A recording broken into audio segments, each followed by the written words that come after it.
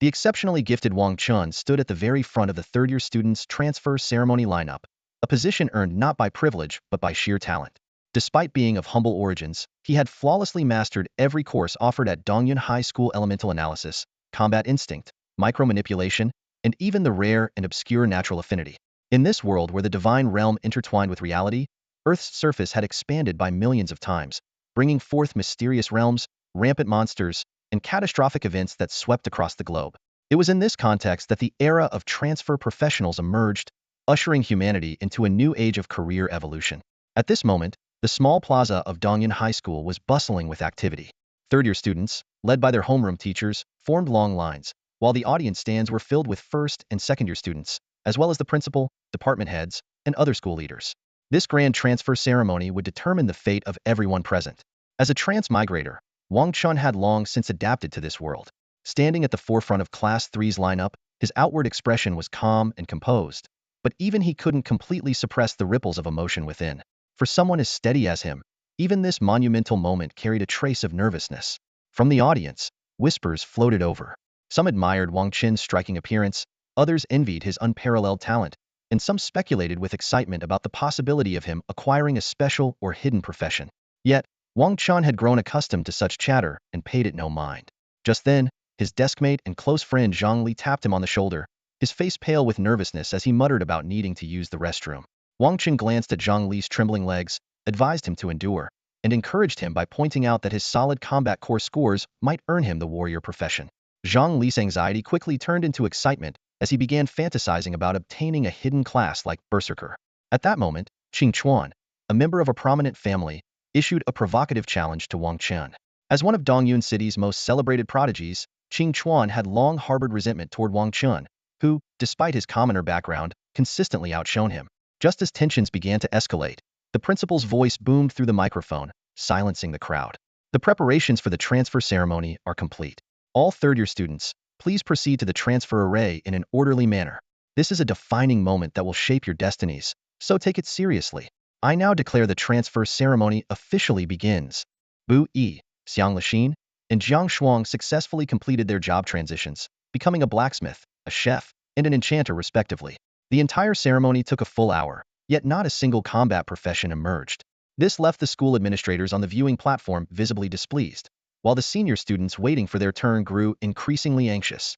Next, Class 6, Senior Year, Tsinjiro. As the announcement rang out, all eyes instantly turned to a stunningly elegant girl. Tsinjiro, one of Dongyun High School's 3 recognized prodigies, was also the school's most celebrated beauty. She was the perfect combination of a prestigious family background, breathtaking looks, and exceptional talent. Under the gaze of the crowd, her delicate face showed a hint of nervousness, but she stepped confidently into the job transition array without hesitation. Suddenly, an extraordinary phenomenon occurred. The moment Tsinjiro entered the array, a dazzling sea of light erupted, with platinum-colored rays of sacred brilliance converging like shooting stars. The light coalesced into a divine magic book, which shimmered briefly before merging into Tsanjiro's body. This was the first anomaly since the ceremony began, causing an uproar among the crowd. On the viewing platform, the principal abruptly stood up, his eyes shining with excitement. Tsinjiro, job transition complete. Rare profession light mage. The announcement echoed, and the audience erupted into a frenzy. Gasps of admiration and exclamations of surprise filled the air, and even the principal's face broke into a rare, beaming smile. Amid the adoring cheers, Tsinjiro walked down the stage, her face glowing with joy. Her gaze swept over the crowd, subtly landing on Wang Chen, as she silently anticipated the outcome of his transition. The subsequent transitions seemed lackluster in comparison. That is, until Qing Chuan stepped forward, reigniting the crowd's excitement. Qing Chuan, job transition complete. Profession Wind Archer. Although not a rare profession, as one of the 3 prodigies, Qing Chuan's result still sparked lively discussions. However, Qing Chuan himself descended the stage with a dark expression, his eyes blazing with fury when they met Wang Chen's. Finally, it was Class 3's turn. Zhang Li excitedly transitioned into a warrior profession and gave Wang Chen an enthusiastic bear hug.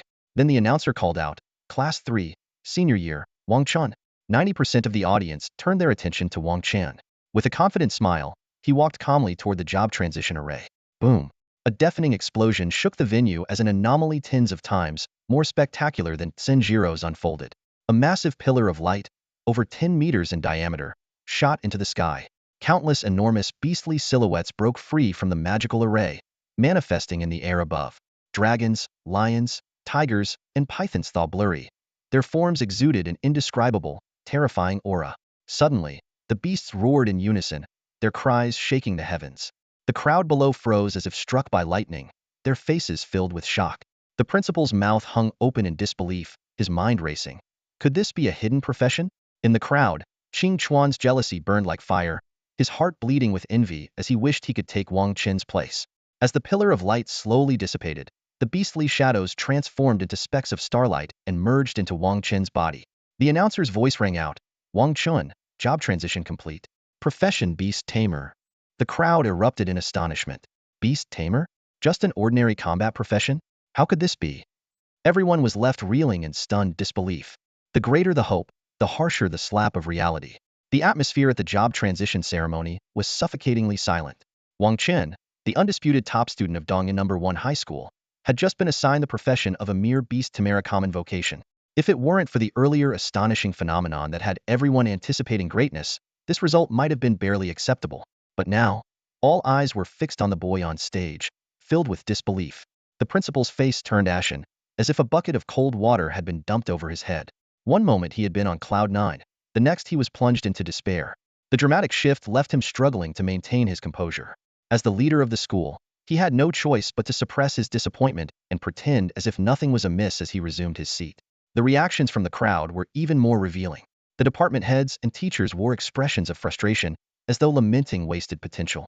Among the students, some sneered with schadenfreude, eager to see this prodigy fall from grace, while others cast him looks of pity and regret. The most unrestrained, however, was Qing Chuan, whose laughter brimmed with mockery was nearly pounding the table in delight. A beast tamer? Just a rune-off-the-mill combat profession. Not even close to my windstriker archer from the first transition. Qing Chuan's eyes gleamed with malice. A commoner daring to become a beast tamer? Can you even afford a pet beast? And you think you can compete with me? Indeed, the beast tamer profession was notoriously resource-intensive, often reserved for the elite families. Without the financial backing of a powerful lineage, even acquiring a pet beast was a monumental challenge. Worse yet, beast tamers had to share experience points with their beasts, making progression painstakingly slow. Yet, Wang Chen remained motionless within the magic circle, not because he was crushed by disappointment, but because he was utterly stunned by the series of system notifications flooding his vision. Congratulations on becoming a Beast Tamer. Beast Tamer exclusive Beast Space unlocked. Beast Tamer exclusive skills acquired. Beast Control, Summoning Pact, and Beast Rejuvenation. SS Level Talent Awakened. Beast Affinity. Divine Talent Awakened. Bloodline Awakening. Bloodline Appraisal unlocked. Divine Talent Awakened. Trait Extraction. The endless stream of notifications made Wang Chen's heart race, his breath quicken, and his body tremble slightly. Mistaking his reaction for devastation, his homeroom teacher quickly approached the stage, speaking words of comfort. "Wang Chen, I've always believed in you. If you need funds to acquire a pet beast, I can help. If your talent rating reaches B or higher, you can even apply for a school subsidy. With me here, we'll make sure you get the support you need. Remember, no profession is inherently without a future." The teacher's gaze was sincere as he looked at the student who had once been his greatest pride. Even though the assigned profession seemed underwhelming, he firmly believed that Wang Chen could rewrite his destiny through sheer effort, just as he had risen from obscurity to become the top student at Dongyun No. 1 High School. Awakened from his daze, Wang Chen felt a warm current surge through his heart. Knowing he would indeed need some initial funding, he stepped down from the stage and discreetly adjusted his personal attribute panel. He set it to display only to his homeroom teacher, hiding most of the information but deliberately revealing the SS level talent. SS level talent. Beast Affinity. When using Beast Taming-related professional skills, the effects are increased by 1,000. The homeroom teacher's pupils suddenly shrank to the size of pinpoints, and an expression of utter shock, as though she'd seen a ghost, spread across her face. She double-checked, triple-checked, and quadruple-checked the information, ensuring she wasn't seeing things. The sudden wave of exhilaration caused her to stumble, nearly sending her tumbling to the ground. "Oh my, what the hell?" she blurted out, completely losing her composure. To everyone's astonishment, the normally composed teacher had just cursed in front of thousands of students, as well as the principal and other staff members. The crowd erupted into murmurs and disbelief. Wang Chen, quick on his feet, caught her just in time, preventing what could have been an extremely awkward fall.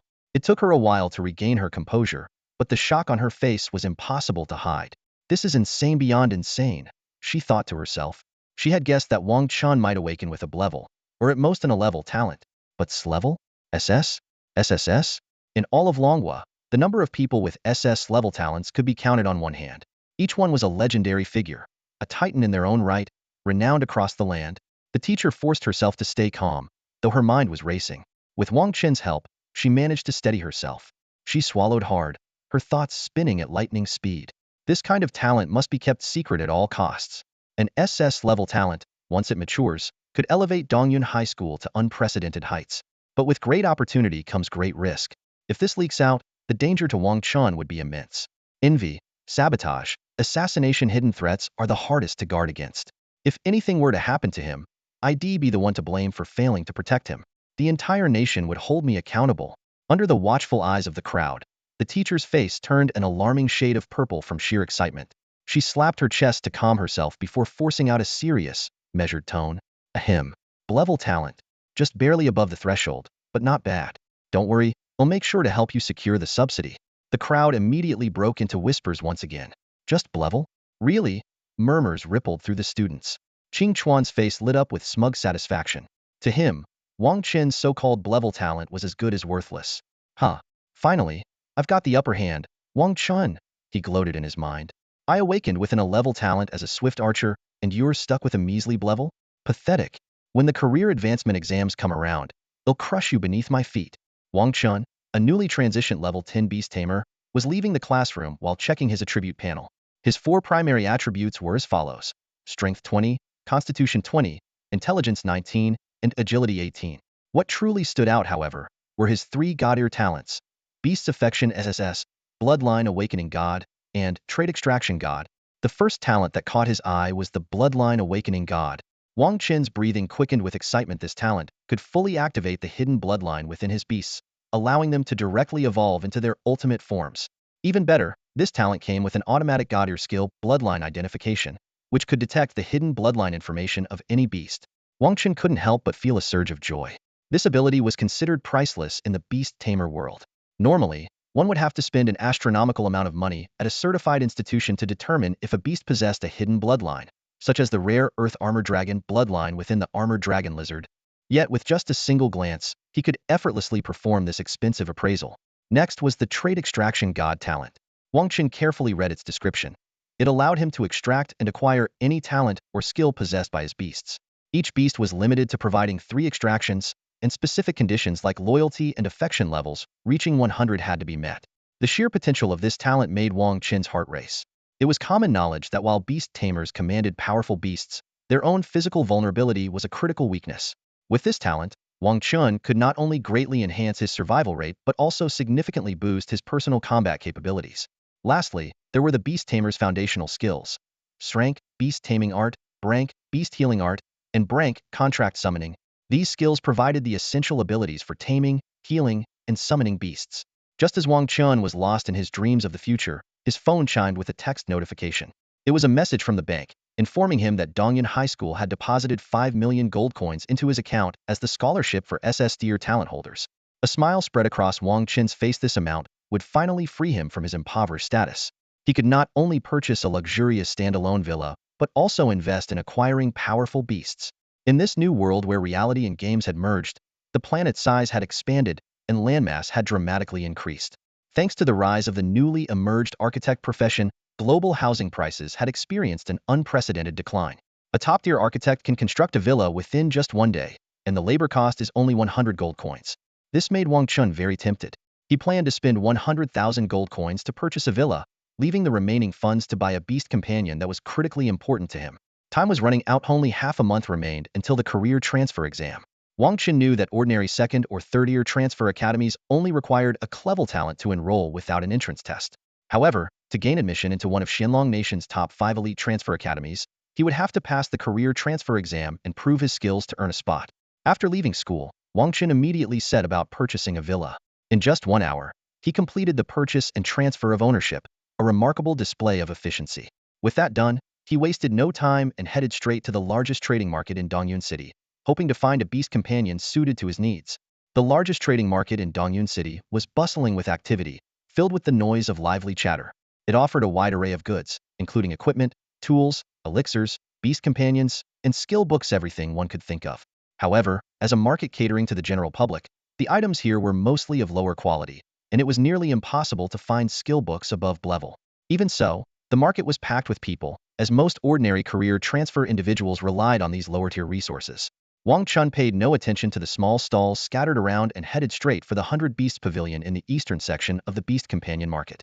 This shop was the most upscale Beast Companion store in the area and was said to even have chain locations. The shop boasted a wide variety of Beast Companions, making it an ideal stop for a beginner Beast Tamer like Wang Chen. The moment he stepped through the door, a smiling salesperson quickly approached him, greeting him warmly. "Welcome, handsome gentleman. May I know your surname? Are you looking for a combat-type beast or a utility-type beast?" The salesperson briefly explained that combat-type beasts were typically large and aggressive, while utility-type beasts were smaller, gentler, and more suitable as household pets. Wang Chen responded politely, "My surname is Wang. I'll take a look around myself. No need to trouble you." With that, he headed straight to the combat beast section and began carefully examining the options. The battle pet area was incredibly spacious. As Wang Chen stepped into this section, his eyes were immediately drawn to rows upon rows of massive iron cages. Each cage housed a large, fierce-looking battle pet, standing in stark contrast to the small and adorable domestic pets. Wang Chen walked slowly, carefully reading the description plaques hanging in front of each cage. He stopped in front of one cage that held a dozing Xianjing demon tiger. The description read, "Battle pet, Xianjing demon tiger. Gender, male. Level, 15. Max level, 90. Type, battle pet. Bloodline rank, Tier 3 Mystic Beast. Attributes, Strength 200, Constitution 200, Intelligence 50, Agility 180. Notes: the Xianjing demon tiger is ferocious and combative by nature. Its Xuanjing-coated hide offers exceptional defense, rendering it impervious to blades and fire. Its razor-sharp crystal claws can tear through stone and metal with ease. Price: 7 million gold coins. Hiss. Wang Chen couldn't help but take a sharp breath. The excitement he'd felt from the extra 5 million gold coins in his account quickly dissipated. He suddenly recalled the schadenfreude on his classmates' faces when he transitioned into the Beast Master profession and finally understood the reason behind Ith's career was indeed a gold sink. After a moment of contemplation, Wang Chen decided to use his Godder skill, Bloodline Appraisal, to check if the Xianjing demon tiger had any hidden bloodlines. His eyes turned deep and penetrating as he stared directly at the creature in the cage. Soon, the appraisal results appeared before him. An ordinary Tier 3 Mystic Beast, with no hidden bloodline of the White Tiger deity detected. Unwilling to give up, Wang Chen continued to scan the surrounding cages, appraising each one. Armored Dragon Lizard, Ordinary Tier 5 Mystic Beast, Price: 9 million gold coins. Lightning Wolf, Ordinary Tier 7 Mystic Beast, Price: 11 million gold coins. Frost Spirit Bird, Ordinary Tier 1 Spirit Beast, Price: 20 million gold coins. After inspecting the entire area, Wang Chen was shocked to discover that the cheapest option was still the 7 million gold coin Xianjing demon tiger. Feeling defeated, he approached a nearby attendant to inquire if there were any battle pets with magical beast-level bloodlines. The attendant led Wang Chen to an elevator, which transported them from the lavishly decorated first floor to the more modest second floor. As the elevator doors opened, a cacophony of voices greeted him. The area was bustling with young people in various school uniforms, all busy selecting their pets. Looking up, Wang Chen noticed a sign that read Budget Zone hanging above the second floor. The truth became clear: everything displayed on the first floor was from the store's premium collection, while the basement levels 1, 2, and 3 catered to more affordable options. Smiling, the attendant explained, "Sir, this area not only has pets with magical beast bloodlines, but also those with mortal beast bloodlines. Feel free to browse, and once you've made your choice, you can check out at the first floor counter. If the pet you choose is too large to carry around conveniently, you can directly form a contract with it after payment," the attendant explained politely.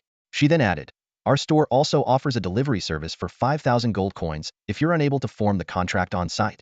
Wang Chen nodded slightly, appreciating the attendant's professional demeanor. Even though he wasn't wealthy, the staff still maintained a respectful and courteous attitude. He softly thanked her before turning to enter the affordable combat pet section. The scene before him was breathtaking. It was evident that many students had recently transitioned to becoming Beast Tamers this year. The entire area buzzed with activity, filled with the eager gazes of peers his age. Wang Chen carefully observed the various pets around him. The fiery flame sparrow, the sturdy steel armor turtle, the agile swift wind rabbit. These common rank combat pets were priced between 1,000 and 10,000 gold coins. In stark contrast, the prices of the rare mystic rank pets were astronomical, not to mention the combat pets of the legendary demon rank, which started at a staggering 100,000 gold coins. While such prices were steep for an average family, many were willing to scrape together the funds. After all, a beast tamer without a pet was practically powerless. The rules for the vocational entrance exams were stringent. Beast tamers without pets and summoners without contracted spirits were strictly prohibited from participating. This was to prevent unnecessary casualties and disputes during trials in the secret realms. Thus, despite the hefty price tags, these newly transitioned students were eager to purchase their first combat pet. Wasting no time, Wang Chen's deep gaze carefully scanned each combat pet. His eyes eventually stopped on a common rank pet called the Green Python, seemingly having found his ideal choice. Beast pet, Little Green Python. Gender, female. Level, 5. Max level, 50. Type, combat beast pet. Bloodline rank, Tier 2 mortal beast. Attributes, strength 10, constitution 10, intelligence 10, agility 10. Notes, a common mortal green python often seen in the forest. Non-venomous, its primary combat method is constricting enemies with its body. Price, 1,000 gold coins. Wang Chen stared at the little green python in the cage, calculating silently. On the surface, it was nothing more than an ordinary mortal beast, most likely destined to become a slaughterhouse product. In this world of career advancements, regular livestock had long lost their market value. High-end restaurants now favored meat from Tier 5 and above mortal beasts, or even magical beasts, as their main attraction. As time passed, even the livestock industry had evolved. Many prominent breeders chose to raise high-tier mortal beasts and magical beasts, reaping significant profits. However, beast tamers never opted for magical beasts raised in farms. These creatures had lost their combat instincts, becoming timid and docile. Wild-caught beast pets were the only ideal battle companions. The reason Wang Chen was so intrigued by this seemingly unremarkable little green python was because it brought him an incredible surprise. Beast pet, Little Green Python. It has been detected that this beast pet harbors the hidden bloodline of the divine beast, the world-destroying Azure Dragon. Final assessment, cosmic level divine beast. Wang Chen's heart raced as he stared in disbelief at the small creature in the cage. The slender little green python raised its head curiously, meeting his gaze with its long forked tongue flicking in and out. Unlike other beast pets that would display aggression when facing humans, it tilted its small head and observed Wang Chen calmly, showing no signs of agitation. Without hesitation, Wang Chen picked up the cage containing the little green python. Even as it was moved, the python remained docile, its large, round eyes fixed intently on Wang Chen. At that moment, a young man noticed Wang Chen's choice and couldn't help but speak up. Wait a second, bro. You're not seriously planning to buy that little green python as your beast pet, are you? The attention of other people selecting beast pets nearby was drawn to the conversation. Wang Chen nodded calmly. Yeah, I am. Why? The young man looked at him incredulously. Are you kidding me? Did you even look at its bloodline rank? If you actually form a contract with that thing, forget about passing the career advancement exams. I doubt you'd even survive on the outskirts of the Black Moon Mountains. You should really consider picking another beast pet. The Black Moon Mountains were a training ground for beginner careerists, home to creatures ranging from level 5 to level 15. The monsters there were relatively tame and weak, making it an ideal place for novices to level up. The young man's remarks were met with agreement from the surrounding beast tamers.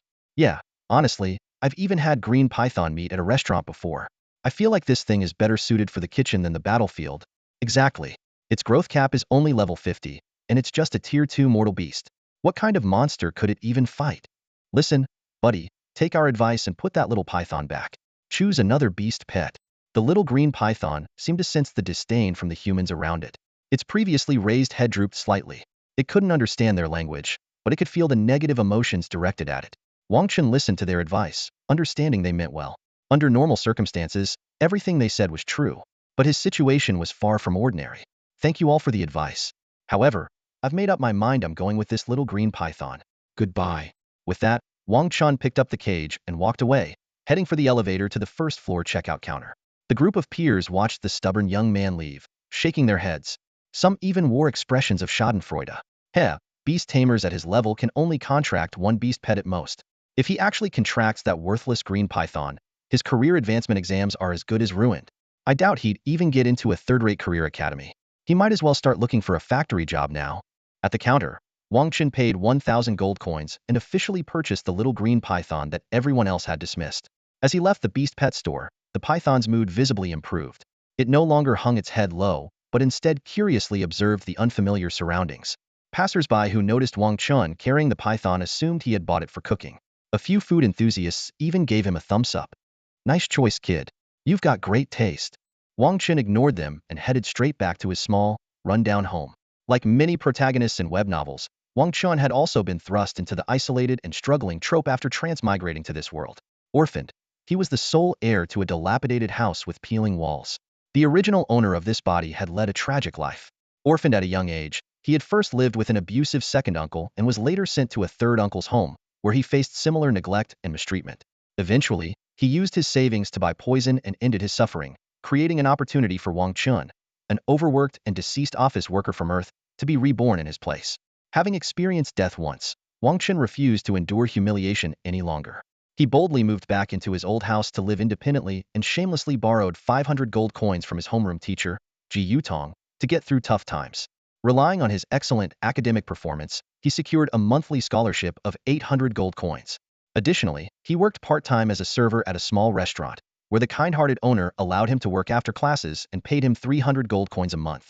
In this way, Wang Chen managed to scrape by for 3 difficult but stable years until today. Wang Chen always maintained a calm, indifferent attitude toward life. Even though he hadn't managed to transition into a combat profession or awaken any special cheat-like abilities, he never let it bother him. After graduating high school, he settled into a working-class lifestyle, taking up a secondary profession and leading a simple, stable existence. To him, that was an acceptable path. He would strive when he could, but if success eluded him, so be it. If I gain, it's fortune. If I lose, it's fate, he often thought. At this moment, Wang Chen was humming a cheerful tune as he carried a beast cage containing a small azure python back home. The little snake was unusually docile. Despite not having formed a contract with him yet, it remained quietly coiled inside the cage, its bright, round eyes curiously observing the old house. Wang Chen was in no rush to sign the contract. First, he treated himself to a plate of stir-fried green peppers with shredded pork and a fried egg. After all, he had just received a windfall of 5 million gold coins, and a little indulgence seemed well-deserved. After finishing his dinner, he lit 3 sticks of incense in front of his parents' memorial tablets, took a refreshing shower, and only then leisurely approached the small azure python. He studied the little creature carefully. Though it was classified as a python, its size was surprisingly petite, roughly 1.5 meters long by his estimation. Since the contract hadn't been formed yet, its initial skills remained a mystery. The small python showed no fear, meeting Wang Chen's gaze heated, its eyes gleaming with a hint of intelligence. Wang Chen raised his hand and activated his beast mastery skill. Instantly, a complex magical array appeared on the little python's forehead. The creature recoiled slightly, seemingly startled that this human would consider forming a contract with such an ordinary, weak beast. Seeing it hesitate, Wang Chen chuckled softly. Boldly opening the cage door, he reached in and flicked its little head with his finger. Chirp! The small python let out a pitiful cry, not in anger but in grievance. Come on, accept the contract, or I'll flick you again, Wang Chen teased, feigning another flick. Perhaps influenced by the beast mastery skill, the little python seemed to understand him. Without further delay, it allowed the magical array to merge into its body. Ding! Congratulations, you have successfully contracted a beast companion. Small Azure Python. The system notification chimed, and the detailed stats of the small Azure Python were displayed.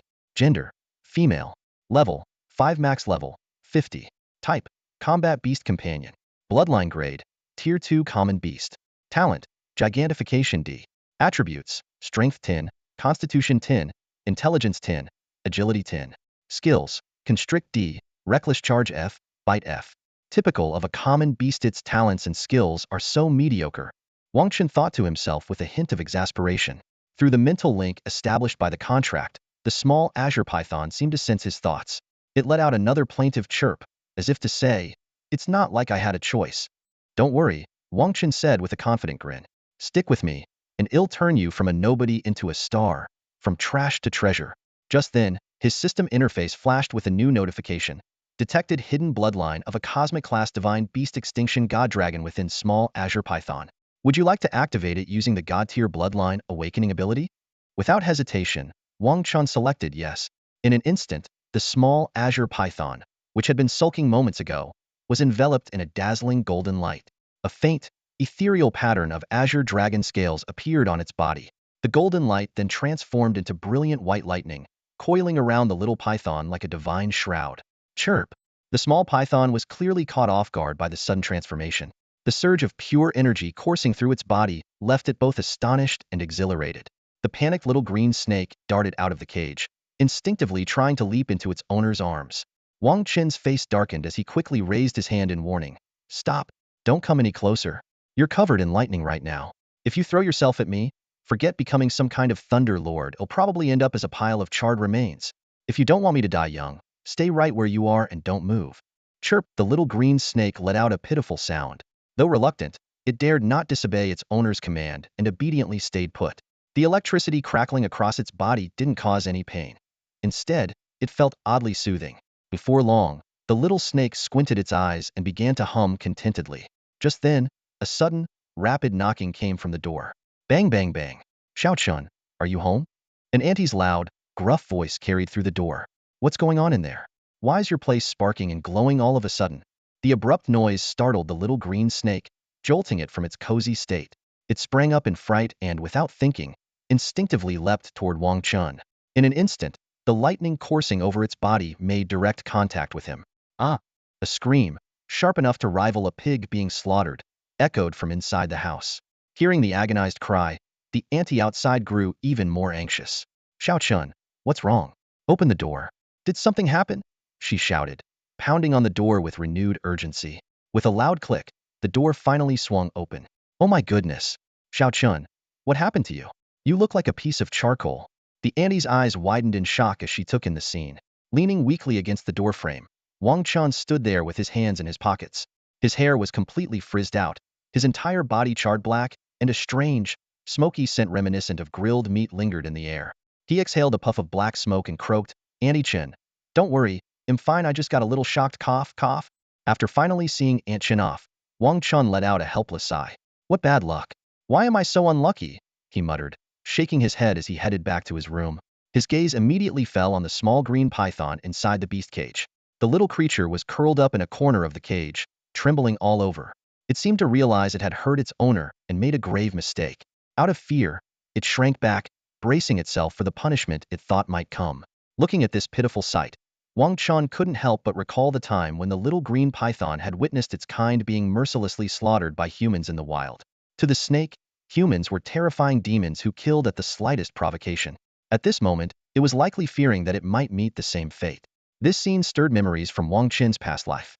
The trembling green python reminded him of his younger self, cornered by his second aunt, who would whip him with bamboo strips. Back then, he was filled with despair and fear, with no one to rescue him, forced to endure the harsh lashes. Shaking his head to dispel the painful memories, Wang Chen reached out and gently lifted the small green python from the cage, placing it in his arms. Feeling the warmth of its owner's body and sensing his calm demeanor, the little python finally mustered the courage to lift its tiny head and look at Wang Chen. What it saw was Wang Chen's radiant smile, his rows of white, neat teeth gleaming under the sunlight. In that instant, the little python's tense body completely relaxed. Its anxiety and fear vanished, replaced by a deep attachment to its owner. It had never experienced such warmth and kindness before, expressions reserved only for family. Although the little python didn't understand what family meant, it had lived alone since birth. An unfamiliar yet comforting kindness made it let down its guard entirely. Noticing the little creature staring at him with its bright, glistening snake eyes, Wang Chen chuckled and asked, "Not scared anymore, huh?" Chirp! The little python responded happily, narrowing its eyes as if saying, "Not scared anymore." It even nuzzled its tiny head affectionately against Wang Chen's neck, expressing its fondness. Just then, Wang Chen's interface alerted him with a notification. World-destroying Azure Dragon Bloodline successfully activated. Current Bloodline activation level, 10. Your beast companion, the little green python, has gained new talents and skills. Wang Chen immediately checked the little creature's stats, and sure enough, new entries had appeared under the talents and skills sections. Talent, Gigantification D, World-destroying Thunder Art SSS. World-destroying Thunder Art SSS, one of the exclusive talents of the world-destroying Azure Dragon. When activated, it harnesses the power of thunder, granting mastery over lightning magic. All attacks will be imbued with world-destroying thunder, dealing massive lightning damage and inflicting the Reverse Annihilation Thunder debuff on enemies. Note: Reverse Annihilation Thunder, healing effects received are reduced by 80. All attributes are weakened by 70. Any damage taken is increased by 500. Holy crap! What kind of monstrous talent is this? Wang Chen exclaimed. Not only was the damage absurdly high, but the debuff effects were outrageously overpowered. It was hard to believe such abilities belonged to a second-tier mortal beast like the little green python. He then turned to the skills section. Skills, Constriction D, Savage Charge F, Bite F, Azure Dragon Thunder Scales SSS. Azure Dragon Thunder Scales SSS. When activated, the user dons the Azure Dragon Thunder Scales, increasing armor, magic resistance, and health by 2,000. Attack speed, movement speed, and casting speed are boosted by 1,000. Attack power is enhanced by 500, and the Thunder Retribution armor effect is triggered. Note: Thunder Retribution armor reduces all incoming damage by 50 and reflects 500 of the damage back to the attacker. Wang Chen was stunned once again. This was yet another outrageously powerful and unreasonable skill. The world-destroying Azure Dragon's bloodline was indeed as terrifying as the legend suggested. What amazed him even more was that this was only with 10 of the bloodline activated. He couldn't help but imagine if one day the bloodline were fully activated to 100, wouldn't this little green python transform into a true world-destroying Azure Dragon? In addition to the new talents and skills, the Bloodline Awakening brought another significant change. The little green python's level cap had increased from the original 50 to 100. This meant its potential for future growth had become vastly greater. The 4 fundamental attributes had skyrocketed from the initial 10 points to an astonishing 500 points, far surpassing the level of a Tier 3 mystic beast like the Mystic Crystal Demon Tiger. However, its bloodline rank still displayed as a Tier 2 common beast, and had yet to evolve into a cosmic-level divine beast. This situation sparked a clever idea in Wang Chen's mind, and he secretly felt relieved, thinking, this is perfect for feigning weakness. When my opponents see Tier 2 common beast, they'll undoubtedly underestimate me.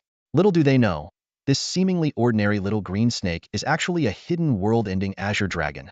The little green python's level had also surged from level 5 to level 10.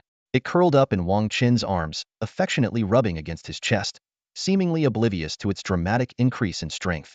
Wang Chen looked down at the little creature and thought, forget the Mystic Crystal Demon, Tiger, even higher-tier spirit beasts wouldn't stand a chance against this little green python in a fight of the same level. By the way, it's time to give you a name, Wang Chen said with a smile, gently stroking the smooth scales of the little python. You're a little female snake, so I'll give you a girl's name. From now on, your full name will be Qing Wan, and your nickname will be Xiao Qing. How does that sound? Chirp. The little green python responded cheerfully, clearly delighted with its new name. It affectionately nudged Wang Chen's hand with its head, expressing its joy. From that moment on, no matter where Wang Chen went, Xiao Qing was always close behind. Even when he went to the bathroom, she would stubbornly squeeze through the door crack and stare at him with her big, sparkling eyes. Wang Chen sighed helplessly. Xiao Qing, can you please step out for a bit? Chirp. No way. Xiao Qing refused to leave. If you don't go, I can't, do my business. Now out. Wang Chen said, slightly exasperated. Chirp. Xiao Qing reluctantly slithered out, clearly unhappy.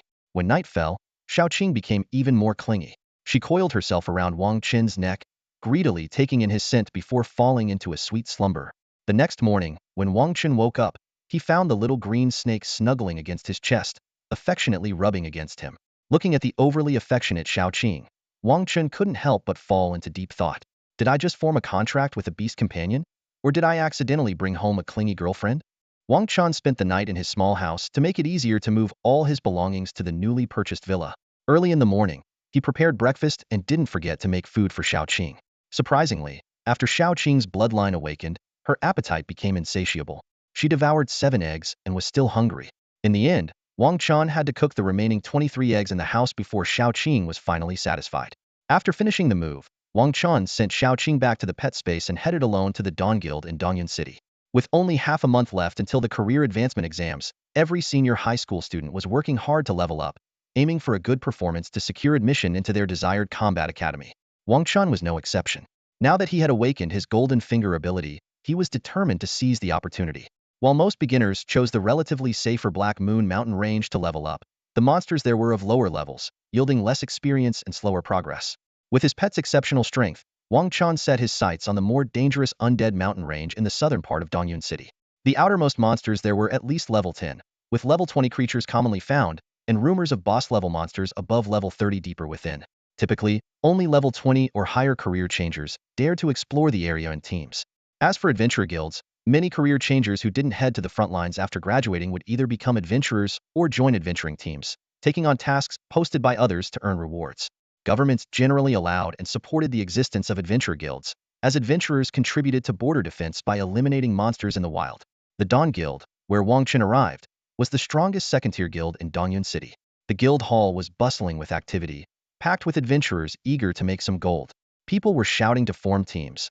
Level 23 Tank Seeking Group, 7-star Adventure Team recruiting permanent members. Level 17 Healer looking for a team can heal and be adorable. Everyone was looking for teammates, as the wilderness not only posed threats from ferocious monsters, but also risks of ambushes by bounty hunters and criminals. While Wang Chen was scanning the mission board, an exclamation caught his attention. He turned to see 5 of his schoolmates: Sinjiro, Qing Chuan, Wang Dazue, Lu Jiang, and Zhao Ming. They had already formed a well-rounded team: 2 tanky shield warriors, a light mage and a swift archer for damage output, and a healer to provide support. In the guild hall of Morning Light, Sinjiro immediately spotted Wang Chen's figure. Her previously expressionless face lit up with a radiant smile as she quickly walked toward him. Wang Chen, are you planning to head out to the wilderness for leveling too? Her bright eyes sparkled with anticipation. Yeah, I'm heading to the Undead Mountain range to level up. Wang Chen nodded, then casually asked, what about you guys? Which map are you heading to for leveling? Sinzira's face had just shown a hint of delight, but before she could speak, Qing Chuan interjected, Wang Chen, we're also planning to go to the Undead Mountain range, but he put on a deliberately apologetic expression. Our group is already full, so we can't add you. Sorry about that. Standing nearby, Wang Dazui, Lu Jiang, and Zhao Ming exchanged glances at this. Wilderness maps weren't like Dungeons. There were no restrictions on the number of people. Forget 5 people, even a group of 25 could go together without issue. The 3 exchanged a knowing look, then glanced at Sinjiro, who was clearly treating Wang Chen differently. It didn't take long for them to piece things together and wisely remain silent. This scene reminded the trio of a certain rumor circulating on campus. Sinjiro, the school beauty, was secretly in love with Wang Chen. Many hadn't believed it, but now, seeing her behavior, it seemed the rumor might hold some truth. They recalled how, during last year's summer break, Wang Chen and Sinjiro had often trained together. Perhaps it was during that time that Sinjiro developed feelings for him. As for Qing Chuan, one of Sinzira's persistent admirers, who had been rejected countless times but refused to give up, his actions now clearly painted the picture of a love triangle. However, if Wang Chen knew what they were thinking, he'd surely find it both amusing and exasperating. A love triangle? He had no special feelings for Sinjiro whatsoever. As for last year's summer training, it was purely professional. Sinjiro had hired him at a high price to be her sparring partner. Back then, Wang Chen had wanted to avoid getting involved with the famous school beauty, but her offer was simply too tempting, and he was far too broke to refuse. Reluctantly, Head accepted the job. In his past life, Wang Chen, a voracious reader of online novels and a fan of TV dramas, was well aware of the dangers posed by campus beauties. He firmly believed that someone like Sinjiro, the highly sought-after school belle, was definitely not the harmless type. Getting involved with her would inevitably lead to some melodramatic chain of events. Yet, fate had other plans. Last summer, Sanjiro's proud and stunning face appeared before Wang Chen. She tilted her chin high with an air of arrogance and tossed a pouch containing 10,000 gold coins at him. 10,000 gold coins. Be my combat training partner for the summer, she demanded, her tone dripping with the haughtiness of a landowner. Wang Chen let out a cold laugh and righteously refused. I, Wang Chen, would rather starve to death, die out in the streets. Before he could finish, another pouch of 10,000 gold coins landed at his feet. In an instant, Wang Chen's expression shifted from righteous indignation to obsequious enthusiasm. The transformation was so swift that even Sinjiro was left dumbfounded. I will dedicate myself wholeheartedly to being Miss Sin's combat training partner. Rest assured, Miss Sin's combat skills will soar to new heights by the end of summer. 20,000 gold coins. For Wang Chen, who lived frugally on a monthly budget of 1,000 gold coins, this was a fortune beyond imagination.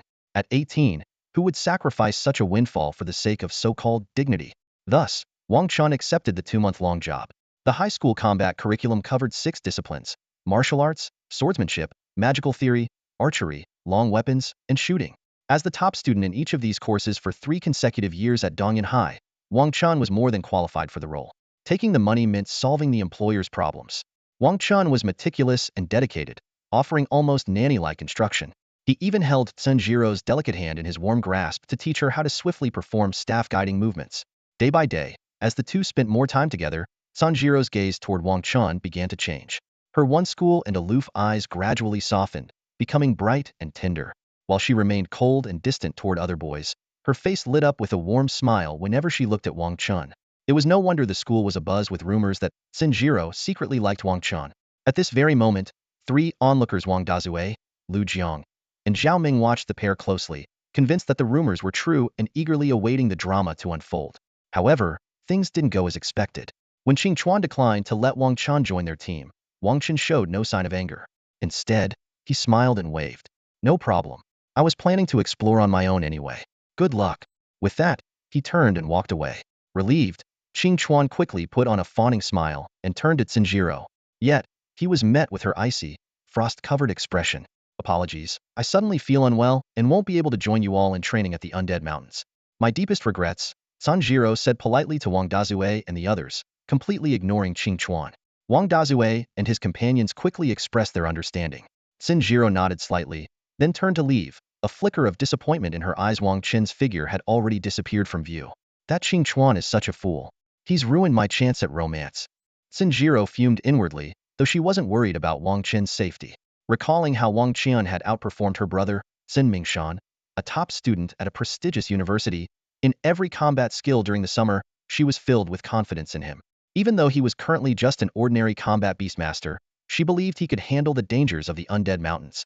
Qing Chuan, without a core damage dealer, I think our team should disband for now, Wang Dazue said. With Sanjiro gone, he and the others had no interest in continuing with Qing Chuan. Coming from powerful families themselves, they had no reason to fear him.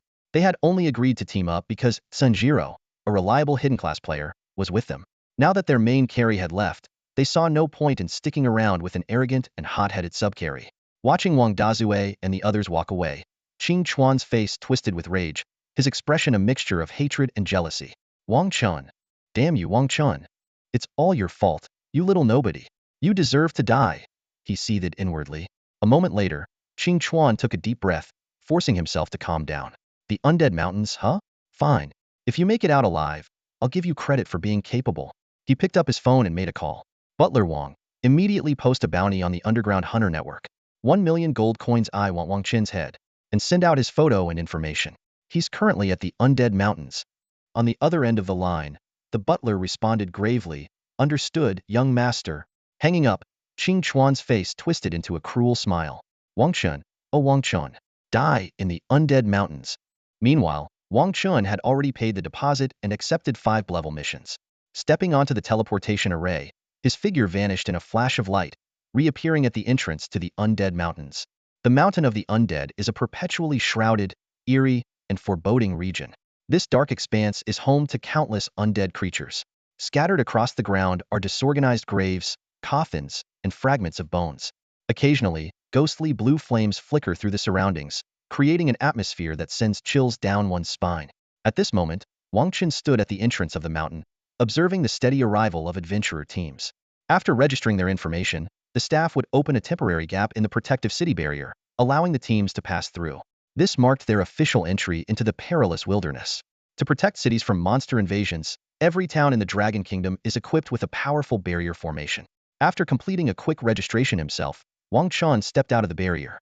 His vision blurred briefly for a second or two before returning to normal. Ignoring the curious gazes from the surrounding crowd, he strode directly toward the depths of the forest, thick with the aura of the undead. Wang Chen didn't rush in recklessly. Instead, he wandered around the outskirts of the area first.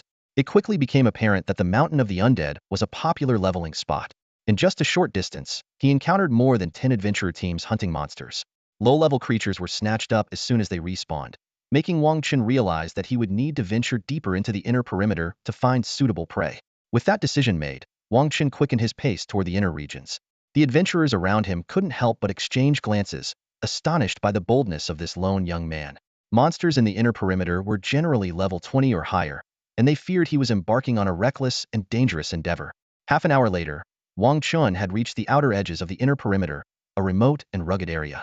The terrain here was treacherous, with jagged rocks and barely any sign of human activity. The monsters inhabiting this area were around level 18 or 19, a zone typically reserved for seasoned adventurer teams with levels exceeding 20. It was here that Wang Chen encountered his first undead creature, a headless skeletal warrior. The skeleton held a rusted, decayed long sword in its left hand and a battered shield in its right, charging straight at him. Wang Chen quickly activated his identification skill, and the monster's detailed stats appeared before his eyes. Monster, Headless Warrior. Level, 18 max level, 40. Race, Undead. Skills, Sword Thrust F/F, Self-Destruct D. Rank, Minion. Attributes, Strength 25, Intelligence 15, Constitution 30, Agility 20. Notes, a common monster in the Mountain of the Undead. Although Wang Chen was confident he could handle the creature on his own, his primary goal on this trip was to train his beast companion. Without hesitation, he activated his summoning contract. With a low hum, a mysterious energy rippled outward, and a complex magical formation appeared on the ground. In the blink of an eye, a small green serpent materialized within the magic circle. Shao Qing, attack! Wang Chen commanded. The little green snake, which had been affectionately nuzzling against Wang Chen moments earlier, let out a battle cry filled with vigor upon hearing the order. Without hesitation, it charged directly at the headless warrior, using its skill, Ferocious Charge F. Thud. A heavy impact echoed through the air. What happened next left Wang Chen utterly stunned. The level 18 headless skeletal warrior was completely obliterated by Shao Qing's charge. With a loud clatter, its bones scattered in all directions, falling apart instantly. A level 10 second-tier mortal beast had just destroyed an undead monster 8 levels higher with a single strike. The sight was so astonishing that Wang Chen froze in place. After all, even if he personally engaged the skeleton, it would have taken him at least 5 minutes to finish the fight. Undead monsters, especially skeletal warriors, were notoriously resilient. Yet, in the face of Shao Qing, the skeleton warrior seemed as fragile as paper, shattering upon impact. Wang Chen quickly regained his composure, realizing that Shao Qing's overwhelming power was due to its awakened extinction dragon bloodline. It was no longer an ordinary beast. With its attributes skyrocketing to 500 points across the board, it far outclassed the monsters in the area. Defeating the headless warrior in one hit was no longer surprising. Still, Wang Chen couldn't help but reflect on his momentary lapse of composure. Chirp! A sharp cry pierced the silence as Shao Qing's lightning obliterated the headless warrior in an instant. The small blue snake puffed out its chest proudly, letting out a triumphant sound before swiftly slithering back to Wang Chen's side, its eyes brimming with anticipation for its master's praise. Clearly, it had yet to realize just how astonishing its attack had been. This scene vividly showcased the importance of a pet's loyalty and affection. Shao Qing, naturally timid and skittish, would typically tremble in fear at the sight of such a high-level, ghastly undead creature, let alone dare to strike. But now, with its loyalty and affection for Wang Chen maxed out at 100, as long as Wang Chen gave the command, no matter how formidable the enemy, Shao Qing would charge forward without hesitation, carrying out its master's orders with unwavering resolve. Great job! Wang Chen praised without hesitation, affectionately patting Shao Qing's head. Inwardly, he pondered to himself. The god-ear skill, Trait Extraction, was still temporarily unusable on Shao Qing. According to the system, extracting the astounding, world-ending thunder technique, talent would require Shao Qing to reach level 30 before the first trait extraction could be performed. The system notification then appeared. You have defeated the headless warrior and earned 300 experience points. Shao Qing received the same amount of experience points. This meant that defeating the headless warrior rewarded a total of 600 experience points, but due to the Beast Masterclass mechanic, the experience had to be shared equally with the pet. This was one of the key reasons many doubted Wang Chen's decision to choose the Beast Masterclass in the first place. Other classes could claim the full experience from defeating monsters, whereas Beast Masters had to split half with their pets. This effectively made leveling up twice as demanding for Beast Masters, significantly slowing their progression. However, this posed no challenge for Wang Chen. At present, Shao Qing's strength was more than enough to crush any monster in the Undead Mountain range. Need more experience points? No problem. They could simply carve their way through, unstoppable and relentless. After Shao Qing effortlessly took down the headless warrior, Wang Chen gained a preliminary understanding of his pet beast's strength. Originally planning to hunt and level up on the outskirts of the inner region, he now felt confident enough to venture deeper into its core. Wang Chen dashed swiftly along a dim and eerie forest path, with Shao Qing nestled in his arms. Its small head peeked out from his collar, curiously observing the surroundings. As he delved deeper, Wang Chen keenly sensed multiple waves of killing intent locking onto him. Clearly, the dense human aura emanating from him had attracted the nearby undead creatures. Pairs of crimson eyes, glinting with cruelty, stared at Wang Chen from the shadows. Unlike the headless warrior from before, these monsters' eyes gleamed with a spark of intelligence. Wang Chen realized that the creatures here must all be above level 20, as only then would they possess such rudimentary intelligence. Their decision to trail him without launching an immediate assault was further proof of this. Ignoring the pursuit of these monsters, Wang Chen pressed onward. When he reached a relatively open area, 30 shadowy figures radiating an ominous, undead energy suddenly leapt out from the forest, accompanied by bone-chilling howls. A closer look revealed that they were a pack of ghost wolves. Using his identification skill, Wang Chen quickly gathered detailed information about the level 22 ghost wolves. They were of the pawn rank, equipped with skills like shadow shift and dark vision, naturally violent, and fond of overwhelming their prey through sheer numbers. Soon, Wang Chen's sharp eyes spotted a larger, more imposing ghost wolf perched atop a distant boulder. Using his identification skill again, he confirmed it to be a level 26 ghost wolf king of the elite rank, boasting additional skills such as Wolf King's Command and Ghost Shield. Faced with such a perilous situation, An average level 10 player might have already succumbed to despair. However, Wang Chen's eyes lit up, his breathing quickened, and a hunter-like grin spread across his face as though he had just found his ideal prey. With excitement, he called out, "Shao Qing." Responding to his call, Shao Qing wriggled out from inside his collar and landed gracefully on the ground. Even when surrounded by the menacing ghost wolves, Shao Qing held its head high with an air of pride, showing not a trace of fear. Thanks to the power of its extinction Azure Dragon bloodline, the beastly aura emanating from the higher-level ghost wolves had no effect on it. "Go.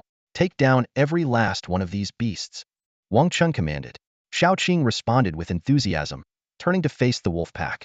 Seeing the wolves' arrogant and disdainful gazes, Shao Qing let out an angry cry before decisively activating its Drank talent, Gigantification. Before the wolves' stunned eyes, the petite Shao Qing's serpent form began to expand rapidly, growing to a towering height of 10 meters, transforming into a true colossal serpent.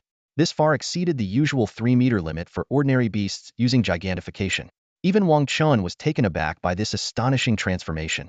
Without pausing to ponder whether this was due to the extinction Azure Dragon bloodline, he quickly issued another order. "Shao Qing, start the slaughter." Following the command, Shao Qing charged forward, radiating a terrifying and oppressive aura. Under the wolves' horrified gazes, it transformed into a relentless force, bulldozing through the pack with overwhelming might. The moment Shao Qing transformed into a towering giant serpent, her colossal body reached an astonishing height of 10 meters. When she unleashed her frank skill, savage charge against the wolf pack, the sheer force of it was earth-shattering. The ghost wolves and their alpha were left utterly stunned, frozen in disbelief. They could never have imagined that the seemingly insignificant little green snake could turn into such a terrifying behemoth in the blink of an eye. Shao Qing's charging speed was as swift as lightning, a stark contrast to her massive size. The 4 ghost wolves at the front didn't even have time to turn around before they were crushed into pulp by the enormous serpent, unable to let out so much as a whimper. A system notification promptly echoed, "For ghost wolves defeated. You have gained 4,000 experience points. Congratulations, you have leveled up to level 11. Awarded 20 free attribute points and 20 skill points. Beast companion Shao Qing has leveled up to level 7. All attributes increased from 500 to 700. Wang Chen was astounded by the massive experience gain, silently marveling at the benefits of defeating higher-level enemies. At his current level, he would normally earn only 80,100 experience points per kill, yet a single ghost wolf now granted him a staggering 2,000 total experience points. What shocked him even more was the fact that Shao Qing's 2-level increase had boosted her stats by 200 points each, for a total of 800 attribute points gained.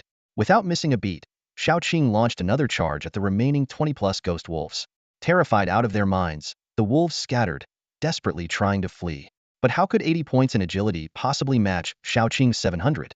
In a mere 5 or 6 seconds, another 6 or 7 ghost wolves were caught and crushed into lifeless heaps.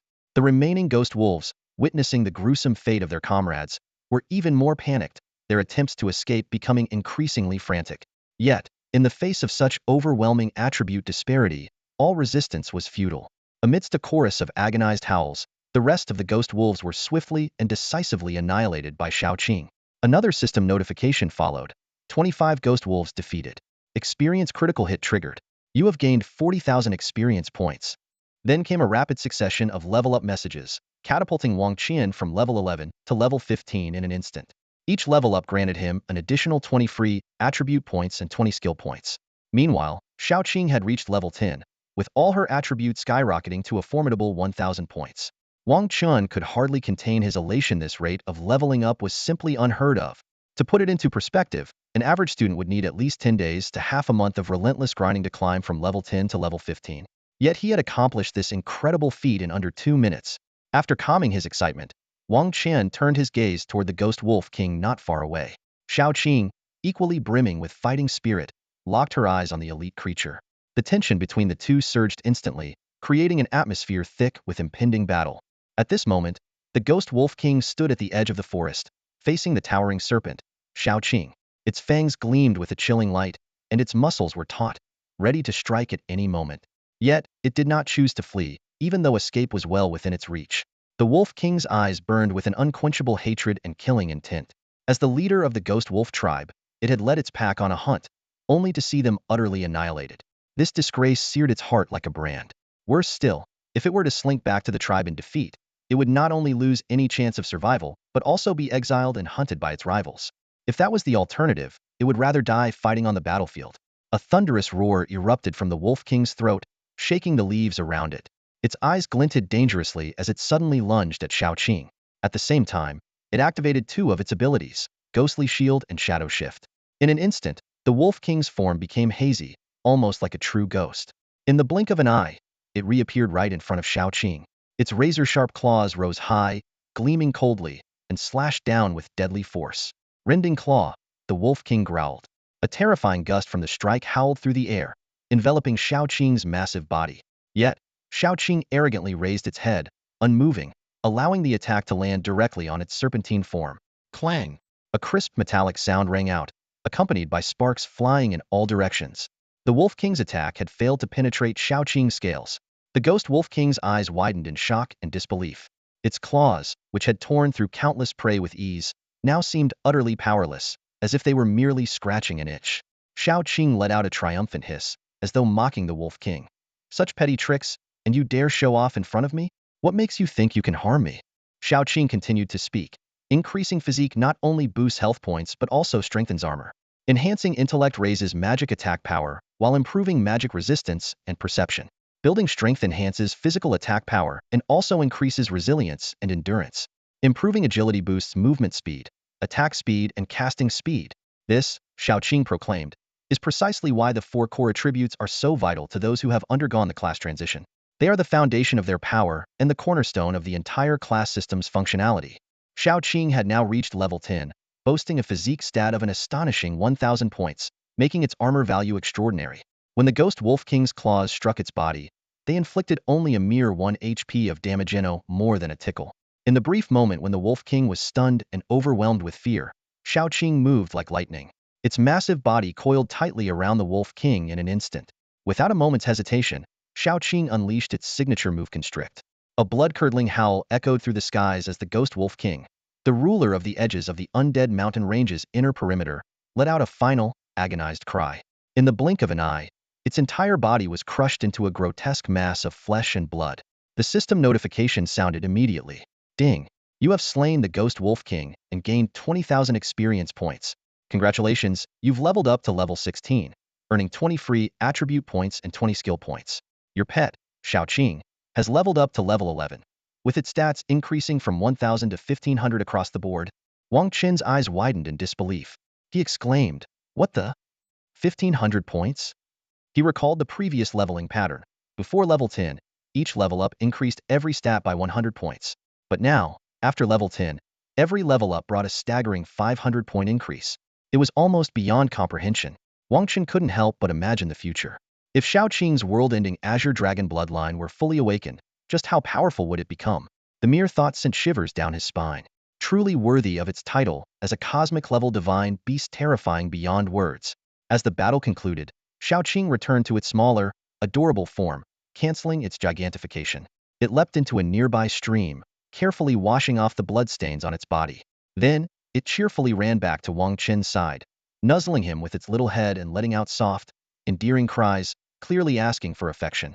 Wang Chen gave Shaoqing a doting pat on the head, showering it with praise for its performance.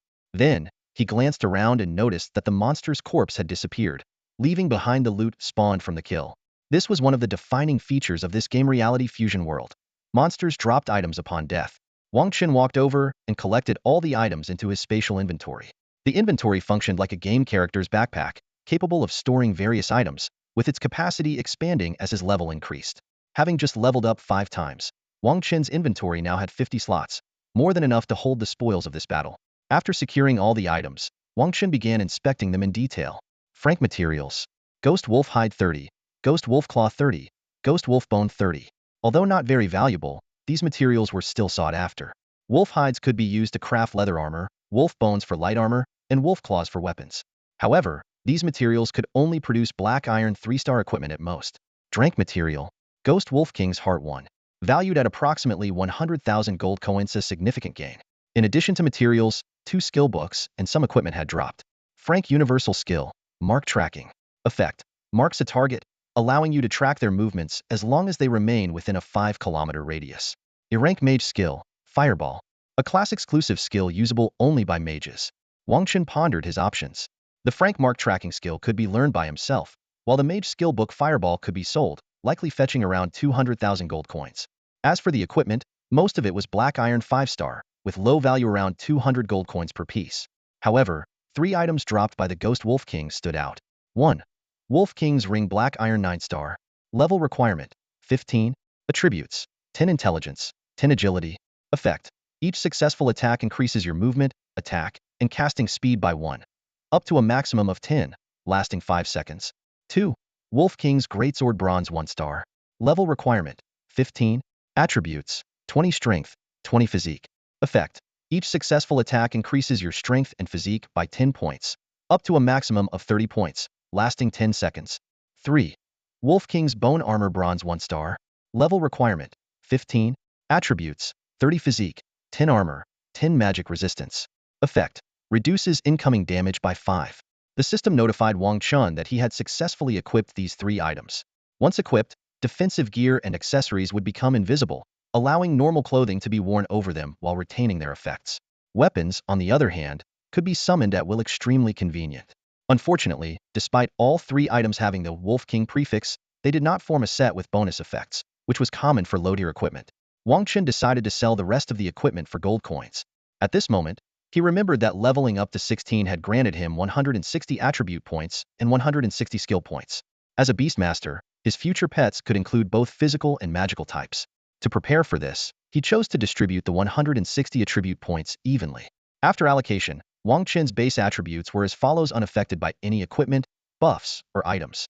Strength, 60 physique, 60 intelligence, 59 agility, 58. Satisfied with his progress, Wang Chen clapped his hands, pleased with the haul. His gaze turned toward the depths of the undead mountain range.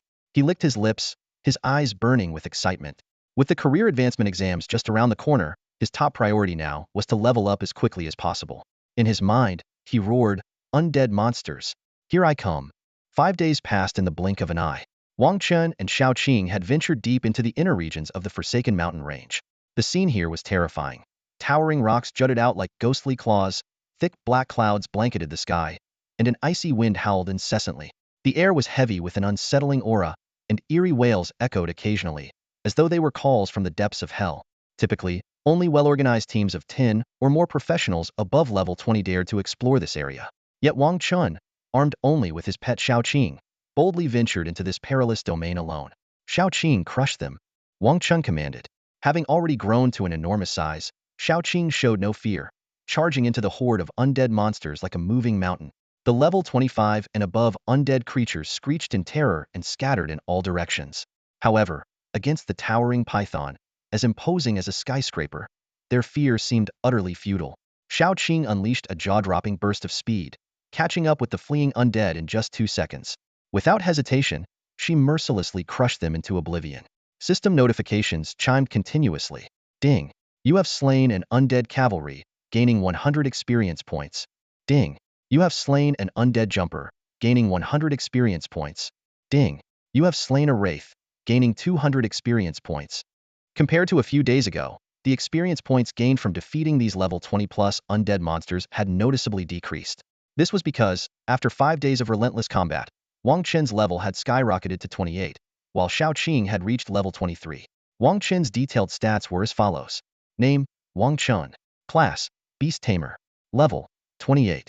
Attributes, Strength 800, Constitution 800, Intelligence 800, Agility 800. Talents, Beast Affinity SSS, Bloodline Awakening Divine, Trait Extraction Divine. Skills, Beast Mastery S, Beast Rejuvenation B, Bloodline Identification Divine, Contract Summoning B, Beast Berserk D, Hate Mark E. Unallocated Attribute Points, 0. Unallocated Skill Points, 0. Pet Xiao Qing's stats were as follows. Name, Qing Wan. Gender, female. Level, 23. Level cap, 100.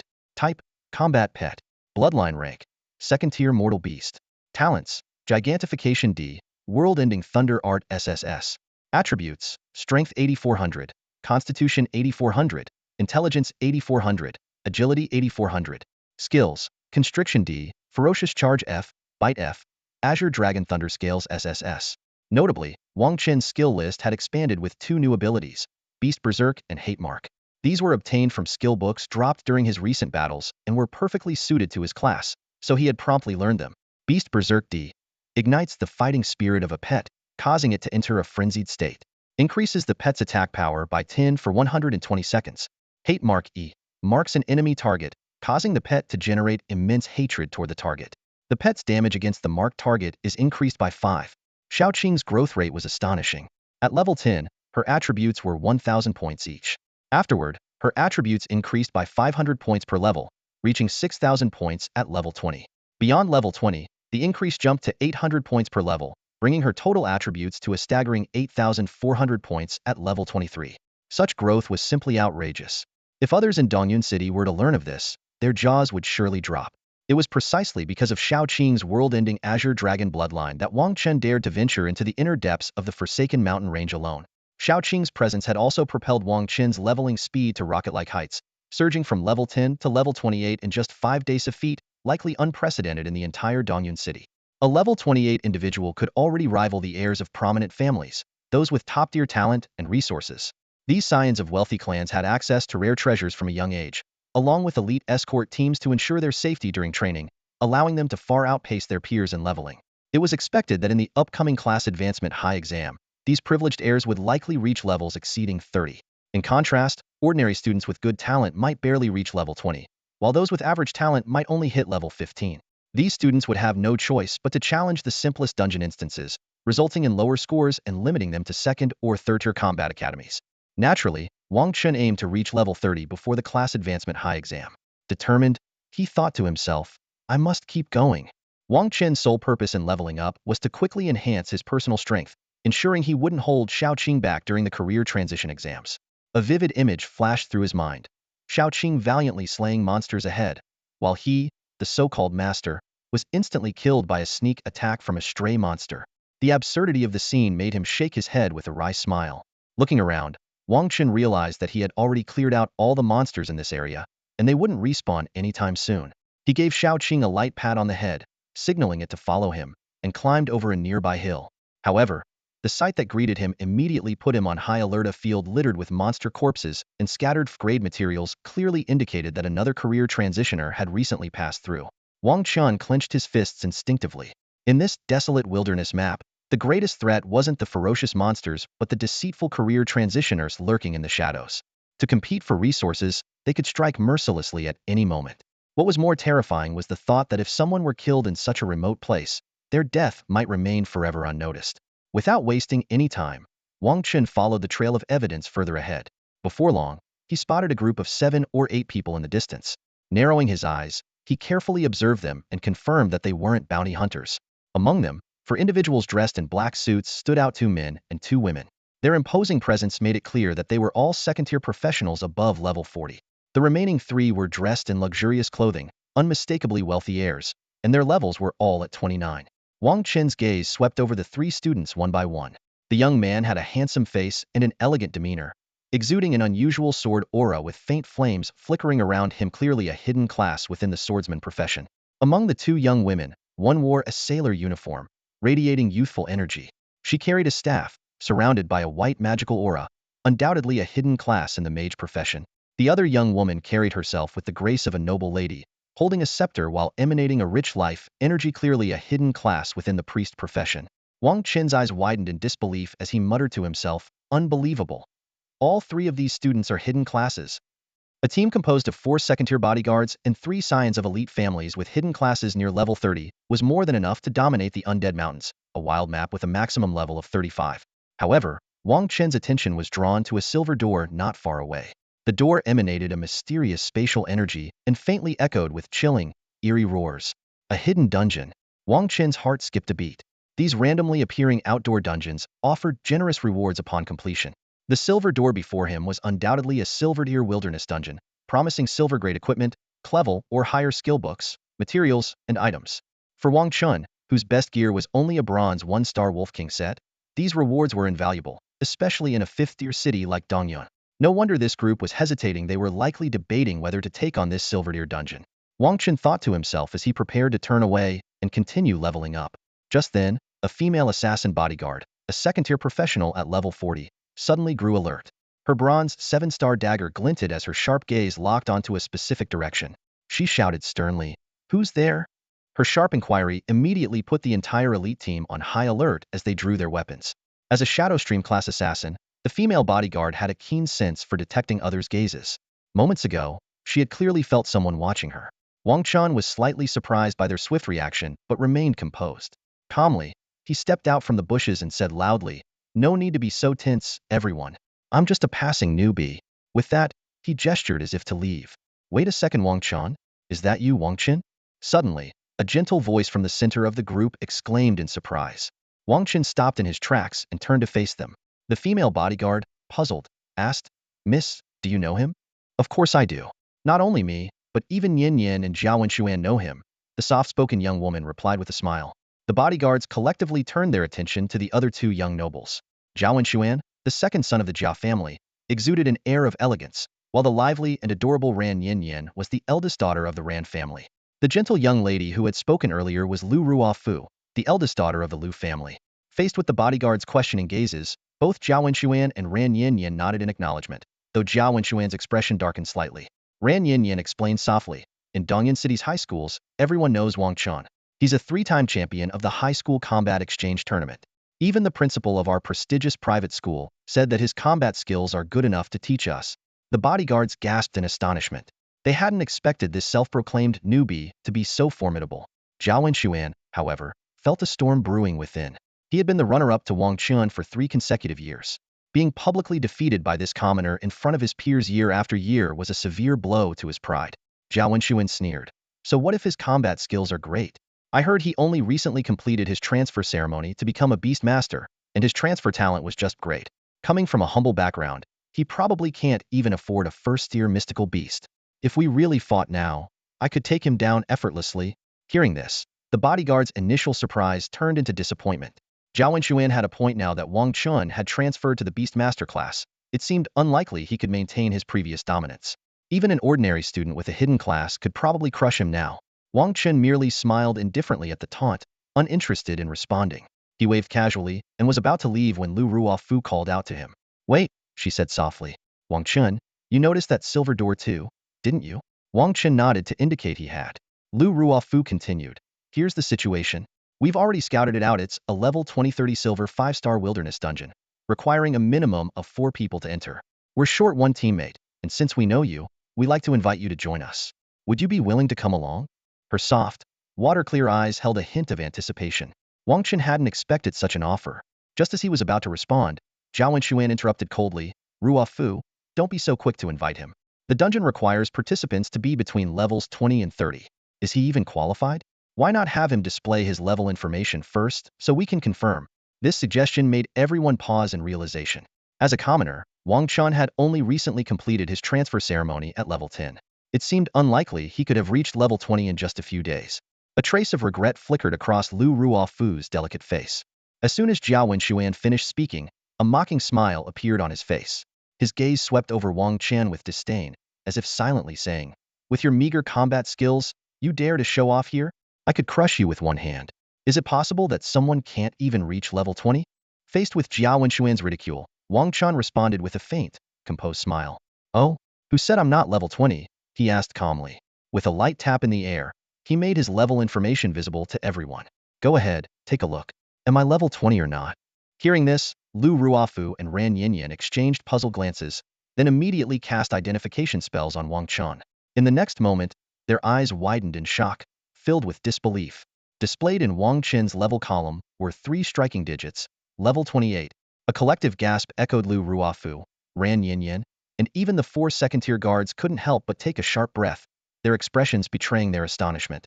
Jiao Wenshuan, who had been brimming with arrogance moments earlier, froze. His face darkened instantly, and a flicker of panic crossed his eyes. What the hell? How is he level 28 already?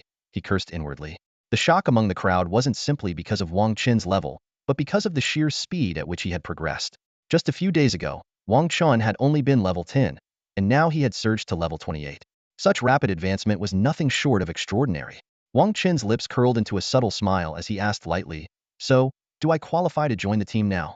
He wasn't about to let this opportunity to enter a secret realm for free slip away, especially a 5-star silver-grade dungeon, which undoubtedly offered rewards far superior to killing wild monsters. Lu Ruofu's face lit up with a radiant smile as she nodded warmly. You're qualified. Welcome to the team. Her party was in a bind. If a secret realm in the wild remained untouched for too long, it would collapse and shift to another location. The energy fluctuations from the Silvergrade Gate were already unstable, showing signs of imminent transfer. At most, they had half an hour before it disappeared. Missing this chance would mean losing a rare opportunity. Wang Chen's level meeting the requirement was a timely stroke of luck, and she couldn't be happier. Jia Wenxuan, however, let out a cold snort, his tone laced with displeasure. Even if your level is high enough, let's get one thing straight. You know the rules for dungeon runs, right? Maintaining his calm demeanor, Wang Chen replied softly, no need to remind me. I know. He didn't take Jia Wenxuan's arrogance to heart at all.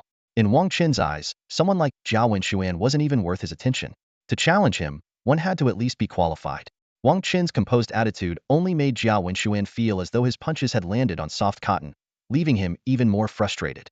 The so-called dungeon rules dictated that rewards were distributed based on rankings in damage output, damage tanking, and healing. Jia Wenxuan was confident that no matter how close Wang Chen's level was to his, there was no way a regular combat class could outshine his hidden class in damage output. Moreover, with Ran Yinyan, a light mage like Sunjiro, in the party as well, Wang Chen wouldn't even have a chance to boost his tanking stats. In Jia Wenxuan's mind, Wang Chen was destined to walk away empty-handed. He had already started planning how to humiliate Wang Chen and erase the shame of being defeated by him 3 years ago. At that moment, Ran Yinyan spoke up gently, oh, by the way, Wang Chen, since we're going into a dungeon together, you should show us your beast companion and explain its abilities. ITLL make it easier for us to coordinate during the run. Her reminder brought everyone's attention to his beast companion. As a beast tamer, Wang Chen's combat effectiveness largely depended on his companion. While he wasn't expected to reveal detailed stats, it was customary to at least showcase the beast and indicate whether it was offensive or supportive in nature. Wang Chen nodded in agreement. With a wave of his hand, a complex summoning sigil appeared before him, glowing with mystical energy. A moment later, everyone stared in stunned silence as a small, adorable green serpent emerged, holding its little head high with an air of pride. Everyone was completely dumbfounded. A green python. It was one of the most common and insignificant Tier 2 beasts found in the wild. No beast tamer in their right mind would ever choose to contract such a creature. Green pythons were so ordinary that they were more likely to end up as dishes served in restaurants. Yet here was Wang Chen, standing before them with a contracted green python that seemed utterly useless in battle. Zhao Wenxuan couldn't hold back his laughter anymore. Ha ha, a green python? You actually contracted a green python. Wang Chen, you were something of a big shot back in Dongyan High School, but how could you be foolish enough to pick such a trash beast companion? His laughter dripped with scorn and ridicule. Even Lu Ruofu, Ran Yinyan, and the 4 guards were taken aback, their faces reflecting their confusion and disbelief. None of them had expected Wang Chen to choose such an unimpressive beast. But Wang Chen remained unfazed by their reactions. His expression stayed calm as he introduced his companion. This is my beast companion, Qingwan. I usually just call her Xiaoqing. She's gentle, affectionate, and very clingy. Chirp. Xiaoqing let out an adorably soft sound, proudly responding to its master's introduction. This scene left everyone present exchanging glances, speechless. This was supposed to be a battle companion? It looked no different from an ordinary household pet. The same thought crossed everyone's mind. Can such a pet really be used for combat? Zhao Wenxuan shook his head with a wry smile, waving dismissively. He suddenly realized how absurd it was to consider Wang Chen as a rival. Someone as useless and foolish as him wasn't even worthy of being called an opponent. Lu Ruofu and Ran Yinyan exchanged a helpless glance. Though they couldn't quite understand why Wang Chen had chosen to form a contract with a young green python, they could somewhat see his reasoning. After all, Wang Chen's financial situation was dire. He had to scrimp and save just to afford basic necessities, so being unable to buy a powerful beast companion was understandable. Fortunately, beast tamers could form contracts with multiple creatures. Once his level increased, he could always contract a stronger one in the future. Just then, the silver door began to ripple and distort. Noticing this, Lu Ruofu quickly called out to the others, all right, let's head into the secret realm together. The 4 of them simultaneously placed their hands on the silver door. In that instant, a shared telepathic connection triggered identical information panels to appear before each of them. Dungeon, Troll's Nest. Level requirement, 2030. Difficulty, Silver 5-star. Mode, Nightmare. Party size, minimum 4, maximum 5. Dungeon background. Deep within the dark and eerie forest lies the lair of the Troll clan. These savage creatures see humans as prey, mercilessly hunting and devouring them.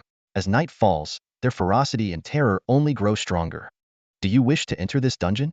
Without hesitation, all 4 chose yes. With a soft hum, the four figures vanished simultaneously from the front of the silver door. You have entered the Troll's Lair dungeon. Current difficulty, Nightmare. Current team size, 5 players. You've obtained a return scroll. In the event of fatal danger, you can use it to return instantly. Note: using the return scroll requires a 3-second channeling time, during which any attack or control effect will interrupt the process. As the dizzying sensation of spatial teleportation faded, Wang Chen and his teammates found themselves standing in a dense jungle, filled with the damp and decaying stench of rot. Troll's Lair on Nightmare difficulty, no less.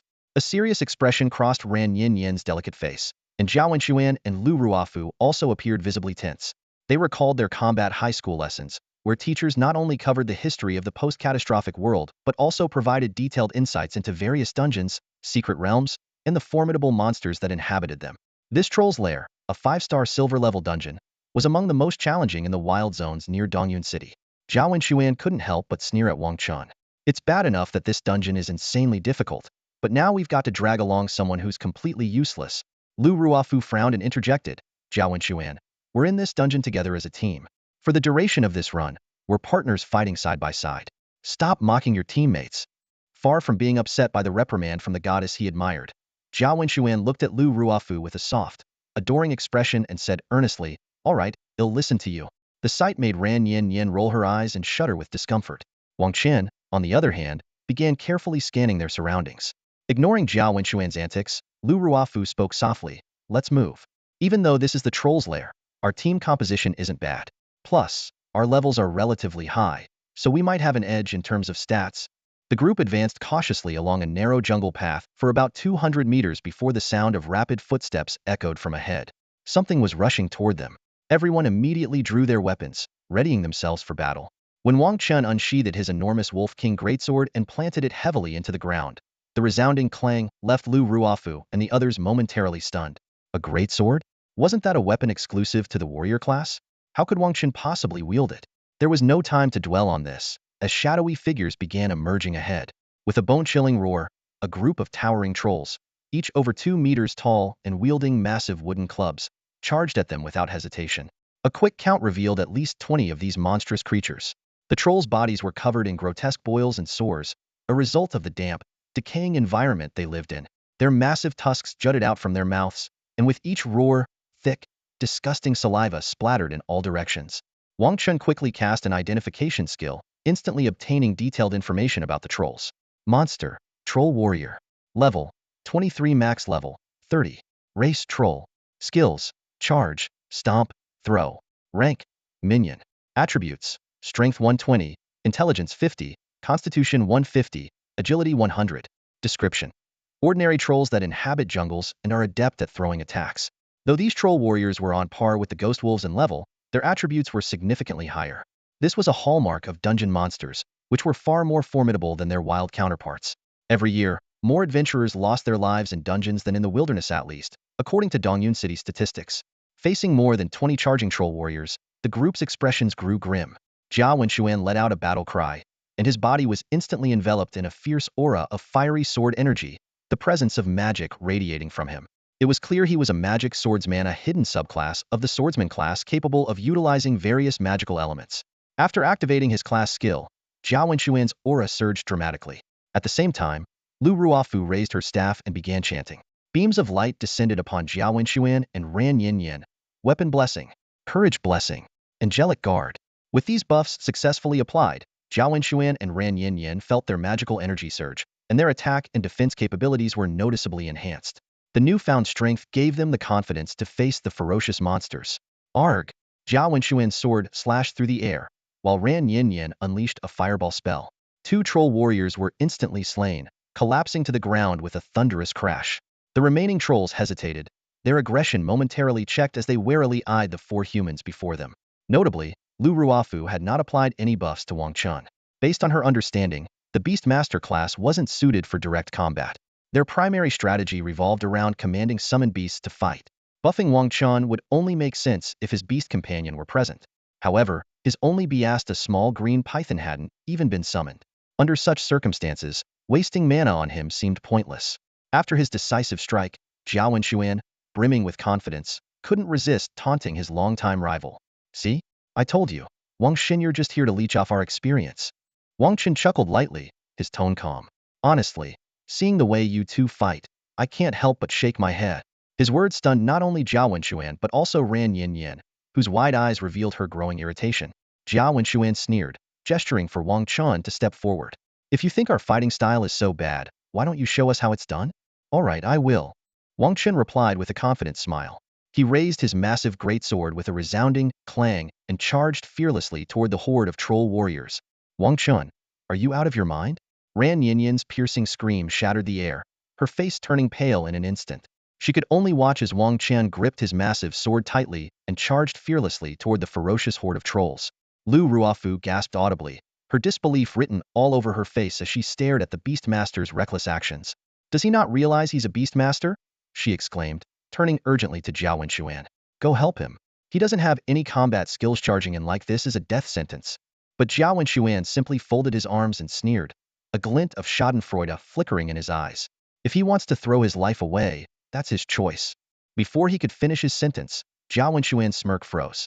Ran Yinyan and Lu Ruofu were equally stunned, their eyes widening in utter disbelief at the scene unfolding before them.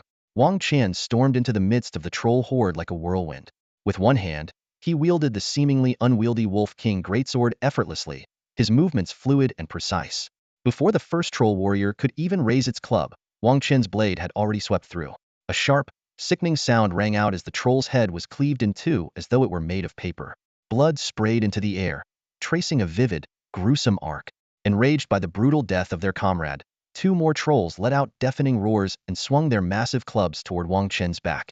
Yet, without even glancing behind him, Wang Chen dropped into a low crouch, easily evading their attacks. In the same instant, his legs shot out like a drawn blade, striking with lightning speed. Thud! Thud! Two heavy impacts echoed as the towering, three-meter trolls crashed to the ground, toppled by a single kick from the seemingly frail young man. Wasting no time, Wang Chen spun on his heel, and with a flash of his blade, two more heads rolled to the ground. In less than 3 seconds, 3 troll warriors had been reduced to lifeless corpses.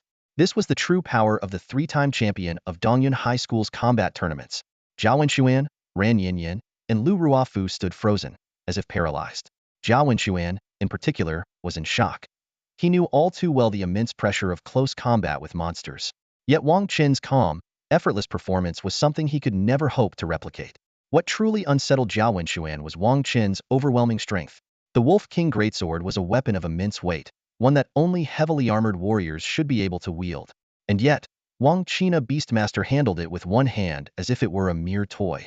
This could only mean that his strength attribute was astonishingly high, likely exceeding 700 points. Wang Chen's combat skills left the trio in awe. While Jiao Wenxuan required 2 full seconds to channel magical energy into his sword strikes, and Ran Yinyan needed time to chant her spells, Wang Chen relied solely on pure combat techniques to dispatch 3 troll warriors in 3 seconds flat. The sheer power, confidence, and audacity he displayed left the 3 of them feeling utterly inadequate. Jiao Wenxuan was especially mortified, his face burning with shame as he recalled his earlier mockery of Wang Chen. It was a direct and undeniable slap in the face. A question gnawed at Jiao Wenxuan's mind. Wang Chen's level was clearly lower than his. How could his strength attribute be so absurdly high? In truth, Wang Chen himself wasn't entirely sure why his attribute points increased so dramatically with each level up. He suspected it had something to do with Shaoqing, the world-ending Azure Dragon, whose bloodline he had bonded with.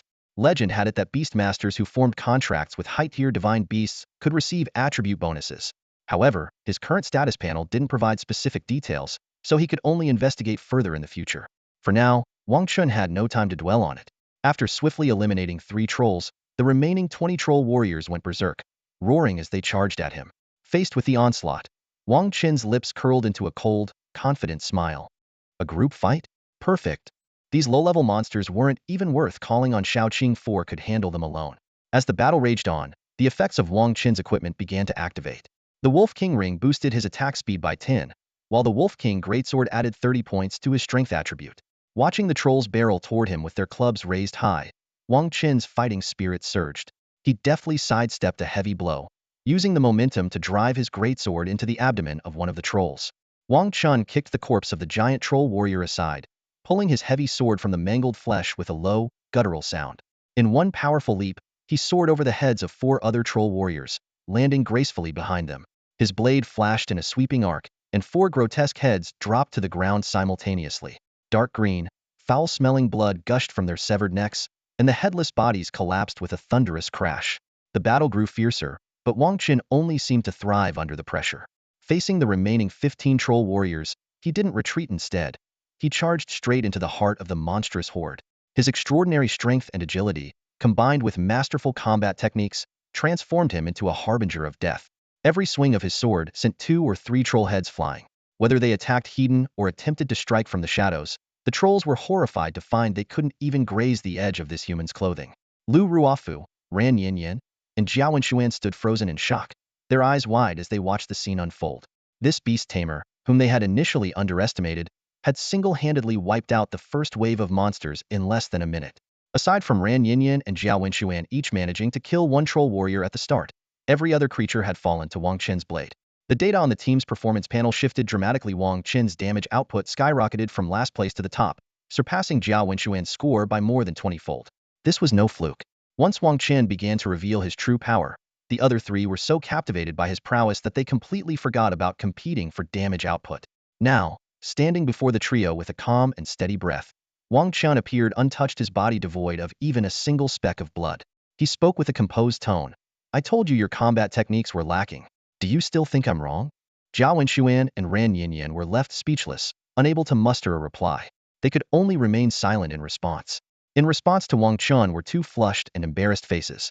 Jiao Wenxuan and Ran Yinyan, having observed the details of the battle, had already realized Wang Chen's extraordinary strength.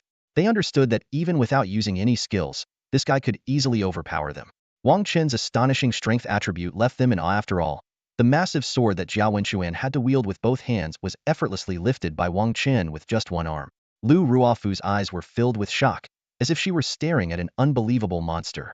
She found it hard to believe that the person who could charge into a horde of monsters with just a sword and reduce them to shambles was actually a beast master.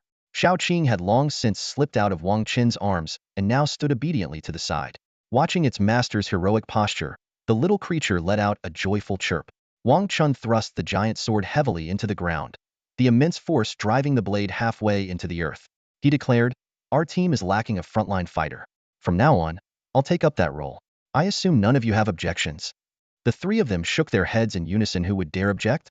Even the usually stubborn Jiao Wenxuan wore a sheepish expression. Though proud, he wasn't foolish. He knew Wang Chen's strength far surpassed his own. Ran Yinyan pouted and muttered, "You're no beast master. You're more of a warrior than any warrior I've ever seen." After speaking, her gaze shifted to the little green snake swaying its head by the side. "No wonder you were willing to form a contract with this useless little green snake. With your strength, having a beast companion or not hardly makes a difference." Hearing the words useless, Shao Qing instantly became unhappy and let out an indignant chirp toward Ran Yinyan. Seeing this, Ran Yinyan's playful side emerged. She extended her hand provocatively and teased, "Oh, what's the matter, little one? Not convinced? Come on, I'll give you a chance if you can pull me even a little. I'll admit you're useful." Lu Ruofu was about to stop her friend, but before she could say anything, Shao Qing had already wrapped its tail around Ran Yinyan's wrist and gave a light flick. With a startled cry, Ran Yinyan was sent flying, crashing heavily into a tree trunk. Lu Ruofu and Jiao Wenxuan were left dumbfounded, staring in disbelief at the scene before them. Ran Yinyan, though a mage, was already at level 29. How could she be so easily flung by a mere second-tier ordinary beast? Ran Yinyan clambered to her feet, her body covered in leaves, and shouted in frustration, "Ouch, that really hurt." Shao Qing, looking quite pleased with itself, slithered up to Ran Yinyan and glared at her with its tiny but fierce eyes, letting out a triumphant chirp. "Chirp. This snake is the most useful." Ran Yinyan quickly admitted defeat, waving her hands in surrender. All right, my bad. You're the most amazing." Internally, she was still in shock. She hadn't expected to actually be flung by the little green snake. Wang Chen chuckled calmly and explained, "Let me clarify something. It's best not to provoke my Shao Qing. Its combat strength surpasses even mine. Of course, believe it or not, that's up to you." The 3 of them stared, mouths agape, unable to process the idea that this seemingly harmless little green snake could be stronger than Wang Chen, who had just wiped out over 20 monstrous warriors in a single minute. Without elaborating further, Wang Chen tucked Shao Qing back into his arms, hoisted his giant sword, and continued forward. Lu Ruofu and the others obediently followed behind, not daring to cause any more trouble. As they made their way through the dark, damp forest, an ancient, abandoned castle came into view. Its structure was overrun with vines and fungal growth, and faint, furious roars echoed from within. Wang Chen's sharp intuition told him that the lair of the monstrous creatures was in the underground chambers of the castle. When they reached the castle's front, a notification appeared on the interface. You have successfully cleared the first level of the ogre's nest. Ahead lies the entrance to the second level. Would you like to enter? Wang Chen turned to the group and asked, "Is everyone ready?" The three of them nodded hurriedly, even Zhao Wenxuan not daring to meet Wang Chen's gaze, silently awaiting his instructions. Seeing that they were prepared, Wang Chen selected yes. Immediately, the ground before them collapsed, revealing a portal of light. Wang Chen charged in without hesitation, and the others quickly followed. As they stepped through the portal, a sensation of weightlessness overcame them. Wang Chen knew they were being transported to the ogre's underground lair. The second level would be the real challenge. The first had merely been a warm-up. Gripping his giant sword tightly, Wang Chen's eyes burned with determination. If they could clear this level, his rank would undoubtedly surpass level 30. The second level of the Troll's Nest is located beneath an ancient castle. As Wang Chen and his team were teleported to the site, a chilling, decayed air mixed with the stench of blood assaulted their senses, causing them to frown instinctively. Before them stretched a narrow corridor leading deep into an underground palace. The path was pitch black, shrouded in darkness so thick that one could barely see their own hand. From the depths, faint, hoarse growls echoed ominously.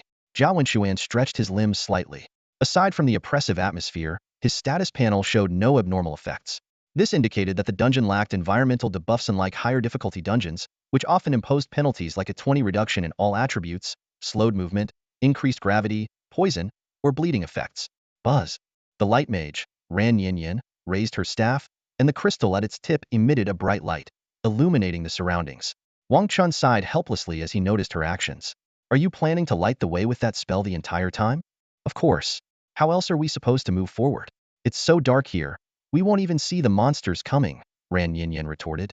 All right then, tell me how much mana does that light spell consume per second? Wang Chen asked. 1% of my maximum mana per second. Ran Yin pouted. But what else can I do? It's not like I have a better option. Zhao Wenxuan and Lu Ruofu nodded in agreement. Wang Chen, keeping a neutral expression, reached into his pocket and pulled out a translucent gemstone. With a gentle press, it emitted a soft yet brilliant glow, illuminating their surroundings. Do you know what this is? Wang Chen asked, looking at the three stunned companions. When they shook their heads, he continued, this is an entire item called a glowstone. 1 gold coin can buy you 10 of these, and each one provides light for 10 hours. Rubbing his temples, Wang Chen muttered, don't tell me you all came here with nothing but your equipment. The trio looked down awkwardly, like students being scolded by their teacher. As privileged heirs, they were accustomed to having second-tier bodyguards accompany them on outings, and lacked the experience of independent adventuring. Their naivety, to Wang Chen, bordered on foolishness. Using a light spell not only sacrificed a damage dealer but also quickly drained the caster's mana, a problem that could have been easily solved with a simple item. However, Wang Chen quickly calmed himself. After all, this was just a temporary team-up. He didn't need to concern himself too much. Still, he thought grimly, these pampered scions would eventually suffer for their inexperience, perhaps fatally, if they continued to rely on others for protection. Let's move. Holding the glowstone in one hand and his greatsword in the other, Wang Chen led the way down the corridor at a brisk pace. The three followed closely, their expressions growing more serious. As they ventured deeper, the growls became clearer, and a sense of impending danger loomed ever stronger. They're coming. Wang Chen's voice was calm, but it carried a sharp edge of killing intent. 30 meters from the corridor's end, he could already see the crimson glint of eyes in the darkness. Instead of slowing down, he picked up speed. With his impressive 800 agility stat, he quickly left the others behind. This guy is so fast. Zhao Wenxuan and Ran Yin exclaimed in amazement. Lu Ruofu reacted swiftly, waving her staff to cast 2 supportive priest spells, Weapon Blessing and Prayer of Strength, which increased Wang Chen's weapon attack by 20 and his strength attribute by 20, respectively. These buffs are enough, Wang Chen shouted, his voice fading as he dashed ahead. In the next instant, he burst out of the corridor, directly into the fray. The bloodthirsty trolls, seeing him charge in alone, lunged at him without hesitation. Leaping 7 meters into the air, Wang Chen used the half-second of midair suspension to activate his Identify skill, scanning the group of trolls below. Troll Archer, level 26, Elite 1-star. Specializes in ranged attacks with excellent dynamic vision. Troll Warrior, level 26, Elite 1-star. Skilled in close combat, with high attack power and incredible vitality. Troll Shaman, level 26, Elite 1-star. enhances allies' abilities, but is slow-moving and has weak defenses. As expected of the second Leviathan entire group of elite monsters, the monsters in the second stage are far stronger and more numerous than those in the first. The entire underground hall is packed with 100 hulking, ferocious trolls whose crimson eyes glint with cruelty. As Wang Chen leapt high into the air, preparing to descend into the horde of monsters, Jiao Wenxuan and Ran Yinyan immediately readied their offensive skills to cover him. At this moment, their perception of Wang Chen had completely shifted. The bias they once held against him for being a beast master had vanished. While they were arrogant by nature, as children of wealthy families, they weren't fools. They had long realized that completing this dungeon alone was impossible. They needed to rely on Wang Chen's extensive combat experience. However, before they could release their skills, the scene before them left all three utterly stunned. Wang Chen, midair, traced a graceful arc as he descended rapidly, giving the troll archers no chance to aim. Stomp! Wang Chen roared, activating this grade universal skill. It was a skill he had acquired from a skill book after slaying countless undead creatures in the Necromancer's Mountain. At his command, he plummeted to the ground like a human cannonball. Simultaneously, the Wolf King's greatsword in his hand swung downward with immense force. The blade, imbued with terrifying power and enhanced by Lu Ruafu's buffs, struck with such impact that the floor of the underground hall cracked into a web-like pattern. Boom! With a deafening crash, more than a dozen troll archers and warriors within a 5-meter radius were blown away, their anguished screams piercing the air. The troll warrior directly beneath Wang Chen's sword was the unluckiest. It was cleaved cleanly in two. In just one move, Wang Chen had obliterated a troll warrior and severely injured over a dozen troll monsters. This spectacle left Jiao Wenxuan, Ran Yinyan, and Lu Ruafu, who stood at the entrance of the passageway, utterly dumbfounded. Before they could recover from their shock, Wang Chen displayed astonishing reflexes once again. As if he had eyes on the back of his head, he effortlessly dodged a sneak attack from a troll warrior's punch. Not only that, but he also seized the opportunity presented by his enemy's post-attack stiffness, swiftly turning to plunge the Wolf King's greatsword into the attacker's heart. Squish! The troll warrior collapsed instantly, dead before it could even struggle. Yet Wang Chen's performance was far from over. Under the stunned gazes of the trio, he moved once more with decisive speed. With a light press of his toes against the ground, his form, bolstered by his high agility, darted forward like a phantom, diving straight into the troll horde. To Lu Ruafu and the others, this looked like a suicidal act. Ran Yinyan cried out, "Wang Chen, come back. Are you insane?" She had assumed he would retreat after landing such a decisive blow, but to her surprise, he charged even deeper into the fray. Jiao Wenxuan analyzed in a low voice, "He's probably lost himself in the thrill of the fight." Many combatants often succumb to this state during battle, where the scent of blood and the adrenaline of slashing become intoxicating. Lu Ruafu said nothing, merely raising her staff again to cast additional defensive buffs on Wang Chen. But just then, Wang Chen reached into his pocket and pulled out something, tossing it to the ground. Pop! With a faint sound, a white mist erupted and quickly enveloped all the troll monsters. Simultaneously, Wang Chen flung a luminous stone high into the air before diving into the mist like a ferocious tiger. Disoriented by the sudden loss of visibility, the trolls began to panic, stumbling and scattering in confusion. A troll shaman, seeing the chaos, started shaking its staff made from the skulls of human combatants, intending to cast a courage blessing to calm its companions. However, just as it raised the staff, swish! A ghostly figure suddenly emerged from the dense fog, appearing right behind the troll shaman. A sharp dagger plunged precisely into its heart. The troll shaman only managed a muffled grunt before the life drained from its body, collapsing heavily to the ground. The assassin's silhouette vanished into the mist like a phantom, only to reappear moments later behind another troll shaman. The dagger struck again, silent and deadly, and the second shaman fell lifeless to the ground. The continuous sound of swish echoed through the fog, accompanied by the heavy thuds of trolls hitting the ground. The third and fourth troll shamans fell in succession, their blood staining the fog-shrouded earth. The remaining trolls began to panic, their vision obscured and their comrades falling one after another. The shadowy figures stalking them like a reaper filled them with dread. Some troll archers, in desperation, drew short daggers meant for close combat and wildly slashed at the air around them, hoping to fend off the elusive assassin. This frantic behavior, however, led to an unexpected outcome. Roar! Furious howls erupted as some trolls accidentally injured their own kin. Enraged, the injured trolls turned on their attackers, throwing punches in retaliation. The beaten trolls, overwhelmed by fear and pain, lost all sense of reason and fought back immediately. In an instant, the dense fog was filled with the chaotic sounds of trolls roaring and brawling. Outside the fog's boundary, Lu Ruafu, Ran Yinyan, and Jiao Wenxuan stood frozen, their eyes wide in disbelief as if witnessing something beyond comprehension. Their system message panels continuously flashed with notifications. Your teammate Wang Chen has slain a troll shaman. Your teammate Wang Chen has slain a troll shaman. Your teammate Wang Chen has slain a troll archer. Your teammate Wang Chen has slain a troll warrior. The messages kept coming, seemingly endless. The trio's expressions shifted from shock to sheer incredulity as they stood rooted in place, unable to recover from their astonishment. On a battlefield shrouded in dense white mist, Wang Chen moved like a masterful assassin of the fog, each strike precise and deadly. The massive Wolf King's sword in his hand flashed like lightning, and with every sweep, the hearts of the monstrous trolls were shattered in an instant. Since being transported to this world of career advancement, Wang Chen had subjected himself to grueling, almost inhuman training. Unlike the privileged children born with silver spoons in their mouths, he had to rely solely on his own determination to climb the ranks. When Zhao Wenxuan, Ran Yinyan, and Lu Ruofu had already reached level 15 and completed their career transitions in their first year of high school, Wang Chen was still struggling to break through level 10. This disparity was a stark reflection of the gap between the wealthy and the poor. In Fengtian Province, the capital of the Dragon Nation, there were even children who hadn't yet entered high school but had already reached level 30 and completed their second career transitions.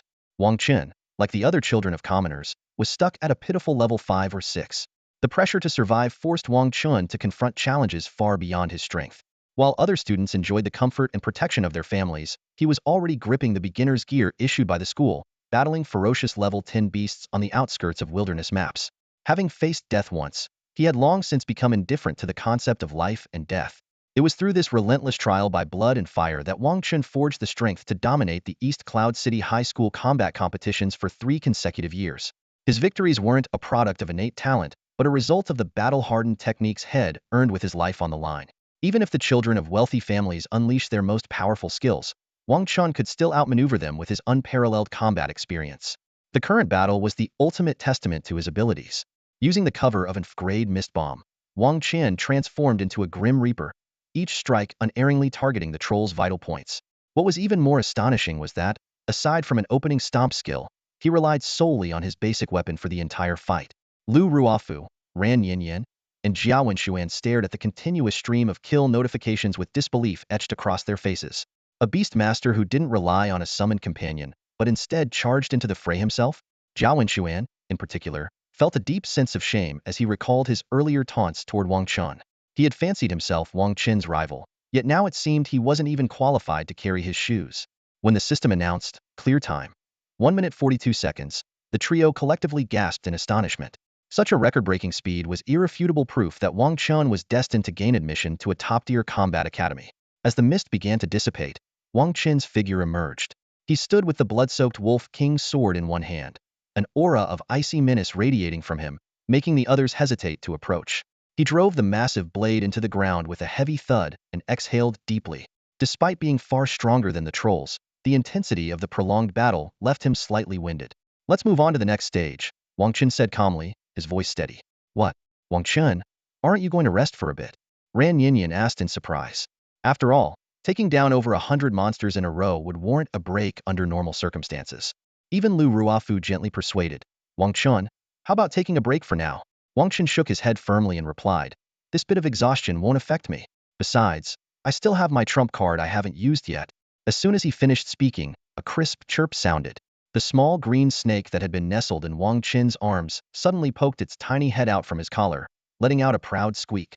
Ran Nianian's eyes widened as she curiously stared at the petite and adorable green snake. The memory of being flung away by it earlier flashed through her mind. "What's it saying?" she asked. Wang Chen helplessly translated, "It says the trump card is itself." This left Lu Ruofu and the others momentarily speechless. Ran Yinyan couldn't help but taunt, "Little guy, do you really think that just because you flung me once, you're all that powerful? Let me tell you, I was just caught off guard earlier. If I get serious, there's no way your tiny body could fling me again." The small green snake let out another disdainful chirp. "What's it saying now?" Ran Yinyan turned to Wang Chen. "It says no matter how serious you get, it can still fling you with ease," Wang Chen relayed truthfully.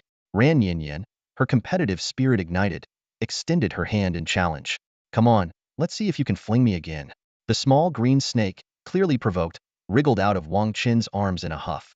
Lu Ruofu and Zhao Wenxuan were about to intervene, but before they could, the snake swiftly coiled its tail around Ran Nianian's wrist and gave a fierce tug. "Ah!"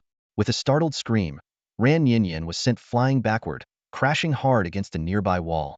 Lu Ruofu and Jiao Wenxuan stood frozen, their mouths agape in shock. All they could muster was a collective, as the sudden and dramatic scene left them utterly speechless. Once again, Ran Yinyan was sent flying during a direct confrontation with the little green snake. At this point, it was no longer a matter of carelessness. As a level 29 light mage, her 200 strength attribute should have been more than enough to crush a tier 2 common beast. Yet, the outcome defied everyone's expectations. The little green snake let out a triumphant chirp, as though declaring its victory. Wang Chen watched the scene unfold, a faint smile tugging at the corner of his lips. He knew well that Shaoqing was no ordinary green python. It carried the bloodline of the world-destroying Azure Dragon, a rare and extraordinary existence. With its Bloodline Awakening reaching 10, Shaoqing had not only gained the innate talents and abilities of the Azure Dragon, but had also seen its attribute skyrocket to an astounding 8,400 points. With power like this, it could easily crush not just Ran Yinyan but the entire Troll's Nest dungeon. Wang Chen hadn't let Shaoqing take action in the first 2 stages, not because it wasn't capable, but because he didn't want to overcomplicate things. It also gave him a chance to stretch his muscles a bit after all. Shaoqing had been doing most of the fighting recently, and he needed to get back into the rhythm. When the group entered the 3rd stage, the sight before them left Wang Chen's 3 teammates utterly stunned. A massive steel troll, towering at 10 meters high, sat imposingly on a colossal stone throne. Its entire body was encased in sleek, mechanical steel armor. As it sensed their approach, the elite monster slowly awakened. White steam hissed from its joints, and its crimson eyes suddenly snapped open, radiating a violent and oppressive aura. Using their appraisal skills, the group quickly identified the steel troll's attributes. Level: 28 maximum, level 60. Rank: 9-star elite. Attributes: Strength 700, Intelligence 500, Constitution 700, Agility 700. Skills: Hardened Flesh, Steel Heart, Iron Armor, Colossal Strength, Piercing Spikes, Steel Blast Punch. These stats caused Lu Ruofu, Jiao Wenxuan, and Ran Yinyan's faces to pale. Even Jiao Wenxuan, a magic swordsman who specialized in strength, only had a strength stat of 500. The troll's core attributes, all at 700, completely overshadowed the 3 of them. At that moment, the trio finally realized that the first 2 stages were nothing more than a warm-up. The real challenge had just begun. Unconsciously, they all turned to Wang Chen. This man, who had already demonstrated extraordinary strength and unwavering composure, had earned their full trust. Even Jiao Wenxuan, who had previously been antagonistic, no longer showed any sign of defiance. Wang Chen's expression, however, remained calm, betraying no hint of fear or hesitation.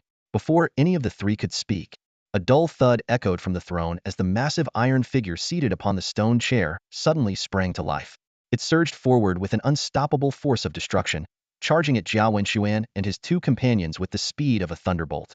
Despite its towering height of 10 meters, the colossal figure moved with astonishing agility and swiftness, devoid of any clumsiness. In the blink of an eye, the iron colossus, roaring with fury, descended upon Jiao Wenxuan. His face turned pale, and with a metallic clang, he drew his long sword to block the attack. However, with a deafening crash, he was sent flying by a single punch from the giant, blood spurting from his mouth. The disparity in strength between them was brutally apparent. Without pausing for even a moment, the iron colossus continued its charge toward Ran Yinyan and Lu Ruofu. The 2 girls instantly turned as pale as paper, their blood seemingly frozen in their veins. Paralyzed by fear, their bodies refused to move as they watched the monstrous figure close in on them. At the critical moment, Wang Chen finally made his move. In an instant, he appeared in front of the iron colossus, gripping the massive sword he had previously wielded single-handedly with both hands. With a fierce swing, he brought the sword down on the colossus. "Get the hell away!" he roared, his voice echoing through the surroundings. Clang! The sharp sound of metal colliding reverberated as sparks flew in all directions. Wang Chen, with his immense strength of 800 points, unleashed the full power of his Wolf King greatsword, striking the colossus's steel armor. The blow successfully halted the giant's charge, but Wang Chen let out a muffled grunt as the recoil forced him back 10 meters.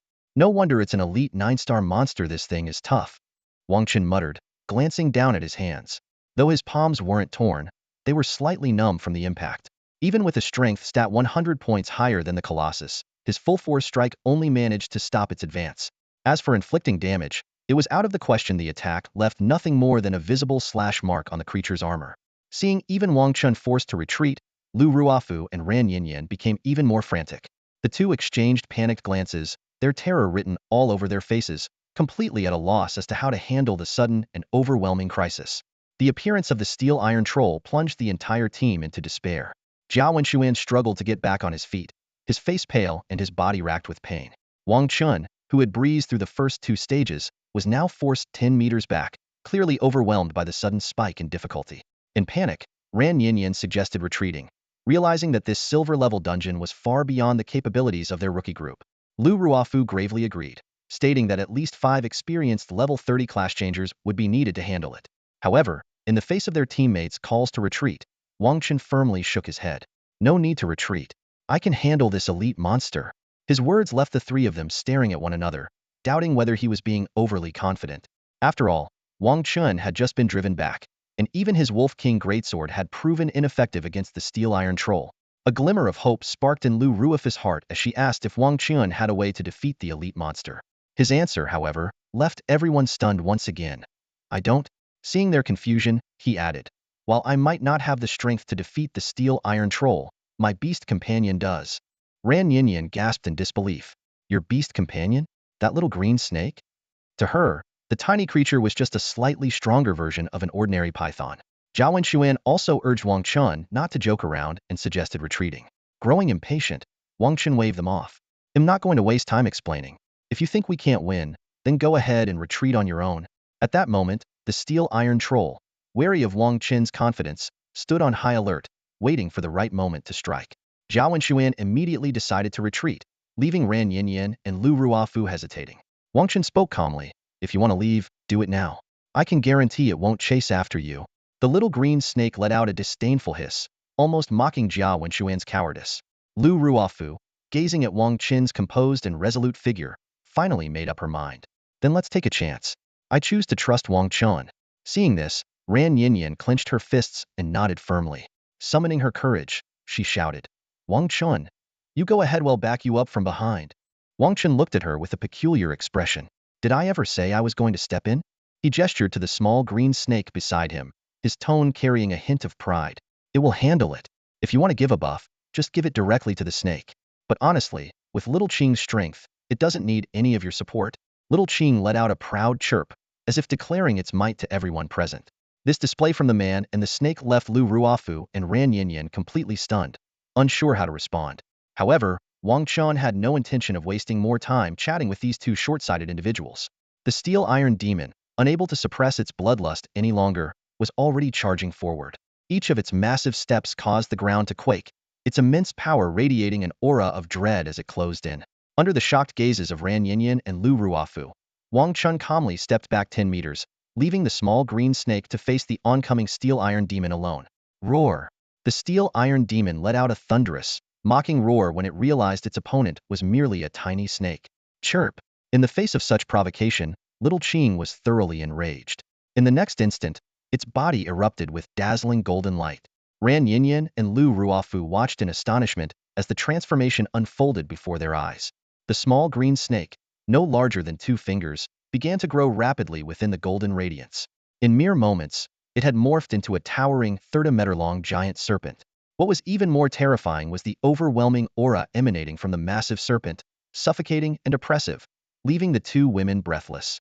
As the 2 stood frozen in shock, the majestic serpent clashed ferociously with the equally stunned Steel Iron Demon. Boom!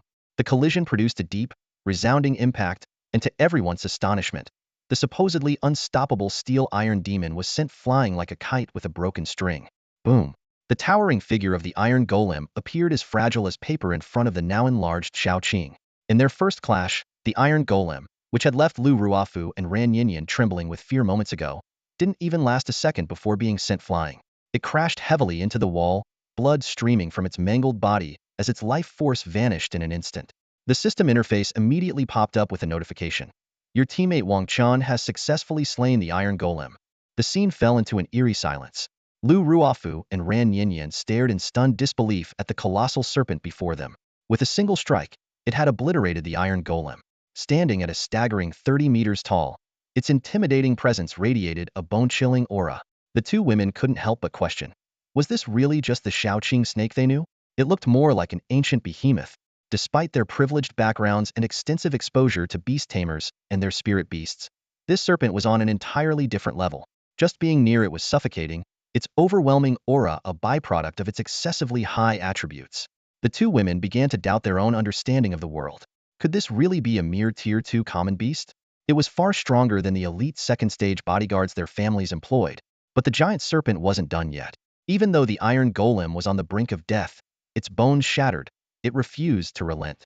With another series of deafening charges, boom, boom, boom, the iron golem was reduced to a gruesome pile of flesh and metal. Lu Ruafu and Ran Yinyan stared in shock at the team's damage statistics. Wang Chen had single-handedly dealt 99.9% of the total damage, earning the undisputed title of DPS King. With the task completed, Xiao Qing's body shimmered with radiant golden light, shrinking back down from its towering 30-meter form to its harmless, snake-like appearance. It lifted its tiny head and slithered back to Wang Chen's side, letting out a cheerful chirp, clearly seeking praise. Wang Chen smiled, retrieving a piece of fragrant jerky from his spatial pouch and tossing it to Xiao Qing. He gently patted its small head and said approvingly, "Well done. Keep up the good work." Xiao Qing let out a proud hum before snapping up the jerky in one bite. This jerky, made from a ghost night antelope Wang Chen had hunted in the Undead Mountains, was part of his preparations for leveling up in the wild. As the iron golem fell, the system interface delivered another notification. Stage 3 cleared. The portal to the final stage has appeared. While there were no immediate item drops, this was because all rewards would be distributed upon clearing the entire dungeon. At this moment, Lu Ruafu and Ran Yinyan were curiously inspecting the tiny Xiao Qing. Who could have imagined that this seemingly insignificant snake could transform into a colossal serpent capable of crushing the iron golem? Such a feat was far beyond what any Tier 2 common beast should be able to achieve. Under their scrutiny, Xiao Qing turned its little head away haughtily, as if to say, "Humph, who told you to underestimate me?" Lu Ruafu hesitated before speaking. "Wang Chen, your pet beast." Wang Chen glanced at her calmly. "You're wondering how a Tier 2 common beast could be this powerful, aren't you?" Lu Ruafu nodded. She could hardly believe that this once dismissed Xiao Qing snake was so formidable. Its displayed strength surpassed even that of most spirit beasts. The iron golem's defense was notoriously impenetrable, with even its heart encased in steel armor resistant to piercing attacks. Yet, under Xiao Qing's assault, it crumbled like paper. This clearly demonstrated the terrifying power attributes of the snake. A Tier 2 common beast capable of effortlessly crushing an elite monster in a silver-level dungeon. Lu Ruafu was certain that even her family's level 42nd stage bodyguards wouldn't stand a chance against Xiao Qing's devastating charges. Faced with her question, Wang Chen simply smiled without answering. Lu Ruafu realized she had overstepped. After all, Wang Chen was little more than a passing acquaintance. It was only natural for him to guard such a significant secret. "All right, let's move on to the next stage," Wang Chen urged. "The priority now is to clear this dungeon." He was eager to uncover the rewards awaiting them. While the first two stages had been relatively easy, the difficulty had spiked sharply in the third stage. Without Xiao Qing, even Wang Chen would have struggled against the ferocious iron golem. The greater the challenge, the better the rewards were likely to be. Perhaps he might even score some high-quality silverware gear. Such equipment would give Wang Chen a significant edge in the upcoming career advancement exams. Rumor had it that this year's exams would be designed by the infamous Iron Face Shura, Lu Senator known as the bane of all aspiring career changers. Lu Sen's trials were notoriously unforgiving, with the lowest pass rates on record. In one infamous year, the pass rate was a mere 15. It was no wonder students had nicknamed him Iron Face Shura. His tests were nothing short of brutal. Wang Chen couldn't afford to let his guard down. Determined to seize every opportunity to grow stronger, he approached the portal leading to the final stage. Beyond it lay the ultimate boss, undoubtedly far more formidable than the iron golem. Lu Ruafu and Ran Yinyan exchanged a glance before gritting their teeth and following him. This time, they resolved to give it their all in supporting Wang Chen. They couldn't afford to slack off any longer, otherwise they might walk away with nothing. As the three stepped through the glowing portal leading to the fourth trial, a massive shadow loomed into view, a third eternal giant. It sat cross-legged in the center of a grand underground palace. In the near-impenetrable darkness, only the faint glow of Wang Chen's luminescent stone illuminated the vast hall. The towering figure, seated on its throne, finally opened its tightly shut eyes. Perhaps it was the sudden intrusion of light, or the long-forgotten presence of human life that stirred it. Those crimson eyes, gleaming with bloodlust, sent a chill down the spine. Just a single glance was enough to shake Lu Ruafu and Ran Yinyan to their core, their fighting spirit draining away almost instantly. "Humans, insignificant ants." The ancient, raspy voice of the giant demon resonated throughout the hall. "By stepping into this place, you've sealed your fate. Death is your only companion now. Come forth and savor the final moments of your lives. When my great axe falls, your heads will roll." I'll devour your flesh, crush your bones, and send your very souls into oblivion." The demon rose from its throne, towering like a moving skyscraper. Dust cascaded down as its colossal, muscle-bound form was revealed. A battered suit of bone armor, forged from the remains of fearsome beasts, fastened itself onto its massive frame. Though time-worn and cracked, the armor exuded an air of ferocity. Beside the throne rested a battle axe, also crafted from beast bones. Despite being coated in dust, its sharpness was unmistakable. The two young women, unaccustomed to such a horrifying sight, instinctively sought shelter behind Wang Chen. Yet, rather than showing fear, Wang Chen's face lit up with intrigue. Thanks to his grade universal language skill, he had understood every word of the giant demon's ancient tongue. Casting an identification spell, Wang Chen quickly gleaned the boss's details. Monster, Giant Demon Leader. Level, 30 cap, 90. Race, Giant Demon Clan. Rank, Commander, 2-star. Attributes, Strength 2000, Intelligence 1200, Constitution 1800, Agility 2000. Skills, Kingly Intimidation, Berserk Mode, Support Summon, Throw, Devastating Charge, Last Stand, Frenzied Cleave, Blood Barrier, Rending Bite. Notes: this is an ancient demon that has slumbered for countless years. As the ruler of this secret realm dungeon, it possesses immense power, exceptional intelligence, and is highly dangerous. Lu Ruofu and Ran Yinyan gasped audibly, their faces pale with despair. The sheer disparity between this and the relatively simple earlier trials was staggering. The giant demon before them, towering as high as a 10-story building, had a strength attribute exceeding 2,000. A single stomp could easily crush them into nothing more than pulp. What made the situation even more hopeless were two of the boss's most devastating skills.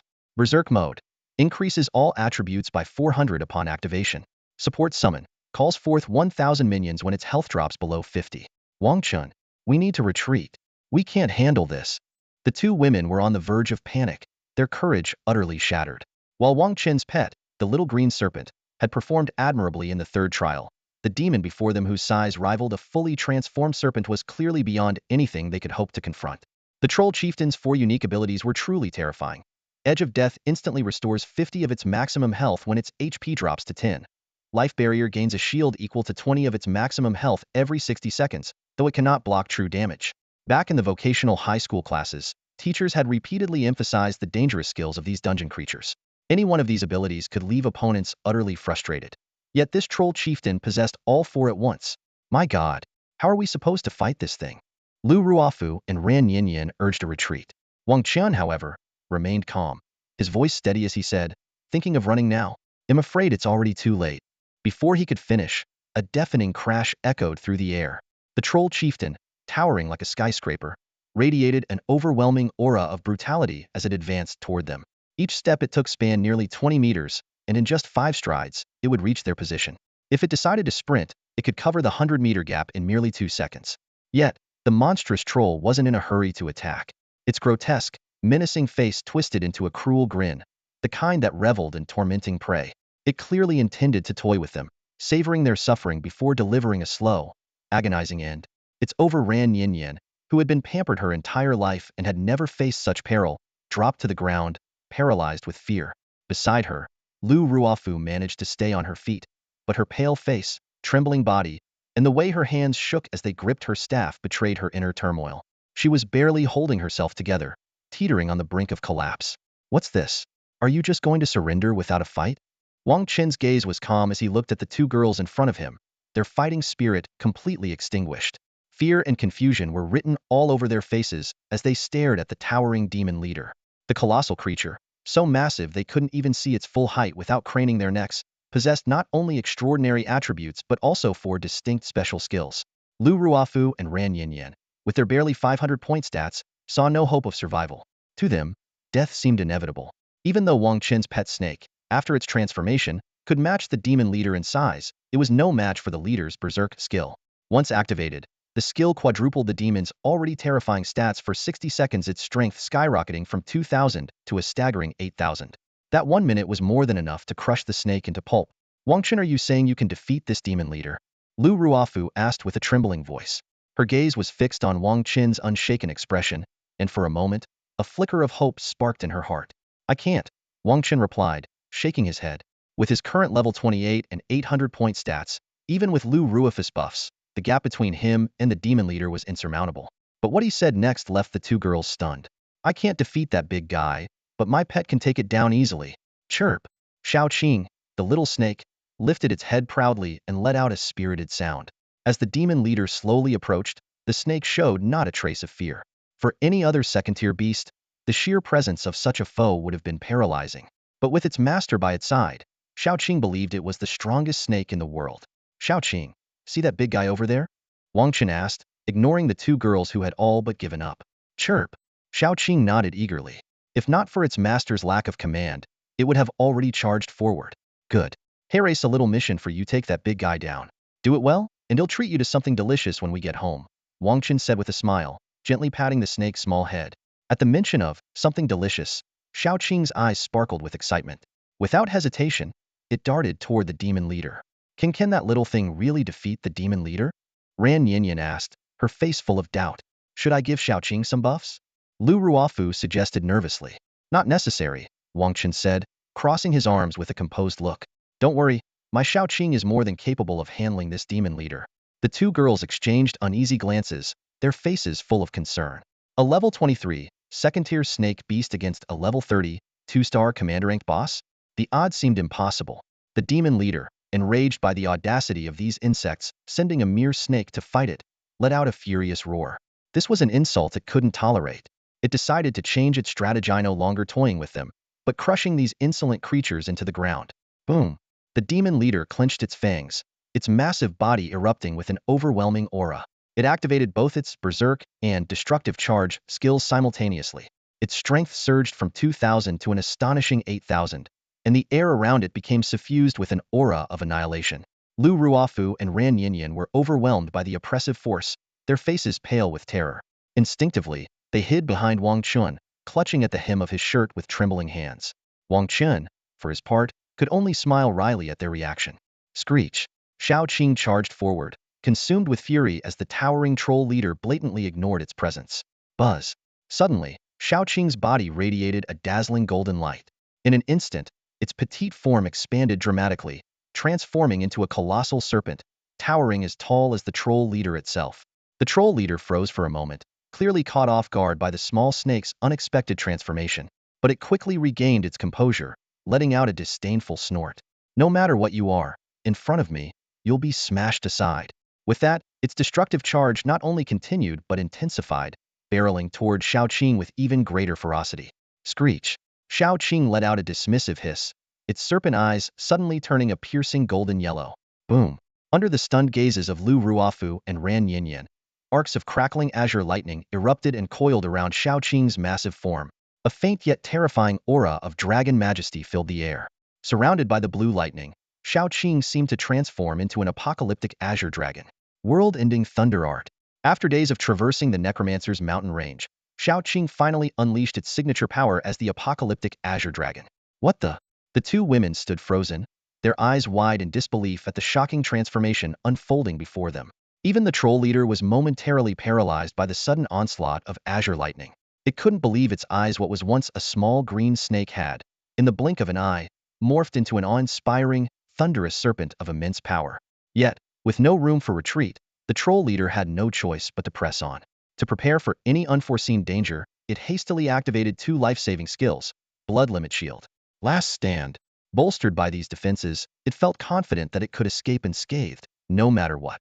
However, its confidence was soon shattered by the unyielding force of reality. At this moment, Xiaoqing was enveloped in crackling green lightning, exuding an awe-inspiring power. No longer a mere small python, it had transformed into a divine beast commanding the forces of thunder, its overwhelming presence leaving everyone stunned. Hiding behind Wang Chen, Lu Ruofu and Ran Yinyan were completely dumbfounded. Even Wang Chen, upon witnessing Xiaoqing's divine might, couldn't hide his excitement. This was the first time Xiaoqing unleashed the world-ending thunder art, and its destructive power far exceeded his expectations. During their recent training in the Necromancer mountain range, Xiaoqing had effortlessly crushed every monster they encountered, never needing to resort to this skill and innate ability inherited from the cosmic-level divine beast, the world-ending Azure Dragon. But now, facing a formidable foe like the giant demon leader, whose attributes matched its own, Xiaoqing finally unleashed this ultimate technique, a skill so rare that 80 of the world had never witnessed it. Roar. Xiaoqing, now a thunder god incarnate, let out an earth-shattering dragon roar, its presence utterly terrifying. Boom! Under the astonished gazes of Wang Chen and the others, Xiaoqing collided head-on with the ferocious giant demon leader. The outcome was unmistakable. Arg! The giant demon leader let out a blood-curdling scream. Its once proud destructive charge was rendered laughable in the face of Xiaoqing's apocalyptic green lightning. The energy that enveloped its body dissipated instantly, and the terrifying thunder struck its flesh directly. The giant demon leader's body turned charred black, convulsing violently. It finally realized it had encountered a true adversary, one it stood no chance against under the relentless assault of the green lightning. Using the last ounce of its strength, it attempted to flee, but Xiaoqing's massive serpent body coiled tightly around it, leaving no escape. Even worse, the giant demon leader's healing capabilities were reduced by 80.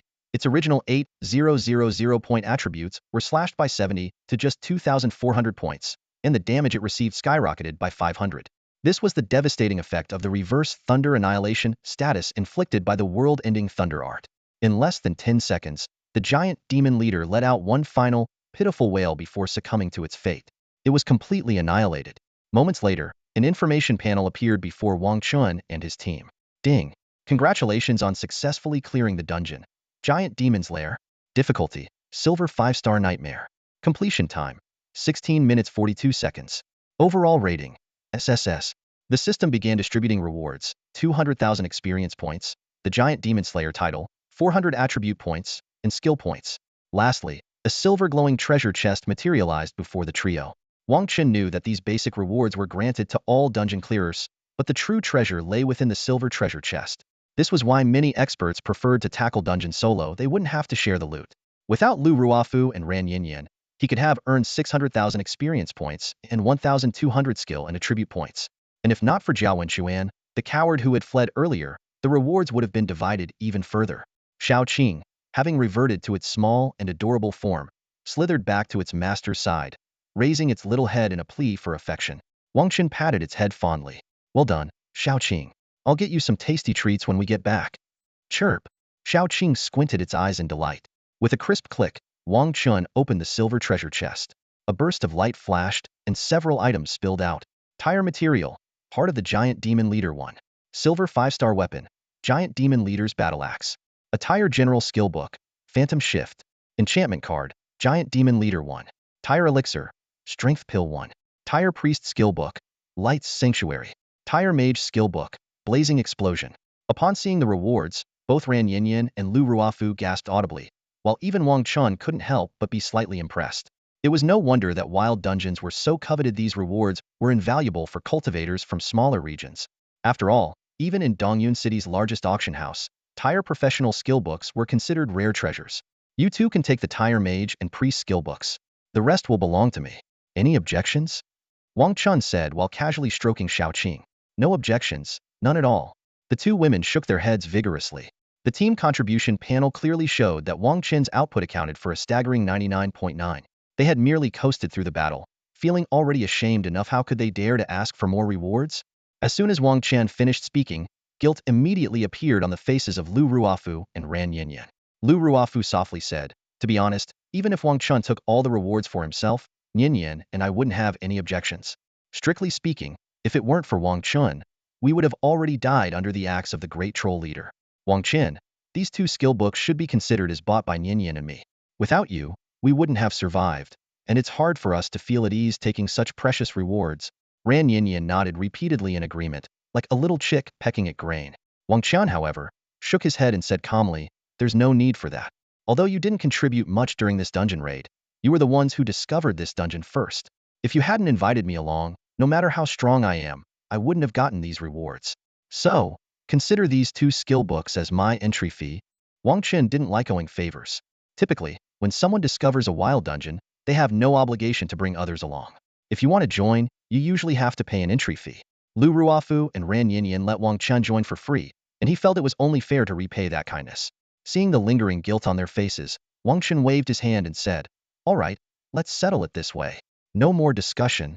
With that, he stored the other 5 items in his spatial backpack and tossed the 2 skill books to Lu Ruofu and Ran Yinyan. At that moment, the little creature in Wang Chen's arms, Xiaoqing, let out a soft chirp and started acting spoiled. It rubbed its head against Wang Chen's chest, urging its owner to head back quickly, clearly signaling that it was hungry and eager for a feast. Wang Chen chuckled.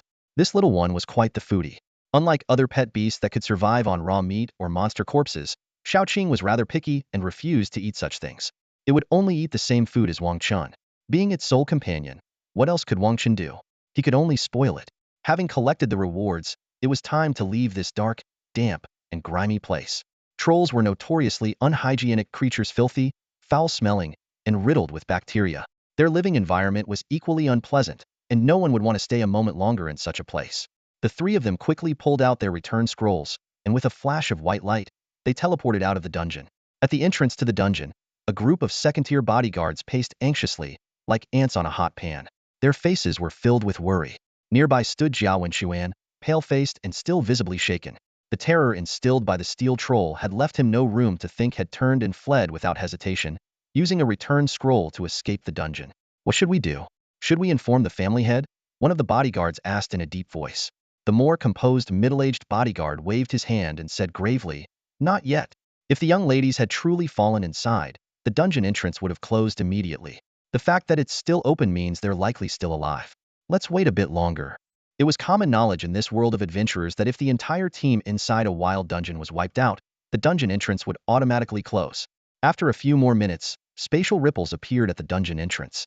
The bodyguards' faces lit up as they turned to look, spotting three figures emerging: Wang Chen, Lu Ruofu, and Ran Yinyan. Seeing their two young mistresses safe and sound, the bodyguards were overjoyed. Jiao Wenxuan also stepped forward, letting out a sigh of relief as he saw the calm expressions of the trio. The guilt he felt for abandoning them in his own selfish escape lessened somewhat. He quickly said, "Are you all right? I'm so glad you managed to escape as well. I wouldn't have known what to do otherwise." His words, however, caused Lu Ruofu and Ran Yinyan to exchange a strange look. Ran Yinyan raised an eyebrow and gave Jiao Wenxuan a cold glance. "Escape? Who said we escaped? Why couldn't it be that we cleared the dungeon?" Her gaze was full of disdain. She had already decided she would never team up with this guy again. Cowardly, selfish, abandoning teammates at the first sign of danger. Who would dare to team up with someone like that? Jiao Wenxuan's face changed, disbelief written all over it. Cleared? Impossible. He had experienced firsthand the sheer power of the steel troll, and that was only the third stage. The boss of the fourth stage would surely be even more terrifying. How could they have cleared it instead of running away? What kind of nonsense was this? Lu Ruofu, uninterested in sparing Jiao Wenxuan another glance, turned to Wang Chen with a gentle smile. "Wang Chen, now that everything's settled, shall we head back together?"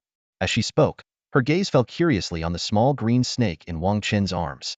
It was hard to believe that this second-tier ordinary beast could be so powerful. Where on earth had Wang Chen found such a remarkable companion? Faced with the invitation from the wealthy and elegant Lu Ruofu, Wang Chen simply waved it off and replied indifferently, "No need. I'll head back on my own. No trouble for you. Farewell." With that, he turned and left. Once Wang Chen was gone, one of the female bodyguards cautiously asked, "Miss, did you really clear the dungeon?" When Jiao Wenxuan had fled, pale and in tears, they had already realized the dungeon must be extremely challenging. Hearing him describe the terrifying elite monsters inside only confirmed their suspicions. This silver 5-star dungeon clearly exceeded normal difficulty. Yet, to their astonishment, the young mistresses hadn't escaped, they had cleared it? It was almost unbelievable. Lu Ruofu said calmly, "Don't believe it? Then check my level." Reminded of this, the bodyguards quickly used their appraisal skills to check Lu Ruofu's level. It clearly showed level 31. Not only her, but Ran Yinyan had also reached level 31. Considering they had only been level 29 before entering the dungeon, this meant they had indeed cleared it. Otherwise, where would the experience points for 2 level ups have come from? Jiao Wenxuan was utterly dumbfounded. This can't be. Why not? In fact, I should thank you, Jiao Wenxuan, for running off and leaving us behind. Otherwise, we wouldn't have gotten so much experience. Ran Yinyan, unwilling to hold back her temper, snapped at the man who had abandoned his teammates. Lu Ruofu delivered the final, cutting blow. "That's enough, Jiao Wenxuan. Stop thinking of Wang Chen as your rival, because you're not even worthy." Returning to Dongyun City, Wang Chen headed straight to the Adventurers Guild. Before setting out, he had accepted several quests related to the Undead Mountain Range. Now that he had completed them, it was time to submit the results promptly to avoid late penalties. Standing at the guild's front desk, Wang Chen, in front of a crowd of adventurers, retrieved a large assortment of materials, spiritual herbs, and monster body parts from his spatial ring. The scene caused a stir among the onlookers, with even the receptionist covering her mouth in astonishment. "Isn't this the young man from 10 days ago?" the receptionist exclaimed, recognizing Wang Chen. She recalled advising him against taking on so many tasks at once. To her surprise, not only had he returned safely from the undead mountain range, but he had also completed every single quest. With an impassive expression, Wang Chen finalized the task submissions and collected a total reward of 50,000 coins. This substantial sum was enough to support an average family for 3 months. Ignoring the various gazes cast his way, Wang Chen exited the guild and flagged down a magical taxi to head to Dongyun City's largest trading market. During the ride, he closed his eyes to rest, though he was actually examining the changes in his and Xiao Qing's attributes. The 200,000 experience points he earned had propelled Wang Chen from level 28 to level 30. He carefully reviewed his attribute panel. Name, Wang Chen. Class, Beast Tamer. Level, 30. Attributes, Strength 1500, Constitution 1500, Intelligence 1500, Agility 1500. Talents, Beast Affinity SSS, Bloodline Awakening Divine, Trait Extraction Divine. Skills, Beast Taming S, Beast Rejuvenation B, Bloodline Identification Divine, Contract Summoning B, Beast Frenzy C, Hate Mark E, Shadow Shift A. Unallocated Attribute Points, 0. Unallocated Skill Points, 0. Wang Chen chose to distribute his attribute points evenly. Considering the unique nature of the Beast Tamer class, future contracted beasts could be of various types, and a balanced development would ensure that he could provide attribute boosts to any type of beast. He allocated all 5,000 skill points to the Beast Frenzy skill, upgrading it from Drank to Crank. The skill's effect improved from a 10 attack boost for beasts to 30. With the 5-fold effect enhancement from his Beast Affinity talent, this resulted in an astonishing 150 attack boost. As for equipment, Wang Chen decided to sell the Wolf King's Greatsword and equipped the Troll Chieftain's Battle Axe instead. Equipment, Troll Chieftain's Battle Axe. Grade, Silver 5-star. Level requirement, 30. Attributes, Constitution 100, Armor 100, Magic Resistance 100. Equipment effect, increases attack power by 10 and attack speed by 30. Damage dealt converts into a shield equal to 10 of maximum health. This silver 5-star weapon far surpassed the Wolf King's Greatsword in both attributes and effects. Although Wang Chen was a Beast Tamer, as the 3-time combat champion of Dongyun City, he was proficient in using various weapons, and the battle axe was well within his expertise.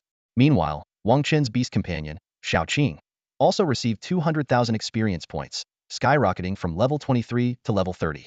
Wang Chen carefully examined Xiao Qing's attribute panel. Beast companion, Azure Python. Name, Qing Wan. Gender, female. Level, 30 max level, 50. Type, combat beast. Bloodline rank, Tier 2 mortal beast. Talents, Gigantification D, World-ending Thunder Art SSS. Attributes, Strength 14,000, Constitution 14,000, Intelligence 14,000, Agility 14,000. Skills, Constriction D, Savage Charge F, Bite F, Azure Dragon Thunder Scales SSS, Tempest Lightning S, Cloud Soaring S. When Wang Chen saw Xiao Qing's attribute panel, his eyes widened in shock, and his body involuntarily jolted. The sudden movement startled the driver. "Are you all right, sir?" the driver asked with concern. "I'm fine, nothing to worry about," Wang Chen replied, forcing a faint smile as he suppressed his inner turmoil. The driver resumed focusing on the road, but Wang Chen's mind was in turmoil. What left this usually composed young man so shaken wasn't just Xiao Qing's staggering 14,000 point attributes across the board, but also the awakening of 2 new strength skills, Tempest Lightning and Cloud Soaring. Both were exclusive divine beast skills of the legendary Azure Dragon. The Storming Thunderstrike Steer skill unleashed a fan-shaped blast of Azure Lightning from Xiao Qingmang's mouth, dealing massive damage while sealing the enemy's innate abilities, skills, and equipment effects for a full 10 seconds. This attack was none other than the legendary Azure Dragon's breath, its overwhelming power leaving all who witnessed it in awe. Complementing it was the Soaring Clouds Steer skill. Despite its simple description, it granted the incredible ability to traverse the skies and cover vast distances in an instant, a signature divine power of the universe-class mythical beast, the Calamity Azure Dragon. At that moment, a system notification appeared. Ding! Your pet has reached level 30 and is eligible for trait extraction. Upon extraction, you will randomly acquire one of the pet's talents or skills, guaranteed to be Steer or higher. Would you like to proceed? Without hesitation, Wang Chen selected yes. A mysterious ripple spread outward, and the system quickly declared, "Ding! Extraction successful. You have acquired the Steer skill Soaring Clouds. The next extraction will require Xiao Qingmang to reach level 60 and a loyalty level of at least 95. Though he hadn't drawn an SS Steer ability, Wang Chen was more than satisfied with this mobility-enhancing skill. As for the loyalty requirement, Xiao Qingmang's loyalty had already reached 100. Now, it was just a matter of leveling up. With Xiao Qingmang's newfound strength, boasting a terrifying 14,000 attribute points, it could easily crush most opponents. And with an ultimate skill like Azure Dragon's breath in its arsenal, even the once formidable troll chief could now be defeated effortlessly, without the need to invoke the apocalyptic thunder obliteration. However, to truly showcase Xiao Qingmeng's full potential, Wang Chen would have to wait for the upcoming class advancement exams in 3 days. Competing against the nation's top talents in such trials demanded nothing less than his utmost effort. After all, even a second's delay could result in falling hundreds of ranks. Sir, we've arrived. The magic cab driver's voice interrupted Wang Chen's thoughts. He stepped out to find himself before a bustling trading market. The outer area was a chaotic sprawl of street vendors, most of whom were modestly dressed freelance adventurers. Despite their humble appearance, earning 6,000 to 7,000 gold coins a month was typical for them, and striking it lucky with a tire or higher material could make them rich overnight. Wang Chen headed straight for the inner district, where towering buildings housed renowned shops offering everything from equipment and consumables to pets and skill books. As he walked, Xiao Qingmeng poked its head out from his arms, whining playfully in a bid for attention, clearly hoping to be treated to some delicious food. Smiling, Wang Chen stroked its tiny head and promised to indulge it after his errands. Stopping in front of an opulent store named Treasure Pavilion, Wang Chen took a moment to admire its grandeur. The prices here were steep, but the quality was guaranteed, and the buyback rates far exceeded those of the outer stalls. A courteous shop assistant greeted him warmly, showing no disdain for his slightly disheveled appearance. Using the spatial teleportation array, Wang Chen was transported to the third-floor trading hall. The room was filled with powerful individuals, many of whom were advanced second-tier professionals. Just as he was taking it all in, a familiar, gentle voice called out, Wang Chen. Turning toward the source, Wang Chen was surprised to see the school beauty, Sunjiro. Standing beside her were several others, including Qing Chuan, who had always been haughty. Oddly enough, Qing Chuan was now wearing a fawning smile as he interacted with the group. Standing beside Qing Chuan were 3 distinct figures, each leaving a vivid impression. One was tall and imposing, another short and wiry, and the last one broad and heavy-set. The most striking of the trio was the tallest individual, a young man clad in a blood-red battle robe, carrying a pristine white spear on his back. His level 35 strength, coupled with an innate air of nobility, marked him as someone belonging to a rare warrior-type hidden class. The other two, a level 32 healer and a level 31 shield warrior, were unremarkable in appearance. At the moment, they stood alongside Qing Chuan, all wearing sycophantic smiles directed at the spear-wielding youth. The young man in the crimson robe, however, had his gaze fixed intently on Sunjiro. His eyes betrayed an unspoken affection that he struggled to conceal. But when he noticed Sunjiro beaming with delight at Wang Chen, his expression darkened, and his gaze toward Wang Chen turned icy. Wang Chen, what brings you here? Sun's iris clear, expressive eyes sparkled with warmth as she addressed him, her enthusiasm a stark contrast to the indifference she had shown the young man in red moments earlier. Wang Chen. The name echoed bitterly in the crimson-robed youth's mind. He clenched his teeth in silent frustration. Wang Chen's reputation as a 3-time champion of the high school combat tournament was widespread in Dongyun City. Even students from elite private academies, like himself, were all too familiar with the name. Qing Chuan, noticing the shadow that crossed the young man's face, felt a flicker of satisfaction. This young man, Li Yuan, was none other than the second son of Dongyun City's most influential family, the Li clan. His elder brother was enrolled at Tianling Academy, one of the 5 most prestigious institutions in Longhua. Upon learning of Li Yuan's interest in Sunjiro, Qing Chuan, whose family ranked as a second-tier household in the city, had wisely abandoned his own pursuit of her. Master Li, Qing Chuan said obsequiously, rubbing his hands together like a sycophant. That Wang Chen is just a regular combat class beast master. How could he ever compare to your hidden class, the blood spear berserker? Why not put him in his place in front of Sunjiro and show her who the real man is? Li Yuan cast Qing Chuan a cold glance. If that's how you feel, why don't you go teach him a lesson yourself? Qing Chuan froze, his face stiffening in an instant. Li Yuan smirked inwardly. Such a clumsy attempt at manipulation wouldn't fool someone like him, the scion of a powerful family. Under the watchful eyes of Li Yuan and his 2 companions, Qing Chuan had no choice but to steel himself and approach Wang Chen. At that moment, Wang Chen was engaged in a conversation with the ever-enthusiastic Sunjiro. Wang Chen, what are you doing here?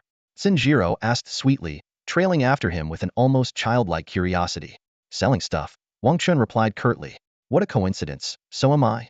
Sunjiro chimed in, her tone brimming with excitement. She quickly added, I wanted to team up with you for the college entrance exams, but my dad already arranged a group for me. I had to go to the Trant Forest with Qing Chuan and Li Yuan, but we're just teammates, nothing more. Wang Chen, however, wasn't paying much attention to her explanation. The little glutton in his arms was growing restless again, urging him to hurry up and buy some food. It was at this moment that Qing Chuan approached, his expression filled with disdain as he sized up the dust-covered Wang Chen. Wang Chen, what are you even doing here? He spat. Wang Chen couldn't be bothered to entertain the antics of such a minor character. Ignoring Qingchuan entirely, he turned to the nearby staff member and said, "Could you please show me the way? I'd like to sell some items." The staff member nodded and led the way without hesitation. When Qingchuan saw that Wang Chen was completely ignoring him, his embarrassment and anger only grew stronger. He deliberately raised his voice and sneered, "Come on, Wang Chen, stop pretending. Look at the junk you're carrying. Are you seriously trying to sell that here? Don't tell me you're just bringing grade or A-grade materials to this place. Let me tell you, we don't accept trash below grade here. If you're trying to sell that kind of garbage, you'd better head to the stalls on the outskirts of the market." Before Qingchuan could finish his sentence, the entire hall's attention shifted to Wang Chen. Even the staff began to scrutinize him with doubtful eyes. Although they adhered to the principle of, the customer is always right, this particular customer did seem rather down and out. Compared to the elegantly dressed, distinguished patrons around him, Wang Chen appeared completely out of place, more like a small-time peddler from the market's outskirts than someone capable of offering high-grade materials. Despite this, the staff member maintained his professionalism. Gesturing politely, he said, "Sir, please follow me to this counter. Simply present the materials you'd like to sell, and our certified appraisers will evaluate and price them for you." Wang Chen nodded in agreement, still ignoring Qingchuan's provocation. However, Qingchuan's remarks had already piqued the interest of the other job changers present. They watched Wang Chen with curiosity, as though eager to see if this seemingly ordinary young man would embarrass himself. If he really ended up producing a pile of worthless items, not only would it be laughable, but the shop's security might even throw him out on the spot. Qingchuan smirked coldly, watching Wang Chen's retreating figure. He thought to himself, keep pretending. Let's see if you can still act so calm when you can't produce anything worthwhile." What Qingchuan failed to notice, however, was the subtle glance cast his way by Tsinjiro, who had been quietly smiling the entire time. In the depths of her beautiful eyes, a sharp, icy glint flickered briefly. She thought to herself, "Qingchuan, you truly are despicable." Under the watchful eyes of the crowd, Wang Chen calmly followed the guide to the counter. As he prepared to retrieve items from his storage space, he suddenly paused and asked, "By the way, the payment can be made on the spot, right?" As soon as those words left his mouth, the room erupted in mocking laughter. Someone in the crowd jeered, "This kid's clearly never seen the world. With such a big establishment, how could they possibly not afford to pay for the materials they acquire? Looks like that Qingchuan was right. This guy probably doesn't have anything worthwhile." The staff member behind the counter maintained a professional demeanor and responded with a polite smile, "Rest assured, sir. At Jinping Pavilion, not only in Dongyun City but throughout the entire Nanzhou province, we are one of the top trading associations. For all material transactions, we settle payments in gold coins immediately, with no delays or defaults." Ignoring the ridicule around him, Wang Chen simply nodded and said, "All right, that's good to know." The moment he finished speaking, a spatial ripple accompanied by a radiant white glow appeared. As the light dispersed, the scene before everyone left them utterly stunned. A massive pile of materials poured out from Wang Chen's storage space like a flood, instantly covering the entire counter and forming a small mountain. The most attention-grabbing item was a heart in the center, still pulsing and radiating vibrant life energy. The sight left everyone present wide-eyed in shock. Even the seasoned appraiser behind the counter, who had been composed until now, had his expression changed dramatically. He blurted out, "My goodness, that's a grade rare material, the heart of a troll chieftain." His exclamation caused an uproar throughout the room. Not only were the ordinary onlookers stunned, but even Tsinjiro and Li Yuan, who were standing nearby, looked visibly shaken. While not everyone fully understood the uses of a troll chieftain's heart, the phrase, grade rare material, was enough to strike awe into their hearts. In a small city like Dongyun, grade materials were exceedingly rare.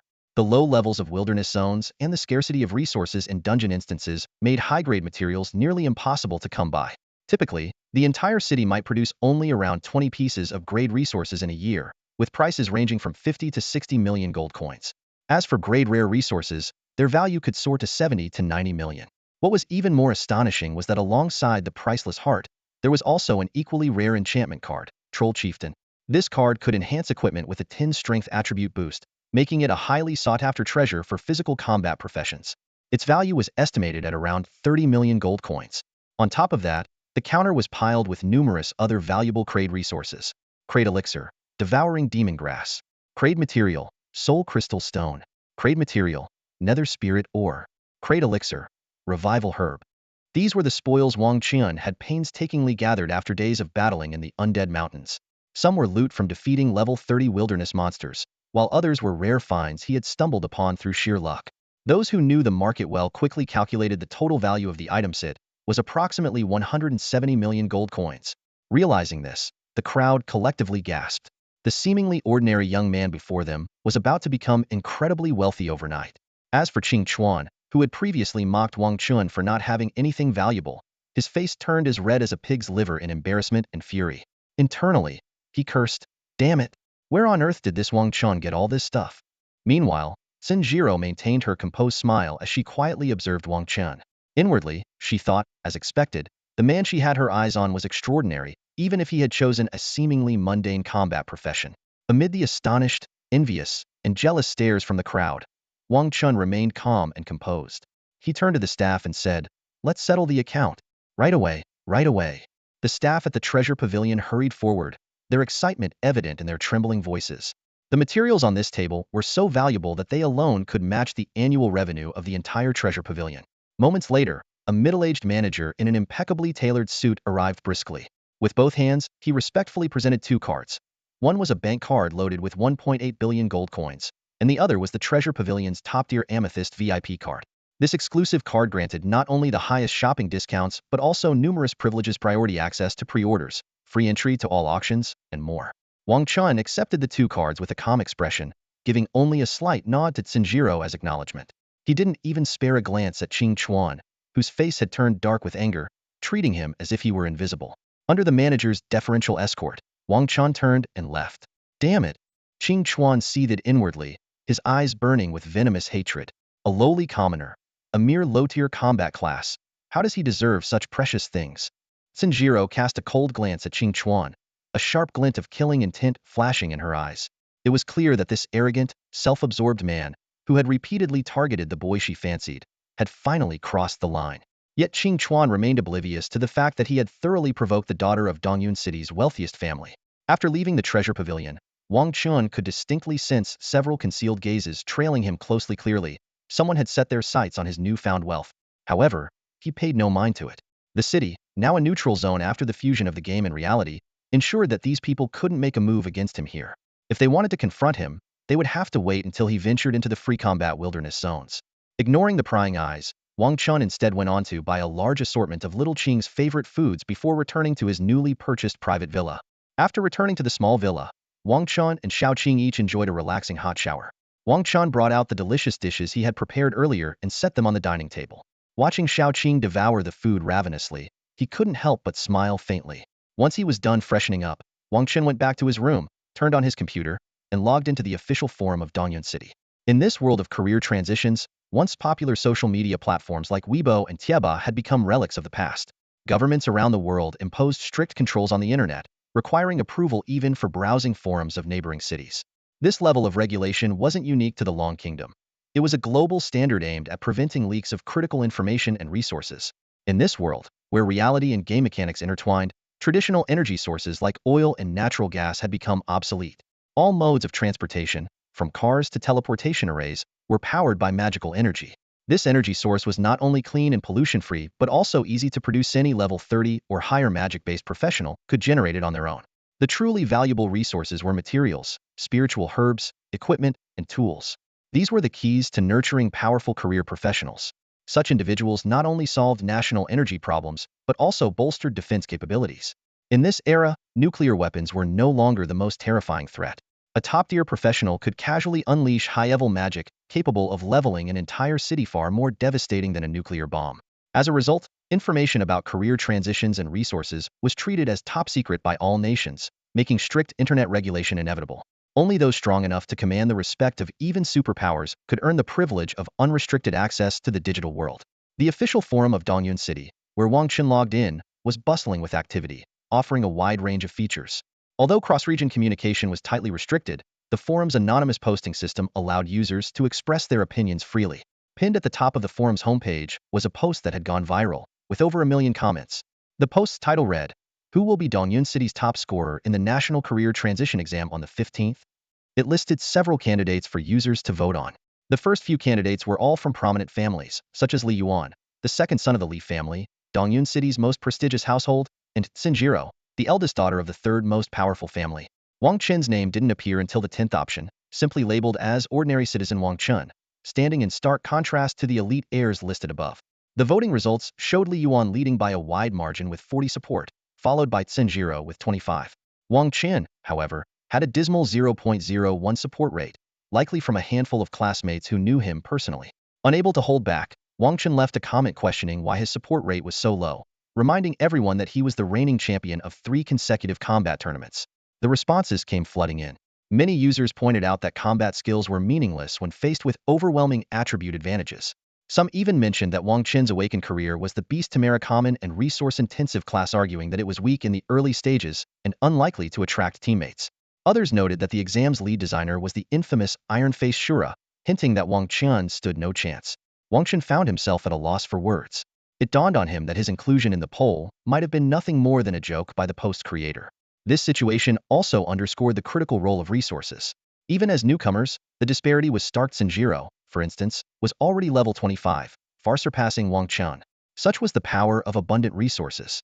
Quietly, Wang Chen closed his computer and walked to the window, gazing up at the starry sky.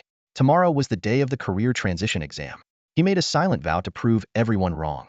Who cared if they were from powerful families? He would show the world that even someone from humble beginnings could rise to the top through sheer determination and strength. In the blink of an eye, the day had passed. As the first rays of sunlight illuminated the quiet and peaceful small city, the atmosphere suddenly turned lively and fervent. Wang Chen rose from his bed, deactivated the soundproofing magic array that aided his sleep, and was immediately greeted by the roaring sounds of magical cars speeding past the main road outside his villa. On the streets, one magical car after another raced by, carrying high school seniors. Their young faces were filled with excitement and nervousness as they clutched their equipment and tools, heading toward Dongyun Grand Plaza with their parents. This was the only testing site for the advanced placement exams in Dongyun City and the surrounding regions. Today, it would gather all graduating students who were about to face an exam that could determine their destiny. In this world of professions, strength is everything. To grow stronger, one must constantly level up and enhance their four-dimensional attributes to surpass others. Leveling up, however, requires an immense amount of resources, and the top combat academies possess the most abundant reserves. Only by entering such institutions can one access the finest dungeon resources. Each dungeon rewards players only once, making dungeon resources extremely scarce. A third-rate academy might have only a dozen dungeons, with the highest level being platinum. In contrast, top-tier academies are rumored to have hundreds of dungeons, including some of extraordinary or even legendary rank. This means that only by entering a top academy can one maximize their strength and enjoy the richest dungeon rewards. As a result, these aspiring professionals were giving it their all to secure a spot in the best academies. When Wang Chen arrived at Dongyun Plaza with Xiao Qing, the place was already packed with people. In addition to parents accompanying their children, many high school teachers had also brought first and second-year students to watch the live broadcast of the exams. These future candidates were here to experience the atmosphere and learn from the battles of their seniors. Inside the plaza, thousands of examinees were engaged in heated discussions. Whoa, dude, I haven't seen you in 2 weeks, and you're already level 25. Heh, got lucky. I joined an adventure team for a bit of training. Level 27 tank, looking for a group. Any teams need a frontliner? Level 29 mage here, seeking a group. What? Even a level 29 mage needs a team? Aren't players at that level usually soloing by now? Forget it. This year's exam is being set by iron-faced Shura Lu senator who dares to go solo? Hurry up and find a team. The scene was chaotic. Many students had already formed teams in advance, while others were loudly searching for teammates. Even candidates with decent skills opted to team up with peers of similar strength. This wasn't a common occurrence in previous years, and the reason for this shift was none other than the man known as Iron-Faced Shura, Lu San. Whenever Lu San was in charge of designing the exam, the pass rates for the professional advancement test plummeted. As a result, no one dared to attempt the test solo if he was involved. Of course, the top prodigies from the major provincial capitals still dared to go solo. Apart from their unmatched skills, they were also motivated by the fact that solo runs scored significantly higher than team runs within the same completion time. These prodigies aimed for the top 100 provincial rankings, as only then would they qualify for admission to the 5 most prestigious academies in Longhua. To them, first and second-tier academies were beneath consideration. Their sights were set solely on the very best. At that moment, Wang Chen pressed his fingerprint against the scanner, passed through the security checkpoint, and stepped into the center of the plaza. Hey, isn't that Wang Chen? Someone suddenly called out, recognizing him. The moment that voice rang out, all eyes immediately turned to focus on Wang Chen. Swish. Thousands of eyes in the crowd turned simultaneously toward Wang Chen. In Dongyun City's high school, he was a legendary figure, the champion of the 3-year combat tournament, who once crushed the scions of prestigious families, leaving them in utter defeat.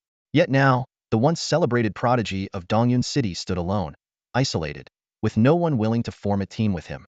Well, look who it is, Wang Chen, someone sneered. How pitiful. All alone, can't even find a teammate. Of course, he awakened as a beast master but doesn't have a beast companion at the mythical beast level. Who would want to team up with him? Another chimed in. Exactly. Without a powerful beast companion, that class is utterly useless. He probably won't even make it past the first stage solo. Just then, a different voice rang out, dripping with mockery. Hey, don't talk about Dongyun City's so-called prodigy like that. If he tries hard enough, he could at least get into some third-rate college, right? Such is the fickleness of human nature. Back when Wang Chen hoisted the combat championship trophy, this very crowd had cheered for him, showered him with praise, and even begged for his help in the upcoming college entrance exams. Now, they mocked him mercilessly. Of course, there were also those who had always disliked him, eagerly waiting for his downfall. Faced with all this, Wang Chen's expression remained indifferent, as if he couldn't care less. He had long grown used to such scenes in his previous life. As the crowd continued their snide remarks and sarcastic jabs, a sudden commotion erupted at the edge of the square. Everyone turned to look, only to see a convoy of luxurious magical vehicles arriving at the entrance. Powerful second-tier, level 40 bodyguards stepped out, their intimidating presence silencing the area as they opened the car doors. One by one, elegantly dressed young men and women, exuding an air of nobility, stepped out of the vehicles. Every gesture and movement they made radiated sophistication and privilege. The moment these elite youths appeared, the atmosphere shifted, and the crowd burst into excitement. People rushed forward in a chaotic frenzy. They're here. The pride of Dongyun City. Wow, Li Yuan is so handsome. Totally. I'm already swooning. If I could just be his girlfriend for one day, I'd die happy. Look at Sanjiro, Ran Yinyin, and Lu Ruafu standing together. They're absolutely stunning. I heard these elite prodigies are all already above level 35. Li Yuan is even at level 37. Haha. Compared to Li Yuan, Wang Chen is nothing but a clown. There's no doubt about it, this elite team is going to set the record for the fastest completion of the vocational exam in Dongyun City. The city's top scorer is definitely going to be one of them. Exactly. It's just a matter of who contributes the most to their team. Li Yuan, a level 37 berserker specializing in blood guns, leveled up twice last night after defeating 2 level 40 bosses, which had been barely alive when airlifted in by the Li family. This method of power leveling, frequently employed by elite families, isn't exclusive to them. Ordinary families also resort to similar tactics. Most of the students present had experienced this seemingly underhanded yet widely accepted shortcut. However, Wang Chen, who had no family to rely on, could only fend for himself in the wilderness, arduously reaching level 10 just in time for the job transfer ceremony. Sanjiro, Ran Yinyin, and Lu Ruafu, 3 level 35 light mages and holy priests, along with Zhuo Wanwei, a level 35 moon hunter gunner, were all children of prestigious families with hidden professions.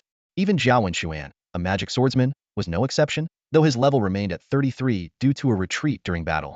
Despite his family sending a large number of bosses overnight for him to kill, he couldn't make up for the lost experience points. All eyes were on these prodigies. Li Yuan, who had already teamed up with the 3 glamorous young women, was still short one member. Just as he was about to invite Zhuo Wanwei to join, Sanjiro and her 2 companions unexpectedly walked toward Wang Chen. Under the astonished gazes of the crowd, Sanjiro extended her delicate hand and, with a radiant smile, invited Wang Chen to join their team. This scene stunned everyone present, including Li Yuan and Zhuo Wanwei. They couldn't believe the 3 dazzling girls had bypassed Zhuo Wanwei in favor of Wang Chen, a beastmaster. Both Li Yuan and Zhuo Wanwei's expressions instantly darkened as they hurried over to the trio. Li Yuan forced a smile, his tone warm but laced with displeasure. Xiao Rou, I already promised Wanwei had join our team. It wouldn't be appropriate to invite Wang Chen now, would it? The college entrance exam rules only allow a maximum of 5 members per team. The 3 girls frowned, clearly skeptical of Li Yuan's claim of a prior agreement. Li Yuan quickly added, we settled it just last night, but I didn't have time to inform you. That's my oversight. After the exams, I'll punish myself by drinking 3 cups as an apology. Turning to Wang Chen, Li Yuan feigned an apologetic tone. Wang Chen, I'm sorry. Our team is already full. You'll have to find another group. Wang Chen saw through Li Yuan's ploy and smirked inwardly. He hadn't planned on joining any team in the first place. As he turned to leave, Zhuo Wanwei couldn't resist sneering. Oh, I was wondering who could possibly replace me. Turns out it's just Wang Chen, the useless beastmaster. Wang Chen stopped in his tracks and calmly turned to look at Zhuo Wanwei. Emboldened, Zhuo Wanwei rolled up his sleeves, ready to teach Wang Chen a lesson. Though had been thoroughly beaten by Wang Chen during the combat tournament, that was under the restriction of no skill usage. This time was different. Wang Chen was just a beast master who relied on his pets, while Zhuo Wanwei was a moon hunter-gunner with a hidden class. At this range, he could incapacitate Wang Chen with a single shot before the latter had a chance to summon his beasts. That's enough, Wanwei. Don't be rash. Li Yuan barked, stopping him in his tracks. Zhuo Wanwei reluctantly backed down but still pointed a finger at Wang Chen, threatening, "Kid, don't let me catch you in the wild. Or else heh." With that, he turned and returned to Li Yuan's side. Li Yuan noticed the displeasure on the three girls' faces and quickly tried to smooth things over. Wanwei might be a bit hot-headed, but he's reliable and, at the very least, strong. Just as the girls were about to respond, a surge of magical energy emanated from the stage at the front of Dongyan Plaza. A spatial portal materialized out of thin air, and from it emerged over a dozen impeccably dressed, imposing individuals. The plaza instantly fell silent. Every student adopted a serious demeanor, and even Tsinjiro and her companions, who had been about to announce their decision to leave the team, held their tongues. Among the figures stepping out of the portal were the principals of various high schools in Dongyun City, as well as a prominent figure from the Dragon Kingdom's National Transfer Education Bureau Changbo, a level 124th tier archmage. Simply standing there, Changbo caused the surrounding magical elements to surge wildly, with the very laws of magical order faintly manifesting around him. The crowd was in awe. No one had expected such a powerful examiner to appear in a small city like Dongyun. A level 124th tier magic god was undoubtedly an astonishing presence for Dongyun City. When this formidable figure appeared at the vocational exam site, the entire square fell silent in an instant. Students were left wide-eyed and speechless, while the audience held their breath, all overwhelmed by the unprecedentedly powerful aura. Changbo, a middle-aged man with streaks of gray in his hair, stood at the very front of the podium. His authoritative gaze swept across the youthful faces in the crowd below. Clearing his throat, he began, "I am Changbo, a level 124th tier storm magic god, and the chief examiner for this year's vocational exams in Dongyun City." He succinctly reminded the candidates of a few key points, emphasizing the importance of knowing your limits.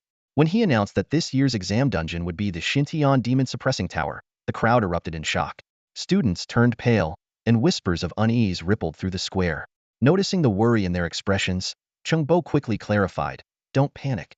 This is a replicated version, and the monsters inside are scaled to the difficulty level of the exam." However, his tone shifted as he added, "That said, this may be the hardest exam in history, so choose your difficulty level wisely." As soon as he finished speaking, Changbo waved his hand, causing the space to tremble. Golden portals materialized out of thin air across the square. The shimmering doors, their hue symbolizing the dungeon's difficulty, sparked another wave of astonishment. "Once you're ready, touch the portal to enter the dungeon. Anyone who hasn't entered within 5 minutes will be considered to have forfeited," Changbo instructed before returning to his seat to oversee the exam. The candidates quickly sprang into action, with most opting to form teams before entering. However, one anomaly caught everyone's attention. Wang Chen stepped into a portal alone. This bold move sparked a flurry of chatter and ridicule.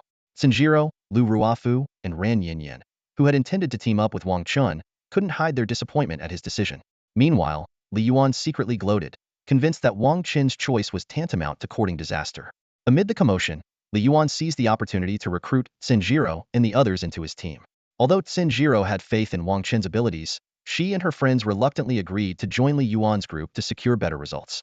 On the podium, Changbo and the other school principals observed the scene without surprise at the majority forming teams. However, Wang Chen's choice to challenge the dungeon solo drew their particular interest. In what was being dubbed the hardest exam in history, what kind of performance would this unconventional candidate deliver? Everyone held their breath, eagerly awaiting the thrilling battle to come. Wang Chen stepping into the teleportation portal alone left all the principals present utterly astonished. As a student under the spotlight, his decision sparked a wave of discussion. The principals recalled their high expectations for Wang Chen prior to the job transfer ceremony, believing he had the potential to rank among the province's top 100. However, Wang Chen chose to transfer to the role of a Beast Tamer, a notoriously expensive profession. Without significant financial resources, it would be nearly impossible for him to acquire height ear, rare beast companions, an essential factor for a Beast Tamer's success. Some principals began mocking Zhao Longjun sarcastically, saying, "Old Zhao, is your student taking the job transfer exam too lightly? He dares to go solo?" They speculated that Wang Chen might be trying to prove himself, but they doubted his ability to form a contract with a powerful beast. Zhao Longjun, however, turned a deaf ear to their remarks, maintaining his smile. Deep down, he felt a sense of pride, as he was aware that Wang Chen possessed the SS-level talent, Beast Affinity. The night before, Zhao Longjun had advised Wang Chen to report his talent level, but Wang Chen politely declined, expressing his determination to prove himself through his exam performance. Cheng Bo, the level 4 Archmage and Chief Examiner, frowned at Wang Chen's decision. He had just reminded the candidates to act within their capabilities, only to see Wang Chen entering a dungeon alone. Determined to keep an eye on him, Cheng Bo instructed the staff to activate the magical holographic projection. As the switch was flipped, a massive magical screen appeared before the crowd, divided into approximately 30 panels, each corresponding to a specific dungeon. Gradually, the silhouettes of the candidates began to emerge. Wang Chen had entered the Xintian Demon Suppression Tower dungeon, an artificial replica of a level 1040, 2-star golden difficulty secret realm. He went straight for the highest difficulty hell mode. Upon teleportation, Wang Chen found himself inside an ancient hall adorned with yellow spirit-sealing talismans. At the center of the hall stood a three-turtle demon boar chained to the ground, exuding a violent and menacing aura. Its human-like eyes and mouth contrasted with its pig-like snout, protruding tusks, and hooved feet. Wasting no time, Wang Chen used his identification skill and obtained the following information about the creature. Monster: Blazing Demon Boar. Level: 30 cap, 100. Species: Blazing Wild Boar Clan. Rank: 3-star Commander. Strength: 4,000. Intelligence: 2,000. Constitution: 3,700. Agility: 3,500. Notes: this is a bloodthirsty and ruthless demon boar responsible for over 1,000 deaths before its capture. Its strength is exceptionally formidable. Upon seeing these stats, Wang Chen realized that this demon boar was twice as powerful as the troll leader he had faced before. The hell mode of this golden difficulty dungeon was indeed no joke. Its first floor alone posed a daunting challenge. Wang Chen stepped into the combat zone of the Demon Suppression Tower, wielding the silver 5-star battle axe of the Ogre Chieftain. With a formidable strength attribute of 1,500 points, he could effortlessly swing this weapon weighing hundreds of pounds. At that very moment, the flame-bored demon, bound by chains, suddenly opened its blood-red, frenzied eyes, its pupils reflecting Wang Chen's figure. As the sound of chains falling echoed, the boar demon let out an earth-shaking roar, venting its long-suppressed rage. Without warning, it charged at Wang Chen, the stench of blood and the foul odor characteristic of swine beasts filling the air. Faced with this sudden assault, Wang Chen did not retreat. Instead, he dashed heading toward the boar demon, his speed so fast that it left faint afterimages. This was the effect of the A-level universal skill, Rapid Movement, which boosted his movement speed by 20. In just 3 seconds, the two figures clashed violently. The flame boar demon wasted no time and unleashed a flaming boar fist. Its massive fist engulfed in crimson flames, radiating deadly intent. If this strike landed, even with Wang Chen's robust physique and armor, he would suffer severe injuries. Yet, in the face of this life-threatening attack, Wang Chen remained calm and unflinching, his expression cold and composed, his gaze steady and unwavering. Meanwhile, the outside world was left in stunned silence. The exam proctors and the student audience erupted in shock when they realized Wang Chen had chosen the hell-level difficulty. The principal of Dongyan First High School, Zhao Longjun, and the other principals displayed a range of astonished expressions. Cheng Bo, a 4th transfer arcane mage, looked utterly grim, deeming Wang Chen's actions utterly reckless. All eyes were fixated on the screen, captivated by the perilous challenge unfolding before them. Although fatalities during the career advancement exams were not uncommon, the proctors had the authority to forcibly teleport students out if death could be avoided. At this moment, everyone held their breath, anxiously awaiting Wang Chen's response to this deadly strike. At the critical moment when the deadly punch was about to land on his head, Wang Chen displayed extraordinary combat prowess. With both hands gripping his massive battle axe, he executed a fluid, seamless motion, positioning it horizontally in front of him in a textbook-perfect defensive stance. This universal skill, known as Block F, is theoretically accessible to everyone but rarely attempted. Its principle seems straightforward. Within a narrow 0.5-second window, successfully blocking an enemy's attack not only nullifies all damage but also leaves the opponent stunned for 1.5 seconds. Yet, this seemingly insignificant half-second often marks the boundary between life and death. A mistimed attempt guarantees only one outcome: death.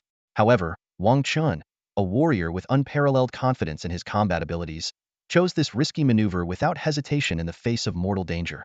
And as it turned out, his confidence was far from unfounded. Clang! The crisp sound of metal colliding reverberated across the battlefield. The blazing pig fiend's powerful punch struck squarely against the flat of Wang Chen's axe. That sharp, resonant sound was the perfect confirmation of a successful block. The ferocious expression on the pig fiend's face froze instantly, replaced by sheer disbelief. Wang Chen seized the fleeting opportunity, lifting his enormous axe with a decisive swing and locking the beast's massive frame in place. For the next 1.5 seconds of paralysis, the pig fiend was rendered as helpless as a statue, forced to watch as death approached. With precise and efficient movements, Wang Chen leapt into the air, his expression calm and resolute. The battle axe in his hands gleamed coldly as it arced through the air, aiming unerringly at the pig fiend's exposed neck. Those 1.5 seconds of immobility were more than enough to deliver a crushing blow, leaving the beast to wallow in the despair of utter helplessness. Swish! The sound of a sharp blade slicing through flesh echoed, followed by the sight of the pig fiend's head soaring through the air. A fountain of foul-smelling blood sprayed in a wide arc, painting the battlefield crimson. Its headless body collapsed with a heavy thud, hitting the ground like a felled tree. A system notification immediately followed. Ding! You have slain the blazing pig fiend. Congratulations, you've cleared the first level. Please step through the glowing portal to proceed to the next level. After defeating the flame-boar demon, Wang Chen wasted no time. He immediately stepped through the glowing portal and headed for the next stage. As a candidate for the career transition entrance exam, he was acutely aware of how precious every second was. A mere moment's delay could mean falling behind countless competitors in provincial or city rankings. However, Wang Chen was completely unaware that his extraordinary performance had already caused a sensation in the outside world. In the audience, when the fearsome, menacing flame-boar demon appeared on the screen, everyone's expressions changed. Even through the screen, the demon's overwhelming power was enough to send chills down their spines. But what truly made the crowd erupt in gasps was Wang Chen's next astonishing move. Isn't he a beast tamer? Why isn't he summoning his companion beasts? Why is he charging forward like a warrior with an axe? Murmurs of confusion rippled through the audience. On the screen, Wang Chen, calm and composed, faced the now awakened flame-boar demon. Instead of summoning his beast companions, he gripped a massive battle axe.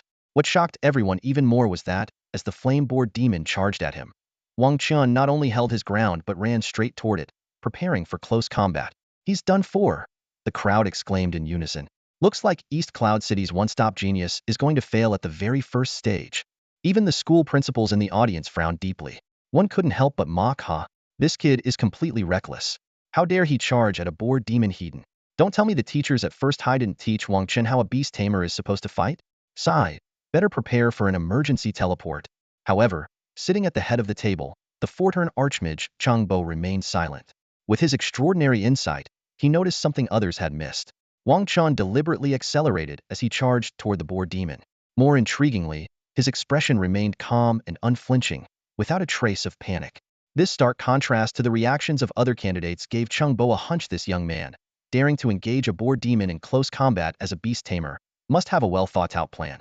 Sure enough, in the next moment, a scene that left everyone dumbfounded unfolded. Just as Wang Chen and the flame-boar demon were about to collide, he suddenly raised his battle axe and assumed a textbook-perfect blocking stance. Clang! The crisp sound of metal clashing echoed across the arena. Under the stunned gazes of the audience, the flame-boar demon, which should have crushed Wang Chen with a single blow, failed to land its attack. Instead, some sort of skill mechanism was triggered, causing the boar demon's massive, bulky body to stagger backward and fall into a state of noticeable rigidity. No way. He actually pulled off a block. The audience erupted in astonishment. This universal skill was well known among them. Teachers often emphasized its high-risk, high-reward nature. It was a move only suitable for those with absolute confidence in their combat techniques or for moments of sheer desperation. Clearly, Wang Chen's decision to use it against such a formidable creature stemmed from his unwavering confidence in his own abilities. While the crowd was still reeling from shock, Wang Chen seized the 1.5-second window of the demon's rigidity. He leaped into the air, his massive axe slicing through the air in a sharp arc, and landed a precise strike that severed the flame-boar demon's head, bringing the battle to an abrupt end. The square at East Cloud City erupted into chaos as waves of cheers and exclamations swept through the crowd. The audience's faces lit up with amazement, and voices of admiration filled the air. That was incredible. Absolutely incredible. What a legend. Is this what it means to be a three-time champion in the combat tournaments? I never imagined Wang Chen would clear the first stage like this. This guy is a born combat genius. He's the embodiment of why combat technique matters. The younger students from the first and second years watched the screen with wide-eyed admiration, their gazes full of awe as they looked at the heroic figure on display. At the principal's table, the previously smug principals who had mocked Zhao Longjun now sat in awkward silence. Even Chengbo, The four-turn archmage who initially doubted Wang Chen for ignoring conventional wisdom, found his expression subtly shifting. In this world of career transitions, if you unleash a powerful skill, people will praise the skill, not you. But Wang Chen, with his masterful combat techniques, had proven to everyone that true strength lies not in the skill itself, but in the hands of the one wielding it. If you can unleash extraordinary effects from an ordinary skill through exceptional combat techniques, that is truly commendable strength. At this moment, Wang Chen demonstrated exactly that kind of prowess. He skillfully utilized a universal skill block that anyone can learn, but few dare to use in actual combat. With it, he successfully turned the tide of battle and defeated the formidable flame-boar demon. From start to finish, Wang Chen remained calm and composed, showing no trace of panic. This was no lucky victory. The 1.5-second special stagger caused by block prevented the flame-boar demon from activating its life-saving skill. This special stagger is different from the brief interruptions caused by normal attacks. It completely suppresses the enemy's talents, skills, and even equipment effects. Aside from block, only a few other abilities, such as shield counter and spell reflection, can induce such a powerful stagger effect. Wang Chen's performance left the examiner, Cheng Bo, in awe. This young man not only exhibited remarkable technique, but also displayed a rare fearlessness and a fighting spirit that grew stronger in the face of danger qualities that far surpassed those of the other candidates. Cheng Bo couldn't help but imagine what Wang Chen could achieve if he chose a different combat profession. His potential would be limitless. However, Cheng Bo was soon reminded of an unfortunate reality. Wang Chen had chosen the Beast Tamer profession, which primarily relies on the power of its pets. Even at level 100, after the 4th class advancement, and with the attribute bonuses from their pets, Beast Tamers themselves remain relatively fragile. This is a necessary aspect of class balance. Otherwise, the combination of powerful pets and a strong main body would completely disrupt the game's equilibrium. As Cheng Bo reflected on this, the principal of Second High, who had a contentious relationship with Zhao Longjun, spoke up with a sneer. This is just the first stage. Sure, Wang Chen's combat skills are impressive, but the upcoming challenges can't be overcome with mere combat techniques alone. The principal of number 2 high school's words left Zhao Longjun silent. Though tinged with bitterness, every word rang true. As the difficulty of the trials increased, the attributes of the monsters also rose significantly.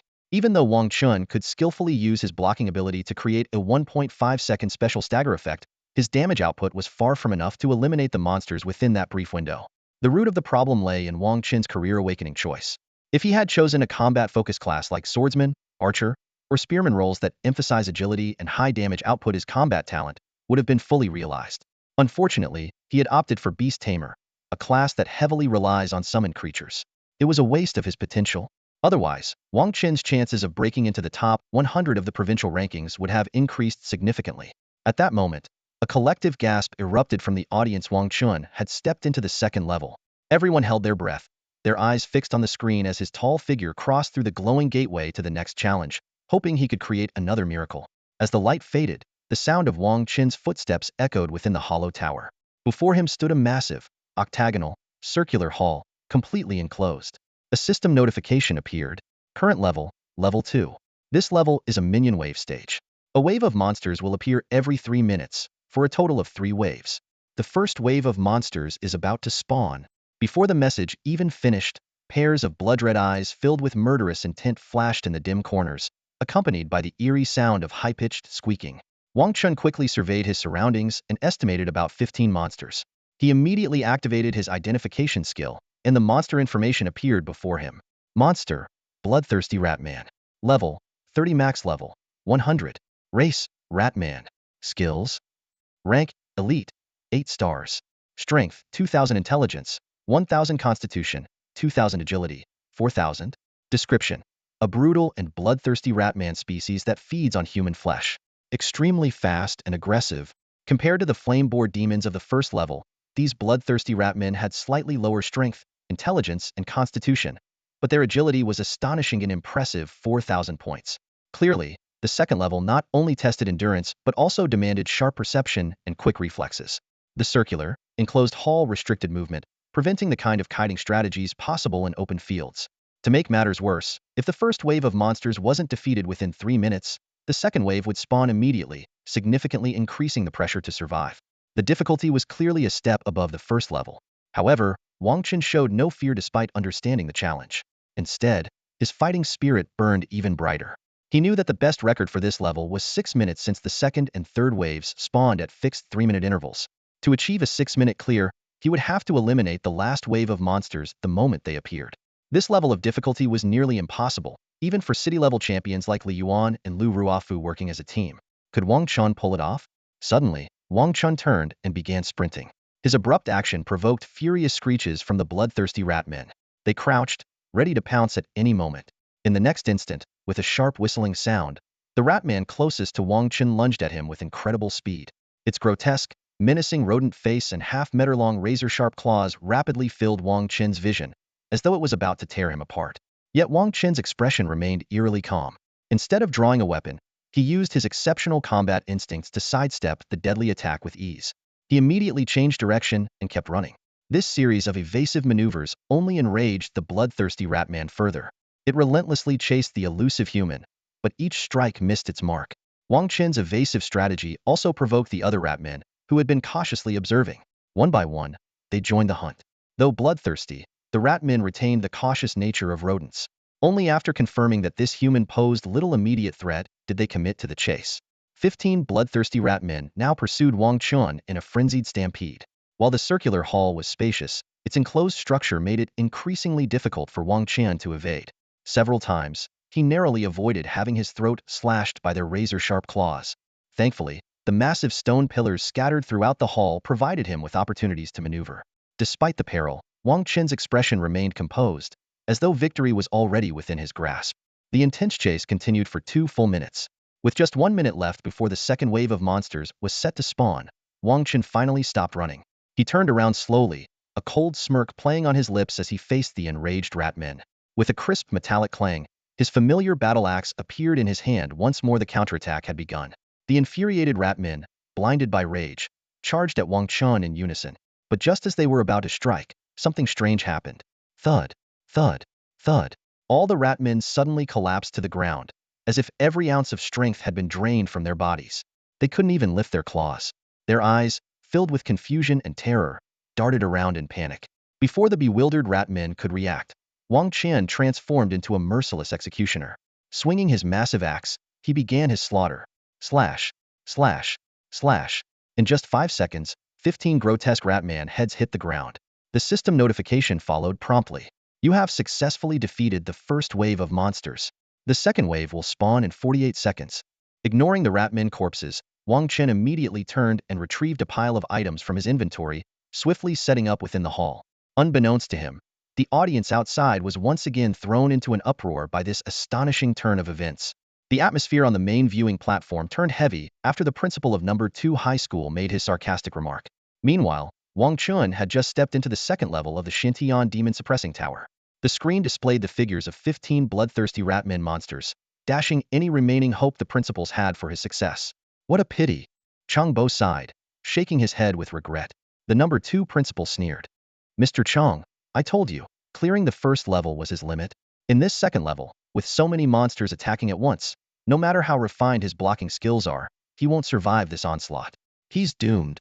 Zhao Longjun could only offer a bitter smile, unable to refute. Their only hope now lay in Wang Chen's beast companion. But given his financial situation, the best he could afford would be a magical beast, far inferior to the more powerful Xin beasts or spirit beasts. Relying on just a magical beast to pass this grueling exam trial was nothing short of a pipe dream. While the principals lamented, the students from the first and second years below erupted in excited cheers. It's starting. Senior Wang Chen versus 15 bloodthirsty rat men. Go, Senior Wang Chen. At Changba's direction, the screen zoomed in on Wang Chen's live battle. Unlike the principals, who viewed things from a high-level perspective, these younger students didn't care about the odds. To them, Wang Chen was their idol, and all they wanted was to cheer him on. On the screen, the silence was broken by a fierce roar as one of the rat men lunged forward.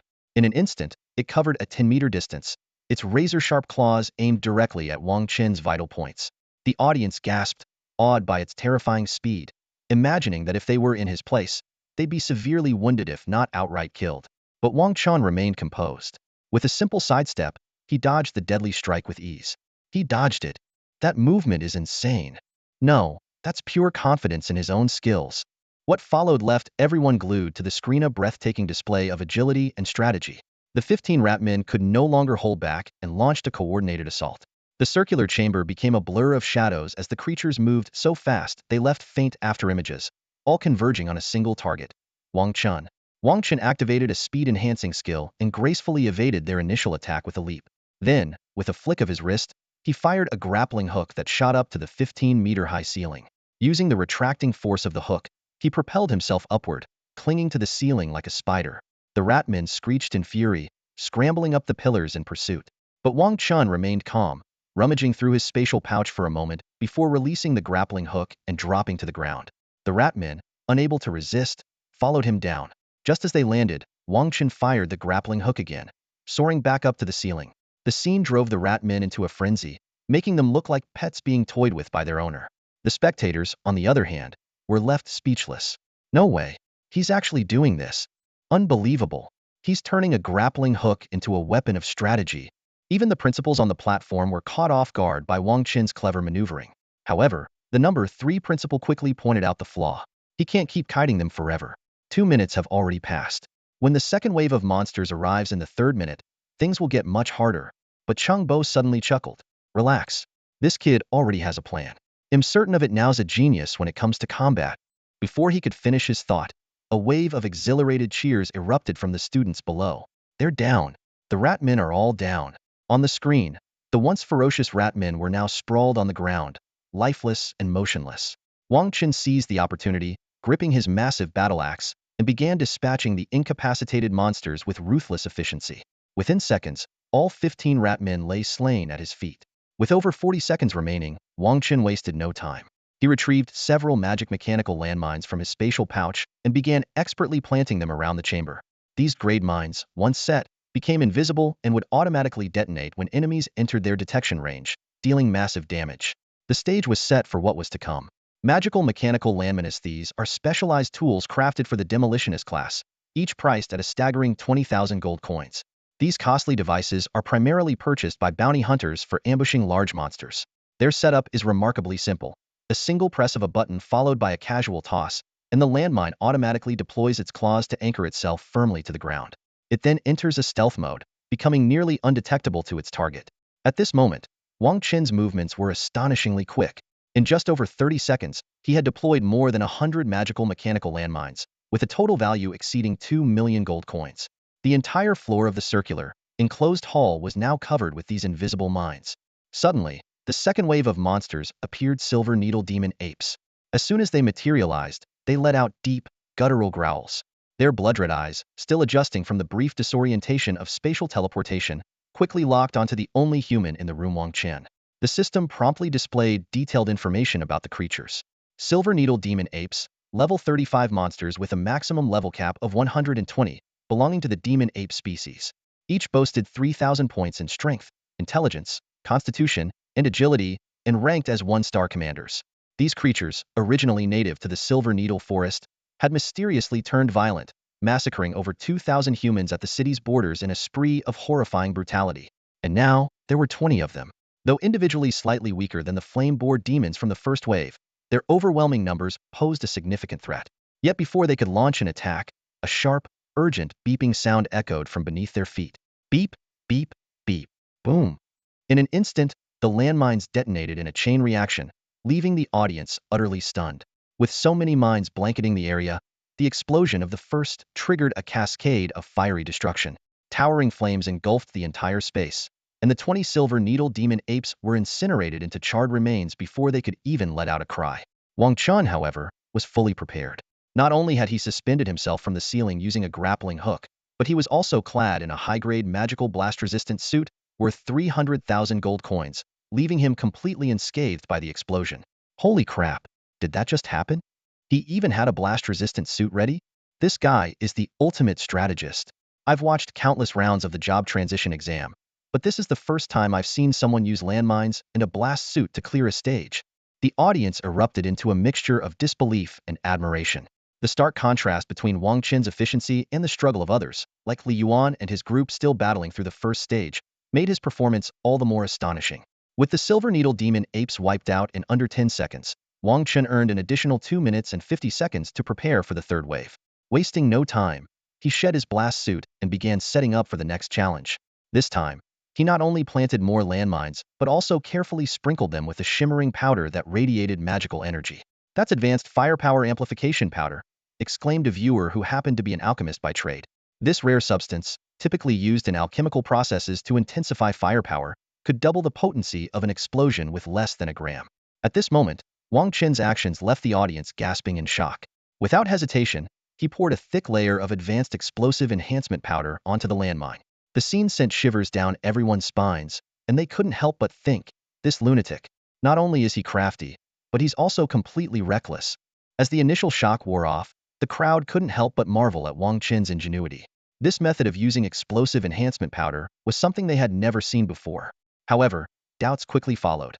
Even wearing a top-tier magic explosion-resistant suit worth 300,000 gold coins, could he really withstand such a terrifying blast? Just as the audience was still grappling with their questions, Wang Chen's next move left them utterly speechless once again. Swiftly, he removed his explosion-resistant suit and retrieved over a dozen blue talisman papers from his spatial pouch. These were none other than Grade Items Magic Guardian talismans. With great care, Wang Chen began attaching the talismans one by one onto his explosion-resistant suit. The audience was completely engrossed, and many subconsciously swallowed hard. Magic Guardian talismans, as defensive tools, could create a 30-second magical barrier once infused with mana. However, their steep price 10,000 gold coins per talisman made them unattainable for most. Yet Wang Chen nonchalantly used over a dozen of them in one go. With multiple layers of magical barriers combined with the advanced explosion-resistant suit, the level of protection was enough to withstand the impending massive explosion. The audience had already reached a conclusion in their minds. The next wave of monsters would undoubtedly be obliterated in an instant. This meant Wang Chen would complete the second stage in an astonishing 6 minutes. Recalling his lightning-fast takedown of the pig demon in the first stage, and now witnessing his record-breaking performance in the second stage, many spectators couldn't help but excitedly discuss. This result could easily rival the top-tier prodigies at the provincial level. A wave of awe swept through the crowd. Who would have thought that someone from the small city of Dongyun could rise to such brilliance? The audience's faces were filled with disbelief and genuine admiration. The concept of magical landmines, firepower-enhancing powder, advanced magic-resistant suits, and protective talismans is straightforward enough. What truly puzzled everyone was how Wang Chen managed to make all the bloodthirsty ratmen collapse during the first wave of monsters. At this moment, the principals seated on the main stage were all stunned by Wang Chen's series of operations. None of them had anticipated that this young man would deliver such a vivid lesson on tactical use of items. The principal of 4th High couldn't help but voice the collective question on everyone's mind. All eyes turned to Qingbo, a level 120 archmage, with a mix of curiosity and embarrassment. It was quite humbling for these high school principals, whose levels were generally in the 50s or 60s, to admit that they couldn't figure out how Wang Chen dealt with the first wave of monsters. Qingbo explained, "It's a grade spirit powder, called paralysis dust." As someone who had clawed his way up from the bottom, he was all too familiar with such items. Paralysis dust is a colorless and odorless powder that causes full-body paralysis when inhaled. The more one inhales, the longer the paralysis lasts. However, it doesn't work on job changers or monsters above level 40. The principals suddenly understood. No wonder the bloodthirsty ratmen chasing Wang Chen so relentlessly had collapsed without warning. In all their years of proctoring the job-changing exam, they had never seen anyone clear the test using only items and agility and achieve a perfect 6-minute score at that. Though the rules of the job-changing exam explicitly allowed the use of items below grade, very few students opted for this approach. For one, items were expensive. Secondly, most students preferred to form teams. As for the top-tier prodigies, they relied on their overwhelming personal strength and had no need for items. To them, Wang Chen's approach might even seem like a shortcut. However, the job-changing exam cared only about results, not methods.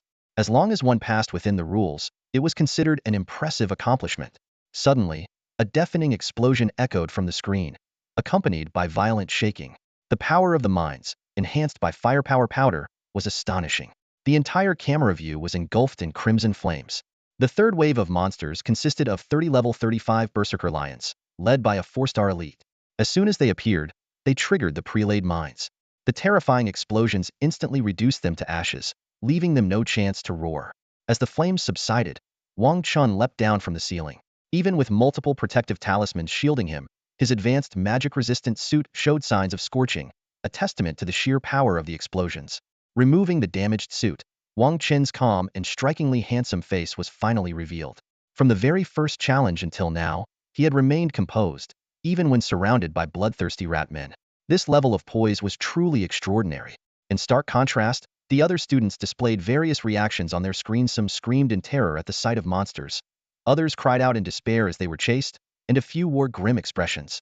Wang Chen's performance was undoubtedly a cut above the rest. Yet amid the wave of admiration, a voice of reason emerged. Let's not overhype Wang Chen just yet. He's undeniably skilled, but these strategies only work for the first 2 levels. Anyone familiar with Liu San, the iron-faced sure-ass test designs, knows the real challenge lies in the final 3 levels. Let's wait until he clears those before celebrating. These words brought everyone back to reality, and a heavy silence fell over the crowd. They could only hope this dark horse would deliver even more surprises. Inside the Xintian Demon Suppressing Tower, the system's voice echoed. Congratulations on clearing the 2nd floor. Please proceed through the adjacent portal to the next level. Without hesitation, Wang Chen stepped into the portal for the 3rd challenge. After a brief moment of dizziness, he found himself in a massive labyrinth. The system explained that this was the 3rd floor, where participants had 5 minutes to locate the exit or face failure. They were given 1 minute to prepare before the timer started. This 3rd level was a specially designed space meant to test intelligence, perception, and observational skills. Subtle clues were embedded in the walls and floors, and participants had to solve puzzles to find the correct path. Faced with this time-consuming challenge, Wang Chen frowned for the first time. Under normal circumstances, he wouldn't mind taking his time to solve the puzzles and find the way. But in the high-stakes job-changing exam, every second wasted could mean dropping dozens, if not hundreds, of positions on the leaderboard. To play it safe, he had only one option. Wang Chen clasped his hands together and called out in a low voice, "Shaoqing, show yourself." A mystical beast summoning array appeared before him. The audience outside erupted in excitement at the sight. It's happening. That's a beast summoning array. Wang Chen is finally summoning his beast companion. What kind of beast could it be? Not only were the spectators below thrilled, but even the principals on the main stage held their breath and stared intently at the screen. Clearly, everyone had high expectations for Wang Chen's beast companion. After all, whether he could clear the remaining challenges would largely depend on its strength and capabilities. Outside, thousands of eyes were glued to the screen, their expressions brimming with tension and anticipation. Even the principals seated at the head table were no exception, and the chief proctor, a 4th-tier mage, couldn't hide his keen interest. In the first 2 challenges, Wang Chen's exceptional combat skills had taken everyone by surprise. However, the crowd was well aware that as a beast tamer without offensive abilities, Wang Chen couldn't possibly clear such a difficult entrance exam dungeon relying solely on his combat prowess. Ultimately, his success would depend on his contracted beast. What rank will his beast be? A mystic beast? A spirit beast? Or perhaps a primordial beast? The audience whispered among themselves, their expectations for Wang Chen reaching an all-time high. This young man had consistently defied expectations, making it impossible not to believe he was the protagonist of some novel, one who would ultimately summon an awe-inspiring contracted beast. My guess is a spirit beast. No way. Wang Chen has protagonist vibes starting with a primordial beast for sure. That's a stretch. Primordial beasts aren't something you can just buy with money. Connections and luck are a must. Don't doubt it. With my years of reading web novels, this kid is definitely the type to play the underdog, and his beast will for sure be above spirit rank. The chatter was lively. After witnessing Wang Chen's stellar performance in the earlier challenges, no one dared to underestimate him anymore. At this moment, the dazzling magical glow on the screen began to fade under the watchful eyes of the crowd. And then, the next moment, whoosh! As the image on the screen became clear, gasps erupted across the audience. Every face was painted with disbelief and confusion. On the screen, the summoned beast was neither a ferocious spirit beast nor a mysterious primordial beast but a small green python, the kind commonly found in mountain streams. What? How could it be a mere 2nd-tier mortal beast? You've got to be kidding me. When it comes to surprises, Wang Chen never disappoints. Are you serious? He contracted such a weak, mortal beast? It's over. This is hopeless. Forget competing with the top scorers in the province. He probably won't even clear the dungeon now. Those who had been rooting for Wang Chen were utterly disheartened. Even the principals in the head seats were dumbfounded. Mage Chengbo furrowed his brows and asked in a low voice, "Which high school does Wang Chen attend? Why would his contracted beast be a 2nd-tier mortal beast?" The principals immediately sensed that the chief proctor was ready to hold someone accountable. Wang Chen's combat prowess alone made it clear he was no ordinary talent. Even though he had chosen the path of a beast tamer, with a bit of luck in the future, he could very well become a top-tier powerhouse. Yet, such a brilliant student had ended up contracting a completely unimpressive snake. It was obvious Wang Chen's entrance exam was bound to end in failure. Chengbo, feeling a sense of regret for the wasted potential, instinctively sought to address the situation. "Mr. Cheng, Wang Chen is a student at First High School. The principal of First High is Mr. Zhao Longjun, seated to your left." The second high school principal quickly chimed in, barely concealing his glee. Watching his competitor stumble was a source of schadenfreude. Earlier, he had been worried that Wang Chen's unstoppable momentum might earn first high the top scorer title in Dongyun City, putting Zhao Longjun in the spotlight. But now, with Wang Chen summoning a small green python, the second high principal could finally breathe easy. Serves him right. There's no way he's competing for the top scorer now, probably won't even clear the dungeon. Zhao Longjun, what's going on? Even if your school is struggling financially, how could you let such a promising student contract a second-tier mortal beast? Cheng Bo turned to Zhao Longjun, his tone sharp. Zhao Longjun was on the verge of tears. He thought to himself, I already gave him that 5 million scholarship, surely that was enough to get a 9th-tier magic beast. How could this kid end up contracting a green snake? But just as Cheng Bo was about to press further, a commotion erupted once more from the audience. What the heck? What's happening? No way. That little snake just grew to 50 meters tall in an instant. It's almost hitting the ceiling. Amid the crowd's exclamations, Cheng Bo and the other exam officials immediately refocused their attention on the screen. When they saw what was happening, they too were rendered speechless, overwhelmed by shock. Inside the dungeon, the small green snake emerged proudly. As soon as it slithered out of its pet space, it climbed up Wang Chen's leg and coiled around his neck, affectionately nuzzling his cheek. The little creature's actions were brimming with attachment to its master. All right, save the cuddles for after the exam. For now, little green, we need to clear this stage, Wang Chen said with a smile, patting the snake on the head. The snake nodded enthusiastically and tilted its head. What should I do? See those towering walls ahead? Wang Chen asked. I see them. Knock them all down for me. Got it. Little green replied excitedly. It leapt to the ground without hesitation and activated its innate ability gigantification. Buzz! A radiant golden light erupted from the snake's body. Instantly, the once tiny creature began to swell at an astonishing speed, its form expanding visibly under the golden glow. Finally, boom! A massive green serpent, over 100 meters long and 50 meters tall, stood towering before Wang Chen, its head nearly brushing the dungeon's ceiling. Little Green's gigantification ability had undergone significant evolution, especially after reaching level 30 and boosting its attributes to an impressive 14,000. Its size experienced a tremendous increase. Whether it was due to the surge in stats or the awakening of its extinction Azure Dragon bloodline, Little Green's scales had become increasingly lustrous and impenetrable. The monsters from the earlier stages wouldn't even be able to scratch it now, even if they attacked with all their might. Roar! The now enormous Little Green let out a mighty roar, no longer the soft chirping of its smaller form. Its cry carried the weight of true beastly power, and hidden within it was a faint, almost imperceptible dragon's roar. As Shao Qing let out a deafening roar, it charged fearlessly into the labyrinth ahead, leaving the audience utterly astonished. With a thunderous crash, the seemingly indestructible wall impenetrable, even to level 40 second-tier experts grumbled like tofu under the sheer force of Shao Qing's powerful body. This was just the beginning. Wang Chen's command was to bulldoze through all the walls, and Shao Qing obeyed without hesitation. Boom, boom, boom. The massive serpent, over 100 meters long, surged forward with unstoppable momentum, carving a straight path 2 kilometers long that led directly to the labyrinth's exit. When the task was complete, Shao Qing immediately shrank back to its petite size and affectionately climbed onto Wang Chen's shoulder, nuzzling him. Chirp! Praise me, master. Shao Qing, you're amazing. Wang Chen exclaimed without holding back his admiration, quickly stepping into the labyrinth's exit. A system notification appeared.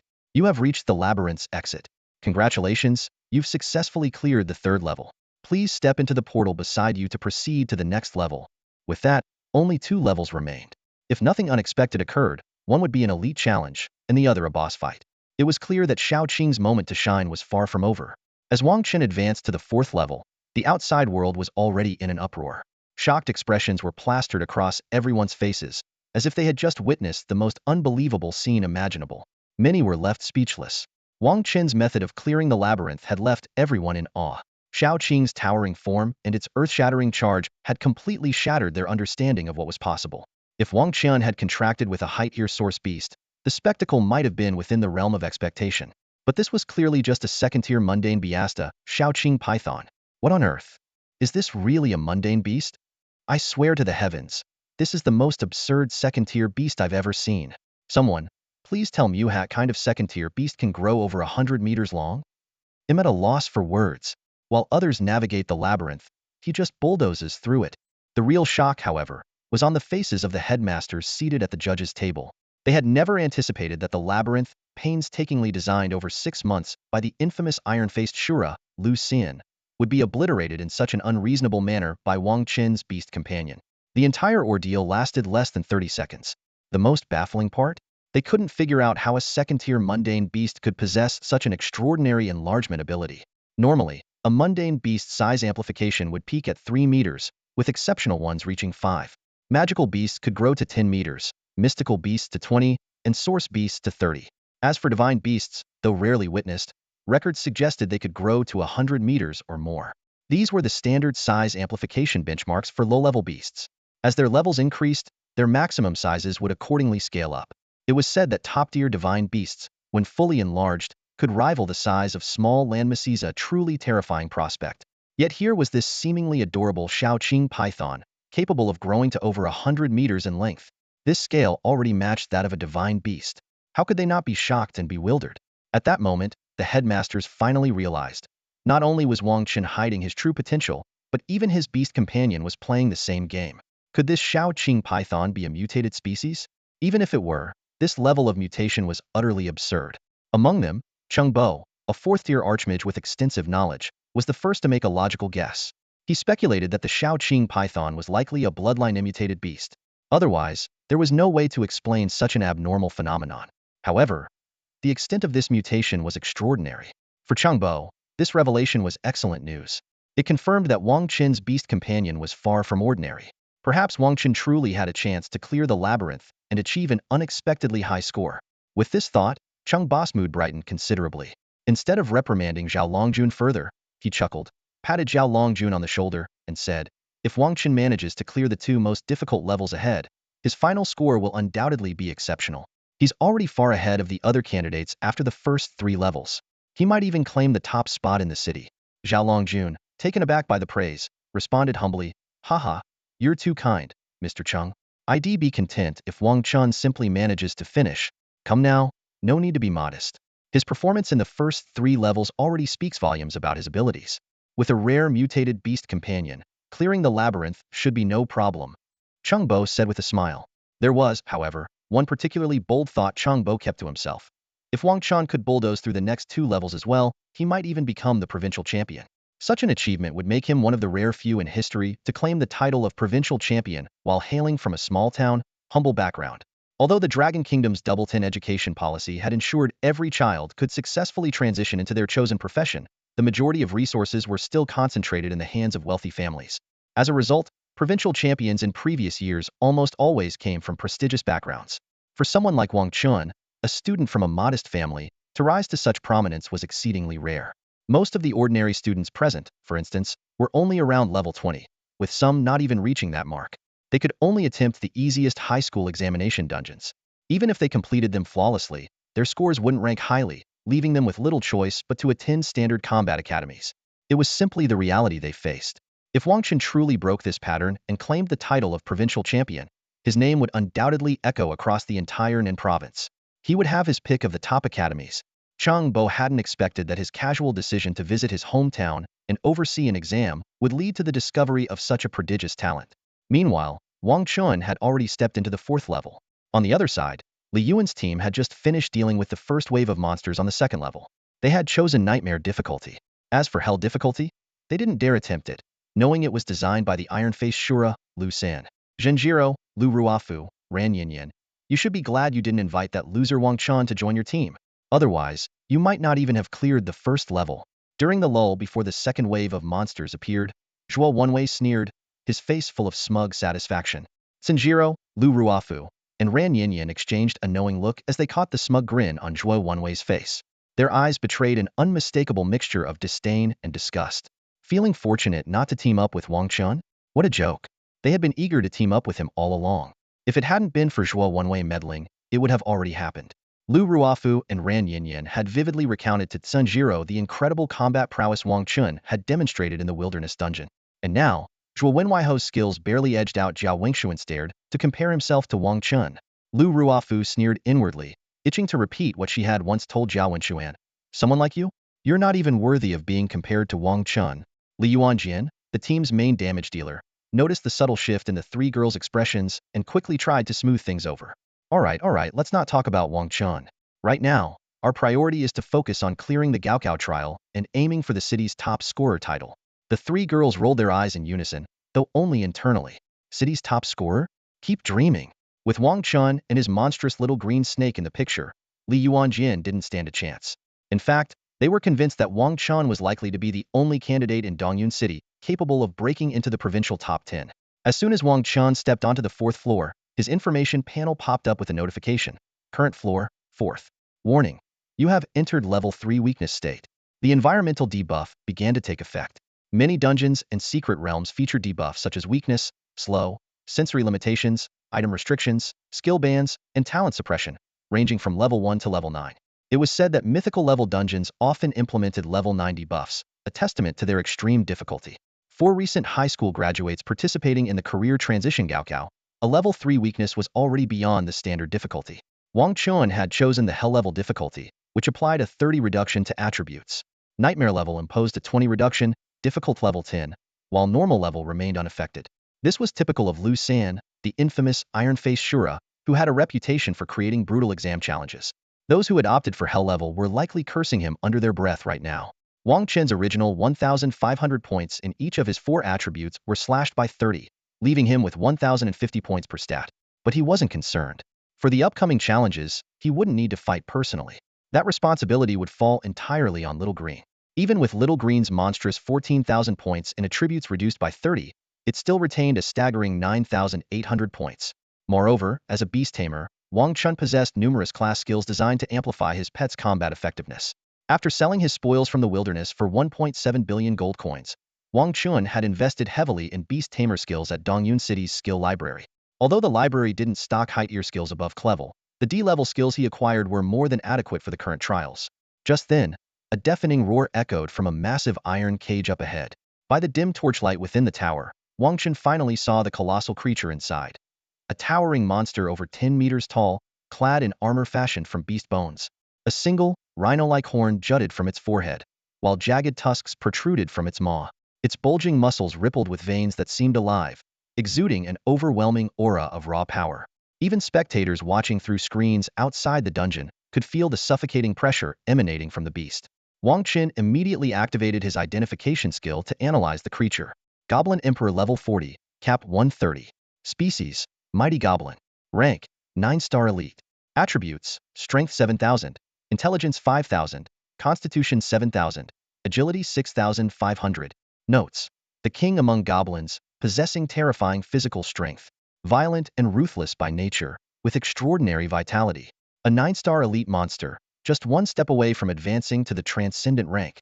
Its strength attribute alone reached a staggering 7,000 points.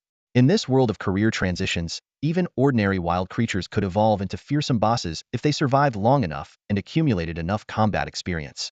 In fact, one of the top 100 most challenging bosses in the world was a heroic-ranked goblin. Even with Wang Chen's typically unflappable demeanor, the sight of the Goblin Emperor's stats made him frown.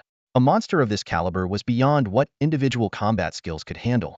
Even provincial-level prodigies would need at least a duo to take it down reliably. No wonder some still doubted Wang Chen despite his earlier impressive performances. Turns out the 4th and 5th floors were the real final tests.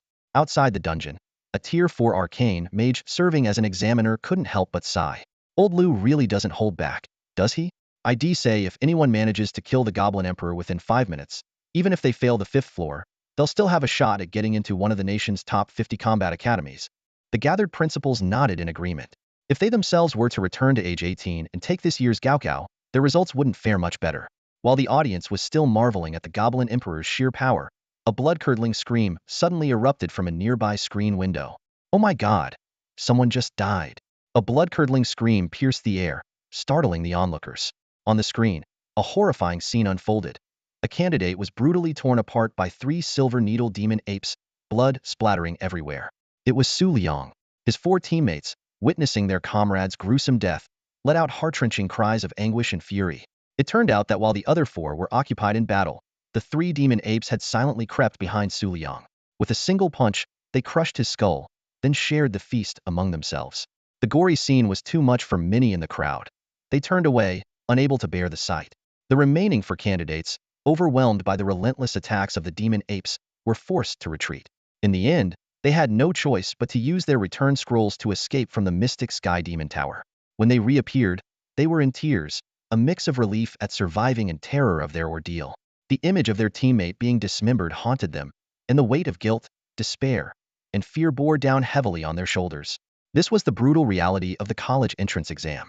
Clearly, this team had overestimated their abilities, opting for the difficult level and paying a devastating price. The audience sighed collectively, their expressions somber. Some teachers turned to the younger students, their voices stern. Know your limits. Do you see what happened to that team? Next year or the year after, it will be your turn. Remember this lesson. Most students nodded nervously, but a few arrogant ones only pretended to agree, inwardly dismissing the warning. They're just too weak. If it were me, I could clear it effortlessly. Experience is the best teacher.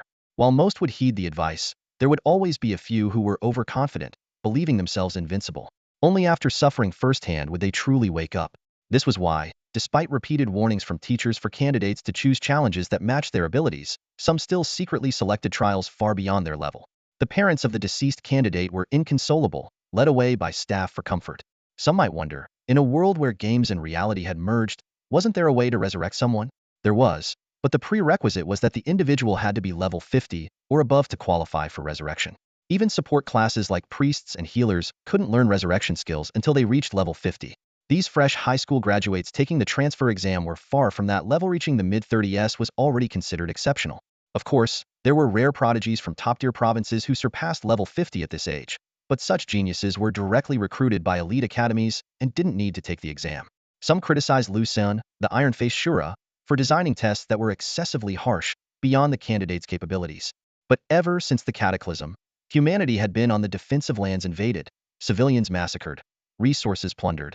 In this world where strength reigned supreme, the weak were doomed to be trampled. Having endured countless brutal battles, Lu Sen understood the importance of vigilance.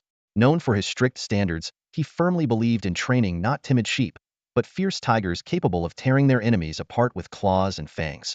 As casualties mounted, other screens began displaying more deaths, including entire teams being wiped out.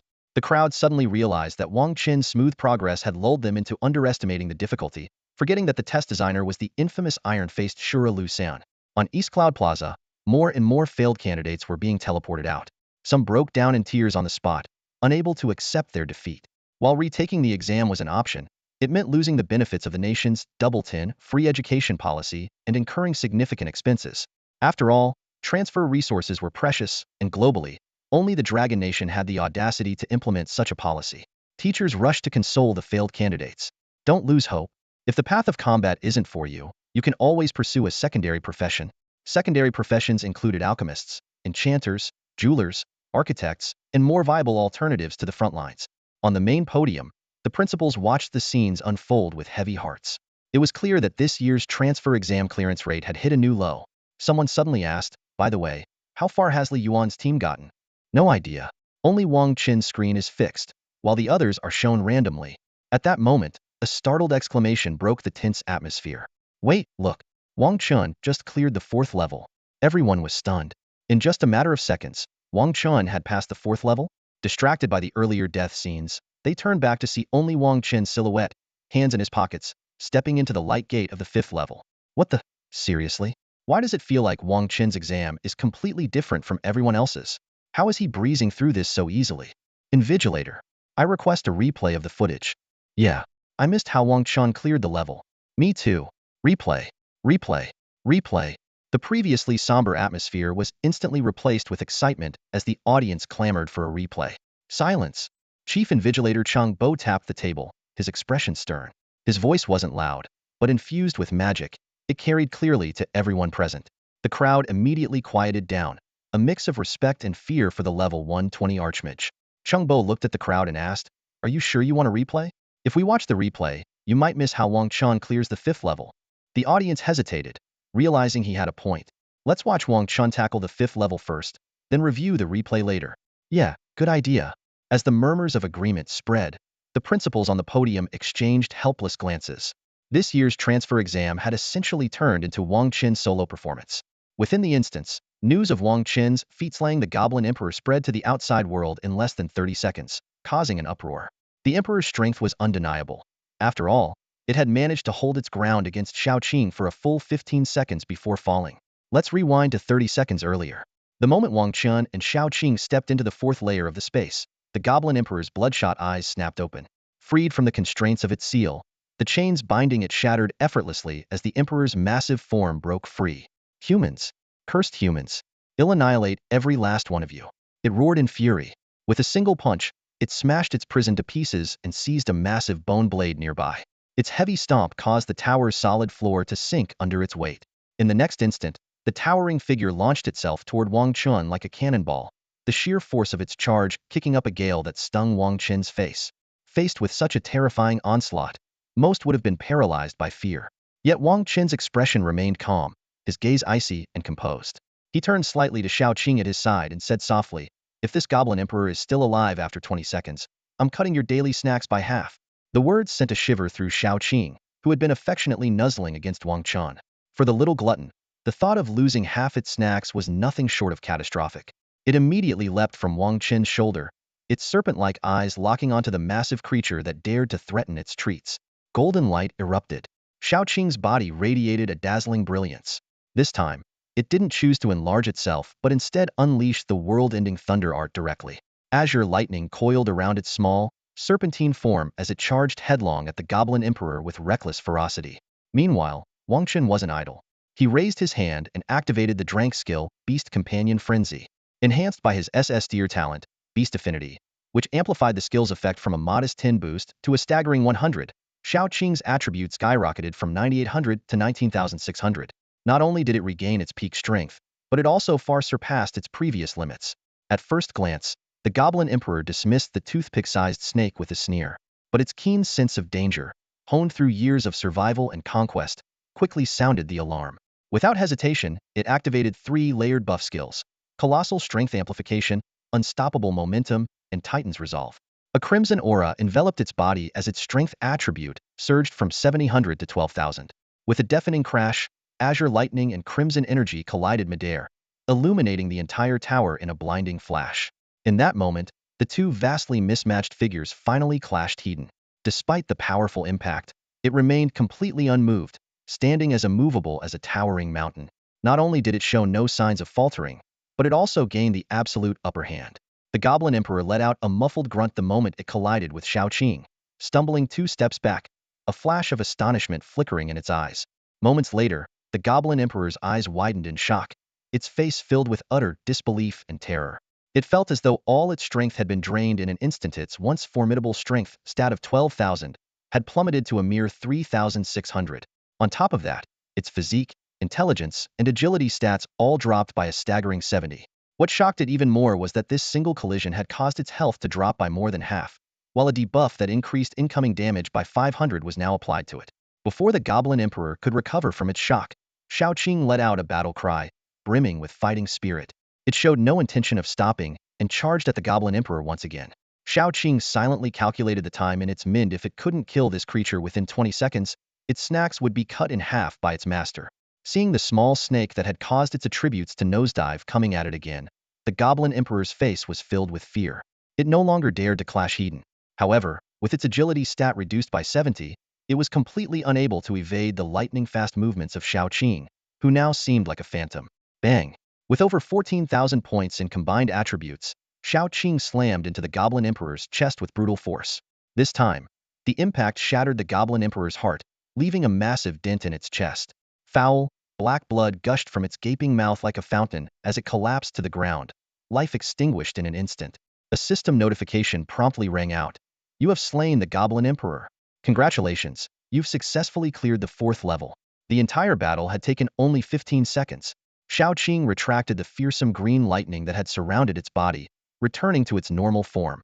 It lifted its small head proudly and swaggered back to its master, as if boasting of its hard-earned victory. The final challenge was here. As the Goblin Emperor collapsed with a resounding thud, a crimson portal slowly materialized before Wang Chen. Reflecting on his performance in the previous 4 stages, his heart brimmed with confidence. In the first stage, he blocked and instantly killed the Flameboar Demon in just 10 seconds. In the second stage, he cleared 3 waves of monsters in 6 minutes. In the third stage, he used only 30 seconds to help Xiaoqing grow massive and smash through the maze. and in the fourth stage, he assisted Shao Qing in unleashing the world-ending Thunder Art to finish off the Goblin Emperor in just 15 seconds. With such flawless execution, Wang Chen was convinced he had an 80% chance of claiming the top spot in the Nanzhou province exam. Taking a deep breath, he gently patted Shao Qing's smooth, rounded head and stepped into the crimson portal without hesitation. Drip. The faint sound of water dripping reached his ears first. The ground beneath his feet was soft and muddy, and the dim walls around him were sparsely lit by flickering candlelight, barely illuminating the vast, shadowy cavern. The air carried an indescribable, foul stench. Following the cavern path, Wang Chen pressed on until the final boss revealed itself, a massive, three-headed black serpent coiled in the center of the palace-like expanse of the cavern. As the surrounding candlelight grew brighter, the colossal creature's form became fully visible. The serpent's left head was the first to awaken, its eerie, ice-blue eyes slowly opening. Instantly, the temperature in the cavern plummeted as frost and ice magic began converging on the left head. The moment its gaze locked onto Wang Chen, a chilling coldness swept through his entire body. Human! The left head hissed in a raspy, guttural voice. Ah, it's been so long since I've smelled such delicious flesh and blood. You two fools, wake up. Dinner is served. With that, it swung its massive head, violently ramming the other two sleeping heads. The middle head, covered in jet black, rock-like scales, opened its pitch-black eyes. Beneath its scales, an overwhelming strength seemed to pulse. The right head, in stark contrast, was a fiery crimson from head to tail, its eyes burning like molten flames, surrounded by intense fire magic. The infernal three-headed serpent. Wang Chen recognized the monster immediately. His appraisal skill revealed the following details. Monster, infernal three-headed python. Level, 45 max level, 150. Species, spirit python clan. Rank, extraordinary 1-star. Attributes, strength 13,000, intelligence 13,000, constitution 13,000, agility 13,000. Notes, a bloodline immutated spirit python with a savage and brutal temperament. It possesses immense physical strength, dual mastery of ice and fire magic, and is extremely difficult to defeat. An extraordinary 1-star boss. This was yet another testament to the notorious difficulty of Ironface Shura Lu Sen's exam designs. In previous years, the final boss of the high-stakes exam was typically a Commander 7-star monster, while elite monsters rarely exceeded Commander 3-star, and the first 3 stages only featured Commander 1-star creatures. Now, however, a level 45 extraordinary boss stood before candidates whose levels mostly ranged between 20 and 25. Wang Chen was all too familiar with the reputation of the infernal three-headed serpent. In theory classes, his monster analysis instructor had repeatedly emphasized its characteristics. The left head wielded mastery over frost magic, the right head commanded blazing fire spells, and the grotesque central head possessed terrifying physical strength, capable of incapacitating an average combatant with a single blow. This was a fearsome foe, a true master of both magic and martial prowess. Damn it, that Lu Sen is really heartless. A furious curse erupted from the audience, prompting nods of agreement from those nearby. All eyes were glued to the screen, where Wang Chen was about to face the terrifying Hellfire three-headed serpent. The tension in the air was palpable. Some in the crowd began to recall Wang Chen's earlier exploits, especially the peculiar little Azure Python. Although the process of him defeating the Goblin Emperor in the 4th stage wasn't shown, the Python's remarkable transformation during the 3rd stage had already left a deep impression. Do you think Wang Chen can clear this stage? The question lingered in everyone's mind. Despite the serpent's overwhelming ferocity, there was still hope for Wang Chen. As time passed, someone suddenly realized an exciting possibility. If he manages to clear the final stage, his completion time will be incredibly short. This thought immediately sparked a wave of speculation. He might have a shot at making the provincial top 10. Forget the top 10, he could even go for the provincial champion. Holy crap, you might be onto something. Excitement spread quickly among the crowd. Since the Cataclysm, Dongyun City had never produced a provincial champion. The best record was only a rank of 72nd. Could Wang Chen be the one to make history today? This possibility not only thrilled the audience, but also caught the attention of the many principals seated at the front. Zhao Longjun, the principal of First High School, was so overwhelmed that his breathing quickened and his blood pressure spiked. Meanwhile, a 4th-tier archmage watched the screen with keen interest, his eyes filled with anticipation. The archmage silently calculated. Even if Wang Chen couldn't pass the 5th stage, as long as he survived, he'd already have his pick of first-tier academies. But if he managed to clear the 5th stage in such a short time, the provincial champion title would be his, and top-tier universities would clamor to recruit him. What's more, if Wang Chen could continue to grow safely, his future achievements might even surpass those of the archmage himself. Well then, let's see if you can truly make history, kid. The archmage thought to himself, his gaze fixed on the screen, waiting for a miracle to unfold. The massive, 100-meter-long body of the infernal three-headed python slithered slowly within the vast stone chamber. Each movement sent tremors through the stone pillars, causing shards of rock to rain down.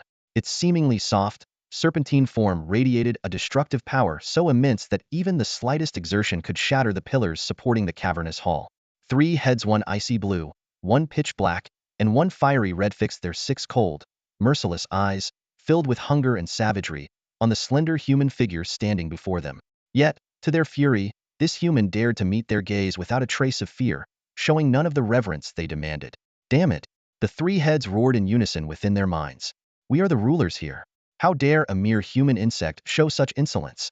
Driven by rage, the crimson head on the right wasted no time, unleashing a torrent of blistering flames, intent on reducing the arrogant human to a charred, lifeless husk. However, as the blazing inferno surged forward, the figure, Wang Chen, casually took a single step, vanishing as if teleporting. The fiery blast struck the ground with a deafening crash, missing its target entirely. The infernal 3-headed python was momentarily stunned. What? Such agility from a mere insect? But it quickly regained composure. After all, as a serpent beast, it possessed innate thermal detection abilities. Any creature radiating heat, no matter where it hid, could not escape its sensory radar. There he is. The 3 heads turned simultaneously toward a corner on the left, where a humanoid figure appeared vividly in their thermal vision, standing still. Just as they prepared to strike again, they suddenly detected a small, glowing red dot appear in front of them. The infernal 3-headed python froze in caution, scanning the space ahead. Its eyes fell upon an unexpected sight: a tiny green snake, lifting its little head and staring back with big, round, curious eyes. For a moment, the massive beast was baffled. But before it could process the situation, the small green snake opened its petite jaws wide. In the next instant, a terrifying beam of green lightning erupted from its mouth, surging forward with unstoppable force. Arg! The infernal 3-headed python let out a blood-curdling scream as its enormous body, struck by the green lightning, was sent hurtling backward through the air. This was Shao Qing's ultimate ability, Tempest Thunderstrike, also known as Azure Dragon's Breath. It not only dealt devastating damage to its enemies, but also sealed their innate abilities, skills, and equipment effects. Even more terrifying, Shao Qing simultaneously activated the SS Steer Azure Dragon talent, world-destroying Thunder Art. As it turned out, Wang Chen had been preparing for this moment ever since he first laid eyes on the infernal 3-headed python. He had imbued Shao Qing with an array of powerful buffs: Beast Frenzy, Battle Blood Boil, Unyielding Resolve, and War Drums of Fury. Each buff boosted Shao Qing's attributes by 10. Under the influence of the SS Steer Beastmaster's Bond talent, all Beast Masterclass effects were amplified tenfold. This meant Shao Qing received a staggering 400 increase in attributes. From its original 9,800 points and 4 core stats, its total skyrocketed to 39,200 points, vastly surpassing the infernal 3-headed python's 13,000 points. Worse still, caught off guard by Shao Qing's ambush, the python had no chance to activate any of its own buffs. In the world-destroying Thunder Arch state, each of Shao Qing's attacks inflicted the Doom Thunder Ruined debuff on its target, reducing healing effects by 80, all attributes by 70, and amplifying the damage they endured by 5-fold. Boom, boom, boom. The colossal body of the infernal 3-headed python crashed backward, smashing through countless stone pillars in its path. Finally, like an enormous nail, it was driven straight into the wall by the force of Shao Qing's dragon breath, embedded there with no hope of escape. During the battle, the body of the infernal 3-headed python was utterly obliterated by the power of the Azure Thunder element. Under the suppressive effects of the dragon breath, it couldn't use a single skill, let alone activate any life-saving abilities. Shao Qing's dragon breath lasted a full 10 seconds, completely annihilating the once lively and menacing creature. Ding! The voice of the mystic realm spirit echoed. Candidate Wang Chen has been detected as having successfully slain the final boss, the infernal 3-headed python.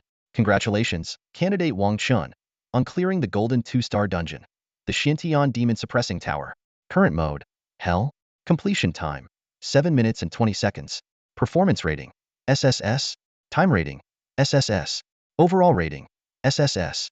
Your results have been successfully uploaded to the Longway National Job Transition Exam Data Center. Dungeon clearance rewards will be distributed in 1 minute. Wang Chen finally let out a sigh of relief, releasing the tension that had gripped him throughout the intense battle. 7 minutes and 20 seconds. This was the best result he could achieve. He had blitzed through the first 2 stages with his own strength, taking about 7 minutes in total, while the remaining 20 seconds were spent traveling. Although he wasn't sure how strong the other provincial prodigies were, Wang Chen was confident that this score would secure him a spot in the provincial top 10, granting him access to Longguo's top-tier combat academy. As Wang Chen pondered his accomplishment, Xiao Qing let out a soft chirp and skillfully climbed onto his shoulder. The little creature affectionately nuzzled its small head against his cheek, clearly seeking praise in a playful and endearing manner. Xiao Qing, you were amazing, Wang Chen said with a smile. Tonight, they'll make you a feast. Didn't you say you love barbecue? Well, head to the fresh market later and pick up some premium magical beast meat, Xuanjin black-haired beef, crimson blood wild boar, you name it, they'll get it all for you. You're going to eat to your heart's content. Wang Chen knew how picky this little companion could be when it came to food. Unlike other beast pets that were content with raw meat, Xiao Qing was more like a human and only ate cooked meals. In fact, it always insisted on eating the same food as its master. Hearing the promise of a reward, Xiao Qing squinted its eyes with joy and let out a delighted chirp. Now, all that was left for them was to wait for the final reward to be distributed. At this very moment, the atmosphere outside Dongyan Square was frozen. All eyes were glued to the holographic projection screen, filled with disbelief. Even the principals seated at the head table, along with Chief Examiner and Archmage Cheng Bo, were left with their mouths agape in shock. On the screen, a second-tier ordinary beast, a young green python, had astonishingly taken down a level 45, extraordinary one-star purgatory three-headed python in an instant. What was even more astonishing was that the boss-level monster had been utterly powerless, unable to even execute the most basic counterattack. How is this even possible? Someone in the crowd whispered in awe. Even the principals present, all above level 50, wouldn't dare claim they could achieve such a clean and decisive victory. Archmage Cheng Bo took a deep breath and said in a steady voice, 7 minutes and 20 seconds. Perfect SSS score. There's a 90% chance this year's top student in Nanzhou province is him. First High School's principal Zhao Longjun and homeroom teacher Li Xia couldn't stop grinning from ear to ear. Other principals approached to offer their congratulations, and some had already begun discussing which restaurant to book for the celebration that evening. Though Zhao Longjun made modest remarks, the laughter lines around his eyes betrayed his pride. Meanwhile, the audience below the stage erupted into cheers. Freshmen and sophomores were jubilant, shouting, "Chengguo is the best." Some even joked gleefully, "The keyboard warriors better start deleting their comments now." It wasn't just the students who were excited. Many well-dressed businesspeople in the crowd sprang into action. Phones were whipped out as they started planning gifts, negotiating advertising deals, and digging into Wang Chen's personal background. "Quick, find out if he has a significant other," one anxious boss instructed his secretary. "And tell my daughter to dress up nicely." This kind of scene was nothing new to university students. In a world where combat professions reigned supreme, top-performing candidates were the most sought-after talents by major factions. Meanwhile, inside the dungeon, Wang Chen remained unaware of the commotion outside. As the countdown ended, a golden beam of light descended upon him, accompanied by a dazzling treasure chest. Without hesitation, Wang Chen opened the chest. The system's notification sounded immediately. "Brave warrior. Congratulations on clearing the Xintian demon-suppressing tower dungeon. All rewards have been deposited into your inventory. Please check them at your convenience." A series of dazzling system notifications flashed before Wang Chen's eyes. A grade material Infernal Serpent Gallbladder, Golden 2-star Infernal Serpent Spear, the Demon Slayer Vanguard title. Each reward made his heart race uncontrollably. However, what truly thrilled him were the bonus rewards for breaking historical records. The Scrade Beastmaster Skill Book Chain of Life, the Grade Talent Quickcast, and the Scrade Universal Skill Book Infernal Flame Bullet. Wang Chen forced himself to calm down and carefully examine the details of each reward. The 500,000 experience points were enough to propel him from level 30 directly to level 35. The Infernal Serpent Gallbladder was a rare material in Dongyun City, practically priceless. The golden 2-star Infernal Serpent Spear instantly outclassed his silver 5-star battle axe, with attributes and effects that were irresistible. 200 to strength, armor, and magic resistance, along with a 30 boost to attack speed and armor penetration during attacks. The newly acquired Demon Slayer Vanguard title, although only providing a 5 increase in both physical and magical attack power, was yet another layer of strength enhancement. Wang Chen understood well the cumulative value of titles, making this a valuable addition to his arsenal. What excited Wang Chen the most, though, were the new skills and talents. The Scrade passive skill Chain of Life allowed 70 of the damage he received to be shared with his beast companions, significantly enhancing his survivability as a beast master. The Scrade Universal Skill Infernal Flame Bullet gave him a powerful ranged attack, dealing massive damage while inflicting a burn effect over time. The Grade Talent Quick Cast synergized perfectly with Infernal Flame Bullet, dramatically reducing its casting time. As he reviewed the generous rewards, Wang Chen couldn't help but let a faint smile curl at the corner of his lips. He knew this likely meant he had secured the top position in Nanzhou province. Taking a deep breath, he activated a town portal scroll. A flash of light, and Wang Chen's figure appeared before the grand golden gates of Dongyan Plaza. His sharp, handsome features, though tinged with a cold demeanor, immediately drew everyone's attention. The plaza erupted in thunderous cheers and applause, with waves of admiration and congratulations rippling through the crowd. Yet, despite the sudden outpouring of praise, Wang Chen's heart remained unshaken. He vividly remembered how, not long ago, many of these same people had mocked and belittled him. This newfound adulation was merely a byproduct of his success. Wang Chen quietly recalled a famous quote, "At the peak, you are met with hollow reverence. At dusk, you find the faithful." Maintaining his stoic expression, he strode steadily toward the center of the crowd, ready to face the challenges that lay ahead. Principal Zhao Longjun and homeroom teacher Li Xia swiftly walked down from the podium. The usually stern principal now wore a broad smile as he enthusiastically wrapped an arm around Wang Chen's shoulder and raised his phone, snapping photos one after another. "Li Xia, you're his homeroom teacher, why are you just standing there? Come here and take a picture. This is the top scorer of South Zhou province's transfer examination," he exclaimed. Li Xia, beaming with pride, quickly stepped forward. Even though Wang Chen had chosen the path of a Beast Tamer during the transfer ceremony, she had never given up on him.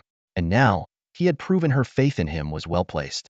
"The exam results will be released in 7 days, she said softly. "Once the entire exam process is over, you'll be able to go home. I'll notify you as soon as there's any news." With that, she returned to the podium alongside the principal, basking in the envious gazes of the other teachers. According to regulations, examinees were not allowed to leave the test site before the entire process concluded, to prevent any unforeseen incidents. Wang Chen wasn't in a rush, so he headed to the waiting area for examinees. The area was already bustling with people. Some were battered and bloodied, looking utterly disheveled, while others wore expressions of despair. A few of those who had once mocked him now hung their heads in shame, too embarrassed to meet his gaze. Wang Chen, however, regarded them with calm indifference. As time passed, more candidates emerged from the secret realm instance. Those who exited with smiles likely had performed well, perhaps even securing a spot at a top-tier combat academy. Meanwhile, those drenched in blood clearly hadn't fared as well. Before long, other prominent candidates like Li Yuan, Sinjiro, Zhuo Wanwei, and Qing Chuan also emerged. Li Yuan and the others wore confident smiles, a clear indication that their exams had gone smoothly. However, the moment they spotted Wang Chen lounging in the waiting area, yawning casually, their lively chatter abruptly stopped. Sinjiro, Ran Yinyan, and Lu Ruafu, 3 of the top female contenders, immediately broke away from their group and hurried over to Wang Chen. Zhuo Wanwei, noticing Li Yuan's suddenly darkened expression, smirked and teased, "Li Xiao, should we join them?" Before Li Yuan could respond, Qing Chuan sneered, "Of course we should. Let's go ask our so-called #1 prodigy of Dongyan City how he did. He must failed the first stage and quit early. No way he could have done better than me." The wealthy scions nearby joined in with mocking laughter. To them, Wang Chen sitting there so nonchalantly could only mean that he had failed miserably and exited early. They refused to believe he could have cleared the instance faster than they did, especially solo. When the 3 girls reached Wang Chen, they immediately noticed his unbothered demeanor. It was clear that this extraordinary individual must have aced the exam. Sinjiro boldly ignored the stares of others and sat down right next to him. "All right, spill it," she said with a teasing grin. "What's your score, you monster? Just tell me already, so I can admit defeat as the eternal runner-up." As Wang Chen shifted slightly, Lu Ruafu took the opportunity to slide into the seat on his other side. Ran Yinyan, not wanting to be left out, leaned in close from Lu Ruafu's side, craning her neck to hear his answer. This scene only darkened Li Yuan's expression further. After all, both Sinjiro and Lu Ruafu were women he admired, and now they seemed to be fawning over Wang Chen. Meanwhile, Qing Chuan's gaze grew even more venomous. He had once hired expensive bounty hunters to eliminate Wang Chen in the Death Mountain range, but all his attempts had failed. Now, seeing Wang Chen surrounded by attention and admiration only fueled his rage. To some, Qing Chuan's hatred might seem excessive, especially since Wang Chen had never directly wronged him. But the world is full of people like Qing Chuan, those who despise others simply for existing. Those who want to bully others often need only the simplest excuse, "I just don't like you." That is the essence of bullying. However, in the school setting, Wang Chen's strength left Qing Chuan with no way to act on his intentions. Qing Chuan sneered, his tone dripping with jealousy and disdain. "Wang Chen, oh Wang Chen, I truly envy you. Despite completely bombing your college entrance exams, you still managed to be surrounded by beauties on both sides." As soon as the words left his mouth, the surrounding students' faces lit up with a mix of reactions. Some widened their eyes in shock, others frowned in confusion, and a few couldn't help but whisper amongst themselves, Did I hear that right Wang Chen did terribly on his exams? Are you serious? If that counts as doing terribly, then what does that make us actual failures? Should we just grab a knife and end it now? Hearing the murmurs, Wang Chen felt utterly exasperated. It wasn't like he had chosen to be flanked by two girls. They had approached him of their own accord. He tried to stand up and leave, but Shinjiro was already smiling sweetly as she locked her arm around his. A slight movement from him, and his elbow brushed against something soft and heart-racing. Memories of the summer came flooding back. During the break, Shinjiro had frequently dragged Wang Chen along as her sparring partner. Their relationship had grown so close that the fair-skinned, wealthy beauty now had zero reservations around him. On the other side, Lu Ruofu, with her wide, curious eyes, waited eagerly for Wang Chen to reveal his exam scores. Just as Wang Chen resolved to forcefully free himself from this fragrant entanglement, a commotion suddenly erupted among the crowd. He turned to see what was happening, only to discover that the principals and teachers on the main stage had begun descending. Even the esteemed four-tier mage, with a broad smile, was walking toward them. Everyone froze for a moment before hastily making way, adjusting their expressions to appear proper. The presence of the other principals and teachers wasn't particularly intimidating, but the arrival of the four-tier mage in the center had everyone on edge. Yet, a single question lingered in everyone's mind. Why was this esteemed figure, accompanied by the school's leadership, coming down in person? What could they possibly want? When Chengbo, a prominent figure, arrived with a group of principals, the atmosphere at the scene instantly became tense. Wang Chen's fans immediately realized that this grand entrance was undoubtedly for him. With Wang Chen's remarkable abilities, securing a spot in the top 5 at the provincial level was practically guaranteed. A genius like him emerging from Dongyun City naturally warranted personal recognition. However, Li Yuan and his team were in the dark about the situation. When they saw this group of influential figures heading their way, they couldn't help but feel a surge of excitement. After all, they had achieved impressive results, especially Li Yuan. Their team had chosen the Nightmare mode and completed it in 13 minutes and 54 seconds, with Li Yuan making the highest contribution and earning the top score. Li Yuan had already begun calculating his prospects. He was confident that he might be the top scorer in Dongyun City and would likely rank within the top 300 at the provincial level. This meant he could choose from the best combat academies, and there was even a chance of being admitted to a prestigious institution. Although the top-tier academies only accepted the top 100 provincial scorers, Li Yuan felt reinvigorated and optimistic. He secretly hoped that if he could leave a good impression on this fourth-tier archmage, he might even secure a recommendation letter, paving the way for admission to a top-tier academy. Zhuo Wenwei and Qing Chuan were equally full of anticipation. However, to their shock and disappointment, when Changbo reached their vicinity, he didn't spare them a glance. Instead, he walked straight past them toward Wang Chen. Their principal merely nodded politely to them before following Changbo. At that moment, Wang Chen, whose arms were being held by Tsinjiro and Lu Ruofu, suddenly found himself surrounded by Qingbo and the group of principals. He and the others hurriedly stood up, not daring to show any disrespect. Changbo's next move left everyone astonished. This distinguished fourth-tier archmage smiled warmly, gave Wang Chen a hearty pat on the shoulder, and sincerely praised him. Wang Chen, you're outstanding. Truly outstanding. Li Yuan and the others were dumbfounded. Wasn't Wang Chen supposed to have failed the challenge? How could he receive such high praise? Could it be he actually succeeded? But that's impossible. He went solo. Even if he did pass, it must have been on easy mode. Why was he being praised while their nightmare mode success went unnoticed? It didn't make sense. As Li Yuan's thoughts spiraled, Changbo turned to address the gathered examinees, announcing loudly, the transfer exam has officially concluded. The exam results will be published on the Dragon Kingdom Education Bureau's official website in 1 week. Be sure to check the announcements then. Alright, you're all dismissed. The examinees responded and began leaving Dongyun Square with mixed emotions. The trial that would determine their futures had finally come to an end. After exchanging a few pleasantries with Chengbo and the others, Wang Chen quickly slipped away. He was well aware that top scorers would become the center of attention, attracting offers from corporations, influential families, and even the daughters of prominent families waiting at the square's exit. To avoid such distractions, Wang Chen decided to head to the wilderness for 7 days and nights, grinding levels to reach level 40 in preparation for his second transfer. As Chengbo watched Wang Chen depart, he turned to Zhao Longjun with a meaningful expression and said, Principal Zhao, students who perform exceptionally in the transfer exam should be generously rewarded. Don't hold back. What do you think? Zhao Longjun promptly patted his chest and assured him, You're absolutely right, Mr. Cheng.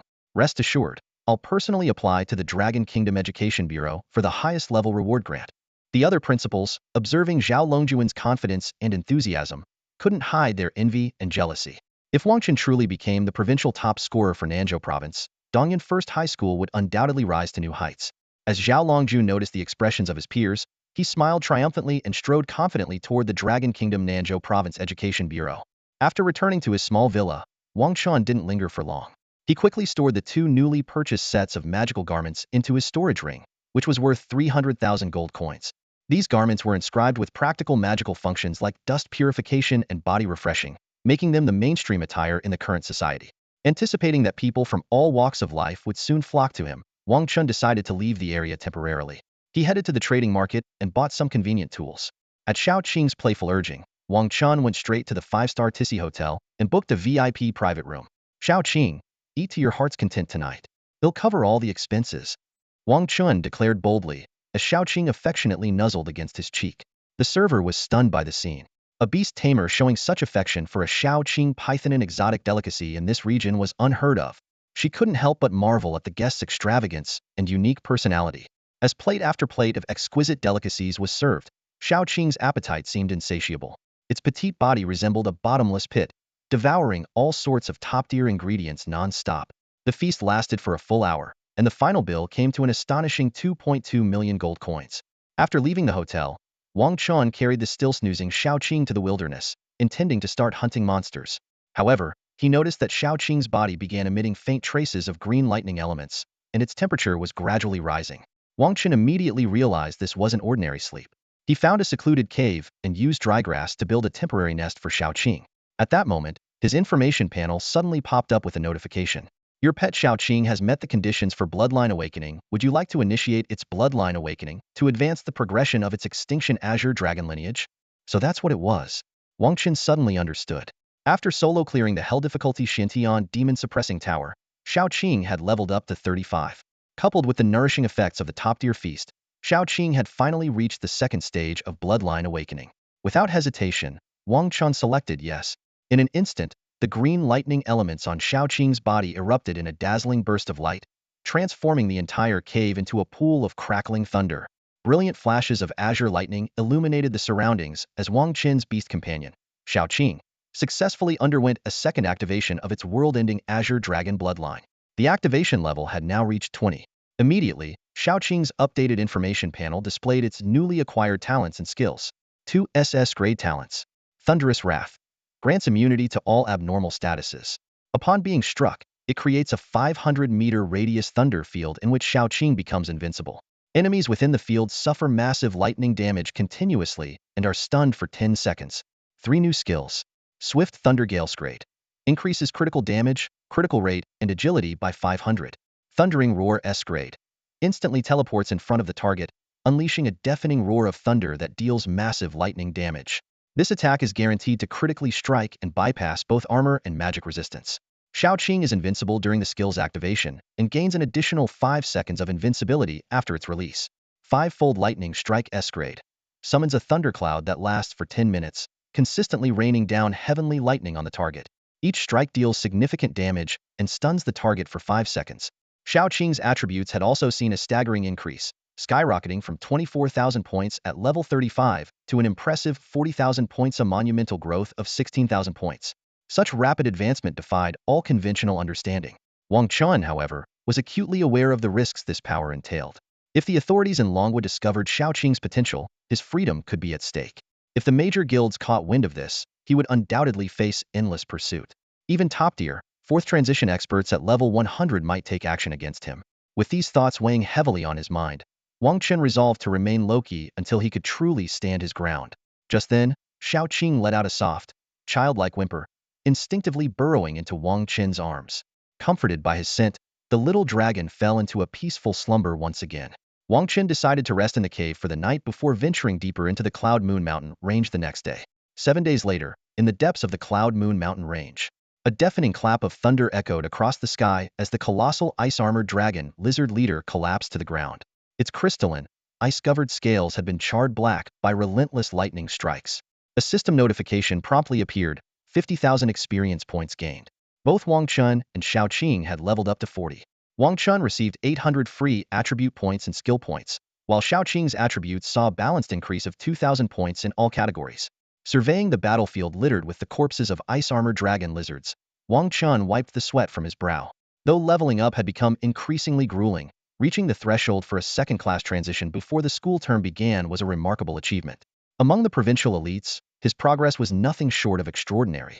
As he checked the time, he realized the release of the rankings was imminent. Wang Chen powered on his phone, which had been off for the past 7 days. A barrage of notifications flooded in missed calls and messages from major corporations and prestigious guilds. Just as he was about to put the phone away, a call from Principal Zhao Longjun came through. "You finally picked up." Zhao Longjun's voice was brimming with excitement. "The rewards from the Nanzhou Provincial Education Bureau in the city have been finalized. You can claim them anytime. Plus, admissions officers from the 5 top-tier academies have already rushed over. It looks like the title of provincial champion is yours. This is a tremendous honor for Dongyun City." Principal Zhao Longjuan's excitement grew with every word. His face lit up with an uncontrollable smile. Wang Chen's outstanding performance filled him with pride. This year's vocational entrance exams in Nanzhou Province had been personally designed by the infamous Iron-Faced Shura, Lu Sun, a figure renowned for crafting notoriously difficult tests. Lu had even innovatively incorporated elements of the Xintian Demon Suppression Tower into the exam. This only underscored the exceptional value of Wang Chen's title as the provincial top scorer. "By the way, Wang Chen, some of your relatives have reached out to me." At those words, Wang Chen's expression instantly darkened. These so-called relatives were none other than his second and third uncles. Memories of his tragic past surfaced in his mind. His parents had perished in a beast tide, leaving him orphaned at the age of 7 and taken in by these so-called family members. But what awaited him was not warmth, but endless exploitation. He was forced to shoulder all the household chores and, after school, work grueling shifts at illegal construction sites. In an age where magical technology was widespread, only such outlawed operations still exploited cheap manual labor. Every night, he returned home exhausted, only to have his meager wages confiscated. He couldn't even afford a proper meal, surviving instead on leftover steamed buns scavenged from the worksite. Even now, those memories made Wang Chen's blood boil with rage. These people, these so-called relatives, had long since lost any semblance of humanity. "Which relative are you referring to?" Wang Chen asked, his tone calm but cold. "Your second uncle and third uncle both called. They said they couldn't get in touch with you and are currently waiting near the house you just bought." Zhao Longjun replied with a cheerful smile. "Got it. Thank you, Principal." "Haha. No need to be so formal, Wang Chen. Remember to visit your alma mater often." "I will." After hanging up, Wang Chen's gaze turned icy. These people truly didn't know their place. They could have stayed out of his way, but now they had come knocking on his door. Since that was the case, they had no one to blame but themselves for what was about to happen. 2 hours later, Wang Chen arrived at his small villa in Dongyun City. The scene outside was chaotic. Luxury cars lined the street, and an eclectic crowd had gathered. Among them were corporate executives, members of prestigious families, and even reporters, all waiting anxiously for him to appear. Amid the crowd, a middle-aged man of average build and dark complexion stepped out of the villa.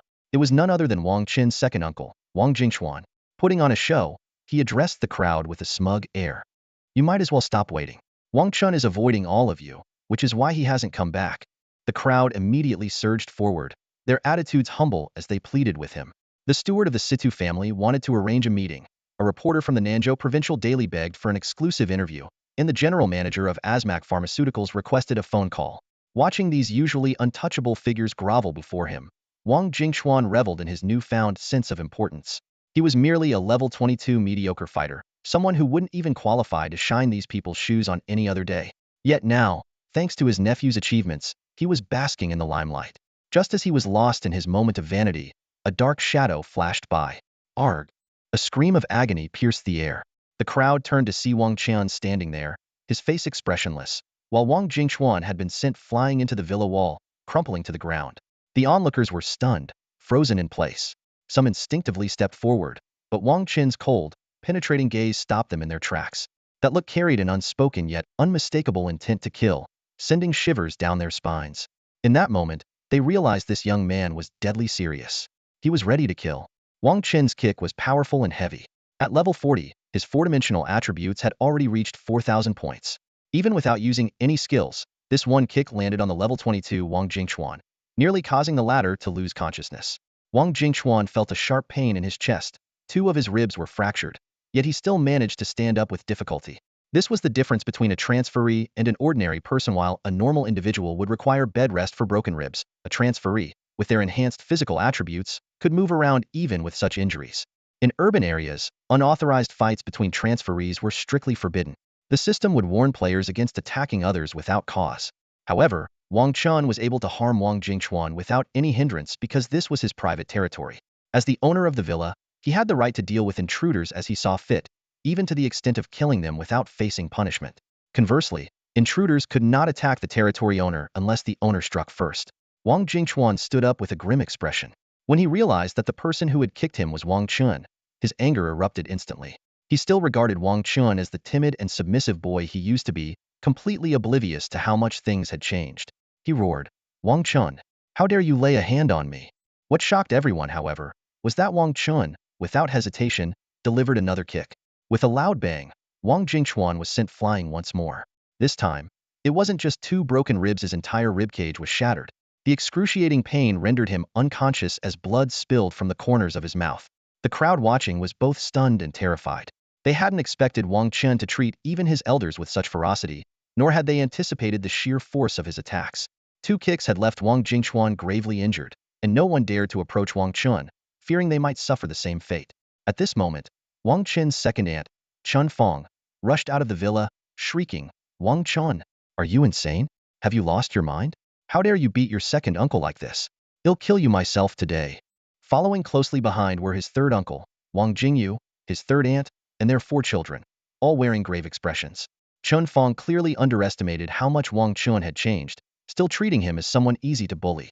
Screaming, she lunged at him, only to be sent flying by a single kick from Wang Chen. At level 13, Chun Fong stood no chance of enduring such an attack and immediately passed out. Seeing their mother attacked, Chun Fang's 2 sons were furious. These middle schoolers had often bullied Wang Chen in the past, even forcing him to eat alongside dogs. But Wang Chen showed no mercy to these brats. He raised his hand and delivered 2 resounding slaps, the sheer force of which knocked both of them unconscious. In less than 30 seconds, Wang Jingchuan's entire family had been utterly defeated. Everyone watching was left in a state of shock. Even Wang Jingyu's family, who had initially intended to reprimand Wang Chen, now stood frozen in fear, their faces pale. No one dared to utter a word. Wang Chen turned his head with a cold sneer, his gaze as sharp as a blade slicing through the air, landing squarely on Wang Jingyu and his family. His voice, icy and piercing like a dagger, cut through the silence. "Come on, if you all want to teach me a lesson too, I don't mind taking both your families down in one go. Let's see which is harder, your heads or my fists. If you're not afraid to die, step forward now."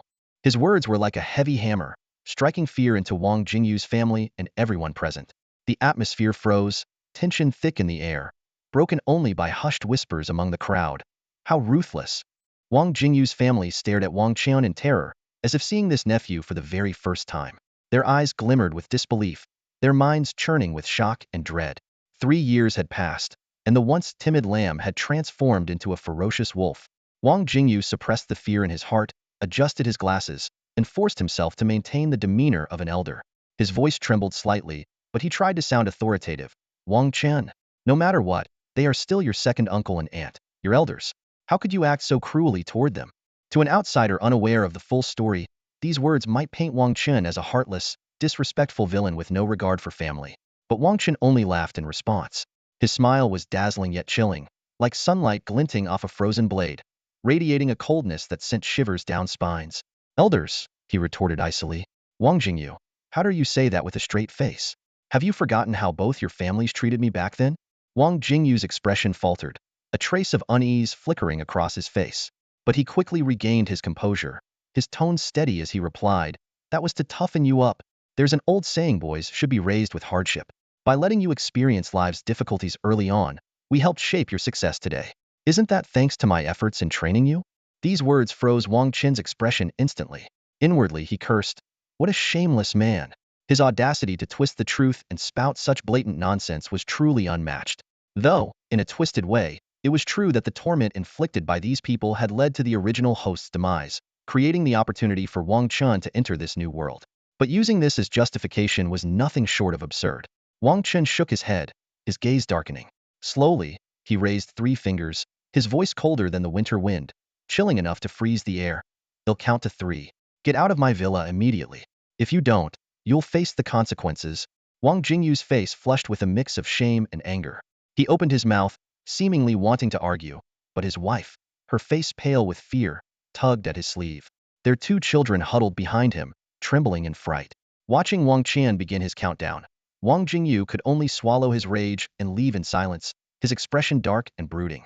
Over the past few days, the Southern Province Education Bureau, Dongyun City Education Bureau, along with major corporations and prestigious families, had all announced extravagant rewards for Wang Chen.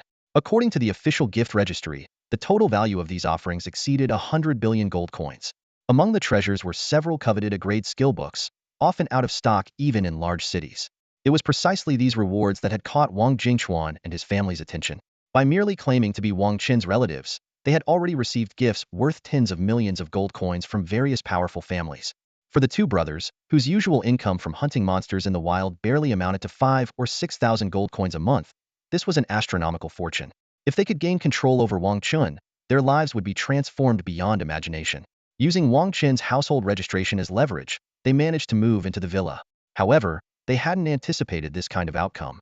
As Wang Jingyu's family carried the unconscious Wang Jingchuan away in bitter humiliation, Wang Chen turned toward the onlookers and said coldly, "You all must have spent quite a bit of money on them these past few days, right?"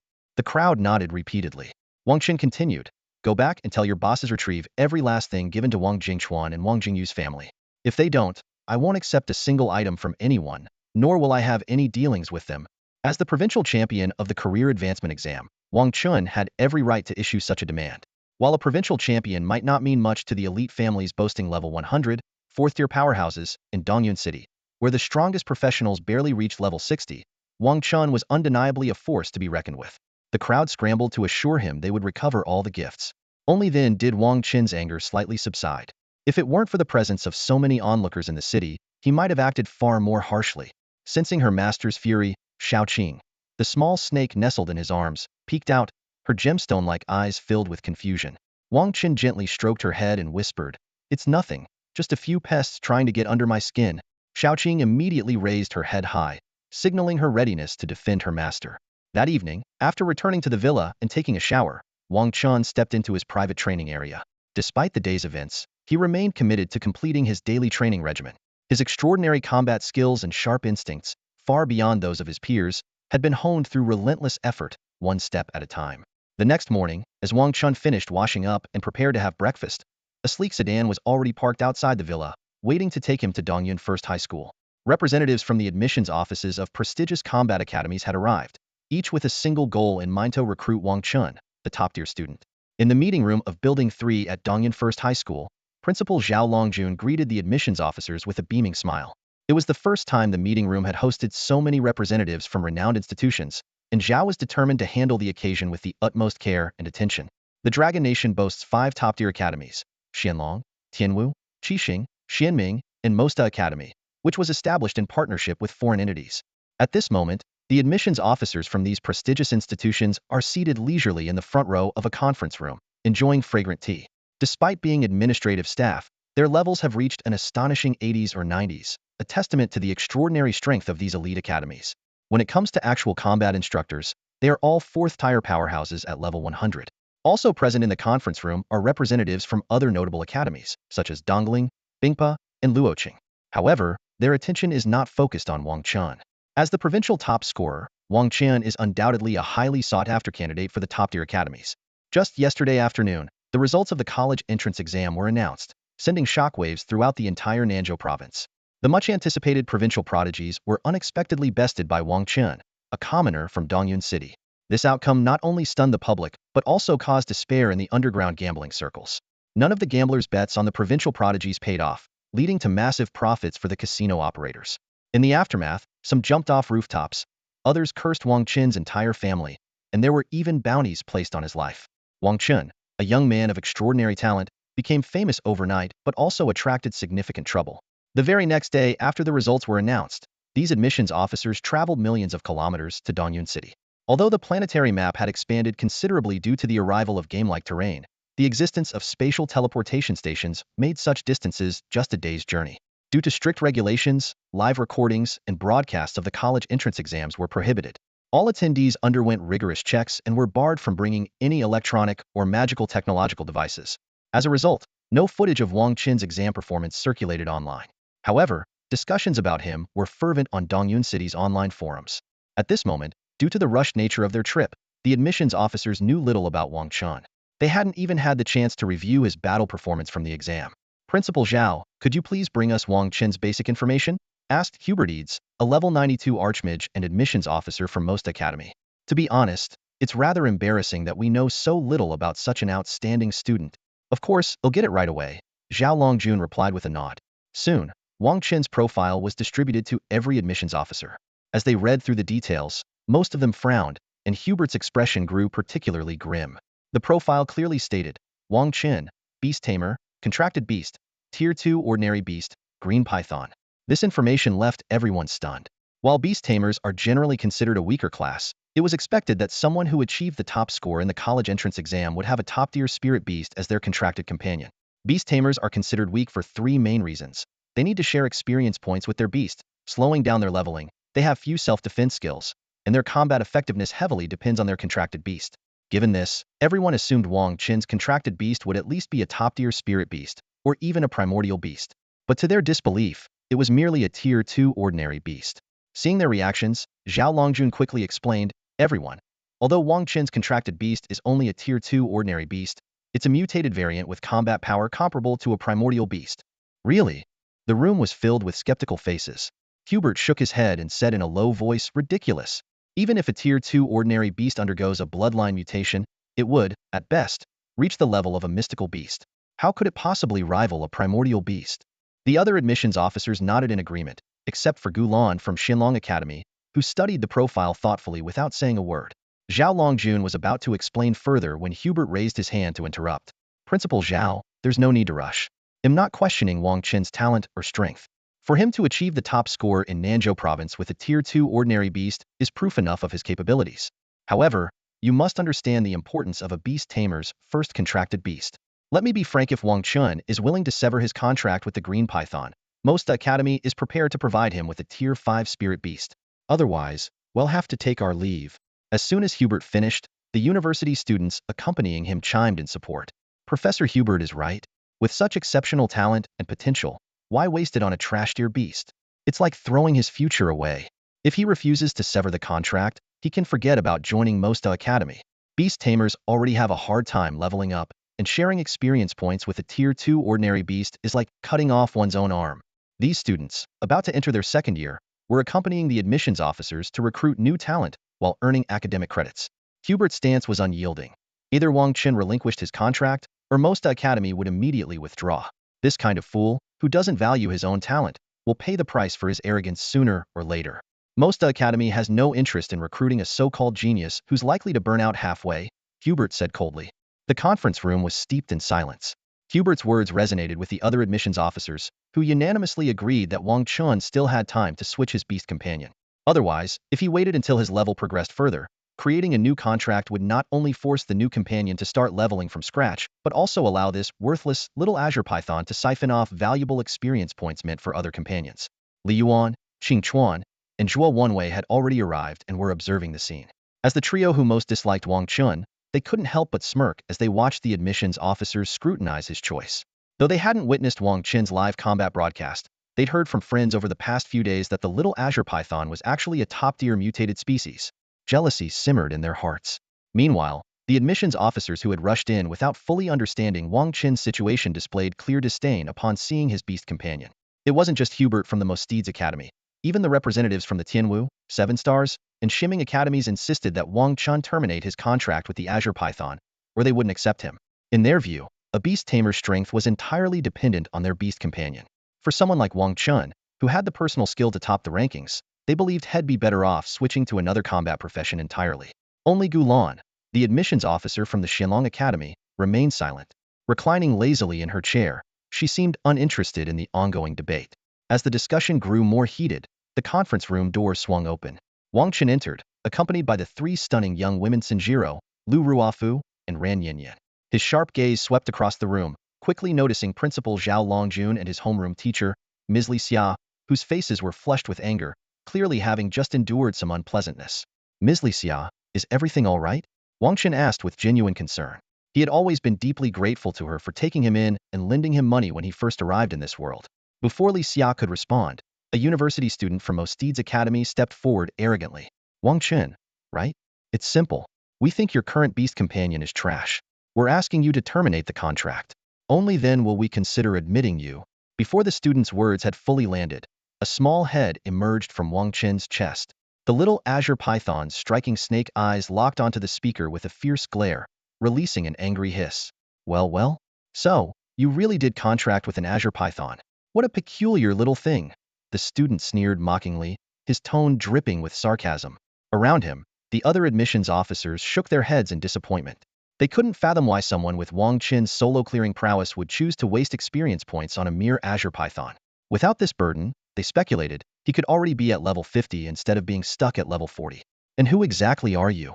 Wang Chen asked coldly, his piercing gaze fixed on the pompous university student. Ba Huaming, a prospective sophomore at the prestigious Mosteeds Academy, spoke in a flat, emotionless tone, though a trace of dissatisfaction lingered beneath his words. His gaze swept over Wang Chen's face as his brow furrowed slightly.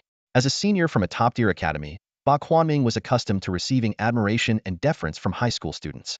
Yet the boy in front of him neither cowered nor flattered, wearing an indifferent expression as if he held no regard for him at all. Wang Chen, unfazed by Ba Huaming's air of superiority, turned his attention to the admissions officers present. His voice was calm yet resolute. Dear professors, if I insist on keeping this beast companion, would you still admit me? The room fell silent at his words, as the admissions officers exchanged uneasy glances. Hubert was the first to react, standing up with a frosty expression. His gaze fixed on Wang Chen with disdain, his thoughts betraying his annoyance at the boy's unyielding arrogance. I had been considering admitting you based on your individual abilities, Hubert said coldly. But with this attitude, it seems unnecessary now. Leave. With that, he turned on his heel, ready to walk away. Everyone present understood the implications. For other professions, someone like Hubert might have begged Wang Chen to join.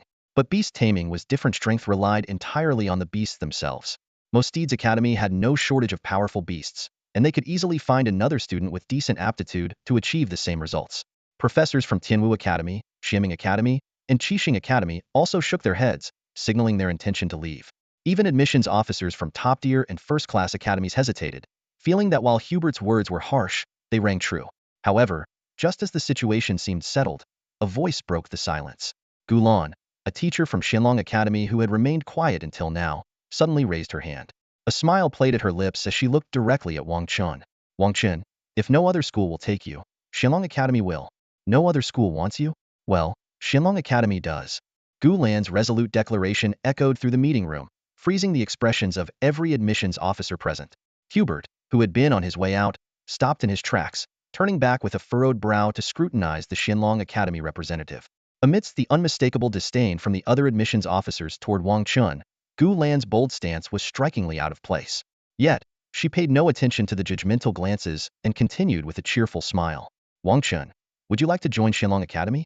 Here's the Dealin's Class Beastmaster Skill Book, a set of Golden 9-star transitional armor, a private villa, and a class resource realm entry ticket. What do you say? Her words sent shockwaves through the room. The admissions officers were dumbfounded, and even the second-year student hopefuls who had tagged along were left wide-eyed in astonishment. The Golden 9-star armor and private villa alone were jaw-dropping enough, let alone the class skill book and a class resource ticket. After all, an A-class resource realm ticket granted access to harvest 3 A-class resource, an unimaginably rare privilege. In the current era of scarce transition resources, this offer far surpassed last year's top-tier university incentives for their valedictorian. Back then, it was merely 2 A-class skill books and a class resource ticket. Professor Gu Lan, if your academy's principal hears that you offered such lavish terms to recruit a beastmaster with a so-called trash beast, I doubt they'll be too thrilled, Hubert sneered, unable to hold back his sarcasm. Unperturbed, Gu Lan replied coolly, no need for you to worry about that. I have absolute confidence in my judgment. Squeak. A sharp voice suddenly interrupted. Little Qing, Wang Chen's beast companion, could no longer endure the insults. It glared at Hubert and the others with indignation. This snake has done nothing to offend you. Why call me a trash beast over and over? Am my master's favorite?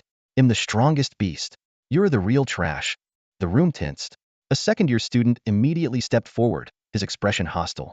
What did that trash beast just say? It called us trash. Another student chimed in, fanning the flames. The atmosphere became electric with tension. Ba Huaming, a student already at level 62 and on the verge of his third career transition, wasn't about to let himself be insulted by a mere second-stage beast. He approached Wang Chen with a chilling glare. Kid, we'll cut you some slack since you're just a rookie. All I ask is that you bow and apologize to us seniors in front of everyone. That's not too much, is it? Principal Zhao Longjun and teacher Li Xia instinctively moved to intervene, but 2 students from the prestigious Mosda Academy blocked their way. Against these university students, most of whom were level 60 or higher, the principal and teacher, both under level 55, stood little chance. Gu Lan also rose to her feet, her expression icy, but Hubert stepped in to shield Ba Quanming, clearly intent on backing his peers. This was the way of elite combat academies settle disputes with strength. Despite the escalating hostility, Wang Chen remained calm, his expression unreadable. He finally spoke, his tone as cold as steel. A second-year student, huh? Perfect. I've been curious to see whether the so-called elites of top academies live up to their reputation. I, the Beast Master with the Trash Beast, hereby challenge you, the pride of an elite academy. If I can't take you down within 3 moves, I'll admit defeat. Not only will I apologize, but I'll also crawl around the entire city of Dongyan on my knees for everyone to see. The room erupted into chaos.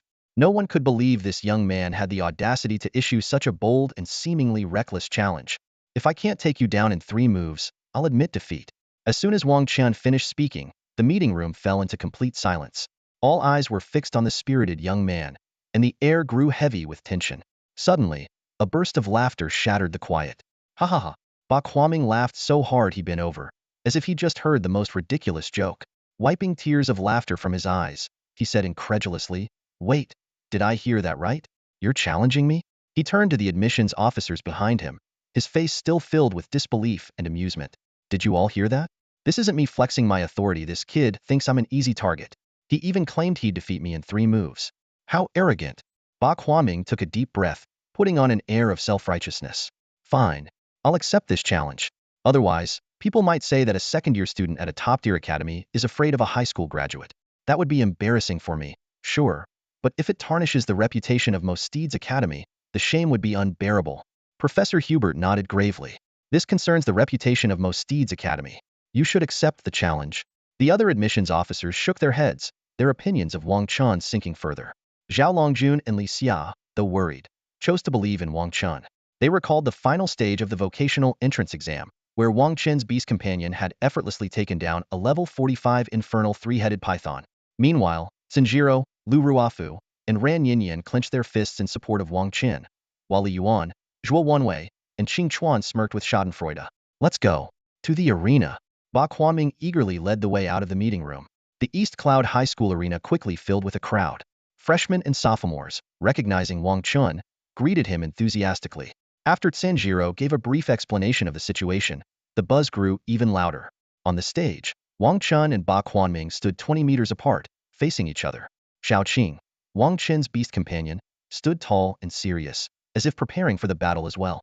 Zhao Longjun, acting as the referee, began the countdown. 3, 2, 1, begin. The moment the countdown ended, Ba Quaming drew his platinum-grade longsword, its blade radiating a powerful sword aura. He didn't even bother casting defensive buffs on himself. Instead, he charged straight at Wang Chen, his speed leaving faint after images. Blade slash. Ba Quaming smirked as he unleashed an rank skill, clearly aiming to end the fight in one strike. But just as the attack was about to land, a high-pitched, indignant squee echoed across the arena. A streak of green shot through the air at a speed far surpassing Ba Quaming's, slamming directly into his abdomen. Ba Quaming let out a cry of pain as his body flew back like a kite with a broken string. His eyes widened in shock, his face a mask of disbelief. Bang! Ba Quaming's body was sent flying like a kite with its string cut, crashing heavily against the magical energy barrier surrounding the arena. The protective shield, designed to safeguard the audience, rebounded him back onto the ground. A searing pain in his abdomen almost caused him to lose consciousness on the spot. Ba Quaming was utterly dazed. Just moments ago, he had closed the distance to Wang Chen, confident that his swift and precise sword strike would end the fight in style. But before he could react, a sudden blow to his stomach sent him hurtling backward. "Ba, watch out." A warning shout from his classmates below snapped him back to his senses. His instincts as a sword master kicked in, and without hesitation, he raised his sword to block. Clang! A sharp metallic sound rang out as his platinum-grade longsword was struck from his grasp and sent spinning into the air. Wide-eyed, he realized Wang Chen had already closed in, effortlessly disarming him with a calculated move of his infernal spear. It all happened in the blink of an eye. Wang Chen, hailed as a combat prodigy from Dongyun City, seized the brief moment when Ba Quanming was reeling from the initial strike. With flawless precision, he demonstrated the true prowess of a beast master. This was no useless class that relies on pets. The real issue was that most beast masters simply lacked the skill to wield their potential. The situation grew even more dire. Just as Wang Chen successfully disarmed him, Xiaoqing, his serpent companion, darted forward like a streak of lightning. Crack! The snake's tail lashed across Ba Chuaming's face with brutal force. Blood and teeth flew from his mouth as the impact rattled his brain. His eyes rolled back, and he collapsed unconscious on the spot. The highly anticipated duel ended in less than 10 seconds. Pathetic. Utterly pathetic. Wang Chen turned slowly, his gaze icy and disdainful as he looked down on the university students and the admissions officers who had once dismissed him. Is this what you call the elite standard of your so-called top institution? If this is the best you've got, I'm honestly relieved you didn't choose me. Yes. Incredible. He nailed it. Dongyun First High School's principal, Zhao Longjun, clenched his fists in triumph, his voice booming with excitement. His heart swelled with certainty. Their school had finally produced a true prodigy, a peerless dragon among men. A level 41st transition beast master had taken down a level 62 second transition sword master in just 3 moves without using a single skill. The university admissions officers and accompanying students were left in stunned silence. They had come with low expectations, only to have their assumptions shattered so decisively. What stung even more was the realization that Wang Chen hadn't even relied on flashy abilities. Xiaoqing's initial strike, Wang Chen's disarming move, and the finishing blow with the snake tail, all of it was achieved through raw physical prowess and seamless teamwork. This performance completely upended their understanding of the Beastmaster class. In the past, Beastmasters were known for hiding behind their pets, buffing them from afar, or relying on them as shields, an image of weakness and cowardice. But Wang Chen had just delivered an unforgettable lesson. Did anyone else notice? That snake's physical strength is off the charts? Someone murmured in disbelief. Principal Zhao mentioned it's a mutated species, but this level of mutation is on a whole other scale. Indeed, the sheer force of Xiaoqing's initial strike rivaled a speeding magical train. For context, a level 62 second transition warrior could withstand bullets and rip apart tanks. Yet Ba Huaming had been severely injured by a single blow from this small serpent. In the crowd, 3 stunning girls, Tsunjiro, Lu Ruafu, and Ran Nianian, gazed at Wang Chen with admiration shining in their eyes, along with the other underclassmen who were equally awestruck. Meanwhile, Li Yuan, Zhuo Wanwei, and Qing Chuan wore expressions so dark it was as if they had just suffered a personal tragedy. Anyone else want to step up? Come now. Wang Chen's cold voice cut through the silence, his sharp gaze sweeping over the group of university students. Stop coming at me one by one. Why don't you all come together? I don't have time to waste. Hiss.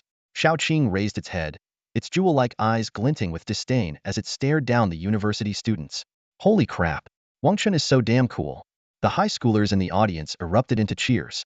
Hey, university students, did you hear that? Wang Chen's inviting all of you to fight him together. What's the matter? Are a bunch of level 60 university students too scared to take on a single level 40 high schooler? The younger students had eyes only for Wang Chen, especially after witnessing Ba Huaming's crushing defeat. Their admiration for Wang Chen had transformed from mere respect into fervent idolization. As for the group of university students, their expressions were a mix of gloom and frustration, yet not a single one dared to step forward for a challenge. The reason was simple. Ba Huaming, a level 62 second-tier sword hero, was the strongest among them. The others ranged between levels 55 and 60. None of them were foolish enough to invite humiliation. At this moment, Wang Chen's title as the top scorer in the Southern Province's college entrance exams finally commanded the respect it deserved, proving that he was indeed a talent worth investing in. Even the admissions officers who had previously dismissed him couldn't care less about saving face anymore. They eagerly stepped forward to offer their goodwill. Wang Chen, I must apologize for my short-sightedness. On behalf of Ice Soul Academy, I sincerely extend our apology. To make amends, we are willing to offer an additional Shrank Beast Tamer career book on top of what Xilong Academy has promised. Our Rockhard Academy will not only match that with Shrank skill book, but will also include 3-rank resource dungeon tickets. If you come to East Spirit Academy, you can name your own terms. Oldly, you're really pulling out all the stops, huh? Same to you. The admissions officers who had been standing loyally by Hubert's side immediately abandoned him and swarmed around Wang Chen. Hubert's face turned beet red as he shouted furiously, "What are you all standing there for? Get the healer to treat Ba Huaming. We're leaving." Hubert could no longer bear to stay. Not only had his pride been utterly crushed, but the reputation of the entire Mosteeds Academy had been dragged through the Muda second-year advanced student, losing to a mere level 40 Beast Tamer, and without the latter even resorting to using any skills. As the Mosteeds Academy group left in disgrace, the other admissions officers continued vying to recruit Wang Chen. Just as Gulan was about to join in the fray, Wang Chen stepped down from the stage, his expression calm as he addressed the crowd of eager recruiters. Ladies and gentlemen, am just a humble beast tamer. How could I possibly deserve a place in your prestigious academies? Let's not waste any more time. His words left the previously dismissive admissions officers red-faced with embarrassment. Clearly, Wang Chen had not forgotten their earlier cold treatment. Inwardly, they regretted their actions bitterly. If only they had stayed neutral instead of following Hubert's lead and turning their noses up at him earlier. Besides, Wang Chen added, I've already made my choice. He turned to the admissions officer from Xinlong Academy. His message was unmistakable, had chosen the prestigious academy located in Longguo's capital, Fengtian City. In truth, the faculty quality of the 5 top-tier academies was comparable. Initially, Wang Chen had planned to choose the one offering the most favorable conditions. However, since most of them had dismissed him from the start, his pride wouldn't allow him to overlook their earlier scorn. He wasn't a saint held grudges. Those who had ignored him before couldn't expect him to entertain their offers now, no matter how generous they were. Seeing Wang Chen's firm decision to join her academy, Gu Lan's face lit up with a radiant smile. Wang Chen, welcome to Xinlong Academy. Regarding the conditions, let me clarify so the other schools don't think we're stingy. How about this? 3 Shrank Beast Tamer skill books, 2 Shrank General skill books, and 1 Shrank Resource Dungeon ticket. Does that sound fair? Her offer left the other admissions officers gasping audibly. 5 Shrank skill books and a Shrank Resource Dungeon ticket?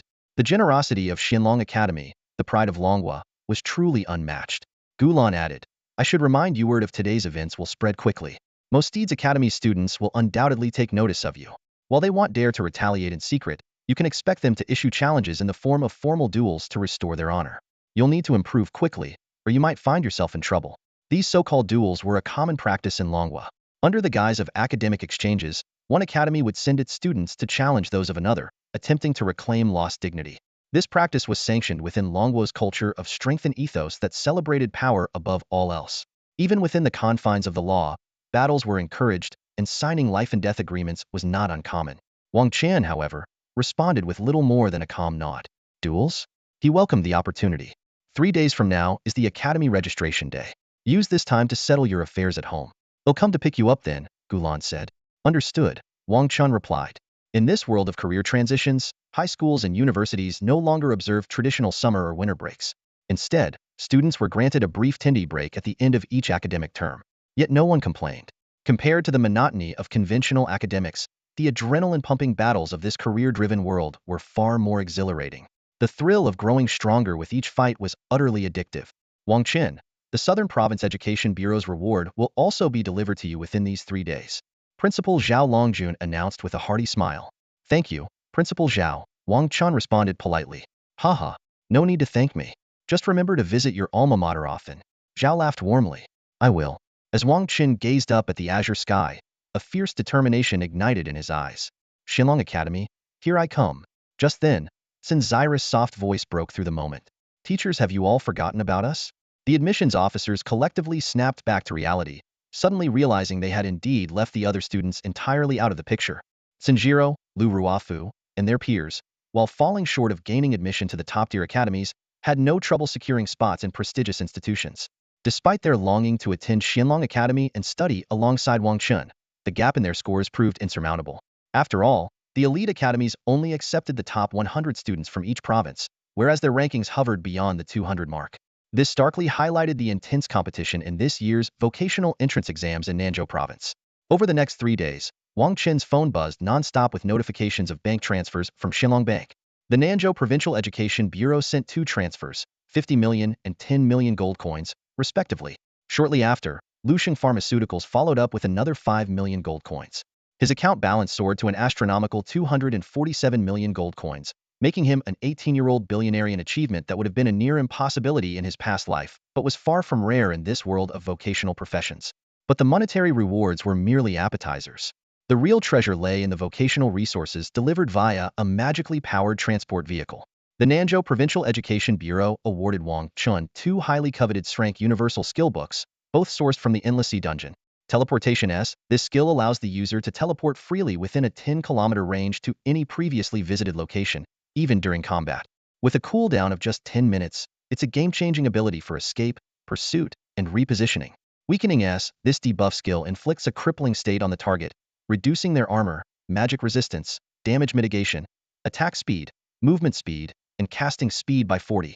With a cooldown of 5 minutes, it's a formidable tool for unknown confrontations. These skill books, exclusive to the Endless Sea Dungeon, are so rare that even immense wealth can't guarantee their acquisition. That Nanzhou province was willing to part with such extraordinary resources to reward Wang Chen was a testament to their sincerity. The Dongyun City Education Bureau contributed an A-rank Beastmaster skill book titled Beast Sacrifice. This life-saving skill allows a Beastmaster to sacrifice a contracted pet to avoid fatal damage, granting the owner a second chance at life. For most Beastmasters, such a skill is priceless. However, as Wang Chen gazed at the peacefully slumbering Shao Qing in his arms, his heart softened. Since arriving in this world, Shao Qing had been his sole companion and family, forging an unbreakable bond between them. Without hesitation, he stored the skill book in his inventory, intending to sell it later. Finally, the grandest reward arrived from Shenlong Academy itself: 3 Srank Beastmaster skill books and 2 Srank Universal skill books. Bloodline Fusion S, a passive skill that allows the user to inherit 10 of the total 4-dimensional attributes of all contracted pets. For Wang Chen, who already had 4,000 attribute points, this would skyrocket his stats to 9,000. As he contracts more pets in the future, the attribute bonuses will only grow exponentially. Beast Bond S, a passive skill that provides unique buffs based on the types of contracted pets. Currently, his bond with Shao Qing grants all of his attacks the Qing Thunder element and boosts his overall attributes by 30. With multiple pets, he could unlock numerous bond effects. Shared Will S, a passive skill that grants a 50 increase in all attributes when fighting alongside a contracted pet. Unyielding Bastion S, a passive skill that strengthens defensive attributes as health decreases. When health drops to 10, the skill provides a 500 boost to armor, magic resistance, damage mitigation, and resistance to debuffs. Defy Death S, a passive skill that allows the user to survive a fatal blow, fully recovering health and gaining 5 seconds of invincibility. The cooldown is just 5 minutes. This arsenal of 5 strength skill books was nothing short of perfection. Together, they provided unparalleled attribute enhancements, survival mechanisms, and combat versatility, effectively addressing Wang Chen's current shortcomings. As if that weren't enough, the Nanzhou Provincial Education Bureau also issued him a rare strength elixir. Wang Chen gazed at the Supreme Attribute Enhancement Pill S in his hand. This rare, permanent elixir could boost all 4 primary stats by 10, and its effects were immune to any form of dispel or purification skills. But what truly thrilled him was the gift from the 4th-tier Archmagia level 40 diamond 1-star weapon known as Thunderblade. The stats on this katana were nothing short of astonishing: 2,000 strength, 2,000 armor, and 2,000 magic resistance.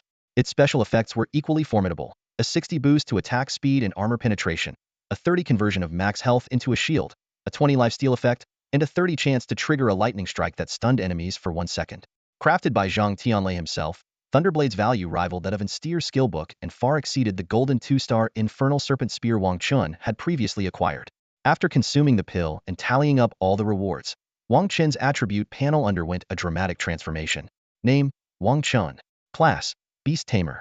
Level: 40. Base attributes excluding gear bonuses: Strength: 9,900. Constitution: 9,900. Intelligence: 9,900. Agility: 9,900.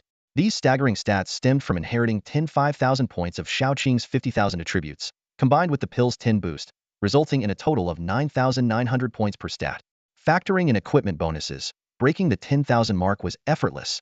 Eager to test his newfound power, Wang Chen headed to the private training grounds of his villa, setting the defense levels of 3 training dummies to the maximum for level 50 enemies. With a crisp metallic sound, the sleek katana, crackling with white lightning, slid from its sheath and traced a graceful arc through the air. Clang! With a single swift step forward, he unleashed a horizontal slash. Sizzle! 2 bolts of lightning tore through the night sky, and in an instant, the 3 training dummies exploded into a shower of debris. The sheer destructive power left Wang Chen marveling. "What a blade!" he exclaimed, knowing full well that this was only a glimpse of its true potential, as his passive buffs and combat state enhancements had yet to fully activate. Sliding the blade back into its sheath, Wang Chen felt a surge of excitement. This surge in strength had come at the perfect time. Although he had always been confident in his combat skills, with such solid attributes and gear, he was certain that he could now challenge the Xian Tian demon-suppressing tower without Shao Qing's help, even taking down the infernal 3-headed python on his own. What excited him even more was the prospect of his upcoming university life. As a student of the prestigious Shenlong Academy, the top institution in Longhua, he would be among the nation's top 100 examinees and top scorers. But in this new era, where reality and a game-like world intertwined, his competition wouldn't just be the human elite. He would also face exchange students from the Orc Empire, Elf Kingdom, Dwarf clans, Giant tribes, Vampire Coven, and other major races across the globe. In this fantastical world, the innate advantages of various races make humanity seem rather insignificant in comparison. The orcs dominate with their extraordinary physical strength, the elves excel with their unmatched magical talents, and the dwarves have perfected the art of forging to a level that rivals even the orcs' power. From birth, these races are naturally superior to human job changers. In recent years, humanity has often found itself at a disadvantage in the ongoing struggle for resources. Every year, foreign exchange students from other races, under the guise of cultural exchange, challenge the human freshmen to test the capabilities of humanity's prodigies. Without a doubt, what awaits Wang Chen is a series of intense and relentless battles. After reaching the second transition, it's about time to contract a second beast companion, Wang Chen murmured softly to himself. Chirp. As soon as he finished speaking, the little green creature in his arms looked up at him with tearful eyes, as if asking, "Are you planning to abandon me, master?" Wang Chen quickly reassured it. "How could I ever abandon you? Don't worry, I'm just going to find you a little brother or sister. It must be lonely playing all by yourself. With a companion, you'll be much happier." As he spoke, he gently stroked the creature's head. Such a reaction was not unwarranted. Many beast tamers, after their initial contracted beasts were severely injured in battle and lost their combat effectiveness, would heartlessly abandon or sell them, seeking a new partner to contract instead. Chirp. The little creature tilted its head, its eyes filled with doubt. Really? Of course it's true, Wang Chun said with a reassuring smile. After patiently comforting it, the little creature finally settled down. In truth, every beast companion has its own independent thoughts and emotions, just like humans. Though they may appear innocent and simple, once they form a contract with their master, they offer unwavering loyalty. Unfortunately, many beast tamers fail to cherish this loyalty, taking it for granted and treating their companions as mere tools. But in Wang Chen's case, such disregard would never happen. 3 days passed in the blink of an eye. Early this morning, a sleek black sedan was quietly parked outside Wang Chen's villa. Standing beside the car was a woman dressed in a long black gown, none other than Teacher Gulan. Her jet black hair cascaded like a waterfall, framing her delicate features. Her long, shapely legs, wrapped in black stockings, exuded a cool elegance with a touch of understated allure. Wang Chun had already packed his belongings into a spatial pouch, traveling light as he settled into the back seat. The car started, but instead of heading to the airport, it took a different route. "We're going to the Dongyun City spatial transfer station first, then teleporting to Tianling City. From there, we'll use the long-distance spatial transfer array to reach Fengtian province," Gulan explained softly. Wang Chun nodded in understanding. Having lived in this world for several years as a transmigrator, he was well acquainted with the background of this career change world. Ever since the fusion of the game world with reality, the Earth's surface area had expanded exponentially.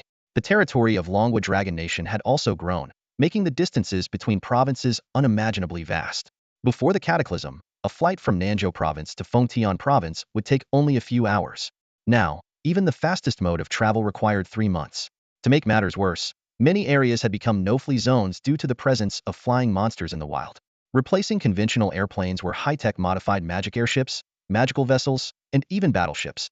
Only these heavily armed and fortified vehicles could navigate the skies teeming with dangerous creatures. Airports now primarily handled short-distance travel, while spatial transfer stations became the go-to option for long-distance journeys. Magic spatial transfer arrays were not only convenient, but also incredibly fast. Traveling from Dongyun City to Fengtian province took only 20 minutes of actual transfer time, with the remaining 40 minutes spent waiting in line. When they arrived at the Dongyun City spatial transfer station, a scene of order and discipline greeted them.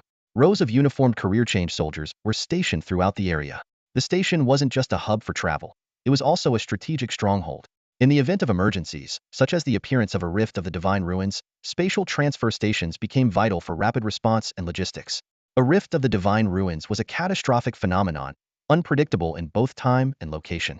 It could appear in the wilderness or worse, in the heart of a bustling city, bringing devastation to everything in its path. When a rift emerged, the sky would split open with a massive, centipede-like crack, and hordes of monstrous creatures would pour out, ravenously consuming all life in sight. The most recent rift of the divine ruins occurred 4 years ago in the border city of Latham, part of the Orc Kingdom. In just 2 hours, this once thriving metropolis of millions was reduced to ash under the onslaught of monsters, leaving no survivors. It was only through the efforts of a level 150 Orc general, leading a level 104th tier elite army and supported by dozens of level 104th tier archmages, that the rift was barely sealed. This tragic event prompted the leader of Longwa to spare no expense in developing infrastructure, ensuring spatial transfer stations were established nationwide even in the most remote villages as a precautionary measure. Although Wang Chen was curious about the detailed information on rifts of the divine ruins, his current level didn't grant him access to such classified knowledge. He could only glean bits and pieces from online articles and speculative reports. Clearly, nations worldwide were actively researching these disasters, and significant progress had likely been made.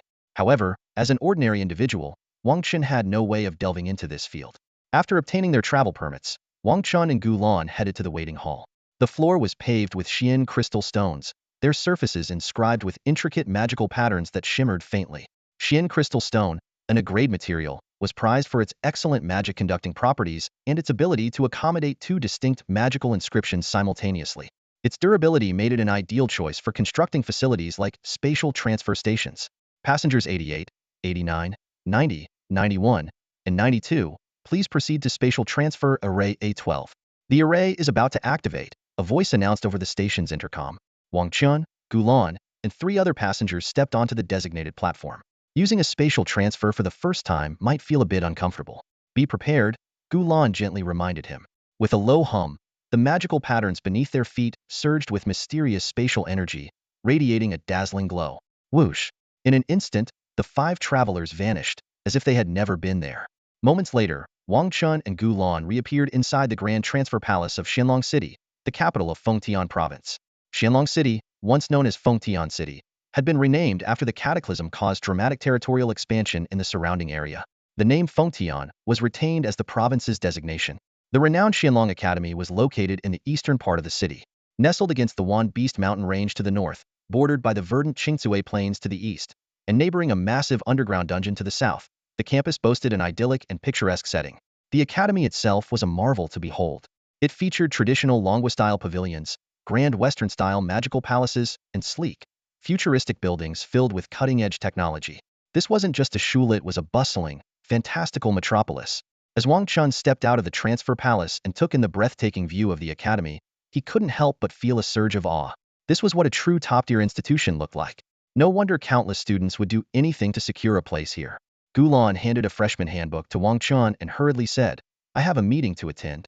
Take this to the freshman registration office and get yourself registered. While you're at it, take some time to familiarize yourself with the campus. Everything you need to know is in the handbook." With that, she rushed off, clearly overwhelmed by the hectic admissions period following the release of the college entrance exam results. Wang Chen flipped through the handbook as he made his way to the registration office. He was amazed to discover that the campus of Xianlong Academy was far larger than he had imagined. There was a full 50 kilometers between the teleportation palace and the registration office. Thankfully, the campus was equipped with convenient small-scale teleportation arrays that freshmen could use for free. The handbook provided detailed information about the academy's operational system. Here, gold coins held no value. All transactions were conducted using academic credits.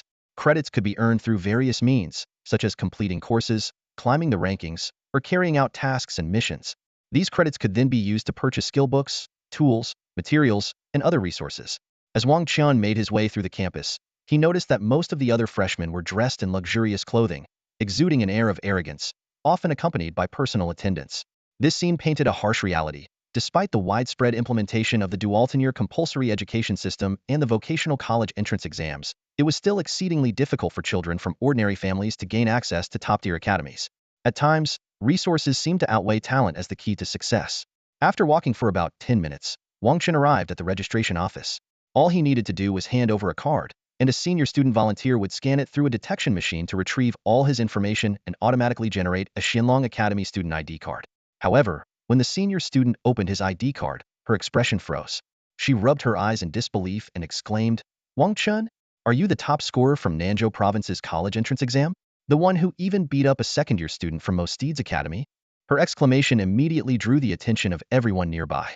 Students turned to look, their surprised gazes accompanied by a growing murmur of whispers. "Is it really him? He looks so harmless, but apparently he's a beast. Look at his student ID number 722830001. Even the dean acknowledged him as the top freshman. Shock, awe, curiosity, and array of emotions flickered in the onlookers' eyes. The other freshmen, meanwhile, felt their competitive spirits ignite. After all, anyone admitted to Xianlong Academy was already a top talent in their own right. The senior student enthusiastically offered to guide Wang Chen to the freshman dormitories, but he politely declined with a calm shake of his head. "No need to trouble yourself, senior. I can manage on my own." With that, he picked up his student ID and walked away, leaving the crowd murmuring about his aloof demeanor.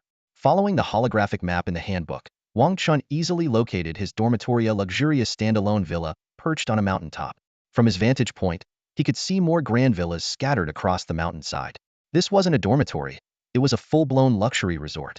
However, Wang Chen's villa number 1 was simply too conspicuous.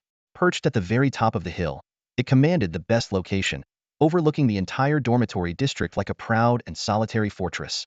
The sunlight gleamed on its white walls and red tiles, making it shine brilliantly and drawing the attention of passing students. Wang Chen flipped through the academy's rulebook in his hands, carefully studying the details of the dormitory allocation system. Every student's accommodation was closely tied to their ranking. The freshman dormitory area was divided into 4 levels: S, A, B, and C. This level dormitories, where Wang Chen resided, were reserved for the top 100 students of the year. The A level housed the top 300, the B level accommodated the top 800, and the C level was designated for the rest of the students. The initial rankings for new students were determined collectively by the deans of the various academies, but this was only provisional. Wang Chen narrowed his eyes as he thought about the upcoming freshman competition in 2 weeks. That would be the true moment of reckoning, where everyone's rankings would be reshuffled. For now, Wang Chen had been designated as the top-ranked freshman, clearly a result of his outstanding performance in the college entrance exams, which had deeply impressed the deans. He shook his head lightly, setting this thought aside for the moment. As he continued flipping through the rulebook, Wang Chen learned that Xianlong Academy consisted of 5 major schools: the School of War, the School of Magic, the School of Light, the School of Beasts, and the School of Shadows. Each school had its own unique characteristics. The School of War, the largest, adhered to the principle of peace through strength and was known for its fierce and combative spirit. The School of Magic specialized in training spellcasters. The School of Light focused on frontline and support roles. The School of Beasts was a haven for Beast Tamers, and the School of Shadows exclusively trained explosive assassins.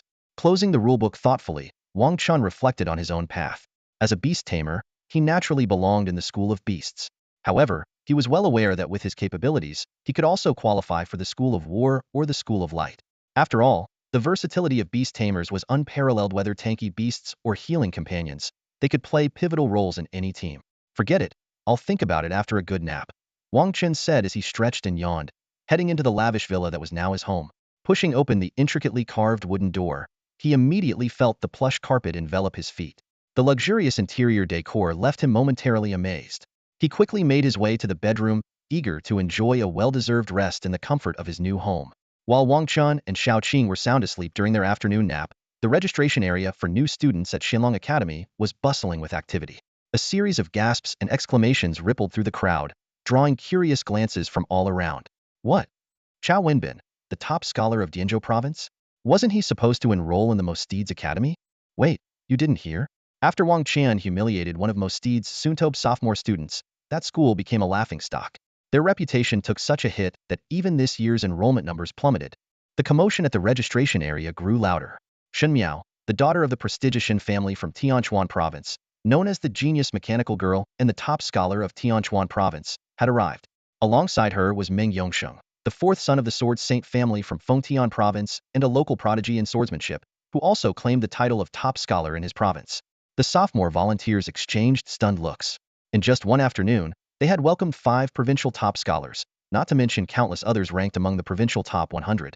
What was even more astonishing was that the lowest level among these new students was already above level 55. Among them, Meng Yongsheng, Fengtian province's top scholar, level 68, on the verge of becoming a Tier 3 sword saint. Chao Wenbin, Dianzhou province's top scholar, level 65, a Grand Magister.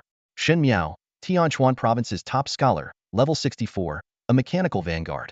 Feng Yurong, Tianbei province's top scholar, level 65, a Dragonblood Knight. Huang Fan, Shenzhou province's top scholar, level 66, a Beastmaster. However, what baffled everyone was the fact that Wang Chen, the top scholar of Nanzhou province, with a mere level 40 and yet to complete his Tier 2 advancement trial, was ranked first among all the freshmen by the 5 deans. Isn't this just setting him up to fail? The volunteers whispered among themselves. When these proud and competitive freshmen see the rankings, they're bound to explode. Sure enough, by 5 p.m. that day, after all 1,100 freshmen had completed their registration, the initial rankings caused an uproar. The housing assignments for the 4 dormitory zones only added fuel to the fire. Zone S, private villas. Zone A, standalone elegant houses. Zone B, luxury single rooms. Zone C, high-end double rooms. Why am I, Wang Jigang, ranked 25th in Shima province, stuck in Zone B? while someone ranked 72nd in Shenzhou province gets to stay in Zone A? How is it fair that we're all provincial top 100, yet they get luxury single rooms while we're crammed into doubles? And the most absurd part, Wang Chen, at level 40, gets a villa on the mountaintop? The dissatisfaction festered through the night and into the next morning. These proud geniuses, who had been unrivaled in their hometowns, couldn't accept such a stark disparity. Some even speculated that Wang Chen must be an illegitimate child of a high-ranking official in Longhua, questioning whether Xianlong Academy had resorted to favoritism or corruption. In the end, the disgruntled freshmen decided to take action. They marched in unison toward Xianlong Plaza, planning to voice their protest during the opening ceremony and demand a re-evaluation of the rankings. Sophomore students stood by, dumbfounded, as they watched the scene unfold, sensing that a storm was about to break. Wang Chen was completely unaware of what was happening in the outside world. After his nap yesterday, he had fully immersed himself in high-intensity training. The luxurious single-family villa provided by Xianlong Academy included a spacious private training room equipped with state-of-the-art facilities. The training robots could be adjusted to a maximum level of 100 and were embedded with advanced combat chips that stored the battle memories of deceased professionals. Wang Chen and Xiao Qing spent the entire day engrossed in this invigorating training, experiencing firsthand the vast difference between a top-tier academy and an ordinary one. At dawn, after freshening up, Wang Chen placed Xiao Qing in his arms, slipped his hands into his pockets, and headed toward Xianlong Plaza. Today was the opening ceremony, and he certainly couldn't afford to miss it. Upon arriving at the plaza, Wang Chen was surprised to find thousands of new students already gathered there. It wasn't even 7 o'clock yet, and their early arrival seemed a bit excessive. However, he quickly realized something was off. The new students weren't seated but were standing, their faces filled with anger as they whispered among themselves. Nearby, several second-year students stood watching with amused expressions, as if anticipating a good show. Cautious by nature, Wang Chen didn't rush to approach but instead stayed at a distance, silently observing. It didn't take long for the commotion to attract the attention of the academy's leadership. On the main stage, the air began to ripple, and a mysterious energy spread outward. In the blink of an eye, more than a dozen figures emanating an aura as deep as an abyss appeared before the gathered students. At the forefront stood an elderly man with frosty white hair, a tall and imposing figure with piercing eyes. His complexion was ruddy, his posture upright, and his hands clasped behind his back. A terrifying martial aura surrounded him, subtly distorting and collapsing the space around him. He Fuan. Wang Chen's heart skipped a beat as he recognized the president of the War Academy, a peak level 4th transformation martial god at level 180. Beside He Fuan stood another elder with white hair, shorter in stature, wearing glasses and holding a black cane. Despite his unassuming appearance, a massive, faintly glowing clock loomed behind him, subtly disrupting the flow of time in his vicinity. Chu Changfeng, the president of the Magic Academy, a level 180 time god. Wang Chen noted silently.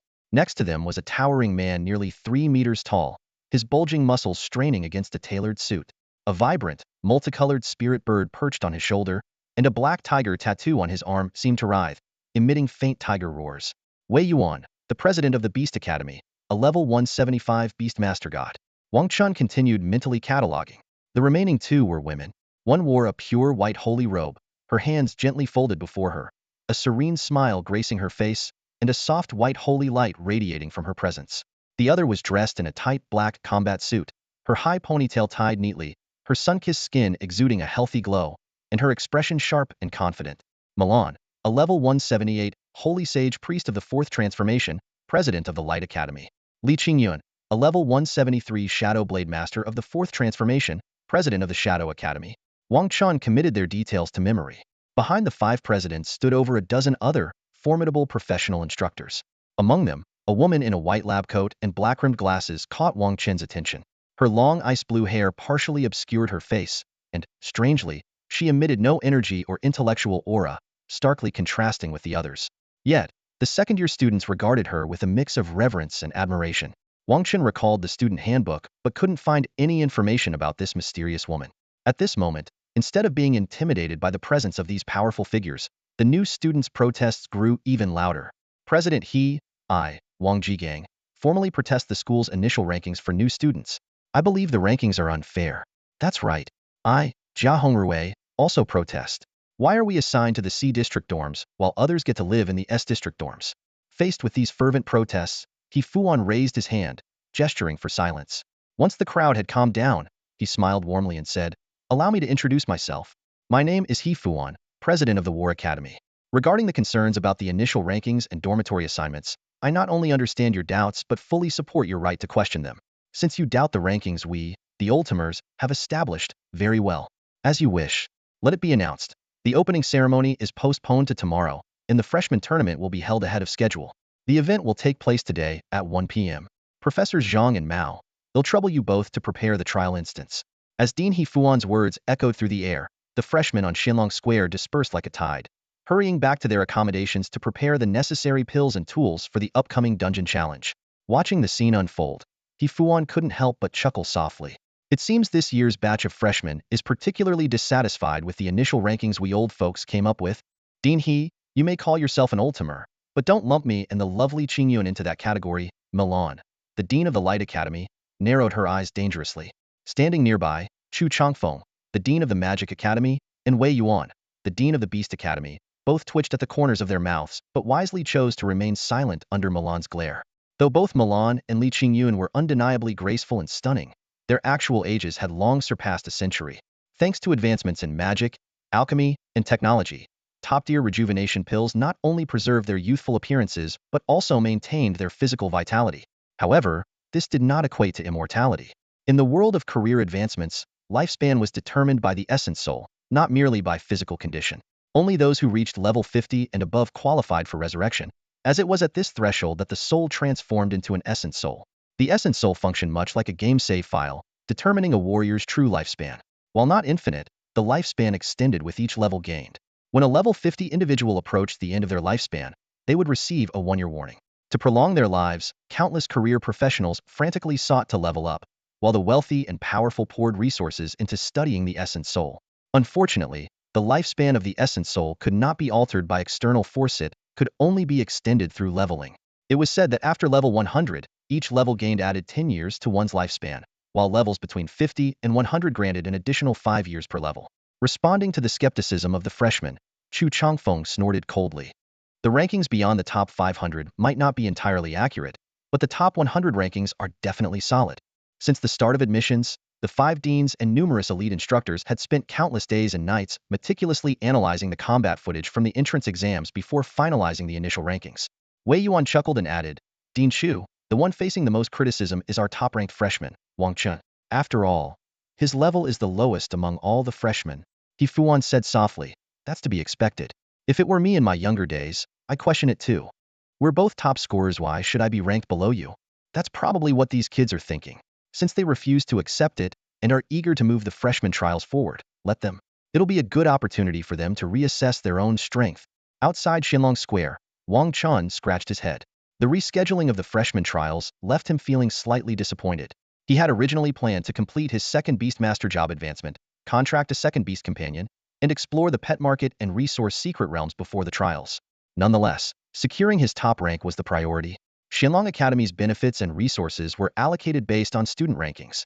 While lower-ranked students had one chance each month to challenge higher-ranked peers, the challenged could not refuse. Failure to accept would result in forfeiting their rank. By 1 p.m., Xinlong Square was once again packed with people. The freshmen were buzzing with excitement, eager to prove themselves and, hopefully, embarrass the deans and instructors who had messed up the rankings. With a wave of Teacher Mao's hand, a series of ancient platinum-colored doors materialized in the center of the square. The freshmen marveled at Xinlong Academy's immense resources. These dungeons, designated for freshman trials, were platinum-grade. Over at the Dungeon Sanctuary, there were at least 30 platinum-grade dungeons, more than 20 diamond-grade dungeons, over a dozen exceptional-grade dungeons, and even 5 hero-grade dungeons. Someone sighed in awe. So this is the strength of a top-tier academy in Longwa? It's overwhelming. Indeed, in the current global landscape, resources had already been divided among nations. In Longwa, the government controlled 80 of all resources, with the remaining 20 held by prominent aristocratic families and clans.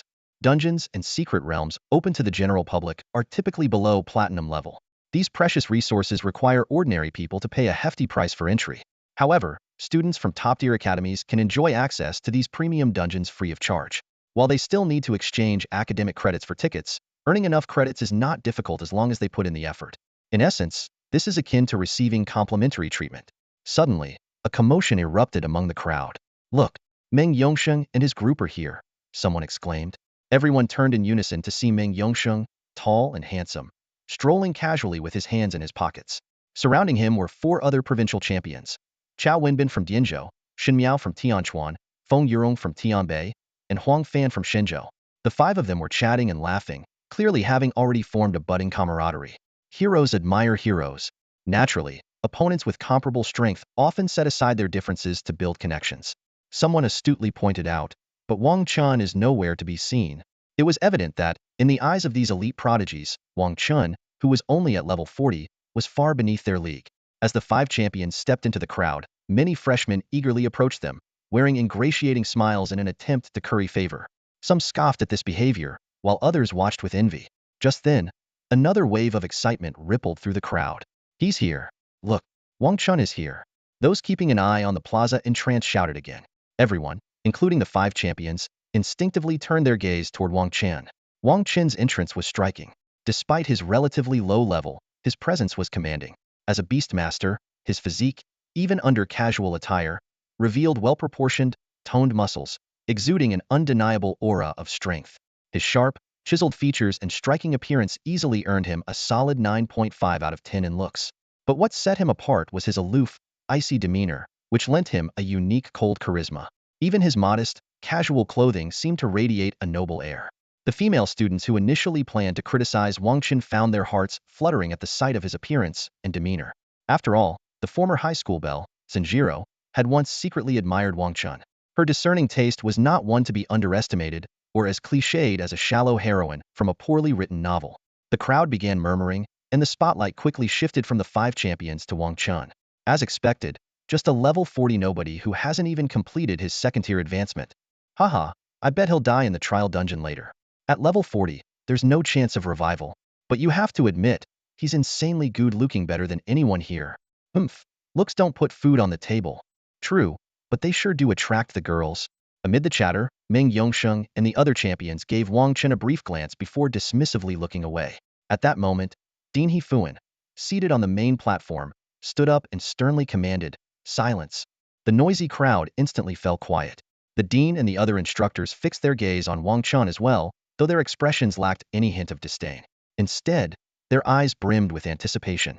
They vividly recalled the shock of watching Wang Chen's combat footage, especially his small green serpent, which was undoubtedly a rare bloodline mutation, potentially breaking free from the constraints of conventional order and achieving a remarkable transformation. Dean Hefuan kept his address concise. You should all already understand the importance of the freshman trial from your student handbook, so I won't waste time repeating myself. 3 minutes. Check your equipment and items carefully. The trial begins in 3 minutes. Additionally, there are no restrictions in this trial. Feel free to use any high-level items or special elixirs you have. As soon as the dean finished speaking, the freshmen sprang into action, meticulously inspecting their belongings. Their expressions turned serious. This trial was not just about proving themselves to the dean and instructors, but also about securing their future benefits at the academy. No one dared to take it lightly. The 3 minutes passed in the blink of an eye. A holographic countdown began to tick down from 5 above the plaza. When the timer hit 0, all the freshmen stood before their designated portal gates. As they reached out to touch the portals, a mystical spatial ripple spread outward, accompanied by a brilliant flash of white light. The moment the light enveloped them, they were successfully teleported into their respective dungeons. Notably, every single student opted for a solo challenge. None chose to form a team. As members of their province's top 100 talents, their pride wouldn't allow them to team up. Besides, the scoring for group clears would be diluted, offering far less reward compared to solo dungeon runs. Wang Chen, without hesitation, reached out to touch the platinum gate. A translucent interface immediately appeared in his mind.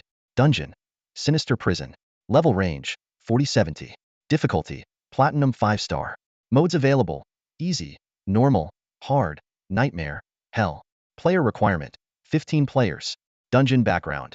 In the damp and dark confines of this prison lie bloodthirsty, heinous criminals who have committed unforgivable sins. Brave challenger, bring them to justice. Cut them down and deliver them to their rightful end. Difficulty. Hell. Number of participants. 1. Every single freshman on site had selected these two options without hesitation.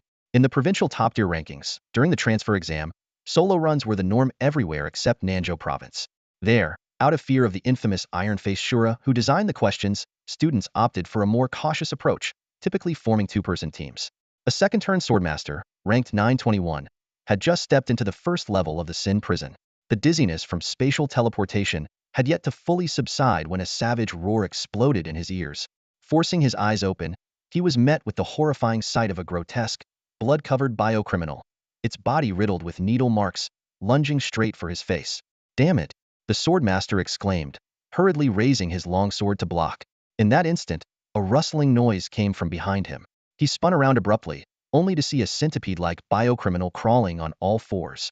Its body was covered in over 20 thin, spindly arms, and its massive, gaping mouth was lunging at his neck. Ah! The swordmaster let out a blood-curdling scream as blood gushed from his wound.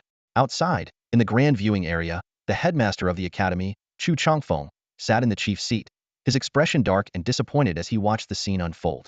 The other deans and elite instructors observed coldly, their eyes fixed on the holographic screen showing the freshman being torn apart by monsters. None of them stepped in to intervene. This freshman was deemed unworthy. Moreover, as a player above level 50, he could be resurrected, though at the cost of losing levels and experience. He would likely drop from the 50s back to the 40s. Wei Yuan sighed. Weren't people saying this year's freshmen were supposed to be exceptional? How is it that they can't even handle such a low-level encounter? Li Qingyun, her tone icy, replied. When they say this year's freshmen are exceptional, they're only referring to their generally high levels. Many are above level 60. This trial will teach them a lesson. Let's see if they can keep their arrogant attitudes after tasting death. However, not all freshmen performed poorly. A female summoner ranked 245 immediately cast a magical shield upon entering her trial, successfully avoiding an ambush. She deftly dodged the biocriminal's attacks while rapidly chanting to summon her contracted spirits, demonstrating a steady, methodical approach. He Fuan suggested, after the trial is over, let's organize a personal combat event for them. That way, they won't accuse us deans and instructors of favoritism. The other deans and elite instructors nodded in agreement. The massive projection screen above the plaza was divided into over 20 windows, each randomly displaying the freshmen's trial progress. Among them, Meng Yangsheng's performance was the most dazzling. Wielding his sword with both hands, he danced like a butterfly through a horde of hundreds of biocriminals. Each flash of his blade sent the heads of a dozen enemies flying. Every kill refreshed his movement skill cooldown, enabling him to chain his attacks seamlessly. His strikes unleashed sharp, swirling sword storms that tore through the surrounding enemies. Within just 1 minute, over 300 biocriminals had fallen to his elegant and masterful swordsmanship. As expected of the swift swordmaster, graceful and deadly, even Chu Changfeng, usually stern and reserved, couldn't help but praise. If nothing goes wrong, Meng Yangsheng's future will at least reach the 4th turn at level 100. Other top-ranked students also delivered remarkable performances. In Shun Miao's trial window, a giant war mech suddenly descended after a soft cry from her. She agilely leapt onto the mech and unleashed a barrage of gunfire on the biocriminals. Over 300 enemies fell like leaves in a storm. As expected of the mechanical clan's heiress, her mastery of war machines is unmatched among her peers, an elite instructor marveled. Chao Wenbin, Feng Yurong, and Huang Fan were equally impressive, clearing the first stage within a minute, their completion times differing by only 5 to 10 seconds. Wei Yuan suddenly asked, what about Wang Chen's window? Why hasn't it appeared yet? As the headmaster of the Beastmaster Academy, he had a particular interest in this student. He Fuan and the others were also curious about the student hailed as the top freshman this year. Soon, the instructor in charge of the broadcast switched the feed to Wang Chen's trial, displayed in window 8. However, what appeared on the screen was an empty scene. Not only was Wang Chen nowhere to be seen, but even the corpses of the biocriminals were missing. This baffling sight left everyone in the room dumbfounded.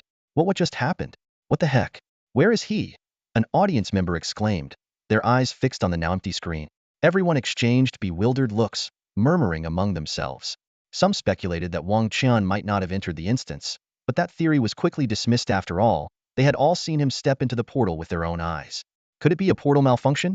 Another viewer suggested. Maybe Wang Chen is stuck in the spatial transfer tunnel. Just as the crowd racked their brains trying to figure it out, a woman with an air of gloom and long, icy blue hair spoke softly. Her voice was as clear and melodious as a silver bell. Try adjusting the camera angle. The director immediately complied, and as the camera shifted, the entire crowd gasped in shock. The screen now displayed a wall, but what left everyone speechless was the sight of it, completely covered in the mangled remains of biocriminals. It was as if someone had used a massive hammer to sweep all the criminals against the wall with brutal force. The deans and instructors exchanged looks, their expressions shifting from shock to confusion, and then to sudden realization. It seems he's already cleared the first stage, one instructor remarked with a sigh. This Wang Chen is clearly no weaker than Meng Yongsheng or any other provincial champions. I'm just curious how he managed it. Another teacher chimed in. Rounding up over 300 biocriminals like that isn't exactly easy.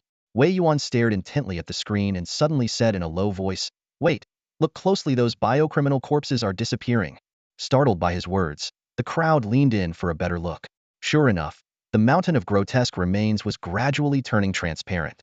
Within just 2 seconds, the once blood-soaked and horrifying scene vanished into thin air. Everyone in the room drew a sharp breath. What did this mean? It meant that Wang Chen had completely obliterated those biocriminals cleanly and efficiently, likely within the last minute. This is a world where games and reality merge, someone explained. In these secret realm instances, the rules follow game mechanics. Once monsters are killed, their bodies disappear after a short time. In other words, Dean Milan of the Bright Academy couldn't help but exclaim, "This kid cleared the first stage in under 10 seconds? Hiss! The other deans and top instructors collectively gasped. Even as seasoned fighters at the pinnacle of their professions, they found it hard to believe that Wang Chen had wiped out 300 biocriminals in just 10 seconds. Meng Yongsheng, Shun Miao, and Feng Yurong each took at least 40 or 50 seconds to clear the first stage, one teacher murmured.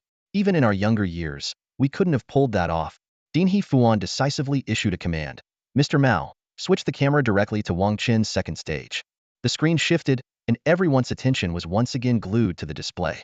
This time, the image revealed a scorched wasteland littered with charred corpses. Once again, Wang Chen's figure was nowhere to be found. Is this guy clearing stages at lightning speed? Is he even human?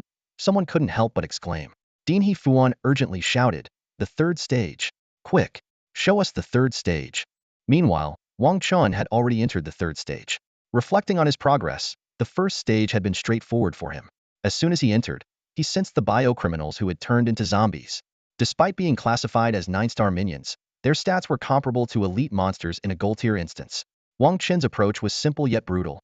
He summoned Xiaoqing, who transformed into a colossal size. With its massive tail, Xiaoqing swept through the biocriminals like clearing trash, crushing them against the wall. Leveraging Xiaoqing's overwhelming stats, the stage was cleared in less than 10 seconds. The second stage posed a slightly greater challenge, with 500 monsters instead of 300. Their rank was upgraded to 9-star elites, with stats reaching 8,000, and a dozen mini-bosses among them. Yet, for Xiaoqing, it was still a trivial task. This time, Xiaoqing didn't enlarge itself. Instead, it used its cloud-riding ability to soar above the prison and unleashed a devastating Azure Thunder breath. This S-grade divine beast skill was akin to a natural disaster, incinerating all the biocriminals in an instant. The entire secret realm trembled violently from the sheer force.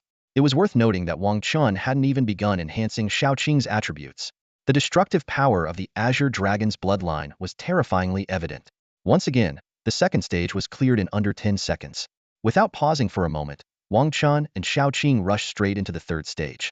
As the camera transitioned to the next scene, everyone's eyes were glued to the screen, eagerly anticipating what kind of shock or awe Wang Chen would deliver next. Wang Chen's record-breaking speed in clearing the challenges left all the deans and star mentors at the scene in complete shock. In the monitoring room, everyone stared intently at the large screen. While other provincial champions like Meng Yongsheng, Chao Wenbin, and Shun Miao were still struggling through the second challenge, Wang Chen had already vanished from sight. The broadcasting teacher awkwardly explained to Dean He, "Switching camera feeds takes 15 seconds for each window. This is to prevent system overload. Since we're connected to thousands of camera feeds, we had to set it up this way." Dean He frowned slightly, quickly calculating. With 1,200 new students and 4 challenges, that's 4,800 cameras in total. Because the exam was moved up, we're using a temporary small-scale magic server. For safety reasons, each camera switch requires a 15-second buffer. Hearing this, the expressions of the deans and teachers present grew tense. A 15-second delay? They might not even catch a glimpse of Wang Chen at this rate. One teacher tried to console the group. "It's fine." The boss of the third challenge is a level 60 extraordinary 3-star bio-cyborg, with a 4-dimensional attribute total of 20,000 points, reaching 30,000 in full combat mode. I refuse to believe that kid can clear it in under 15 seconds. Exactly. At least a minute, right? We should be able to catch up, others chimed in, though their doubts were evident. 15 seconds passed quickly, and the broadcasting teacher hastily pressed the switch button. The screen shifted, only to reveal another empty scene. The area was in complete disarray, and the biocyborg had been reduced to a charred heap. The room fell into stunned silence once again. Even the white-coat woman, who had been quietly keeping her head down and seemingly indifferent to everything, raised her gaze. A flicker of surprise passed through her icy blue eyes. It was Dean Chu Chongfeng of the Magic Academy who first broke the silence.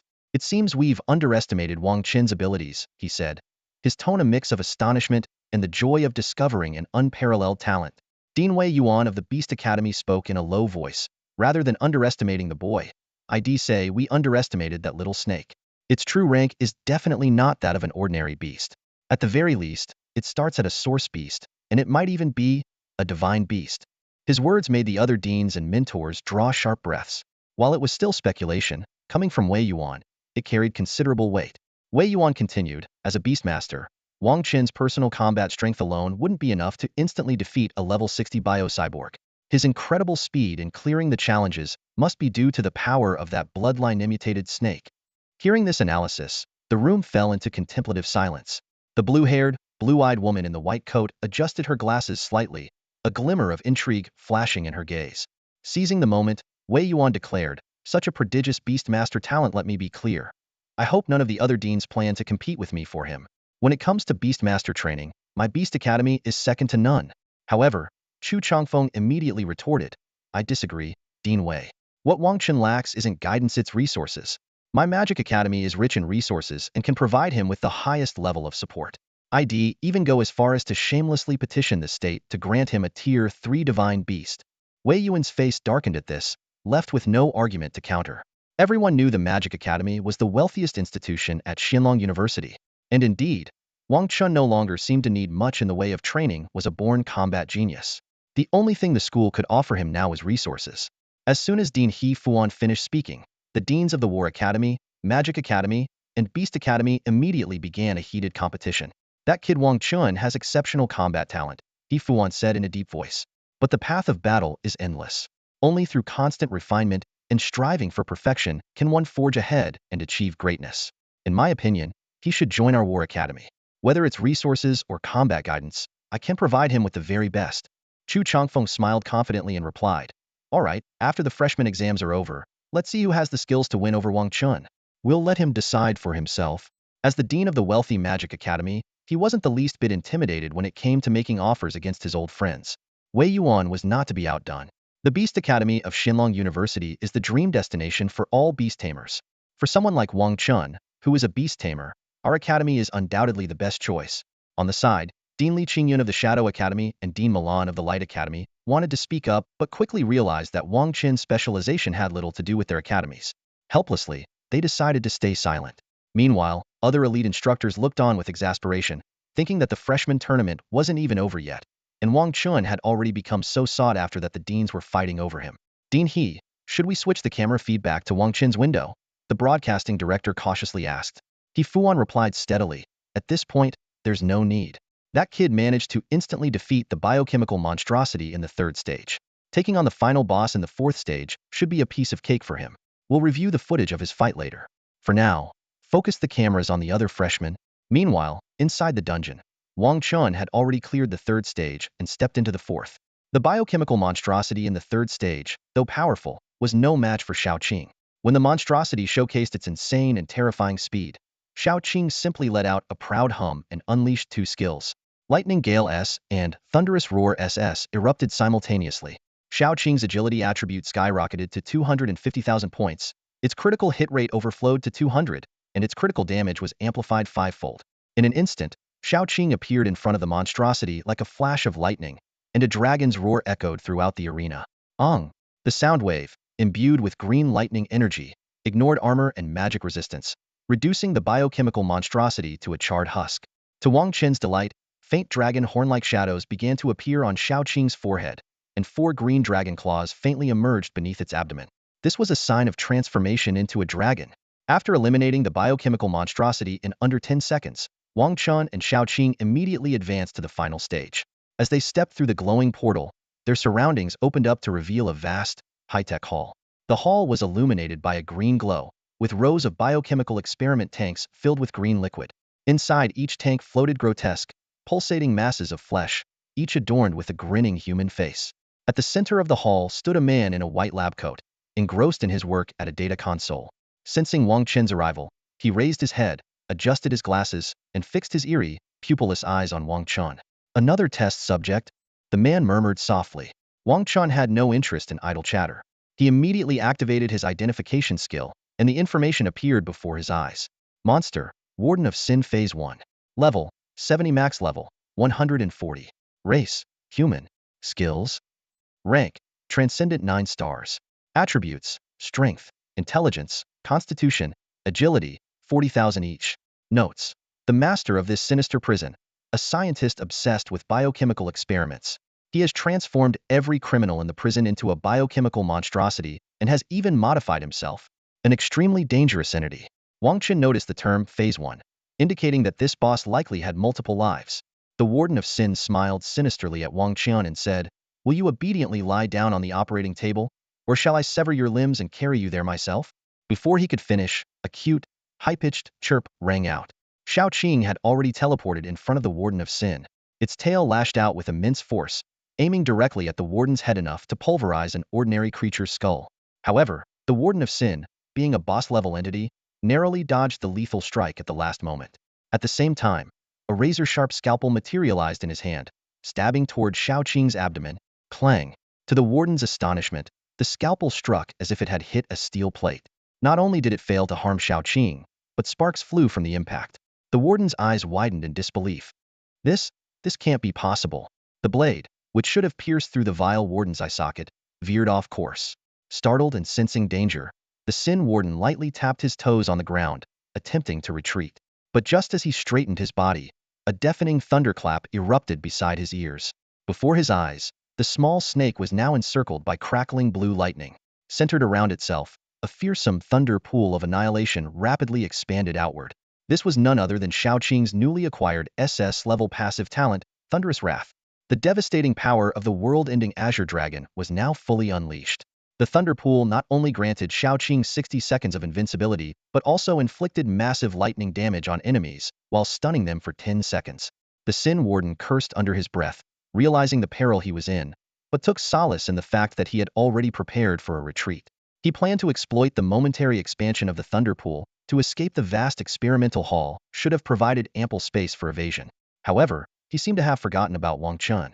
An invisible force of weakness descended silently upon him. This was an S-level universal skill sanctioned by the Nanzhou Province Department of Education, and it struck the Sin Warden without warning. Instantly, this human-appearing but bioengineered monstrosity found his armor, magic resistance, damage reduction, and all 3 speeds reduced by 40. With his speed drastically diminished, the Sin Warden could no longer escape the range of the thunder pool.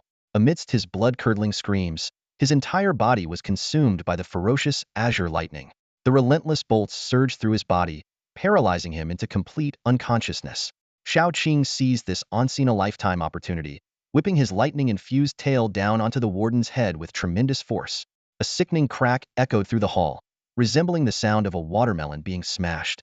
Brain matter, blood, and flesh splattered everywhere, but within the thunder pool, these impurities were instantly incinerated into charred remains and vapor.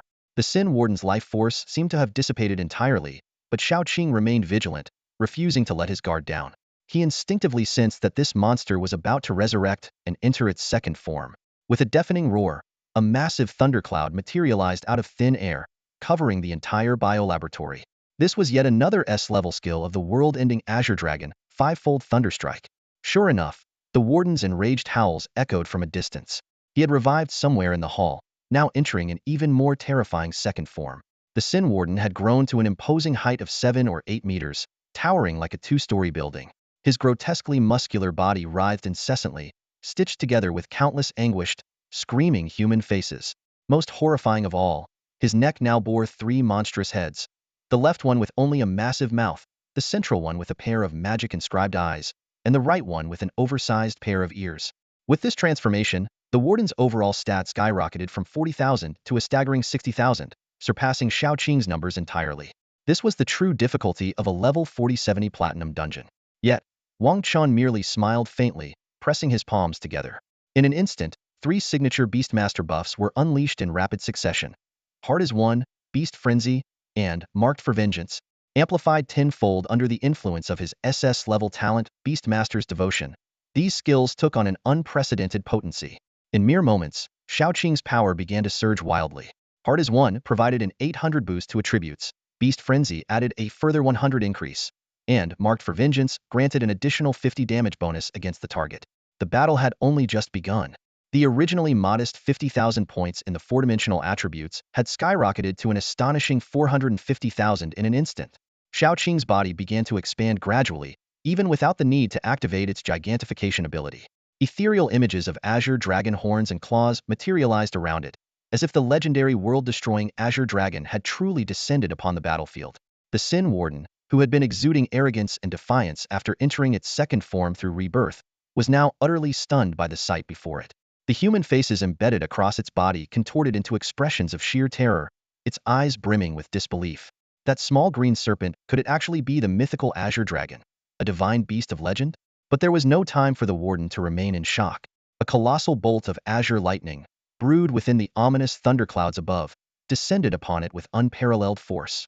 The lightning was blindingly fast, striking before the Warden could even react.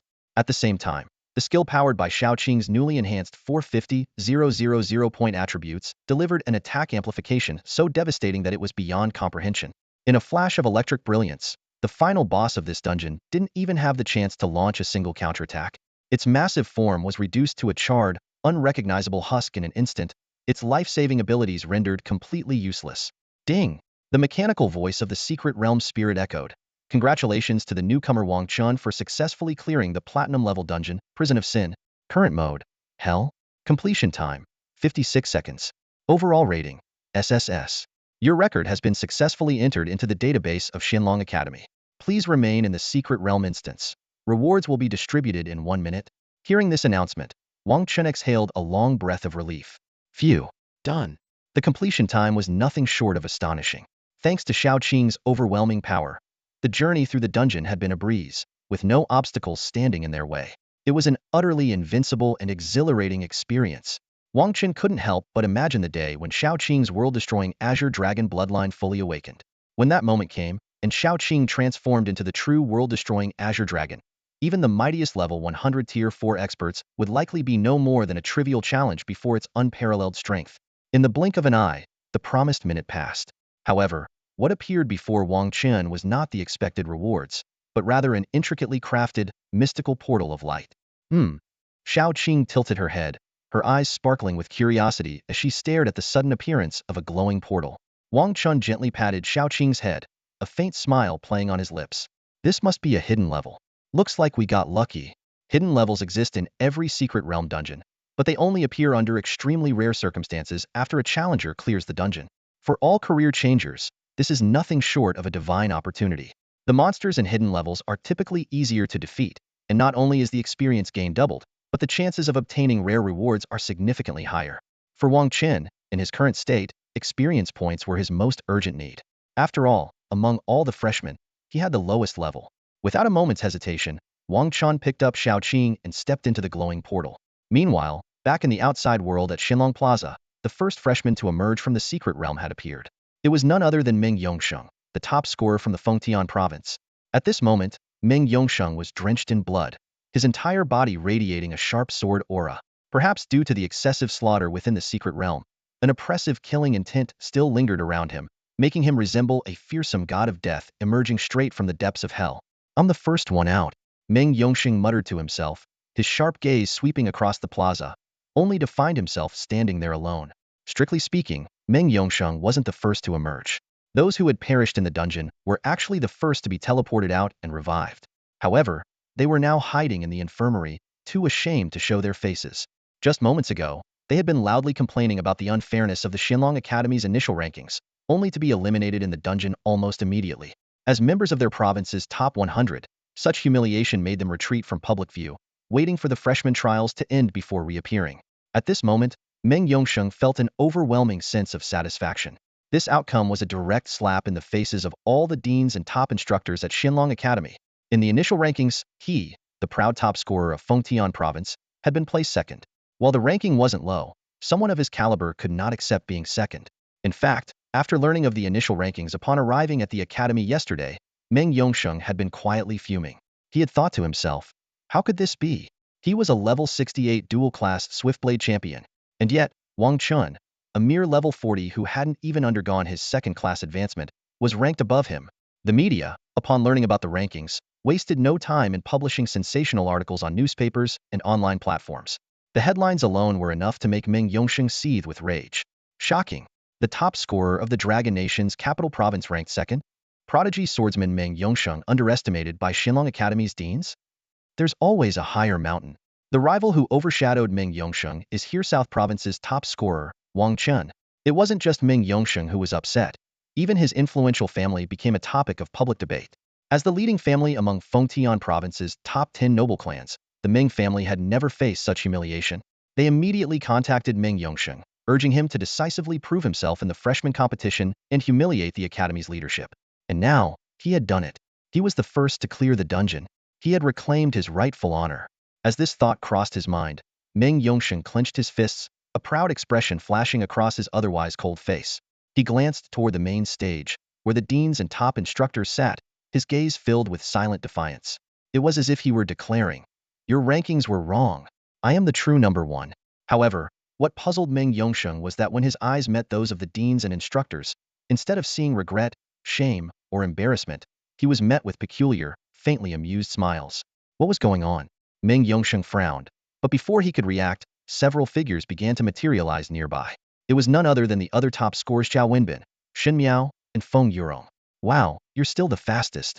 As expected of Fengtian Province's top scorer, Zhao Wenbin greeted Meng Yongsheng with a mix of admiration and camaraderie. The two had some history, having faced each other in a national youth combat tournament, where Zhao Wenbin had been defeated by Meng Yongsheng. Their rivalry had since evolved into a tenuous friendship. Wang Chen isn't out yet. Xin Miao, ever the lively and curious one, glanced around after emerging, noticing Wang Chen's absence. The other top scorers also began scanning their surroundings. Hey, you're right. No sign of Wang Chen, remarked Huang Fan, the top scorer from Shenzhou Province. Could it be that he hasn't cleared the dungeon yet? Feng Yurong from Tianbei Province asked with a puzzled expression. He probably hasn't. If he had, he would have been out before us, Zhao Wenbin said confidently. Wow, so the guy's all hype? Huh? The deans and instructors placed him at the top of the rankings, and he can't even speed clear a platinum-level dungeon? Zhao Wenbin said with exaggerated surprise. Looks like his true colors are showing. I said it all along, how could a level 40 Beast Master possibly be stronger than us? People kept saying how tough Iron Face Executioner Lu Sen's trials are, but now, a level 40 Beast Master scored top marks? I think Lu Sen's reputation was just overhyped, Zhao Wenbin added with a faint smirk. His loyalty to Meng Yongsheng, combined with his own dissatisfaction with the rankings, made him quick to deride Wang Chen. Suddenly, over a dozen more figures began to emerge from the Platinum Gate. These were the elites ranked in the top 50 among the freshmen. Their completion times were likely within 20 seconds of each other, showing little disparity. Whoa, you guys are already out? Not bad for the top scorers, one of the newly emerged elites remarked in surprise. Where's Wang Chen? The so-called freshman number one isn't here yet? Predictably, these elites, upon noticing Wang Chen's absence, deliberately brought him up. Looks like those deans and top instructors don't have such great judgment after all. Exactly. The so-called top freshmen can't even handle a platinum-level dungeon? That's embarrassing. Well, looks like it's the academy's turn to get slapped in the face this time. For a moment, the plaza buzzed with mocking laughter and sarcastic remarks as these elites reveled in Wang Chen's apparent failure. Ding! The notification chime rang out as Wang Chen successfully cleared the hidden stage of the dungeon. A cascade of generous rewards followed. The system screen shimmered with dazzling golden light as the 5 million experience point bonus from the hidden stage instantly boosted both Wang Chen and Xiao Qing's levels to 50. Wang Chen's eyes were glued to the reward list. And a grade material, Warden's Bioheart. And a grade item, Intermediate Luck Potion. And the title Bio Nemesis. What excited him even more was the additional reward for breaking the historical record, the Heaven's End Armor Set Platinum 5-star and the Mourner's Earrings Platinum 9-star. While the outside world was still buzzing with speculative chatter and schadenfreude, Wang Chen was already calculating his gains in silence. Normally, clearing a platinum-level dungeon with a best record run would yield 2 to 3 million experience points. However, the hidden stage bonus doubled that to 5 million. Wang Chen and Xiao Qing evenly split the experience points, each receiving 2.5 million. This prompted Wang Chen to reflect on the challenges of contracting additional beast companions in the future, diluted experience points, steeper leveling curves, and the exorbitant costs of acquiring beasts. No wonder Beast Tamers were often referred to as the pay-to-win class. He couldn't help but sigh. It was no surprise that even third-year Beast Tamers, despite reaching level 70 or 80, often only had 1 or 2 beasts in their arsenal. Upon reaching level 50, Xiao Qing's 4-dimensional attributes balanced out at 100,000 points. Wang Chen's own attributes skyrocketed from 9,900 to 18,000 points. 10,000 inherited from Xiao Qing and 8,000 gained from leveling up between levels 40 and 50. This was not even accounting for the bonuses from equipment, items, and titles. Wang Chen quickly evaluated the rest of his rewards. The Warden's bio heart wasn't immediately useful, so he decided to sell it for credits. The intermediate luck potion, which tripled luck, would be saved for later. The bio nemesis title, while offering only a modest 10 resistance against biotype enemies, was still better than nothing. What thrilled Wang Chen the most were the Heaven's End armor set and the Mourner's earrings. He eagerly inspected their attributes. Heaven's End armor set Platinum 5-star, level 50. Base stats, Strength 400, Armor 400, Magic Resistance 400. Unique effects, boosts critical rate, physical magical damage, and attack, casting, and movement speeds. Set bonus, ignores 20 of enemy magic resistance and armor. Mourner's earrings Platinum 9-star, level 50. Base stats, Strength 400, Intelligence 400, Armor 400, Magic Resistance 400. Effect, increases strength, intelligence, and movement attack speed. Restores HP and mana upon attacking. Without hesitation, Wang Chen equipped these items, feeling the surge in his stats. He estimated that his total attributes had now surpassed the 30,000 mark. The final reward, a Class A talent called Weapon Master, was the cherry on top. This talent not only enhanced his proficiency and mastery with all types of weapons, but also granted additional attribute bonuses when wielding different weapons. The moment Wang Chen equipped the Thunderblade, the system notified him of a katana mastery buff, a 30 increase in attack and movement speed, a 20 boost to physical attack power, and a 20 armor penetration bonus. The rewards from this dungeon run perfectly compensated for Wang Chen's previous shortcomings in armor, accessories, and weapon mastery. He felt a deep sense of satisfaction with his gains, and was filled with anticipation for future challenges. In the eyes of others, Beastmasters are seen as a profession that relies entirely on their beast companions. But to Wang Chen, this is far from the truth. He firmly believes that a Beastmaster can also fight using their own strength. Of course, the current power of Shaoqing has far exceeded Wang Chen's imagination so much so that even if he barely lifts a finger, there's no cause for concern. Wang Chen gently brushed off the dust from his sleeves and carefully placed Shaoqing back into his arms. Then, he crushed a teleportation scroll, instantly returning to the outside world. On the plaza, more and more freshmen were completing the dungeon trial and emerging one after another. When they saw the provincial champions already chatting away casually, they were first surprised, then quickly came to terms with it.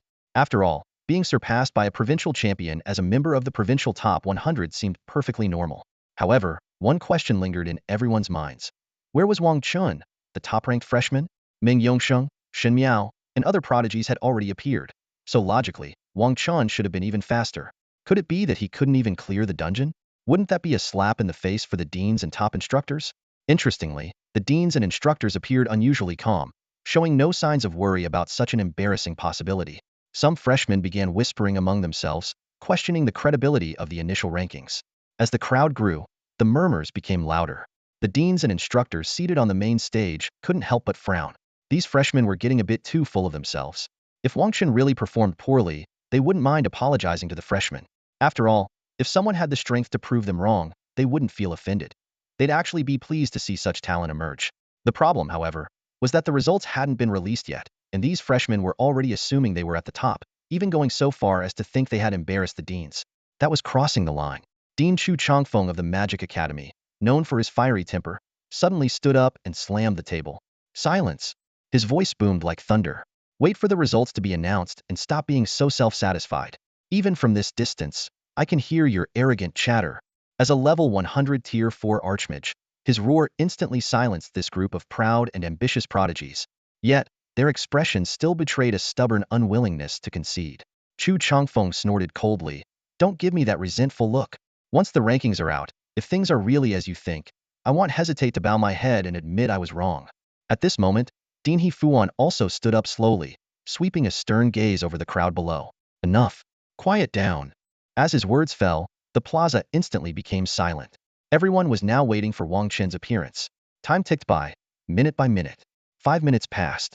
All 1,000 freshmen had emerged, standing densely packed in the plaza, yet no one dared to make a sound. That Wang Chen sure has some nerve, making over 1,000 of us wait for him, many muttered in their hearts. He's so weak. Everyone else is out, and he's still not here. Could he have died in there? Just as the crowd's speculations ran wild, the last platinum gate on Xinlong Plaza suddenly radiated a dazzling light. A tall and well-proportioned figure stepped out, standing at the gate's threshold. What surprised everyone was that this person's clothes were neat and spotless, without a single trace of blood or dirt. This was in stark contrast to the other freshmen, most of whom were covered in varying degrees of bloodstains. After all, the dungeon was no easy feat, and coming out disheveled after a brutal fight was only natural. Finally, you've decided to show up. The deans all stood up, their eyes fixed on Wang Chen. Dean He Fuan waved him over. Come to the main stage. This gesture left the freshmen stunned, their faces full of confusion. What was this supposed to mean? Were they going to publicly question and ridicule Wang Chen? Did he perform so poorly that they were about to make an example of him? Under the hostile gazes of the crowd, Wang Chen remained calm and composed. He walked up to the main stage, neither arrogant nor humble.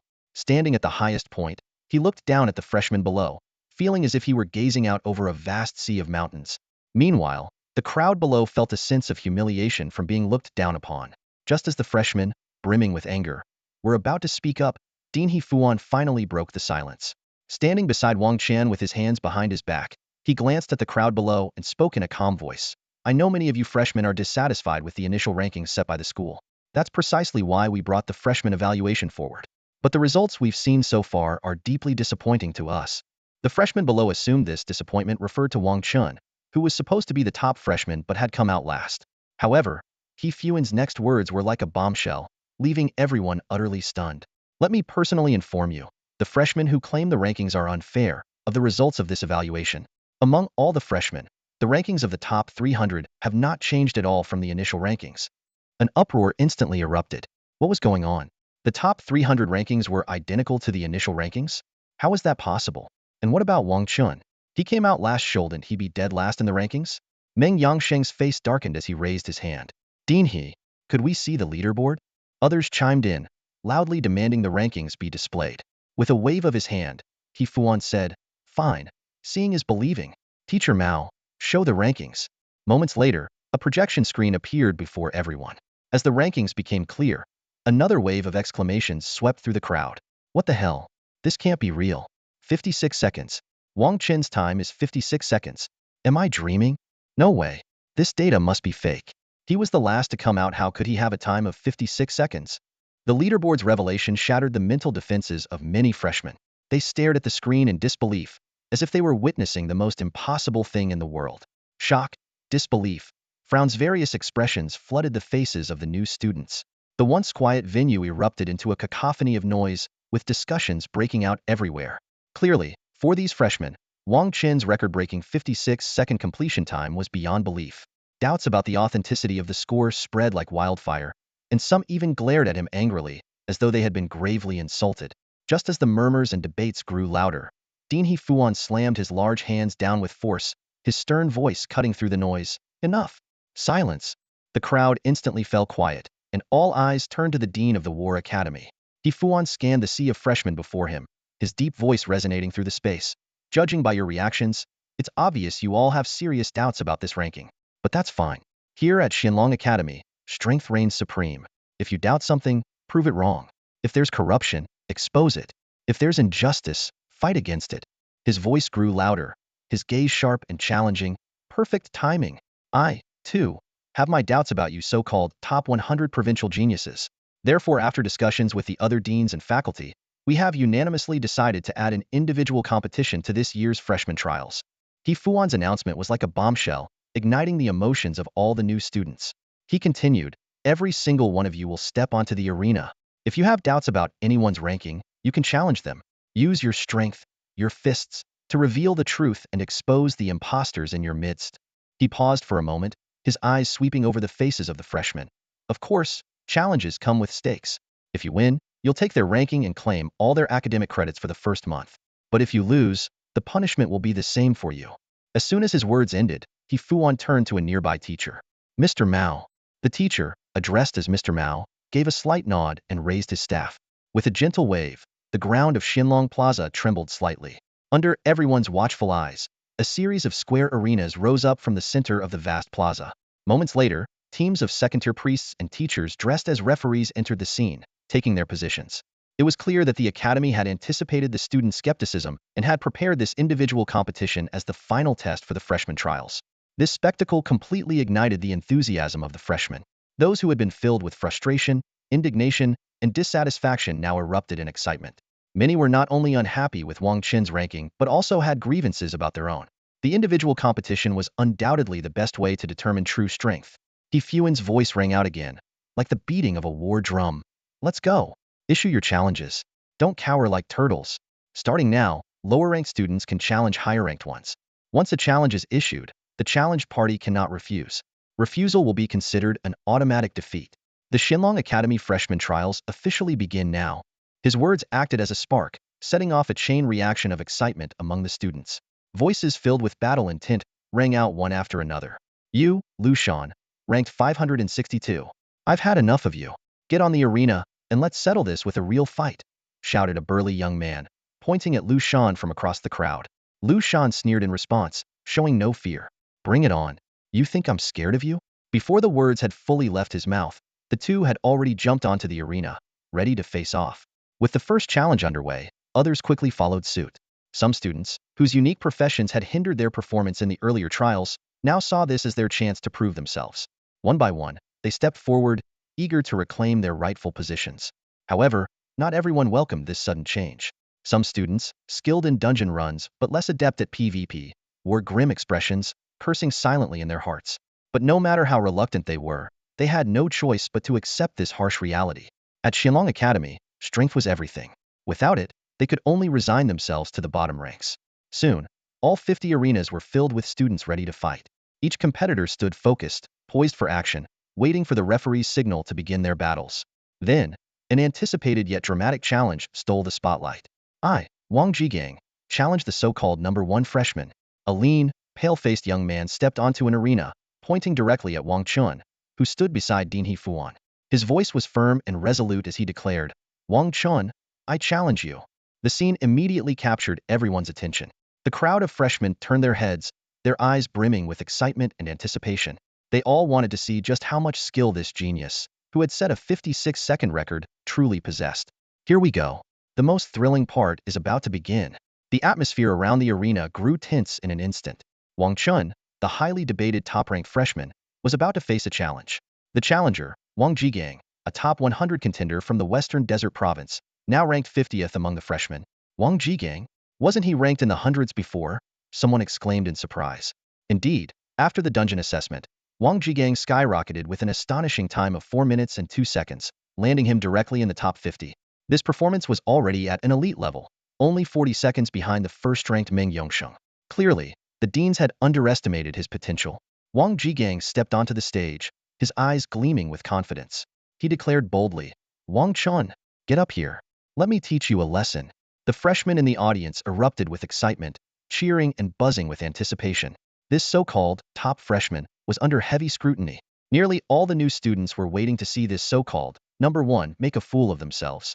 They were eager for this challenge to deliver a hard slap to the faces of the deans and teachers, proving how foolish they were to choose such a useless person as the top freshman.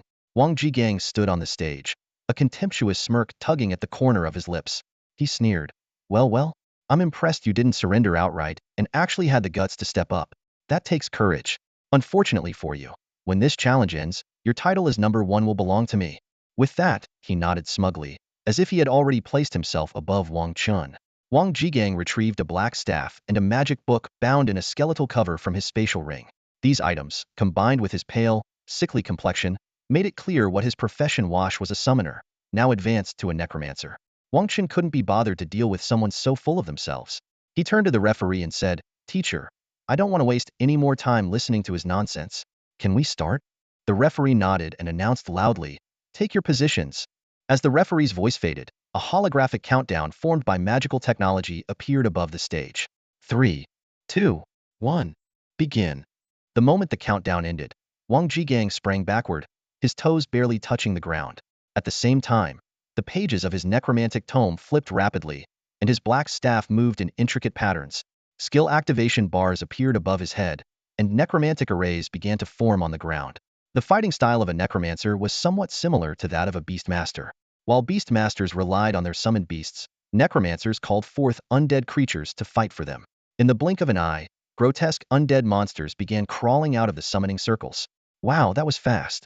Wait a second, gasped some of the students watching from the sidelines. Wang Jigang actually has the multicasting steer talent. No way, but it's true. I can see 3 skill activation bars above his head at once. The multicasting talent was a dream for many magic-based professions. While it didn't eliminate spellcasting times, it allowed the caster to channel multiple spells simultaneously. In essence, it greatly reduced the time needed to prepare spells. Other necromancers could only dream of summoning undead creatures as quickly as Wang Jigang just had. To everyone's surprise, Wang Jigang even had time to cast a magic shield on himself.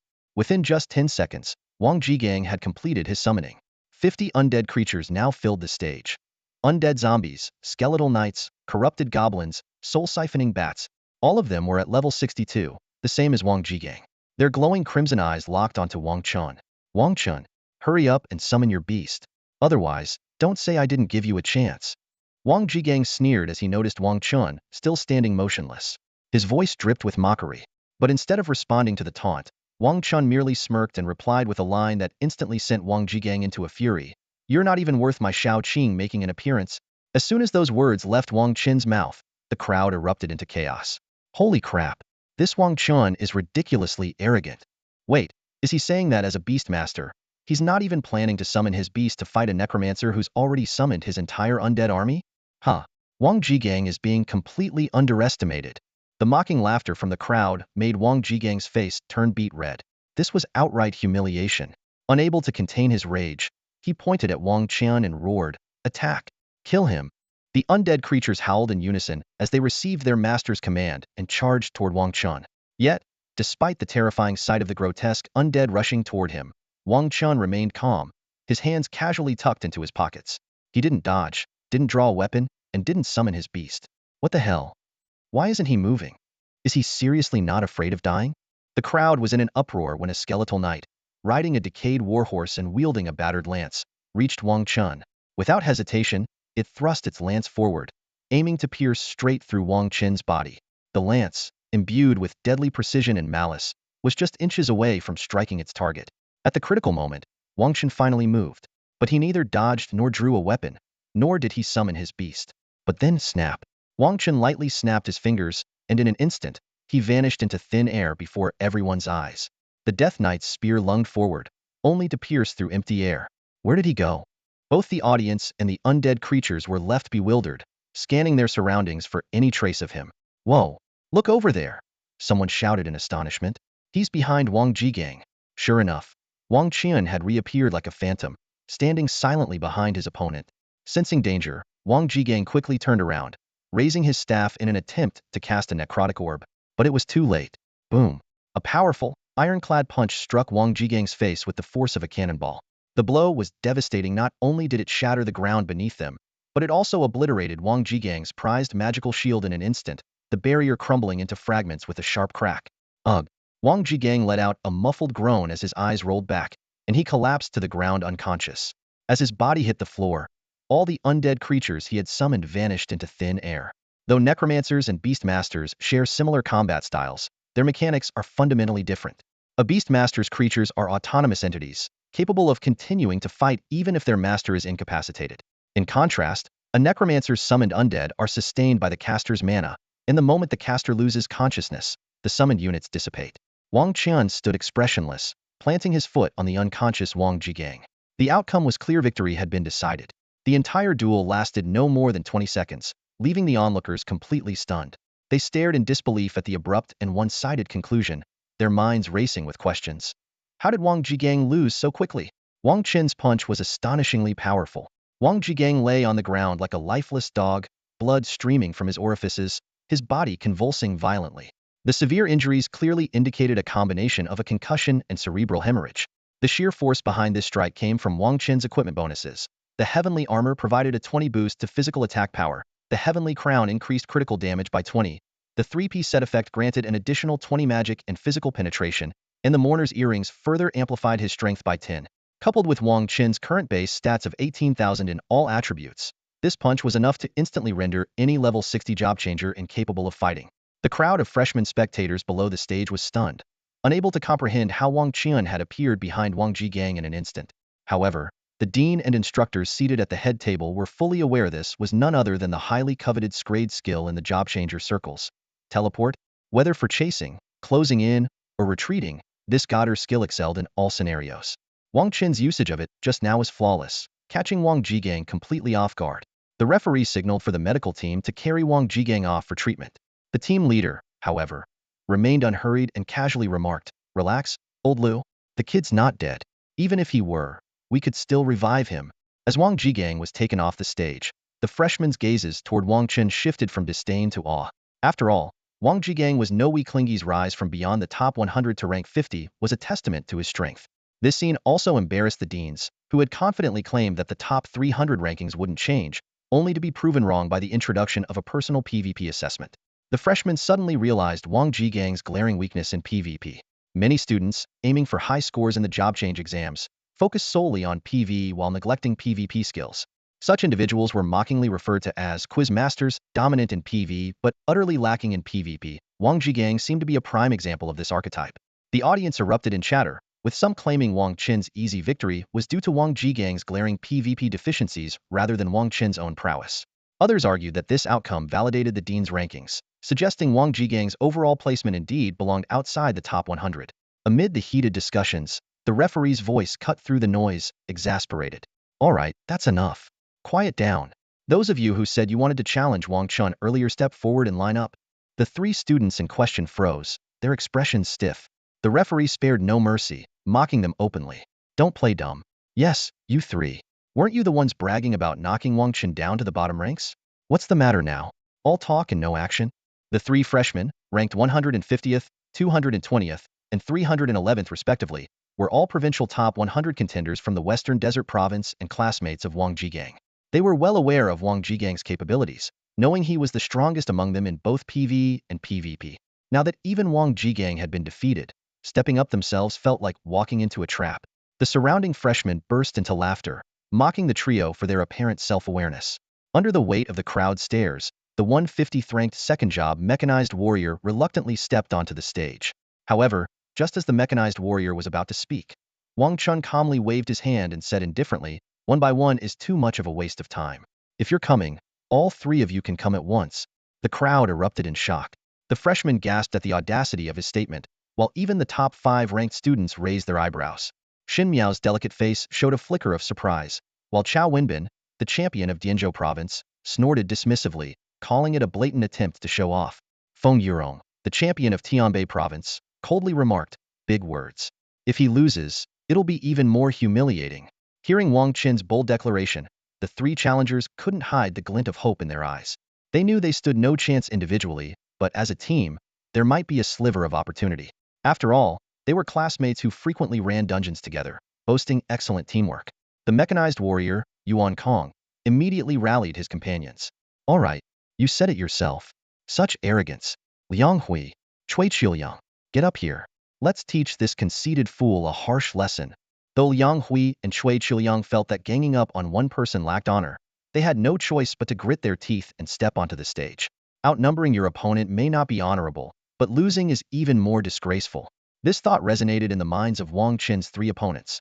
They weren't content with just winning, they wanted to win in style. After all, victory came with a hefty reward of academic credits, which were more valuable than gold at the Xianlong Academy, especially for freshmen. The stage was set for an unusual 3-on-1 duel. Although it defied the principles of fairness, Wang Chen, the challenged party, had no objections, and the academy authorities naturally wouldn't interfere. The three challengers stood ready for battle. Yuan Kong, a level 61 mechanical warrior, boasted a strength stat of 20,000. Liang Hui, a level 58 bio warrior, had a physique stat of 16,000. Cui Qiuliang, a level 55 grand mage, wielded a wisdom stat of 13,000. All three had completed their second-class advancement and were equipped with top-tier gear. Yuan Kong wore platinum 1-star gauntlets, Liang Hui wielded a gold 9-star venomous greatsword, and Cui Qiuliang held a crimson staff. Their golden 5-star armor sets were the best among freshmen, a testament to their privileged backgrounds. In stark contrast, Wang Chen remained unervingly calm, as if the three-man assault was beneath his notice. His composure stemmed from his extraordinary bloodline fusion ability, inherited from Qing, granting him a staggering 10,000 points in all 4 attributes, far surpassing opponents of the same level. With a sharp command from the referee, the duel officially began. Yuan Kong shouted, "Same plan as always. Liang Hui and I will charge the front. Cui Qiuliang, you provide support from the back." The trio moved in perfect sync, swiftly forming their battle formation. Yuan Kong and Liang Hui closed in from opposite sides, while Cui Qiuliang prepared his magic bombardment from a safe distance. To everyone's astonishment, Even as the two melee fighters closed in within 5 meters, Wang Chen remained motionless. The spectators were baffled why wasn't Wang Chen, a beast master, dodging or countering. No one could fathom his intentions, but the fight continued unabated. Yuan Kong and Liang Hui were already in striking range. Die! Yuan Kong roared, launching a devastating energy-powered punch straight at Wang Chen's face. This grade A attack skill showcased the might of a mechanical warrior. His right arm, enhanced with mechanical modifications and engraved with magical tech runes, was not only impervious to blades but capable of unleashing tremendous power. Simultaneously, Liang Hui, the bio-warrior, revealed his ferocious side. His arms, covered in needle-like apertures, clearly showed signs of extensive enhancements. The biochemical warrior profession enhances the body through biochemical serums, unleashing extraordinary power. Yuan Kong wielded a massive sword, and Liang Hui swung his fists as both launched a ferocious assault on Wang Chen. Just as their weapons were about to strike, Wang Chen moved with lightning speed, unsheathing his katana, thunder blade, glowing with crackling electricity. Your movements are so slow. Wang Chen's words pierced Yuan Kong and Liang Hui's hearts like icy daggers. To this prodigy who had immersed himself in relentless combat training, their attacks seemed as sluggish as a snail's crawl. In the blink of an eye, Wang Chen had already positioned his katana horizontally in front of him, adopting a textbook-perfect blocking stance. The sharp clang of metal reverberated through the arena, accompanied by the stunned cries of Yuan Kong and Liang Hui. The two, who had moments ago charged in with overwhelming momentum, were instantly thrown into a state of rigidity, their bodies involuntarily recoiling backward. This was the massive stagger effect inflicted upon enemies when a blocking skill was executed successfully. Impressive. Another flawless block. On the observation platform, the dean and instructors, having previously watched Wang Chen's performance during the entrance exam recordings, couldn't help but marvel. This universal skill was incredibly powerful, capable of nullifying all skill damage. Yet, the 0.5-second window of vulnerability during the block made it highly risky. High reward came with high risk, but this young man managed to execute it with pinpoint precision under intense pressure. As Yuan Kong and Liang Hui were incapacitated by the 1.5-second stagger, Wang Chen's eyes sharpened like those of a hunting eagle. He bent his knees and lowered his body swiftly, and then, swish, the katana struck, its blade flashing coldly. Ah! Two agonized screams tore through the air as Wang Chen's katana sliced cleanly through both opponents. Swish! The thunder blade in Wang Chen's hand slashed through the air, carving a brilliant arc of light. Amidst the anguished screams of Yuan Kong and Liang Hui, the blade swept mercilessly across. Blood blossomed like flowers, staining the platform crimson.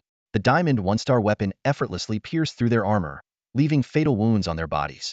The two collapsed to the ground almost simultaneously, triggering the fifth passive effect of the Thunderblade. Two silver bolts of lightning crashed down, pinning them to the ground. The electric currents paralyzed their nerves, and combined with the severe injuries to their abdomens, the pair instantly lost consciousness.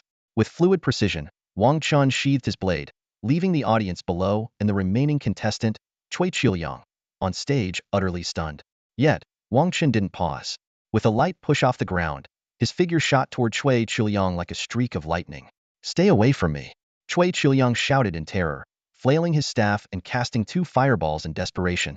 However, his panic caused both fireballs to veer off course.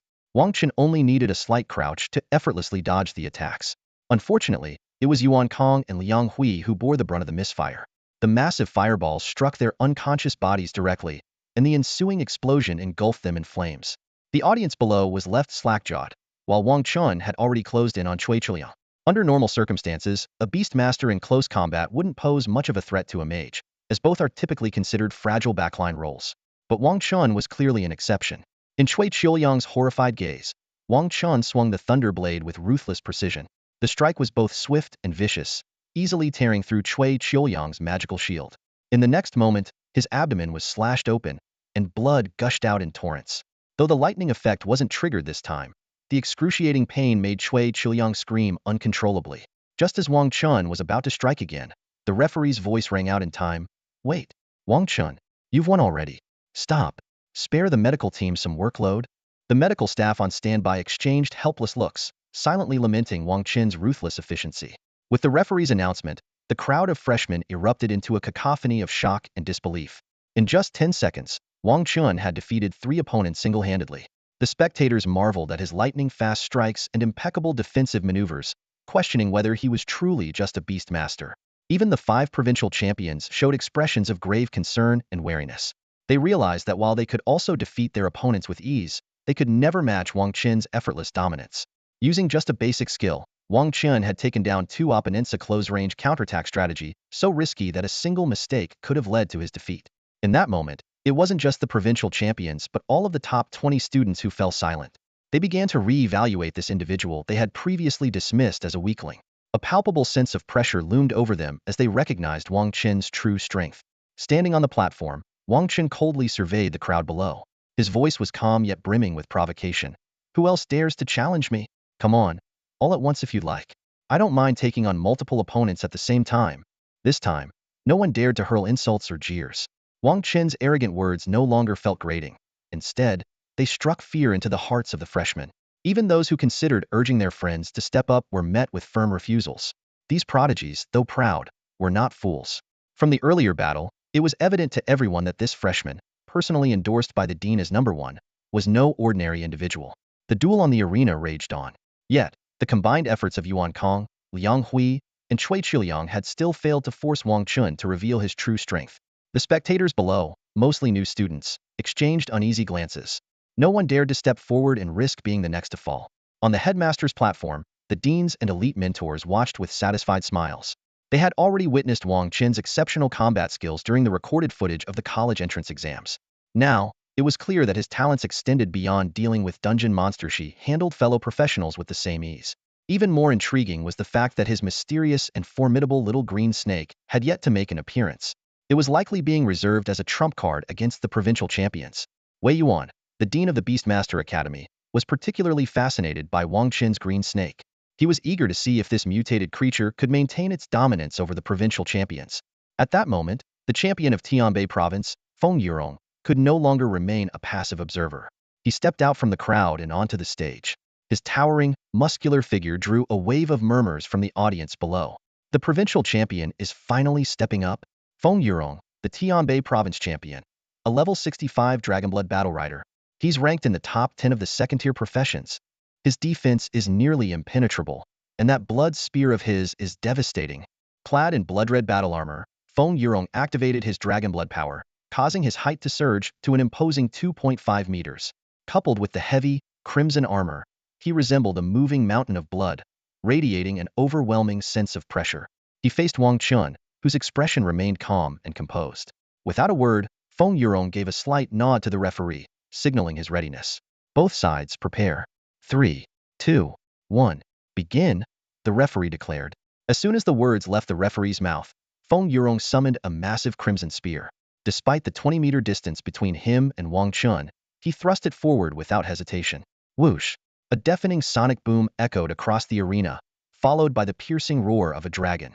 The crowd gasped in shock as a blood-red dragon head materialized, hurtling toward Wang Chen at an astonishing speed. This was none other than the Dragonblood Battle Rider's grade range skill, Piercing Dragon Spear. At that moment, Wang Chen finally chose to act. "Shao Qing," he called softly. Chirp!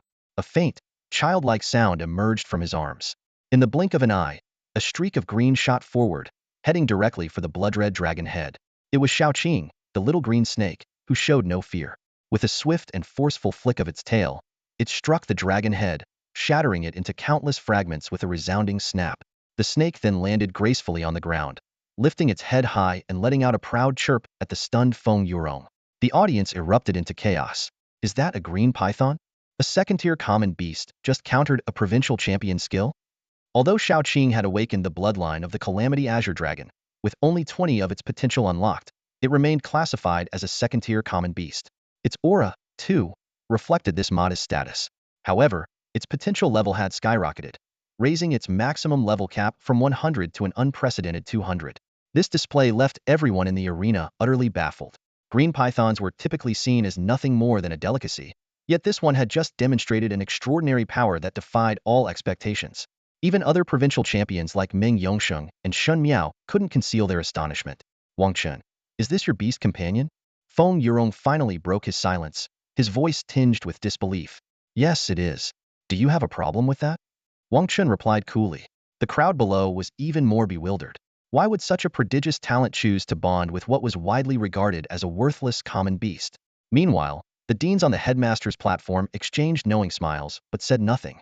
These new students had no idea that their current disdain for the little green snake would soon be turned on its head in the most spectacular way. Are you seriously planning to use this lote-ear snake beast against me? Feng Yurong sneered as he raised his heavy, blood-red spear. His crimson vertical pupils glinted coldly. As a dragon blood warrior, the small horns emerging from his forehead were a testament to the dragon blood coursing through his veins. Wang Chen ignored him and turned to Xiaoqing, saying, Xiaoqing, did you hear that? He's looking down on you, calling you trash. Chirp. Xiaoqing's anger flared instantly. It hated nothing more than being insulted and deemed unworthy of its master. Do you want to teach him a lesson? Wang Chen asked. Chirp.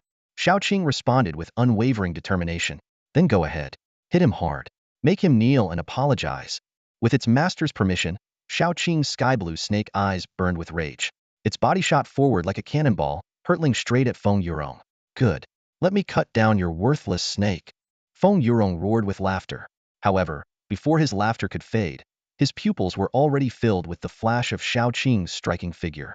Xiaoqing moved as fast as lightning, appearing before Feng Yurong in an instant. Though shocked, Feng Yurong, being a provincial champion, reacted swiftly and activated his defensive skill, Dragonfire Battle Armor. Scarlet flames erupted from his armor, greatly enhancing his defense. Yet, all of this seemed laughably insignificant in the face of Xiaoqing. With a resounding bang, Xiaoqing's tail, carrying the force of 100,000 strength points, slammed down on Feng Yurong's head. He only managed a muffled grunt before being sent flying, crashing heavily into the arena's barrier. Before the audience could even process what had happened, Xiaoqing was already on him again like a shadow. Another devastating tail strike landed with a deafening bang on Feng Yurong's head. This blow not only shattered the floor with massive cracks, but also obliterated Feng Yurong's helmet. He let out another groan before losing consciousness entirely. Still seething with anger, Xiaoqing prepared to strike again. If the next blow landed, Feng Yurong would undoubtedly die, his head reduced to nothing more than a smashed watermelon. Just as the referee was about to intervene, Wang Chen calmly uttered a single word, stop. Xiaoqing froze instantly, its tail hovering mere inches above Feng Yurong's forehead. It cast a disdainful glance at the unconscious opponent before slithering gracefully to the edge of the arena. Turning to the crowd, it let out a sharp chirp. Who else dares to underestimate this mighty snake? Then, it returned to Wang Chen's side, affectionately rubbing against him. The entire arena fell into a deathly silence. Everyone, including the 4 other provincial champions who had yet to compete, was utterly stunned by what they had just witnessed. The silence lingered for only 2 or 3 seconds, but it felt like an eternity. The crowd of freshmen finally couldn't hold back and erupted into a wave of chatter that resembled the roar of an ocean. The scene before their eyes left them utterly stunned. They rubbed their eyes, wondering if they were dreaming. My God, what just happened? The top scholar of Tianbei province, Feng Yurong, a dragonblood war rider with high defense and vitality, was knocked out cold with just 2 tail strikes from a second-tier ordinary beast? Unbelievable. Did Feng Yurong lose this decisively? The freshmen exchanged remarks, their faces plastered with disbelief. Suddenly, someone realized something and exclaimed, did you notice? The speed that little snake unleashed me eyes and senses couldn't keep up at all. Exactly. Another freshman chimed in. I didn't even grasp what happened with the first strike, and Feng Yurong was already sent flying. Someone in the crowd seemed to have a revelation. A bloodline mutation. That little green snake must be a bloodline mutation. But soon, another voice raised doubt. Still, no matter how much a second-tier ordinary beast's bloodline mutates, can it really be this exaggerated? It doesn't even seem like it used any skills. The atmosphere buzzed with shock, fear, and disbelief. The turn of events had clearly gone beyond what these freshmen could comprehend. Is this Wang Chen's contracted beast? Xin Miao couldn't help but cover her mouth in amazement. No wonder he chose to bond with such an unassuming little green snake. Turns out, this snake is incredibly powerful. Standing nearby, Meng Yongsheng, Huang Fan, and Chao Wenbin remained silent, but their heavy expressions said it all. Finally, Meng Yongsheng spoke in a low voice. He underestimated it too much. And he also severely underestimated the strength of Wang Chen's beast. Xin Miao pouted and turned to ask, so, what do you think? Even if Feng Yurong went all out, could he beat Wang Chen? Chao Wenbin stubbornly replied, hard to say. Feng Yurong hasn't even revealed many of his trump cards. Huang Fan nodded in agreement. Yeah, if Feng Yurong had been more cautious, the outcome might still be uncertain. Hearing this, Xin Miao couldn't help but laugh. She teased, oh, come on. So, who among you is going to challenge this new number 1 freshman? Let me make it clear I'm out. I admit defeat right here and now. If I can't win, I can't win. I'm not going to challenge and risk losing my initial credits. That would be the real problem. Shin Miao's straightforward admission of defeat left the other three top scholars momentarily stunned. For a moment, none of them knew how to respond. The expressions on the faces of the three top scorers instantly darkened, and they exchanged a knowing glance. Everyone understood what stepping onto the stage would entail. The little green snake's lightning-fast attacks were so swift that even Feng Yurong's movements were impossible to track, let alone the sheer force it demonstrated, knocking out fully armored opponents in just 2 strikes. And that was purely physical strength. No skills had even been used yet. The shock wasn't limited to the freshmen. Even the deans and professors seated at the head of the stage drew sharp breaths. Although they had mentally prepared themselves, they hadn't anticipated such an overwhelming victory. He Fuan, the dean of the War Academy, stroked his beard as he slowly analyzed the situation. The agility stat of this little green snake must have reached at least 100,000.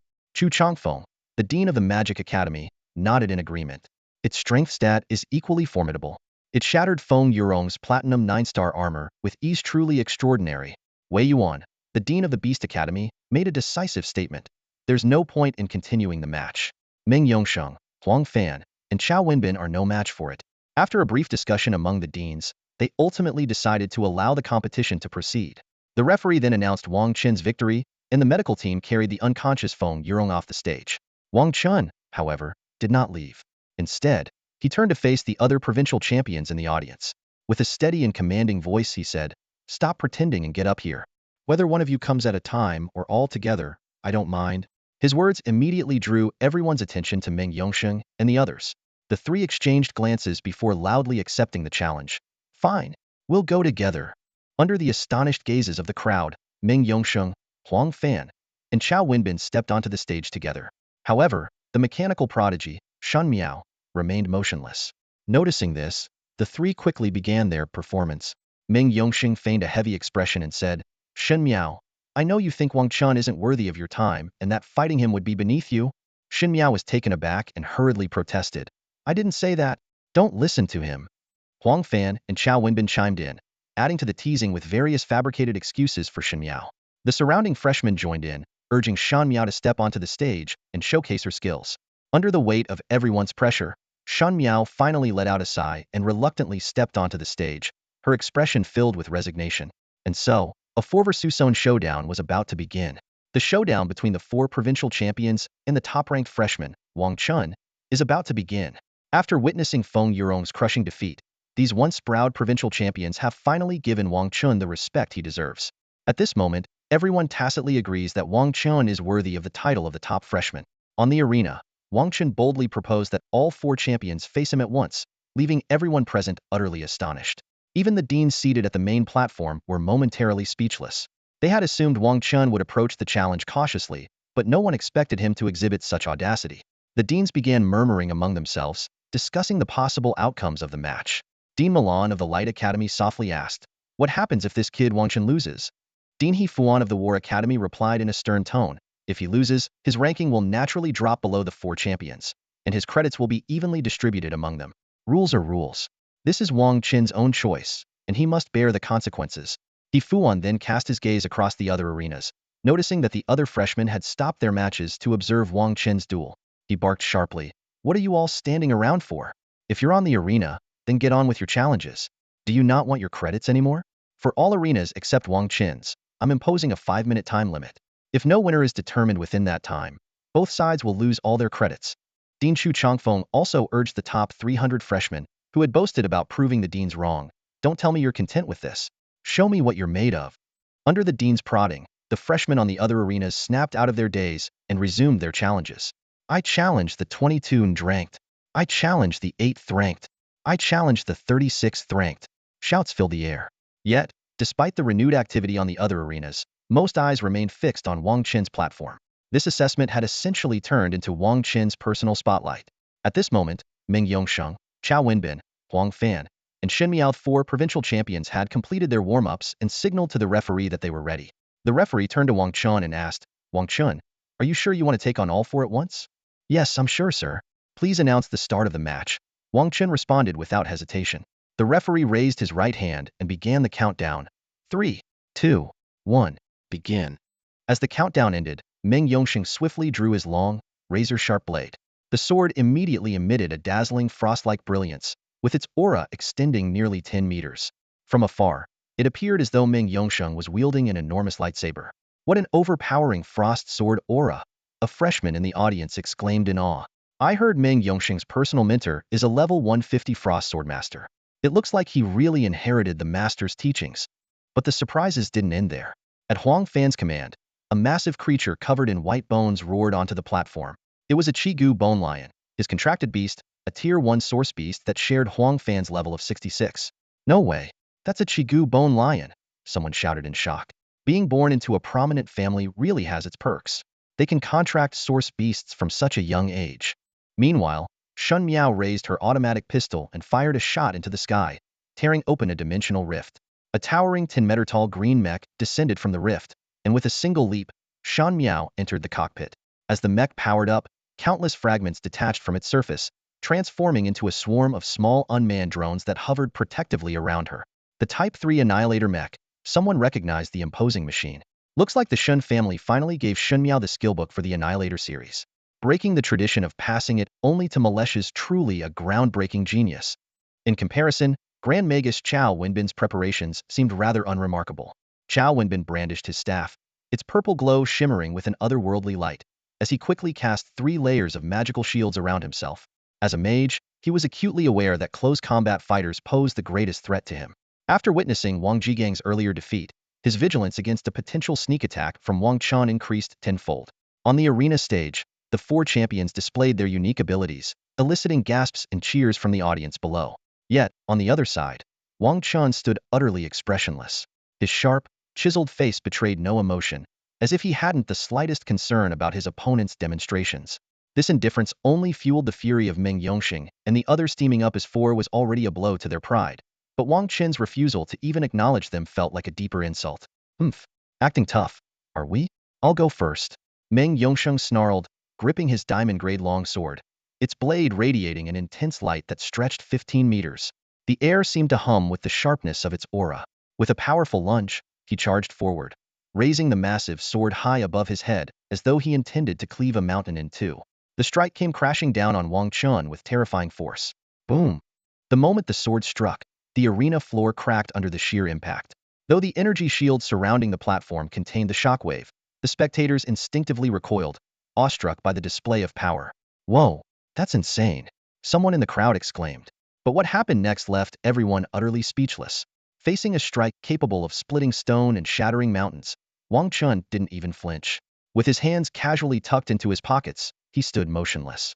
Just as the massive blade was about to crush him, a soft, childlike squeaky pierced the air, followed by a swift flash of green. Clang! To everyone's astonishment, a small green snake intercepted the colossal sword with its head. Sparks flew as the blade met the creature's seemingly indestructible skull. With a mere tilt of its head, the snake sent the 15-meter sword flying upward, the force so immense that Meng Yongsheng staggered backward, unable to maintain his stance. The entire arena froze in shock. Even the other 3 champions Shin Miao, Chao Wenbin, Huang Fan and the intelligent Chigu Bone Lion stared at the tiny green snake with wary expressions. The audience erupted into a cacophony of murmurs, some marveling at the snake's strength, others jokingly wondering if it had mastered some sort of iron head technique, and a few even musing about buying dozens of such snakes for themselves. Not done yet. Meng Yongsheng growled, unwilling to admit defeat. He raised his sword again, his eyes burning with determination. At the same time, he activated the telepathic communication skill, a basic Frank ability that every combatant spent at least 10 skill points to Liarnto relay his plan to the others. Take down the leader to win the fight. They'll keep this troublesome snake occupied.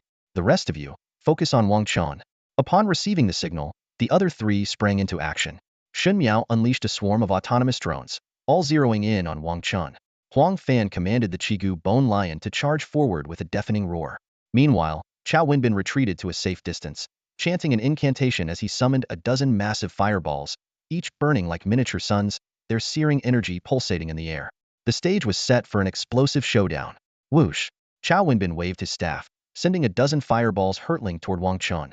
At the same time, Meng Yongsheng seized the critical moment, swinging his longsword once more. A sword beam, 15 meters long, sliced through the air, aiming directly at the small green snake. This coordinated attack proved the validity of their strategy. The small green snake they had previously mocked displayed power far beyond their expectations, as if it were the reincarnation of the Azure Dragon. Meng Yongxing's full-force strike, capable of easily penetrating the defenses of a warrior of the same rank, couldn't even scratch the snake's scales. All eyes were fixed on this joint assault, and everyone believed Wang Chen was about to face defeat. However, at this perilous moment, Wang Chen calmly gave a command. Xiao Qing, enlarge. Xiao Qing responded immediately with a faint chirp. In the next instant, dazzling lightning erupted, and the once diminutive Xiao Qing expanded in the blink of an eye, growing to a towering height of 100 meters. This seemingly modest rank ability had undergone a qualitative transformation as Xiao Qing's Azure Dragon bloodline continued to awaken. While ordinary beasts with an enlargement ability could reach a maximum height of just over 10 meters, Xiao Qing's size had only stopped growing due to the constraints of the arena's energy barrier. Now in its enlarged form, Xiao Qing no longer used its head to block Meng Yongxing's sword. Instead, it whipped its tail, effortlessly wrapping around the sword beam. Simultaneously, it opened its massive jaws, ready to confront the attacks of Xin Miao, Huang Di, and Chao Wenbin. Under the stunned gazes of the onlookers, Xiao Qing swallowed Xin Miao's drone, Chao Wenbin's fireballs, and Huang Di's Qi Bone Lion in one gulp. A deafening explosion erupted within Xiao Qing's mouth, but it emerged completely unscathed. Xiao Qing stood like an indomitable steel behemoth, effortlessly devouring every attack with an overwhelming and domineering presence. The crowd below the stage was utterly dumbfounded, their faces frozen in shock, unable to utter a single word. The performance of the colossal serpent before them shattered all their preconceived notions it had just devoured. In one swift motion, Shun Miao's unmanned bomber, Chao Wenbin's explosive fireball, and Huang Fan's beast companion, the Chigyubone lion. The Chigyubone lion let out a heart-wrenching wail. The serpent's fangs had effortlessly pierced through its once proud, impenetrable body. Even the indestructible Chigyubone within its core was punctured. These were no ordinary fangs of a young green serpent, they might as well have been sharper than diamond-grade weaponry. Huang Fan immediately cast a forced summoning spell, pulling his most treasured beast companion back from the serpent's maw. But the sight was devastating. A gaping hole marred the lion's abdomen, blood pouring out in torrents. Its internal Chigyubone was shattered, and its life force flickered weakly. Despite Huang Fan's desperate attempts to heal it with a rejuvenation spell, the injuries were far too severe, and the recovery process was agonizingly slow. This was an undeniable declaration of Huang Fan's defeat. For a Beast Tamer, a crippled companion meant a crippled ability to fight. Unlike Wang Chen, Huang Fan lacked exceptional personal combat skills. His strength rested entirely on the power of his formidable source beast companion. Though he had a secondary beast companion, summoning a weaker creature after witnessing the Chigyubone lion's devastating defeat would only invite humiliation. The referee gestured for Huang Fan to step down.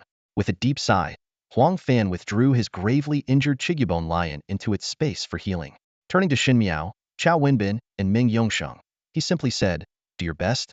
Then, without further hesitation, he leapt off the stage. A system notification rang out. Freshman Huang Fan has been defeated. This scene only solidified the belief among the onlookers Wang Chen's beast companion was no ordinary creature. Its power had to be at least at the 5th-tier source beast level. Nothing weaker could have so effortlessly maimed the Chigyubone lion. The green serpent disdainfully spat out the mangled remains of the unmanned bomber.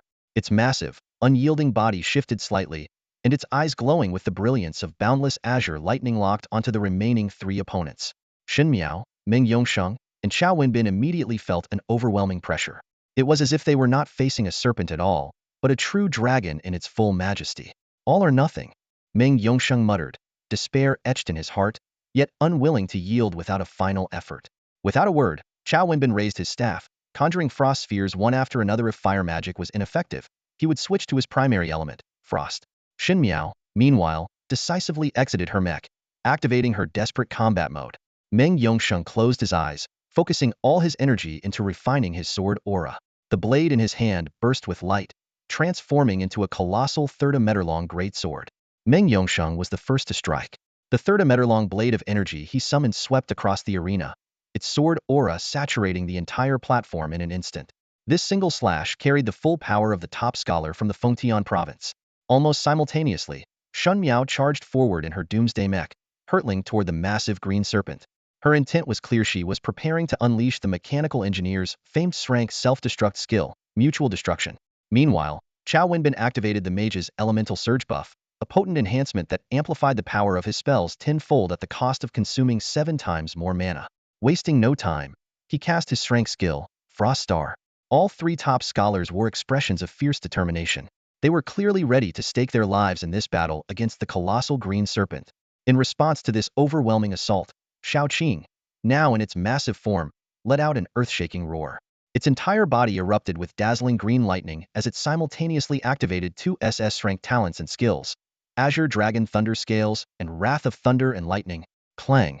Meng Yangsheng's energy blade struck first, colliding with Shao Qing's lightning-infused scales, producing a blinding shower of sparks.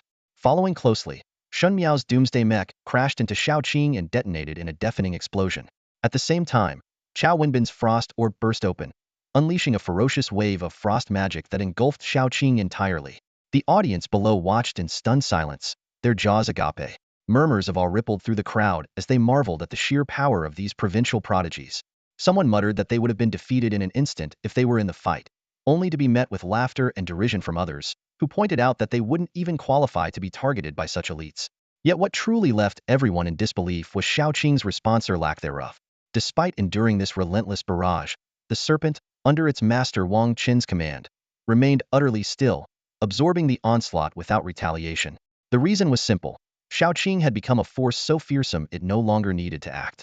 With Azure Dragon Thunder Scales alone, its health, armor, magic resistance, speed, and attack power were all massively enhanced. It had even gained a staggering 500-point attack boost. If it had chosen to strike back, its opponents would have been annihilated instantly. But the most terrifying aspect of Azure Dragon Thunder Scales lay in its unique effect. Not only did it reduce incoming damage, but it also reflected that damage back at attackers with 5 times the force. Wang Chen's strategy was crystal clear: allow these unfortunate souls to seal their own fate, destroyed by the devastating consequences of their own attacks. Under the protection of the SS-level talent, Thunder's Wrath, Shao Qing's safety was entirely assured. What truly worried Wang Chen were the potential weapons in the hands of the 3 provincial champions, special items capable of bypassing armor, magic resistance, and damage reduction. After all, these 3 were well-known scions of wealthy families. 3 attacks struck almost simultaneously, displaying the seamless coordination among the champions. The instant the blows landed on Shao Qing, a massive thunder pool erupted, spanning a diameter of 500 meters and enveloping the entire arena in its electrified grasp. Fortunately, the arena was equipped with a special protective barrier. Without it, the thunder pool would have undoubtedly spilled over onto the other platforms, endangering the nearby competitors. Under the astonished gazes of the crowd, Shun Miao, Chao Wenbin, and Meng Yangsheng, 3 provincial champions, were caught in the thunder pool's electric currents. They froze in place, paralyzed by the attack. Moments later, bursts of crimson erupted from their bodies, evidence of reflected damage. In truth, they were lucky. Shao Qing had bolstered its defenses just in time. Otherwise, the sheer magnitude of the damage reflected back would have been enough to claim their lives. With a dull thud, the 3 champions collapsed to the ground, unable to hold on any longer. Shao Qing retracted the thunder pool, reverting to its adorable, juvenile form. It let out a triumphant chirp, hopping back into Wang Chen's arms with a satisfied hum. The audience was struck silent. Even those still engaged in their own duels froze mid-action, staring in disbelief at the 3 scorched and motionless champions lying on the ground. Among them, Huang Fan, who had earlier forfeited to avoid humiliation, looked at his teammates' miserable state with a mix of stiffness and relief. For once, his decision to surrender early seemed like a blessing in disguise. A soft cough from the referee broke the stunned silence. I hereby declare the winner, Wang Chen. He has proven, through sheer strength, that his position as the top freshman is well-deserved. The referee began to clap, and soon the arena was filled with thunderous applause. Wang Chen cast a cold glance at the crowd below. Anyone else want to challenge me? You're welcome to come up. But let me make it clear, come together, don't waste my time. No one dared step forward. The once arrogant freshmen, who had strutted around with inflated egos at the start of the term, now kept their heads down, avoiding eye contact as if they feared being called out. They resembled internet trolls brazen behind a screen, but timid and cowardly in person. With a faint smirk, Wang Chen shoved his hands into his pockets and casually walked off the stage. This trial had been incredibly rewarding. He had defeated 5 provincial champions, the 50th-ranked Wang Jigang, and 3 other lower-ranked freshmen, claiming all of their academic credits. But more importantly, he had cemented his status as the undisputed #1 freshman. From now on, no one would dare challenge his position. On the main podium, Principal He Fuan watched with a pleased expression. Did you all see that? He remarked to the other faculty members. That little green snake, Shao Qing, has mastered the power of Azure Lightning. This is the path of its evolution. He stood there, utterly stunned by the scene unfolding before his eyes. Wang Chen, with the help of his beast companion, had achieved a crushing victory in a Honor vs. 4 battle. In that moment, he realized that the Shenlong Academy was on the verge of producing a future powerhouse. In less than a month, The defiant exchange students from various major races would arrive, prepared to engage in what was being called a friendly competition with the freshmen of all Dragon Nation universities. He silently calculated his plans when the time came. Wang Chen could be sent into the fray to deliver a harsh lesson to these arrogant outsiders. On the surface, it was labeled as a friendly exchange, but in truth, it was a blatant show of force by the other races aimed at intimidating the Dragon Nation. In the current global landscape, humanity was weak, while the other races thrived. From resource disputes to the battle for influence, humans were at a significant disadvantage. Although a ceasefire agreement had been signed between all major races in recent decades, small-scale conflicts still flared up from time to time. Both sides also engaged in covert competitions, such as pitting their younger generations against one another to assert dominance. In recent years, the Dragon Nation's performance in these contests had been less than stellar. A few years ago, a prodigious talent had emerged, dealing a severe blow to the arrogance of the exchange students from other races. But since that genius had ventured into the abyss for training, no one else had risen to carry the mantle. Now, the academy leaders finally saw a glimmer of hope. Wang Chen from this year's cohort might just be the one to shoulder that responsibility. At that moment, Milan, the headmaster of the Academy of Light, voiced a bold speculation. Do you think this little guy's beast companion could its mutated bloodline possibly be that of the legendary world-ending Azure Dragon? The room fell silent for a moment before Wei Yuan, headmaster of the Academy of Beasts, immediately shook his head in firm denial. Impossible. As an expert in beast companion studies, he declared resolutely, the world-ending Azure Dragon is a cosmic-level divine beast. A bloodline of that caliber cannot possibly be concealed within a small green snake. That's pure fantasy. Even Chu Changfeng, headmaster of the Academy of Magic, couldn't help but shake his head with a faint, amused smile. As Wang Chen firmly secured his position as the top-ranked freshman, the assessment was drawing to a close. When the challenge competition officially ended, the candidates realigned according to the new rankings. Unsurprisingly, Wang Chen stood at the very front of the entire freshman cohort. Perched on his chest, the little green snake raised its head proudly, flaunting itself to the freshmen behind him and occasionally letting out soft chirping sounds, as if mocking the defeated challengers. As expected by the deans, the rankings within the top 300 remained largely unchanged. Even Wang Jigang, who had managed to climb into the top 50, exposed his weaknesses during his battle with Wang Chen, which had been witnessed by other freshmen. Those he had displaced quickly challenged him for their spots. Although Wang Jigang excelled in dungeon runs, his PvP abilities were evidently lacking. In the end, a freshman originally ranked 50th, who had dropped to 120th due to dungeon performance, directly challenged Wang Jigang and successfully reclaimed their position. Overall, there was minimal movement within the top 300. Those who had boasted about breaking into the top ranks failed to live up to their claims. Among the over 1,000 freshmen, only the rankings between 400th and 700th saw notable shifts. The strongest remained strong, the weakest stayed at the bottom, while the mid-tier rankings were more unstable. This phenomenon is not uncommon, even in academic exams, where mid-level students' standings often fluctuate based on their performance. Seeing that the freshmen's hopes of proving the deans and teachers wrong had been dashed, Dean He Fuan stood on the main platform. His authoritative gaze swept over the crowd as he sternly asked, "Well, does anyone still dare to claim that the initial rankings set by us deans and teachers were unfair?" The entire hall fell into an awkward silence. Those who had previously shouted about the injustice of the rankings now blushed with embarrassment, unable to meet the dean's eyes. Regret filled their hearts as they reflected on their rash words and actions. They had assumed the initial rankings were arbitrary, or even that Wang Chen had benefited from favoritism. However, it was now clear that the rankings were the result of meticulous planning by the deans and teachers. Shenlong Academy truly valued fairness, justice, and merit above all else.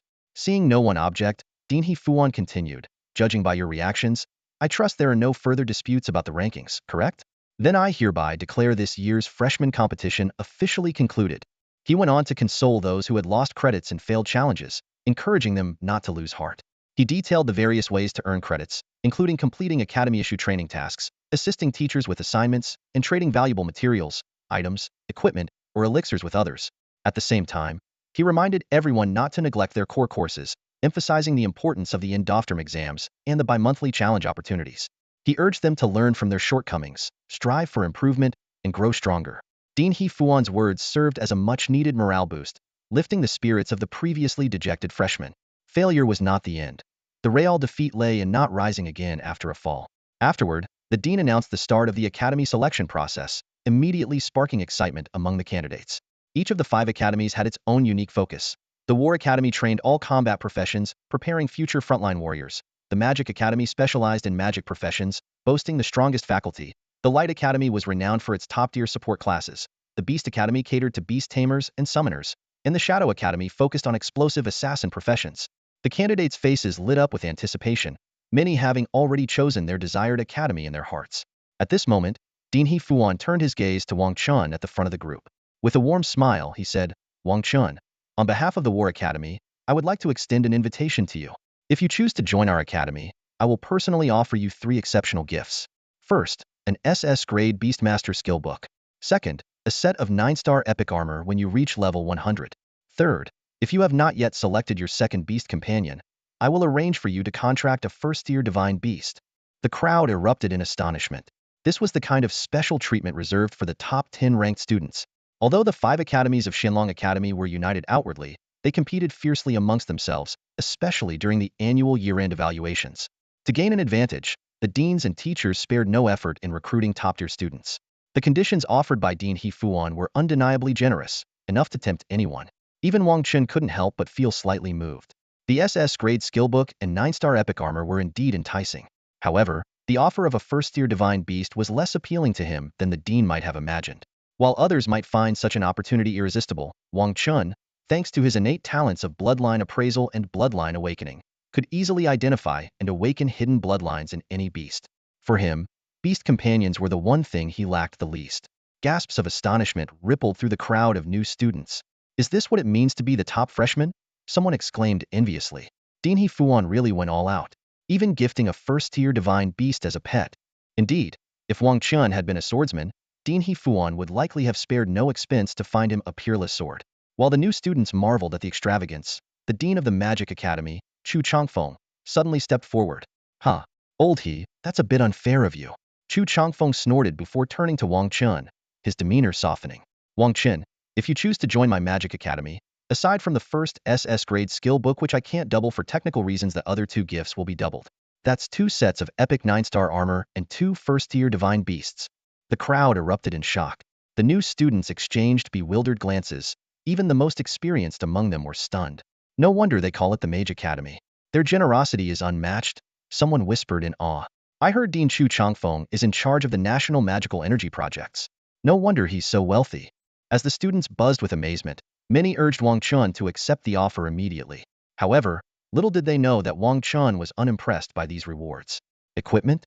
With Xiao Qing by his side, he could easily obtain superior items from dungeons. Beast pets?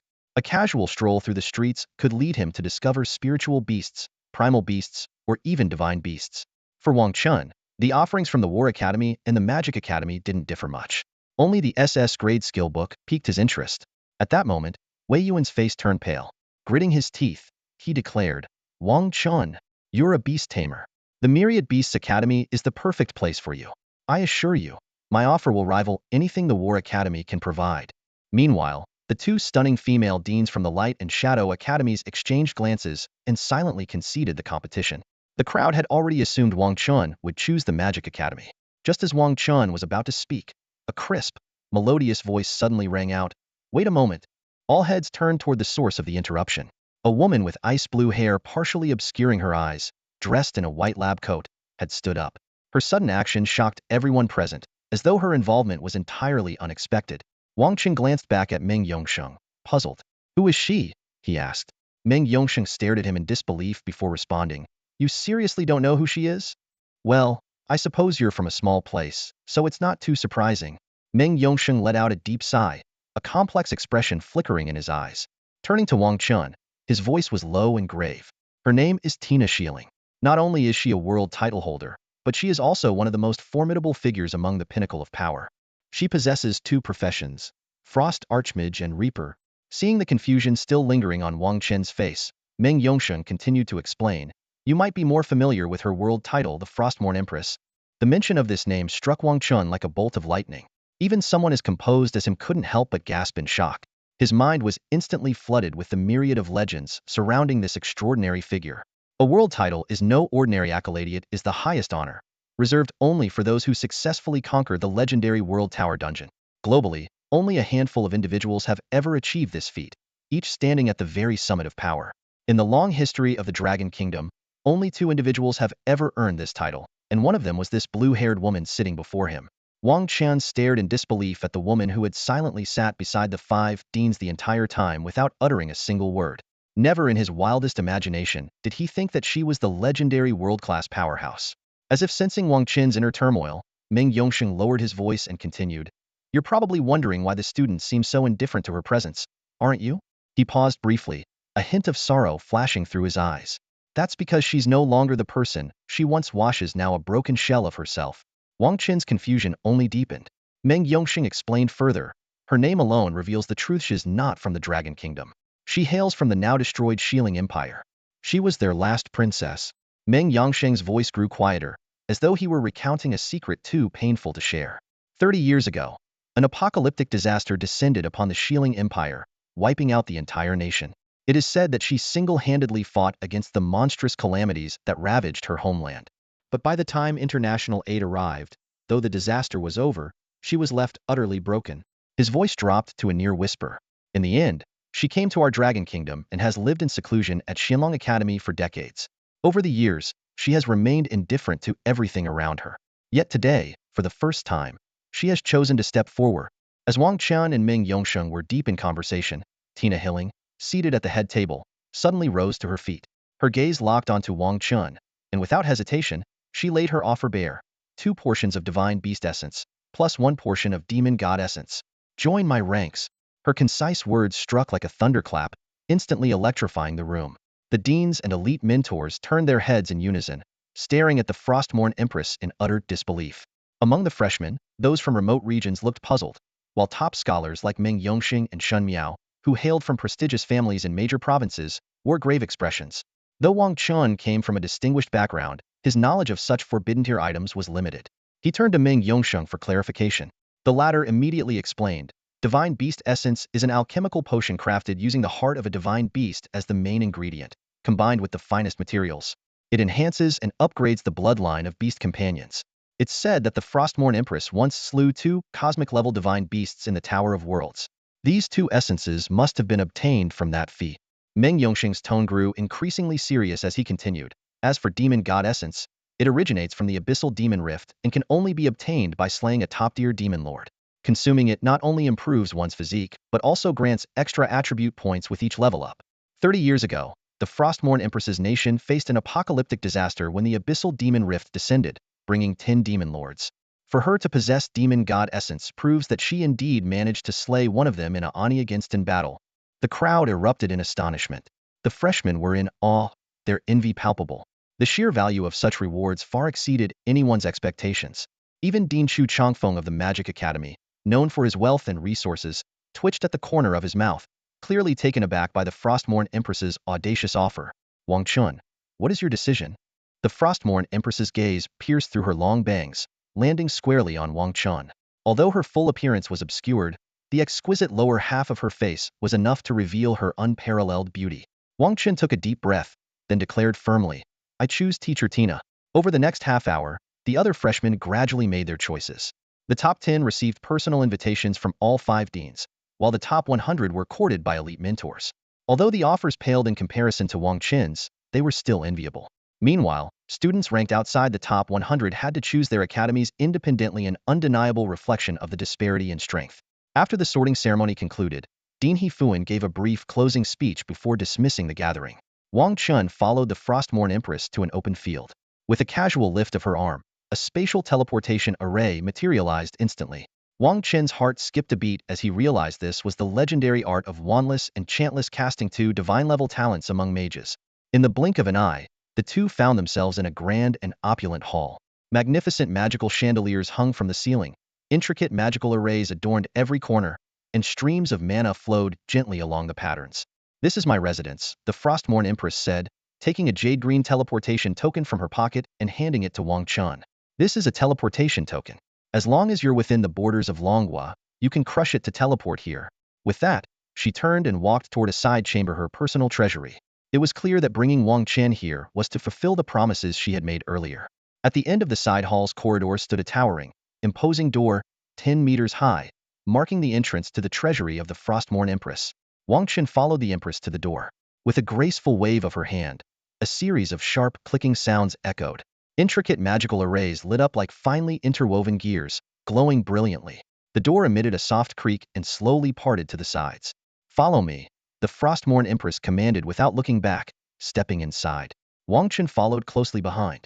The crisp sound of their footsteps reverberated through the spacious chamber.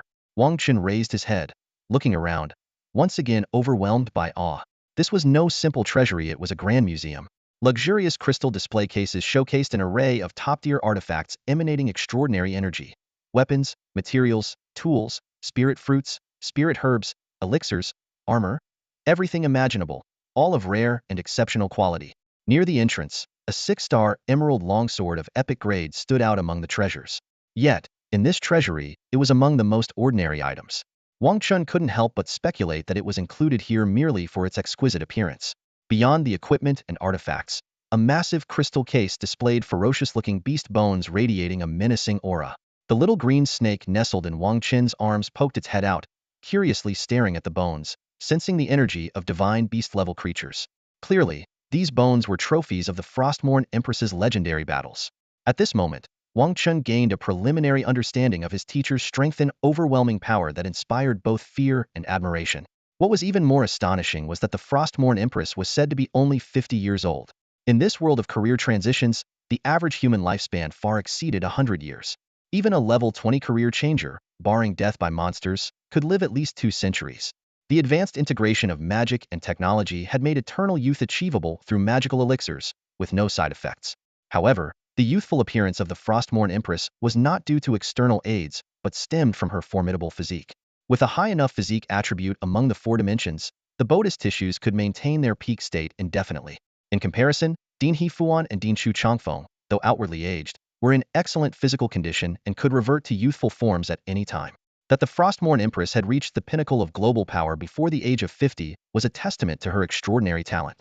Still immersed in awe, Wang Chen followed the Empress into the deepest part of the treasury, entering a small, separate room.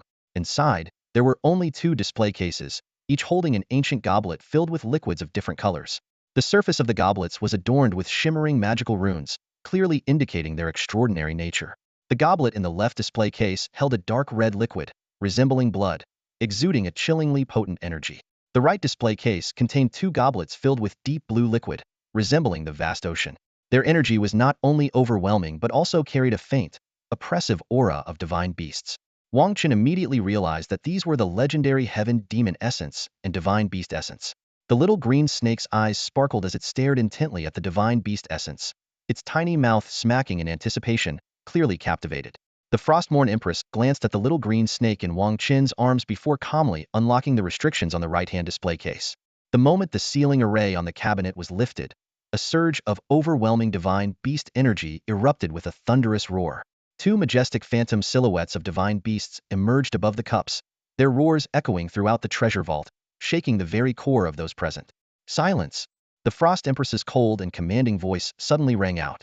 Her reprimand carried an undeniable authority, and the 2 restless divine beast spirits, still stirring within the essence liquid, let out a subdued whimper before obediently retreating back into the liquid, no longer daring to act out. The Frost Empress picked up 1 cup of the divine beast essence and handed it to Wang Chen. "Give this bottle of divine beast essence to that little one to drink. Keep the other bottle for your second beast companion. The enhancement effect of the divine beast essence only works once. Repeated consumption has no additional effect." "Thank you, teacher," Wang Chen replied respectfully as he took the cup. "According to the traditions of your dragon kingdom, you may call me Master Tina from now on," the Frost Empress said. Her icy blue hair cascaded down, partially covering her eyes, but her tone carried an undeniable seriousness. "Understood, Master Tina," Wang Chen immediately agreed. Along the journey, the Frost Empress's displayed power had long earned his complete respect and admiration. Xiao Qing, his beast companion, chirped softly in acknowledgement, expressing its gratitude to the formidable figure before it. Without hesitation, the little creature eagerly gulped down the divine beast essence in one swift motion. In an instant, a dazzling light burst forth from Xiao Qing's small body. Electric blue lightning scattered in all directions like bolts of energy, vividly demonstrating that the essence had fully awakened the latent power in its bloodline. The Frost Empress gazed intently at the scene and suddenly asked, "Is your beast companion's mutation from the bloodline of the world-ending Azure Dragon?" Faced with the Empress of Eternal Frost, who had now become his mentor, Wang Chen chose to be honest. Although the Empress was far from her peak, her approximate level of 100 still commanded awe from ordinary people. For the top prodigies at the academy, however, this was merely a starting point, worlds apart from the lifelong level of 50 or 60 that was common for small-town job changers. It was no surprise that the Empress of Eternal Frost easily discerned Shao Qing's bloodline rank, given that she had once personally slain cosmic-level divine beasts. However, the ultimate potential of the world-ending Azure Dragon's bloodline far surpassed her expectations. Upon learning the truth, the Empress calmly instructed, "Send this little one back to the beast companion space. Let it slowly absorb the medicinal power of the divine beast essence. This is the crystallization of cosmic-level divine beast energite won't be fully absorbed in a short time." Wang Chen nodded and followed her instructions, returning Shao Qing to the beast companion space. The Empress continued, "The other vial of divine beast essence is for you to keep. As for this cabinet here, it contains the heavenly demon elixir." She gracefully bent down and retrieved the vial of heavenly demon elixir from a crystal cabinet, her elegant and curvaceous figure fully on display. Wang Chen, however, had his full attention on the heavenly demon elixir. The Empress explained, "This is a divine-grade potion I crafted using the heart of a heavenly demon lord combined with top-tier spiritual herbs. Consuming it will not only greatly enhance your constitution, but also grant you additional attribute points with each level up. This can compensate for the Beast Tamer class's inherent weakness in four-dimensional attributes, significantly boosting your combat capability." Her decision to take Wang Chen as a disciple was not solely because he had contracted a beast with a cosmic-level divine beast bloodline. It was his extraordinary combat skills that truly impressed her. While beast tamers who contracted divine beasts were rare, they were not unheard of.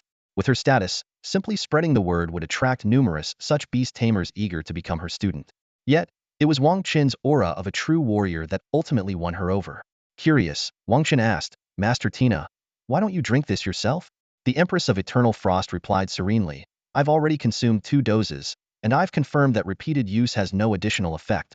Wang Chen was inwardly shocked. Didn't this mean his master had slain not 1, but 3 heavenly demon lords? "All right, you can drink the heavenly demon elixir now," the Empress reminded him. "But be warned, the elixir's potency is immense, and an average constitution may not withstand it. I'll be here to oversee the process, so the risk should be minimal." She led Wang Chen to a resting chamber outside the treasure vault. Taking a deep breath, Wang Chen downed the dark red liquid in one gulp without hesitation. The moment it entered his stomach, a searing pain spread rapidly throughout his body. Even someone as strong-willed as Wang Chen couldn't suppress his reaction. His face turned ashen in agony. The Empress placed her delicate hand on Wang Chen's trembling shoulder and softly explained, "This is the critical phase. The elixir's energy will spread through your entire body, completely transforming your constitution. You must remain conscious and prevent your body from slipping into a dormant state, or the elixir's effects will be wasted." She thought to herself that if Wang Chen were at level 70 and had undergone his 3rd-class advancement, the process would be much less painful. However, the earlier the heavenly demon elixir was consumed, the more attribute points it would grant in subsequent level-ups. The only risk was that consuming it at a lower level might result in wasted potency due to an insufficiently developed constitution. Just as the Empress was preparing to channel some frost magic into Wang Chen to alleviate his pain, she was startled to find that his convulsions had abruptly stopped. His entire body relaxed completely. So quickly, even the experienced Empress of Eternal Frost couldn't hide her astonishment. When she had consumed the elixir herself, she was already over level 200 and had absorbed it effortlessly. Other prodigies she had seen at level 100 typically writhed in agony for half an hour when taking the elixir. Yet, her disciple had absorbed the elixir's energy almost instantly, and judging by the radiant glow of his skin, the absorption seemed to be near perfect. Wang Chen opened his eyes and sat up, only then noticing that his master's hand was still on his wrist. The Empress silently withdrew her hand and, after a brief pause, asked, "How do you feel?" Wang Chen clenched his fists, marveling at the unprecedented state of his body. Checking his 4-dimensional attributes, he discovered they had skyrocketed from 18,000 to 30,000. Hiss. The heavenly demon elixir truly lives up to its name. Its effects are terrifyingly powerful. Wang Chen couldn't help but be awed. Tina noticed that Wang Chen had already begun to absorb the celestial demon essence. Without directly questioning him, she relied on her sharp perception to assess her student's physical condition. She explained that the celestial demon essence was no ordinary potion, and that Wang Chen's current level wasn't sufficient to fully absorb it. The remaining energy would gradually be assimilated as his level increased. Afterward, Tina mentioned that she needed to confirm something. She took hold of Wang Chen's wrist again, and a cool thread of magic flowed into his body, seemingly scanning through him before returning to her. Curious, Wang Chen asked, "Master, what are you doing?" Tina replied calmly, "Just checking to see if you're a creature from the celestial demon rift. After all, "You're the first person I've seen to absorb the celestial demon essence so effortlessly." She elaborated that other young prodigies she'd encountered, each with levels exceeding 100 and hailed as the best of their countries and clans, would writhe in pain for hours after consuming the essence. Yet Wang Chen had completed the initial absorption within a minute, an unprecedented feat. This led her to suspect an extraordinary compatibility with the celestial demon essence, a unique constitution, or even the possibility that he might be a being from the celestial demon rift. Fortunately, the examination yielded normal results. Tina continued, "All right, from now on, I'll conduct at least one assessment or provide combat guidance for you every month. Additionally, I'll coordinate with the 5 deans, granting you access to attend classes in any academy on campus. You can select courses of interest directly on the school website." Tina valued her sole student greatly. Understanding how to nurture such a top-tier talent, she offered him significant freedom in his studies. She believed he knew what he needed, and her role was to provide him with an optimal environment for growth. "That's all for today," Tina concluded before leaving the lounge without looking back.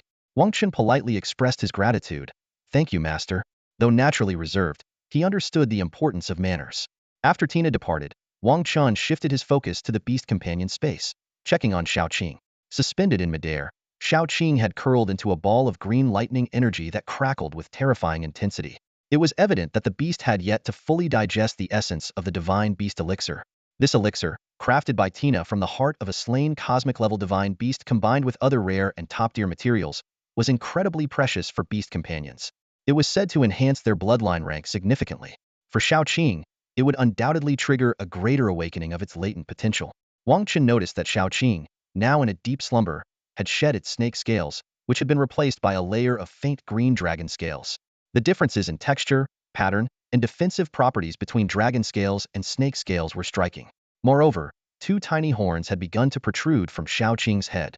These changes signified rapid progress in its bloodline awakening. Once it reached 100, Xiaoqing would fully evolve into a true calamity Azure Dragon. Deciding to let Xiaoqing continue absorbing the divine beast elixir's power, Wang Chen turned his attention to applying for the second advancement trial. Now at level 50, he had yet to complete his second advancement, which limited him to contracting only 1 beast companion. Upon advancing, he would be able to contract a second. Exiting his master's residence, Wang Chen glanced back and realized that Tina lived in an imposing mage tower, one of the 2 he had seen when he first entered the campus. The other belonged to Chu Changfeng, the dean of the Magic Academy, and served as a place for his direct disciples to further their studies. Only individuals who were 4th-tier archmages above level 150, with significant status and renown, were qualified to establish mage towers. Such towers attracted countless aspiring mages eager to learn and inherit their magical philosophies. Pulling his gaze away, Wang Chen opened his information panel and connected to the school's website. In this gamified world of career advancements, every individual's information panel functioned like a personal computer, allowing access to the internet within the given setting. After logging into the school website, Wang Chen checked his academic credit balance, which stood at 55,000 points. This impressive amount came from his victories over 5 provincial champions and 4 other freshmen during the entrance exams, as well as the base credits awarded to the top freshmen. Wang Chen then headed to the school's administration hall to apply for the second advancement trial. As the top freshman, his application was treated with great importance. Every top freshman in history had gone on to achieve extraordinary feats, often becoming legendary figures. Naturally, the staff treated him with respect. His application was swiftly approved, and a staff member escorted Wang Chen to a secluded dimensional space. At the center of this pure white expanse stood an ancient stone radiating an aura of timelessness, the Advancement Spirit Stone. For the second advancement, one simply needed to place their hand on it and choose a specialization. The staff member explained that certain hidden professions required specific prerequisites, but as a standard beast master, Wang Chen could proceed directly with the process.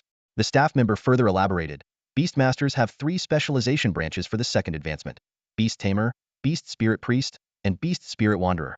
Beast Tamers continue to rely on their beast companions as their primary combat strength. Beast Spirit Priests, on the other hand, can only contract support-type companions but gain the ability to inherit their companion skills, enhancing their team's performance. This is a popular choice among many beast masters. The reason is simple. Support-type beast companions are generally cheaper and easier to integrate into dungeon teams compared to combat beasts. After all, a Beast Spirit Priest is still a priest. The last specialization branch, Beast Spirit Walker, requires one to bond with beasts, befriend them, and fight alongside them to unleash their full potential. Those who choose this path are usually extremely confident in their combat skills. Otherwise, they would opt for the Beast Master specialization instead. The Beast Master branch delegates all combat responsibilities to Beast Companions while the player takes on the role of a strategist. Of course, there are exceptional Beast Masters whose commanding and controlling skills are so refined that their Beast Companions' combat power reaches extraordinary levels. Without hesitation, Wang Chen chose the Beast Spirit Walker specialization. He reached out to touch the job advancement stone, and a dazzling light instantly radiated from it. The system notification promptly sounded. You have successfully completed your second job advancement. Current profession, Beast Spirit Walker. Congratulations on acquiring the exclusive passive skill, Befriend the Beast. Befriend the Beast S rank. Your bond with your Beast Companion will grow deeper, granting a continuous skill attack power bonus while fighting together, up to a maximum of 60. The skill's effect strengthens as your level increases. Wang Chen nodded in satisfaction. This passive skill, which boosts skill attack power, was incredibly powerful. Once the second advancement ceremony concluded, he immediately left the administrative hall and headed straight for the credit exchange market. Now that he could contract 2 Beast Companions, he was eager to establish a new bond. The trading market at Xianlong Academy buzzed with activity, bustling with students. Freshmen and sophomores crowded the area, while juniors and seniors had already moved to the Abyss Continent branches for training. Notably, the sophomore class had the highest number of students, totaling over 30,000. This was tied to the Academy's progression system. Advancing from freshman to sophomore year required no assessment, but moving from sophomore to junior year necessitated passing rigorous evaluations and meeting strict criteria. Students had to reach level 100, complete their 4th job advancement, and pass the Academy's trials. Those who failed to meet these requirements within 3 years were issued what was mockingly called a dropout certificate and were forced to leave the Academy. Wang Chen weaved through the bustling credit exchange market, which was a hub for various external enterprises selling equipment, items, materials, elixirs, Beast Companions, skill books, and more. All transactions were conducted in credits or sacred crystal stones. Gold coins had long since lost their value here. After browsing several shops, Wang Chen realized that the prices for Beast Companions were exorbitantly high, often costing tens of thousands of credits. Most of the beasts were at least mystic beasts, with some third-tier origin beasts priced in the millions of credits. These high-tier companions were carefully nurtured in the Peach Blossom's secret realm, making them utterly unattainable for Wang Chen. He needed to find more affordable, lower-tier Beast Companions. In a quiet corner of the market, Wang Chen finally stumbled upon a unique Shopa pet store. It specialized in selling life-type beasts of the lowest tier, none of which were combat-oriented. Wang Chen couldn't help but smile wryly. Xianlong Academy's prestigious status sometimes worked against him. The quality of goods here was so high that even the lowest-grade equipment was 7-star gold tier, costing hundreds of credits per piece. Pushing open the shop door, he was greeted by a sweet-looking store clerk who smiled warmly. "Welcome. What kind of life pet are you looking for, classmate?" "I'll just take a look around for now," Wang Chen replied as he began carefully inspecting the various pets on display. Quietly, he activated his divine talent skill Bloodline Appraisal. His gaze swept across the adorable pets one by one. Most were ordinary first-tier life beasts with no special traits. Just as he was about to give up hope, a distinct notification sound suddenly chimed. Startled, he turned sharply, his eyes locking onto an ice-blue slime in the corner of the shop. Wang Chen stood in front of the pet shop, his gaze fixed on a blue slime. The slime resembled a blob of semi-transparent blue jelly, softly curled up inside a glass container. Wang Chen carefully examined its characteristics. Pet, blue slime. Gender, female. Level, 2 max level, 10. Type, utility pet. Bloodline rank, tier 1 common beast. Attributes, strength 2, constitution 2, intelligence 7, agility 7. Note, common in forests, gentle in temperament, virtually no combat ability. Price, 20 credits. Wang Chen recalled how slimes in games and anime from his previous life were typically genderless, reproducing by splitting themselves. However, in this world of professions, slimes not only had genders but also required male-female pairing for reproduction. He noticed that female slimes had 3 graceful patterns on their bodies, while males only had 2. Suddenly, Wang Chen's bloodline appraisal skill reacted to this adorable blue slime. He immediately focused on it, and the slime stared back at him with its gem-like black eyes. The appraisal results appeared. This seemingly innocuous slime contained a hidden bloodline of the cosmic Beast Devourer Lord, a terrifying entity on par with the calamity Azure Dragon. Legends about the Devourer Lord were shrouded in mystery. Some speculated it was a void creature, as it lacked a fixed form and appeared as a distorted void-like black hole. Others believed it wasn't a creature at all, but an entity composed of unknown matter. In that moment, Wang Chen suddenly realized the legendary Devourer Lord actually belonged to the slime species. The blue slime, perhaps feeling the prolonged eye contact was too much, made a soft googie-googie sound and wiggled its jelly-like body toward Wang Chen. Without hesitation, Wang Chen turned to the shop assistant and declared, "I'll take this slime." Carrying the pet box containing the slime, Wang Chen returned to the dormitory area. On his way, he encountered Ming Yongsheng, Shen Miao, Chao Wenbin, and a few other provincial champions. They were chatting leisurely near their mountainside residence. Upon seeing Wang Chen, they greeted him warmly. Wang Chen nodded politely in return, though inwardly he couldn't help but think, these affluent young elites certainly have class and composure. Even after losing to me, they can still interact so amicably. They're far from the arrogant, antagonistic characters often depicted in novels. Chao Wenbin invited Wang Chen to join them for a meal, but he declined, explaining that he needed to bond with the newly purchased slime. Shen Miao's eyes lit up when she saw the blue slime, and she exclaimed, "What an adorable little thing." Huang Fan chimed in, agreeing that slimes made excellent utility pets. However, Wang Chen shook his head lightly and said to the group of champions, "This isn't a utility pet. It's my second combat pet." The group was instantly stunned, their eyes widening in disbelief. Ming Yongsheng, puzzled, asked, "A combat pet? Are you joking? Look at this slime's pitiful stat: strength 2, constitution 2, intelligence 7, agility 7. Are you sure it's capable of fighting?" Faced with their skepticism, Wang Chen didn't bother explaining. He turned and left, leaving his classmates standing there in confusion. Back at his private villa, Wang Chen opened the transparent pet box and carefully lifted the blue slime out. Its texture was exactly as he had imagined, soft and springy, like a jelly dessert, roughly the size of a basketball. Despite not having bonded with it yet, he could already sense its gentle temperament. Nestled in his hands, it didn't resist or squirm, simply gazing at him quietly with its gem-like eyes. After observing it for a while, Wang Chen decisively cast his beast taming skill on the little creature. Unlike the slight resistance he had encountered with Shao Qing, his first pet, this utility slime offered no resistance at all, allowing the intricate magical array to merge seamlessly into its body. The notification of a successful bond echoed in his mind, and the slime's talent and skill information became clear. Pet, blue slime. Gender, female. Level, 2 max level, 10. Type, utility pet. Bloodline rank, tier 1 common beast. Talents, devour F, decompose F. Attributes, strength 2, constitution 2, intelligence 7, agility 7. Skills, slam F, leap F. Looking at the stats, Wang Chen couldn't help but sigh. As expected of a utility putti even weaker than Shao Qing, every talent and skill is at the lowest F grade. The seemingly ordinary talents of Devour F and Decompose F were quietly undergoing a transformation within the blue slime. Its round, jelly-like body quivered slightly, as though anticipating something. Though Collision F and Leap F appeared non-aggressive, they held endless potential. Wang Chen gazed intently at the small and fragile slime before him, pondering silently. Even with only 2 points of strength, a jumping height inferior to that of a kitten, and collision damage that might be negligible, its potential seemed boundless. Suddenly, a system notification chimed. A hidden bloodline of the cosmic beast, Devourer Lord, has been detected within the blue slime. Would you like to activate it using the gaudier talent Bloodline Awakening? Without hesitation, Wang Chen selected yes. In an instant, the slime was enveloped in radiant golden light, which then transformed into an infinite expanse of purple-black mist, coiling around its rounded body. Squish. The slime let out a surprised sound, curiously observing the mist swirling around it. Moments later, the purple-black mist was completely absorbed. Its eyes and patterns turned a deep, glowing violet, while its translucent, icy blue body remained unchanged. The system notification sounded again. Devourer Lord Bloodline activation successful. Current Bloodline activation rate, 10. Your pet blue slime has replaced its previous talents and acquired new skills. Wang Chen quickly opened the talent and skill panel, discovering that the former F-grade talents Devour and Decompose had been replaced by the SS-grade talents Infinite Devour and Universal Decomposition.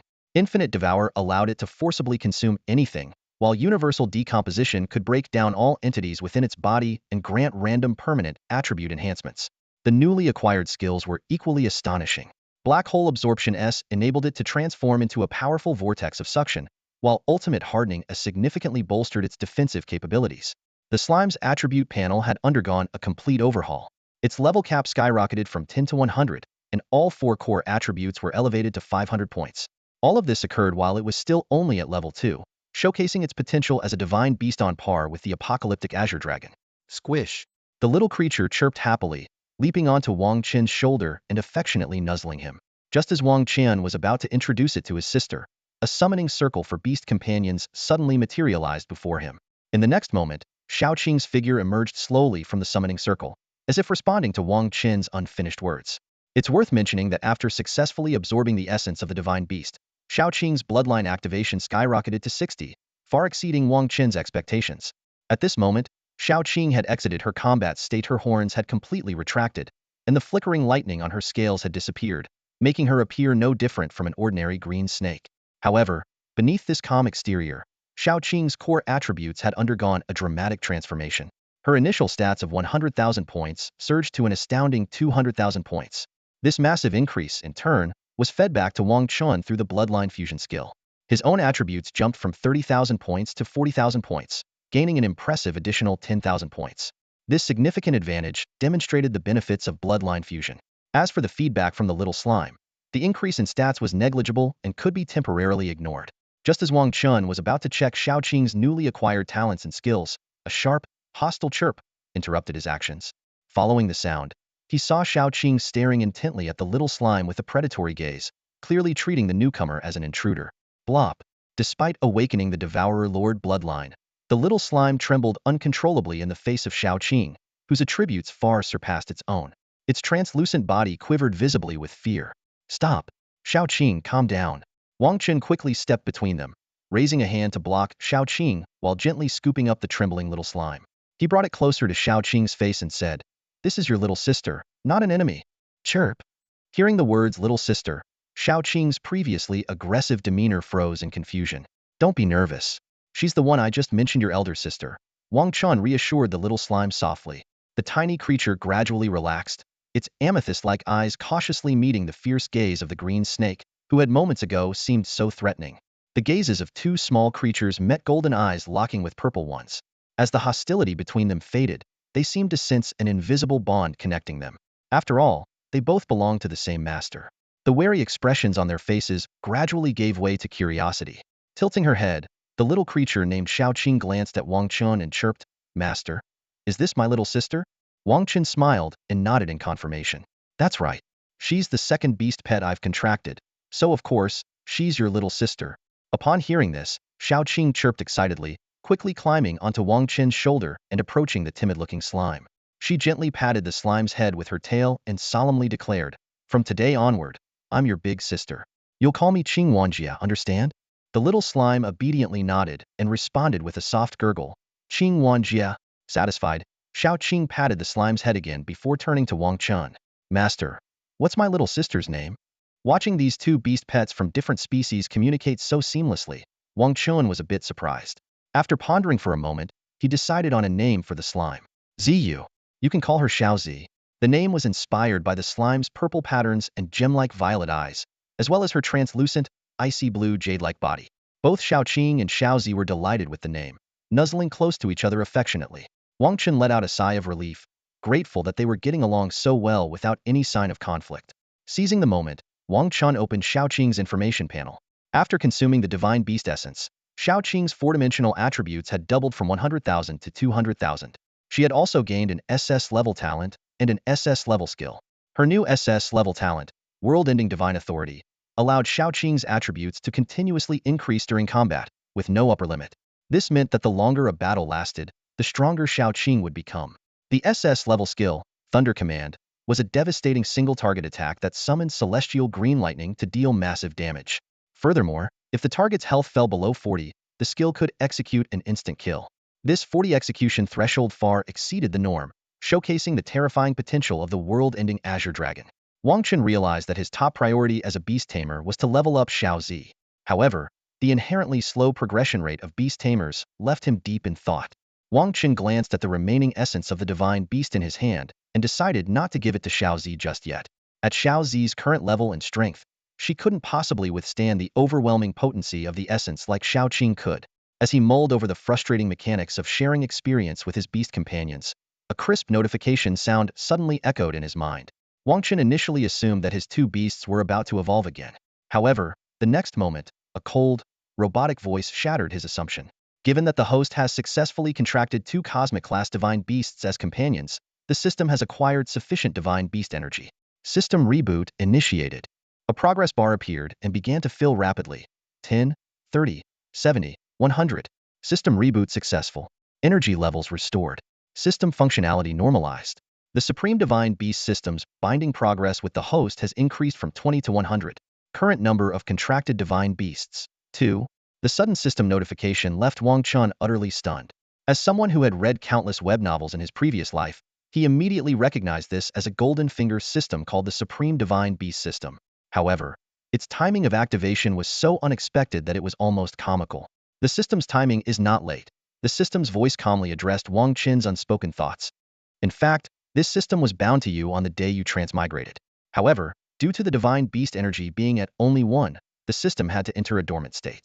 Later, during your class-changing ceremony, the system exhausted its remaining energy to provide you with a starter gift package. You're telling me, my talents and skills were all given by you? Wang Chen asked, shocked. Correct. Without the system, you would have become an Order Arbiter instead of a Beast Tamer. Order Arbiter? What kind of class is that? In this dimension's power hierarchy, it is considered a top-tier hidden class comparable to a mythical god. Hearing this, Wang Chen instantly realized he had been shortchanged. A quick search on his phone revealed that Order Arbiter ranked as AT0 class on the global strength leaderboard. It was a flawless, all-rounder class, high burst damage, high defense, high health, strong sustainability, rapid recovery, immense resilience, and the ability to wield all types of weapons. As Wang Chen lamented his missed opportunity, the system unexpectedly issued a new mission. Detected. Host will face challenges from foreign exchange students of other races in 2 weeks. Mission name. Show your strength. Mission objective. Defeat the foreign exchange students and uphold the prestige of Long Nation. Rewards will vary based on performance. No penalties for failure. After issuing the mission, the system fell silent. Wang Chen turned to his 2 small companions perched on his shoulder. Xiao Qing was using her tail to steady a slightly dizzy Xiao Zi. Gradually, his frustration subsided. Though he had missed the chance to become an Order Arbiter, being a Beast Tamer had given him 2 adorable companions who felt like family. Perhaps this warmth was more meaningful than any powerful class. All right, little ones, let's dive into a dungeon, Wang Chen announced as he got to his feet. Chirp. Xiao Qing responded cheerfully, immediately wrapping her tail around the wobbly Xiao Zi and climbing onto Wang Chen's shoulder. Ugh, sister. Slow down next time, Xiao Zi murmured softly, still a little dizzy from the movement. Wang Chen stepped into the secret realm hall of the Xianlong Academy and instantly became the center of attention. Beside him, a small green snake coiled around a slime, sparking a wave of discussion among the onlookers. The students speculated about the purpose of this rising star's visit. Some believed he was here to level up, as he was currently only at level 50. The secret realm hall buzzed with chatter, but Wang Chen remained unfazed. He had already reserved 3 platinum-level dungeons for levels 50-70, the Village of Calamity, the Magma Wasteland, and the Cursed Temple. Instead of using his privilege as the top freshman to cut in line for higher-level dungeons, he chose these relatively accessible ones. After obtaining the tickets, Wang Chen entered the first dungeon without hesitation, the Village of Calamity. The system notification described it as a platinum 9-star dungeon for levels 50-70, with difficulty options ranging from easy to hell. It supported teams of 15 players. The dungeon's backstory depicted a village ravaged by calamity. The air was thick with a nauseating stench, ominous crows circled the skies, and corpses of humans and animals littered the ground. Wang Chen selected the highest difficulty hell mode. As the darkness lifted, Wang Chen found himself standing at the entrance of a dilapidated village. Corpses were strewn across the distance, and the stench of decay assaulted his senses. As he stepped into the village, the crows in the sky suddenly scattered, as if sensing the awakening of a terrifying presence. Wang Chen smirked coldly and glanced at Xiao Qing. Understanding his intent, the little green snake placed Xiao Zi on Wang Chen's shoulder before leaping to the ground. At that moment, a beast-like roar echoed from deep within the village, as though issuing a command. In the next instant, the previously motionless corpses suddenly opened their eyes. Their noses twitched as if detecting the scent of fresh blood and flesh. Letting out hungry growls, they surged forward in a frenzy. Wang Chen calmly used his identification skill and discovered that these monsters were plague zombies. They were elite 1-star creatures at level 55, with a maximum level of 110. The system concealed their specific attributes and skills, but warned that their claws and teeth carried a plague toxin, posing a risk of turning victims into zombies upon injury. Facing the onslaught of zombies, Wang Chen remained composed. He knew this was only the beginning of the trial. The true challenge lay ahead. Engaging in a battle without understanding the detailed skills and attributes of the monster is undoubtedly risky. Even seemingly weak monsters might possess formidable skills or attributes. For most students, encountering an elite-level zombie right at the start of a dungeon would certainly put them on high alert. Yet, Wang Chen remained calm and composed. He took out a 10-fold experience pill and consumed it, intending to finish the battle swiftly. His beast companion didn't need the pill, as the dungeon's rewards only accounted for the state of the job changer. Wang Chen decisively commanded, "Shaoqing, go all out and crush them." Shaoqing responded immediately. In an instant, green lightning burst forth from its body, forming a dense thundercloud that engulfed the entire village of Calamity. This was the S-level skill of the world-destroying Azure Dragon, 5 Thunderstrikes. Ever since consuming the Divine Beast Essence, Shaoqing's bloodline activation had reached 60, greatly enhancing the skill's power and range. As Shaoqing entered battle mode, its body shimmered with intricate patterns of green lightning. Its snake scales gradually transformed into dragon scales, and a faint image of Azure Dragon horns became visible on its forehead. Its golden serpent eyes radiated an imposing majesty, exuding an aura of dragon might. However, the zombies showed no fear. Instead, they charged at Wang Chen with even greater ferocity, driven purely by instinct, ignorant of what fear truly meant. Seeing this, Shaoqing let out a commanding dragon roar. Boom! The thundercloud above unleashed a barrage of countless lightning bolts, instantly obliterating the approaching horde of zombies. Within moments, 300 to 400 zombies were reduced to ashes, leaving no trace behind. Such was the terrifying power of the world-destroying Azure Dragon monsters in a platinum-level dungeon were utterly insignificant before it. Yet, the thundercloud did not dissipate. This was a permanent skill. As long as Shaoqing remained alive, the thundercloud would persist, continuously locking onto and striking its targets. After clearing the first wave of monsters, no teleportation portal appeared. This indicated that the dungeon followed a seamless design, allowing players to bypass minor enemies and head straight for the boss. Wang Chen wasn't concerned about missing out on experience points, as the dungeon's rewards were based solely on the completion time.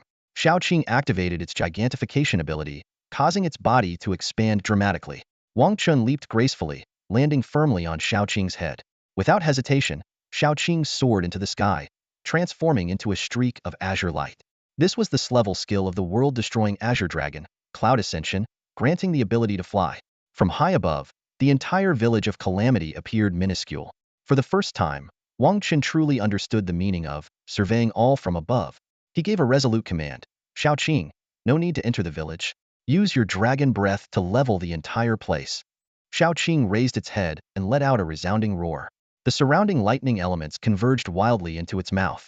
Deep within a cave behind the village, the zombie king sensed the overwhelming energy and fled in terror. When it emerged and looked up at the sky, despair consumed it. What divine law have I violated to warrant the wrath of an Azure Dragon? As the boss of a platinum-level dungeon, the Zombie King had successfully repelled numerous student teams in the past. But now, faced with the legendary world-destroying Azure Dragon, it could only question its worthiness. In the face of such divine power, the Zombie King collapsed to its knees in utter despair. Boom! Shaoqing finally unleashed its long-charged dragon breath. A colossal pillar of azure lightning descended from the heavens, striking the village below with devastating force. The Zombie King didn't even have time to scream before being consumed by the blinding lightning. In an instant, the entire village of Calamity was obliterated, and every zombie within it was reduced to ashes. A system notification immediately followed. You have slain the dungeon boss, the Zombie King.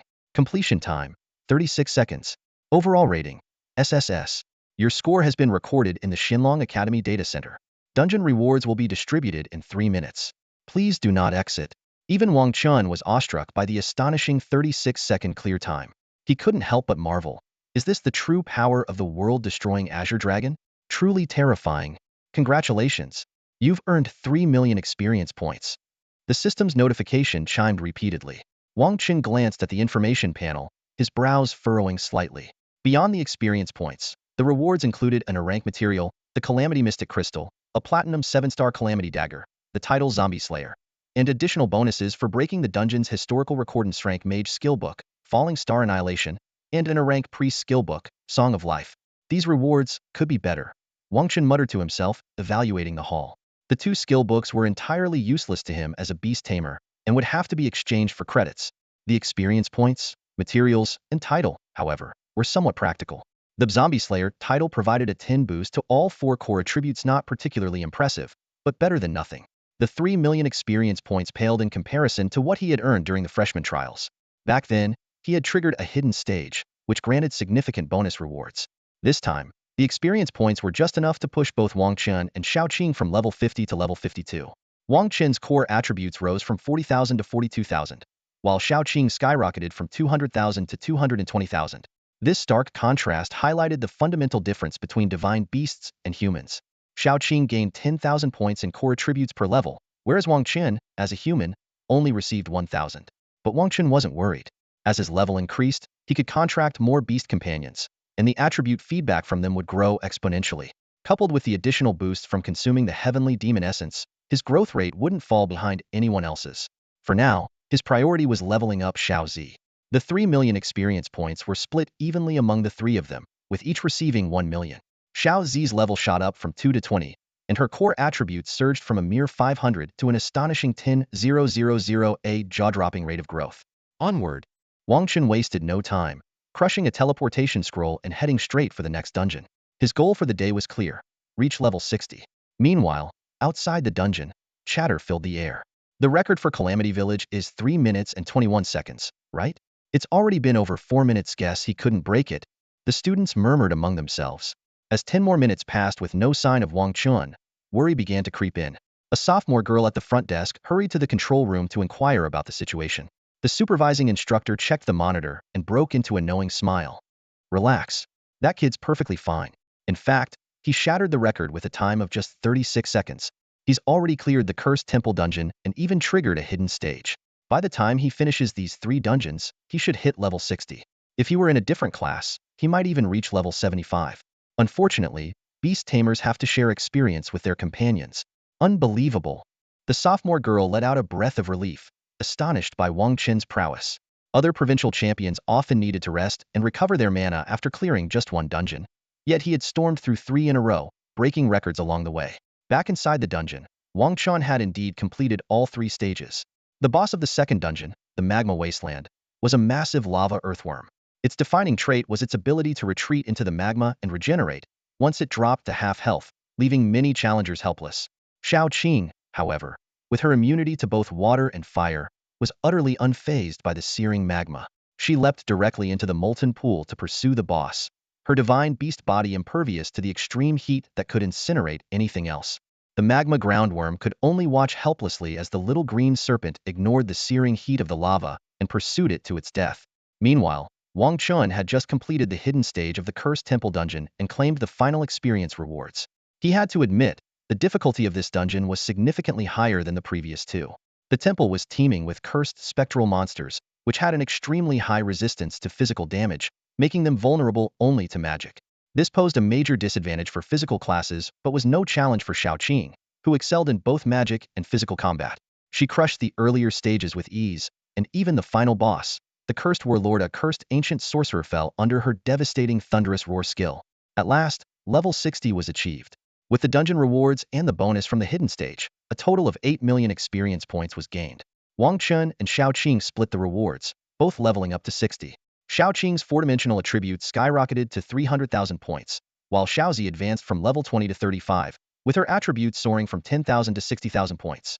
This was the terrifying power of a cosmic-grade divine beast. 60,000 points in 4-dimensional attributes at just level 35, far beyond the reach of any other beast-type creatures or even job class holders. Thanks to the attribute feedback from his beast companions, Wang Chen's own 4-dimensional attributes were boosted to 66,000 points, with 36,000 coming from Xiao Qing and Xiao Zi combined, and 30,000 from himself. Wang Chen was very satisfied with the results and promptly left the cursed temple dungeon. His leveling speed was astonishing, had gone from level 40 upon entering the Xinlong Academy to level 60 in just a few days, nearly catching up to provincial prodigies like Meng Yongsheng and Shen Miao. And this was with experience being shared with his beast companions. If not for his beast masterclass, his leveling speed would have been even more terrifying. Breaking dungeon records, combined with multipliers from experience potions, made his early game progression unmatched. Only someone like Wang Chen could continuously shatter dungeon records. When Wang Chen emerged from the dungeon, a large crowd of excited students had already gathered outside the hall. Their eyes were filled with both admiration and a hint of helplessness. Wang Chen, you actually broke the records of 3 dungeons in a row. Seriously? You broke records during the college entrance exam dungeons, the freshman competition dungeons, and now even the regular dungeons? Come on, give us a break. Don't set the bar so high that no one can beat it later. The students' reactions left Wang Chen both amused and exasperated. They admired his strength. After all, it was challenging enough for a normal student to hold the record for even 1 dungeon, while Wang Chen had already claimed the record for 5. What was even more shocking was that the 3 platinum-level dungeon records he had just broken were previously held by none other than the student council president, the top senior in their 3rd year. However, the students also felt a sense of resignation. If Wang Chen continued breaking records at this pace, many dungeon records would become nearly impossible to surpass. Disastrous Village in 36 seconds, Magma Wasteland in 1 minute 32 seconds, and Cursed Temple in 2 minutes 1 second. Seeing these numbers was enough to make anyone despair. These records meant that the bonus rewards for breaking them in the future would be almost unattainable. At that moment, a faculty member from the Secret Realm Hall waved at Wang Chen, signaling for him to come over. Wang Chen, over here. The school needs to register the rewards and resources you obtained. It's a routine procedure mandated by Long Nation regulations, nothing we can avoid, the teacher explained with a smile. Wang Chen nodded in understanding. Long Nation's strict control over job class resources was well known, and for good reason. In a world where job class holders dominated, nuclear and conventional weapons had lost their significance. A level 100 4th-tier job holder could easily withstand a nuclear strike. The key to global power now lay in job class resources. Without strict regulation, there could be dire consequences. At worst, rogue organizations might secretly cultivate armies of job holders, threatening the safety of ordinary people. At best, someone might smuggle national resources to enemy nations, causing even greater risks. Thus, Long Nation and other major empires enforce stringent registration policies for a grade and above resources, including skill books, items, potions, and materials. Even for sales, the government would step in to purchase them at a premium. Wang Chen cooperated fully, selling what he could directly to the school. It saved time and avoided disputes with private merchants. After completing the registration, the teacher smiled and added, "By the way, Wang Chen, Dean Hefuan asked me to inform you to visit the main teaching building tomorrow. It's regarding the upcoming exchange event with the interspecies students." The mention of the interspecies exchange tournament immediately piqued Wang Chen's interest. This event was broadcast live every year, featuring exchange students from various alien empires visiting Long Nation to compete under the guise of friendly sparring. 5 elite academies and 5 key schools each selected a freshman representative to participate. The event was a nationwide spectacle and a favorite among young viewers. However, Long Nation's performance in recent years had been lackluster. Even 2 years ago, when Shenlong Academy's Student Council President, a top 30er, personally competed, they only secured second place. The first place winner was a prodigy from the Elven Empire. This had emboldened the visiting students, who increasingly viewed themselves as superior to humans. This year, Wang Chen didn't care about the past. If nothing else, for the sake of completing the system task, he would ensure these so-called interspecies exchange students learned a hard lesson. It was time to show them why the flowers bloom so brightly. As the date for the interracial freshman exchange tournament approaches, empires of various races across the globe have signed ceasefire agreements. To foster camaraderie, each empire sends their first-year students annually to compete in friendly matches hosted by the human empire. However, in the eyes of the other races, the true purpose of the tournament is to humiliate the humans and flaunt their own superiority. From birth, the other races possess unique racial abilities. The elves with their affinity for magic, the giants with their unmatched courage, and the orcs with their overwhelming strength. These innate advantages make them view themselves as the true rulers of the world, holding a sense of superiority over humanity.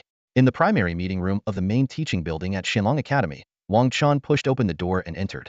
Inside, he saw several familiar faces: Meng Yongsheng, Shen Miao, Chao Wenbin, Feng Yurong, Huang Fan, and a gentle-looking girl exuding a divine aura. From her presence, it was clear that she was a priestess named Zhou Kiki, rank 34th at Shenlong Academy. Seated at the head of the table was Dean Hefuan, who displayed no airs of authority. He gestured for Wang Chen to take a seat. Once Wang Chen was seated, the dean smiled warmly and said, "Wang Chen, you should already know that you've been chosen to represent Shenlong Academy in this year's interracial freshman exchange tournament. However, there's a change in the tournament format this year." The dean clasped his hands together and explained, "After discussions among various nations, this year's competition will shift from individual matches to a 7v7 team format. Each of the 10 academies in the Dragon Kingdom is required to select 7 freshmen to form a team. The 7 people here, including you, will make up Shenlong Academy's team. And you, Wang Chen, will serve as the team captain. Is that acceptable?" Wang Chen nodded calmly, his composed and confident demeanor inspiring trust. Dean He nodded with satisfaction and continued, "Good. The team will need time to build synergy, but given your collective strength, even second-year students here at the academy would struggle to match you. Therefore, the school has invited a renowned bounty hunter team to spar with you. This team is highly skilled, with members all at a minimum of level 80, while their captain has reached level 90. They should be well qualified as your opponents." The dean further explained that the top second-year students had already left the academy to train in the Abyss continent, leaving behind students of relatively average ability. Last year, Shenlong Academy didn't even make it into the top 10 of the tournament, and the year before, they only managed to secure second place thanks to the efforts of the Student Council President, a third year at the time. This year, Xianlong Academy was determined to reclaim their honor. The following morning at 8 a.m., the hired bounty hunter team arrived punctually at Xianlong Academy. Wang Chen and his team were already waiting in Arena 1. Their lineup was well-rounded. The front line was held by Feng Yurong, a Dragonblood Knight. The damage output came from Ming Yongsheng, a Swordmaster, and Chao Wenbin, a Grand Magistrone specializing in melee and the other in ranged attacks, balancing physical and magical damage. Support was provided by Zhou Kiki, a level 63 second-tier High Priestess. Meanwhile, Wang Chun, Huang Fan, and Shun Miao filled the flexible roaming positions, ready to adapt and cover any gaps. As the team captain, Wang Chun was responsible for strategic command. Surveying the massive arena, Wang Chen couldn't help but marvel at its size. It could hold tens of thousands of spectators, rivaling the scale of professional competition venues. Their opponents, the bounty hunter team known as Glory, boasted an even more comprehensive lineup. 2 frontline tanks, a light shield warrior who could weaken armor and a dark shield warrior who could reduce magic resistance. 2 damage dealers, a versatile mech warrior and a high damage shadow priest, a support priest, and 2 roamers, their captain, a Jai, a druid, and a summoner. Both of these roles could deal damage and provide healing, making them exceptionally versatile. What surprised everyone was how young the members of Glory appeared, around their early 20s, only 2 or 3 years older than Wang Chen's team. Rumor had it that they hadn't even attended vocational high school, yet they had already gained fame in the Fengtian Province Adventurers Guild. It was said they had successfully hunted down 3 level 100 beasts, and their teamwork was regarded as exemplary among bounty hunters. Ajay glanced down at the roster in his hand, his brows furrowing. He then raised his head and fixed his gaze on Wang Chun and the others, his tone sharp and dismissive. Is this your team lineup? No offense, but this configuration is nothing short of garbage. Picking a Dragonblood Cavalier for the front row was one thing, but why on earth would they choose 3 roamers? Ajay furrowed his brow, his gaze filled with disdain. This level 90 druid wasted no time assuming an air of superiority, launching into a condescending monologue directed at the group of elite university students before him. And to top it off, you've got a Beast Tamer as the commander? Huh. He let out a derisive laugh. In a real battle, let's see if your Beast Tamer can even protect themselves first. Swap them out already. One of these 2 Beast Tamers has to go, replaced by a druid. He continued his critique. The Dragonblood Cavalier leans heavily on offense. Sure, they've got some tankiness, but they lack debuff skills. Once the fight starts, the pressure will be immense. And the priest? Their skills would have to focus entirely on the front line. That ties up the 2 most crucial roles. Is this seriously the so-called top-tier team from Longwo's finest academy? Ming Yongsheng, Shun Miao, and Chao Wenbin exchanged uneasy glances, their expressions darkening. None of them had expected such arrogance right out of the gate. Not only was their team composition being dissected and criticized, but they were also being ordered to reconfigure their lineup as if Ajay had appointed himself their de facto coach.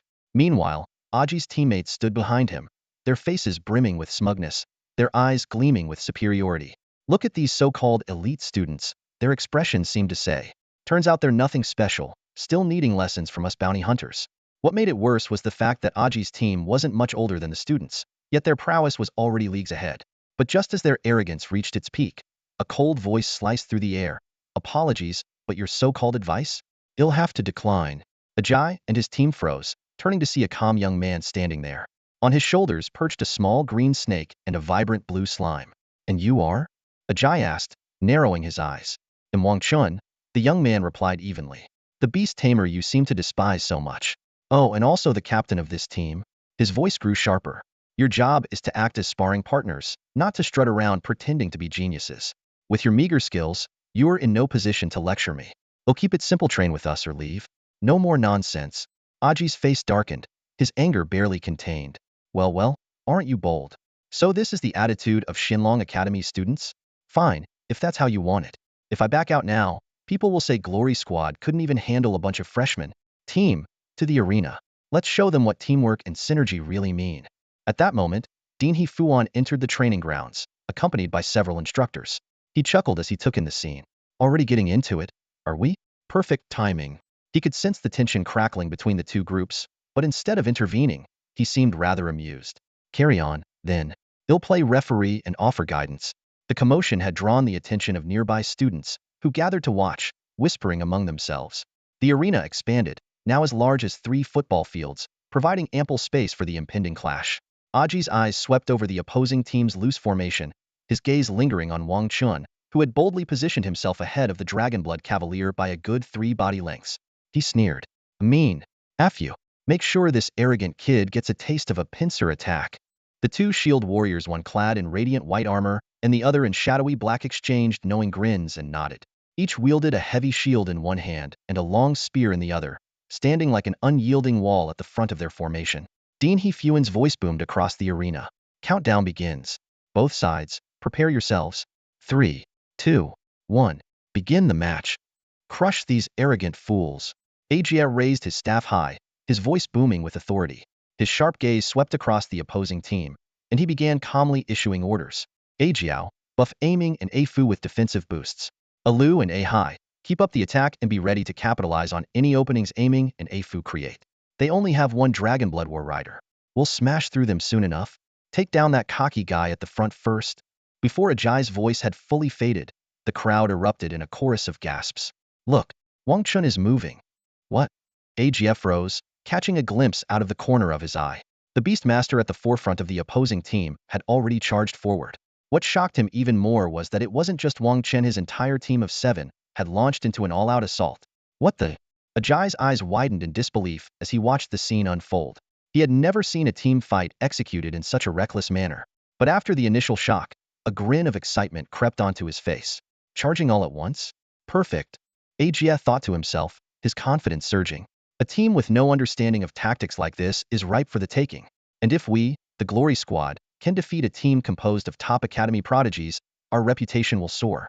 He knew full well that for bounty hunter squads, reputation directly translated into higher paying jobs. To him, this chaotic charge was nothing short of a gift. Aiming. A Fu. Don't hold back, meet their charge Hedon. Ajia commanded loudly. Ajiao, keep those buffs up. Everyone else, follow aiming and A Fu. Let's crush them in one go. Got it. The team shouted in unison, their collective energy surging like a tidal wave. With a roar, aiming and A Fu raised their massive shields and barreled toward the academy's so-called prodigies. They were determined to show these privileged elites the true meaning of teamwork. But just then, AGS suddenly exclaimed, wait, that guy is speeding up? Damn it, he's fast, watch out. Aiming and A Fu turned their heads, only to see the Beastmaster darting forward like a blur of shadows. In mere seconds, Wang Chen had closed the distance to less than 10 meters. The two teams had started nearly 100 meters apart, yet in the blink of an eye, he was already upon them. How is this even possible for a Beastmaster? The audience held their breath, their eyes glued to Wang Chen's astonishingly swift advance. His sudden charge not only stunned his opponents but left the spectators utterly speechless.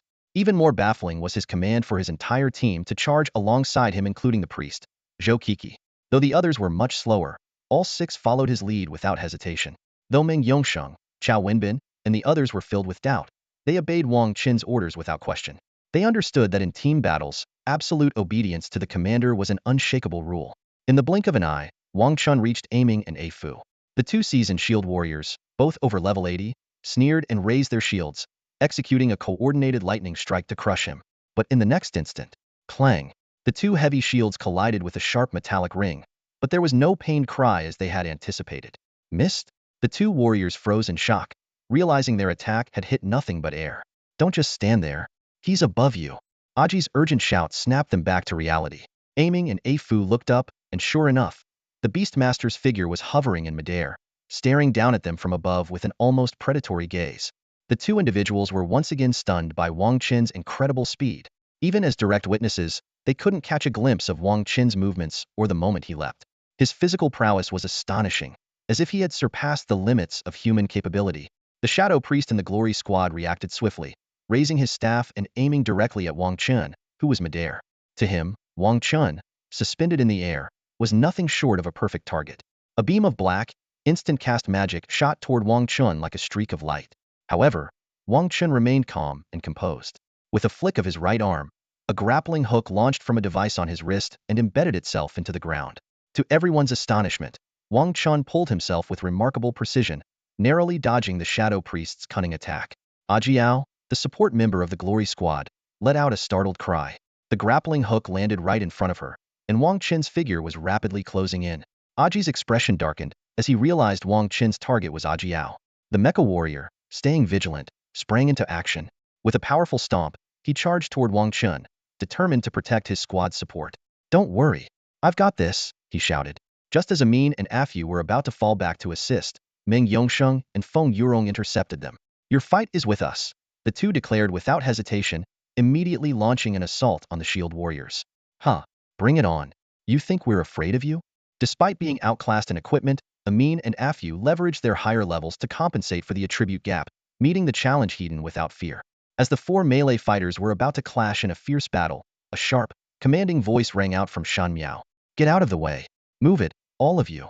Meng Yongsheng, Feng Yurong, Amin, and Afu all turned their heads at the sound, only to exclaim in unison, what the hell? Under Shan Miao's control, a towering magical mech over 10 meters tall thundered forward, shaking the ground with each step. It was like a runaway bulldozer, leaving devastation in its wake. Faced with such overwhelming power, Meng Yongsheng and Feng Yurong immediately turned and fled. Ming and Afu, however, had no choice but to stay and hold the line. The reason was simple: they were the last defense protecting their entire team. If the front line collapsed, the whole squad would fall apart. Despite their higher levels, which should have given them a decisive advantage over the Tianjiao Academy students, the opponent's superior gear closed the gap, bringing the two sides to a stalemate. Damn it! You won't break through my defense. Ming gritted his teeth, raising his shield and activating the rank skill, Hold the Line.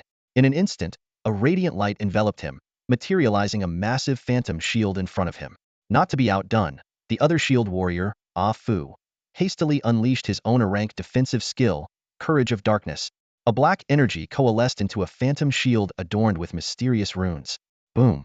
The magical mech crashed into the two phantom shields with immense force, sending shockwaves rippling outward from the point of impact. Spectators erupted into cheers, their excitement palpable. Now this is a real mech battle. Every man's dream. Shan Miao is incredible. As Ming and Afu struggled to fend off Shan Miao's rank offensive with their rank skills, a ferocious skeletal lion suddenly appeared before them, baring its teeth menacingly. Oh no! The two were so startled by the sudden appearance of this beast-level pet that they leaped back in fright. To make matters worse, Meng Yongsheng, who had initially retreated, suddenly re-entered the fray, his sword aimed directly at their vulnerable backs. Under the amused gazes of the onlookers, the two shield warriors, despite their high defense and health as level 80+ veterans, found themselves overwhelmed by attacks from all directions. Forced to retreat step by step, they finally swallowed their pride and called for help. Captain Ajay, we need reinforcements. What baffled them was the lack of response from their teammates. After all, they had successfully occupied 4 of the enemy's main forces: Meng Yongsheng, Feng Yurong, Shan Miao, and Huang Fan plus a supporting priest, totaling 5 opponents. Logically, their remaining 5 teammates should have easily overpowered the 2 remaining members of the enemy team and come to their aid by now. During a brief respite in the onslaught, the 2 shield warriors stole glances at the battlefield, only to be punished for their distraction. Meng Yongsheng seized the opportunity, landing a piercing blow that left them howling in pain. Yet amidst their agony, they finally grasped the situation. The seemingly ordinary Beastmaster was somehow holding his own against an 86-level mechanical warrior. The audience was left dumbfounded. The once flawless formation of the Glory Squad was unraveling before their eyes. The 2 shield warriors, the linchpins of the team, were struggling. The mechanical warrior, who should have easily dispatched the Beastmaster, was locked in a dead heat. Even their shadow priest was being effectively neutralized by the mage, Chao Wenbin. Only Captain Ajay and 2 Othursa summoner and a priest remained relatively unscathed. But just as the priest moved to close the distance to Ajay, a throwing knife landed precisely in front of her, halting her in her tracks. It was a warning, and it had come from none other than Wang Chen, who was still engaged in a fierce battle with the mechanical warrior. Aimed at her throat, the knife could have easily taken her out of the match if it had been intended as a kill shot. The summoner hastily called forth her spirit beasts to aid the mechanical warrior, while Captain Ajay continued to cast buffs to bolster his ally. Yet neither noticed the small green snake and the tiny slime on Wang Chen's shoulder stealthily slipping toward Ajay. Sis, can I eat this guy? The little purple slime whispered eagerly to the green snake. No. If you eat him, you'll die, the snake replied with a shake of her head. Although disappointed, the slime obeyed. Meanwhile, the green snake wasted no time, sinking her sharp fangs into Ajay's calf without hesitation. Ajay let out a blood-curdling scream as the searing pain shot through him. The mechanical warrior turned at the sound, providing Wang Chen with the perfect opening. Bam! A powerful punch landed squarely on the mech's chest, directly striking its energy core. The impact sent the mechanical warrior flying, its core cracked and its limbs losing power, rendering it unable to even stand. Smoke billowed from the mech's chest as the warrior inside finally realized the truth. The Glory Squad was on the verge of defeat, brought down in the most absurd and unexpected way. It was over. In the audience, Dean Hefuan watched the scenes unfolding on the stage, shaking his head with a sigh. The outcome of the battle was already sealed the moment the mech warrior, responsible for protecting the backline, fell to Wang Chen. Although the Druid team's captain, Ajay, was technically in a support role, he still possessed some combat abilities. However, in front of Wang Chen, his strength paled in comparison. Even more astonishing was that Wang Chen hadn't even utilized his little green snake yet, and the presence of that blue slime was equally baffling. One had to admit, Wang Chen's strategy from the very beginning was flawless. The opposing team's core strength lay in their two high-durability shield warriors. With them holding the front line, the back line could attack freely. But Wang Chen adopted an unexpected tactique, charged straight into the enemy's backline alone, while his teammates focused entirely on tying down the two shield warriors. Using his overwhelming individual strength, he managed to defeat the mech warrior. As for the other mage in the glory team, he was kept completely occupied by Chao Wenbin, struggling under the pressure of relentless spell bombardments. Some might wonder this bounty hunter team consisted of level 80 advanced professionals. They should have easily overpowered this group of under level 70 elite students, right?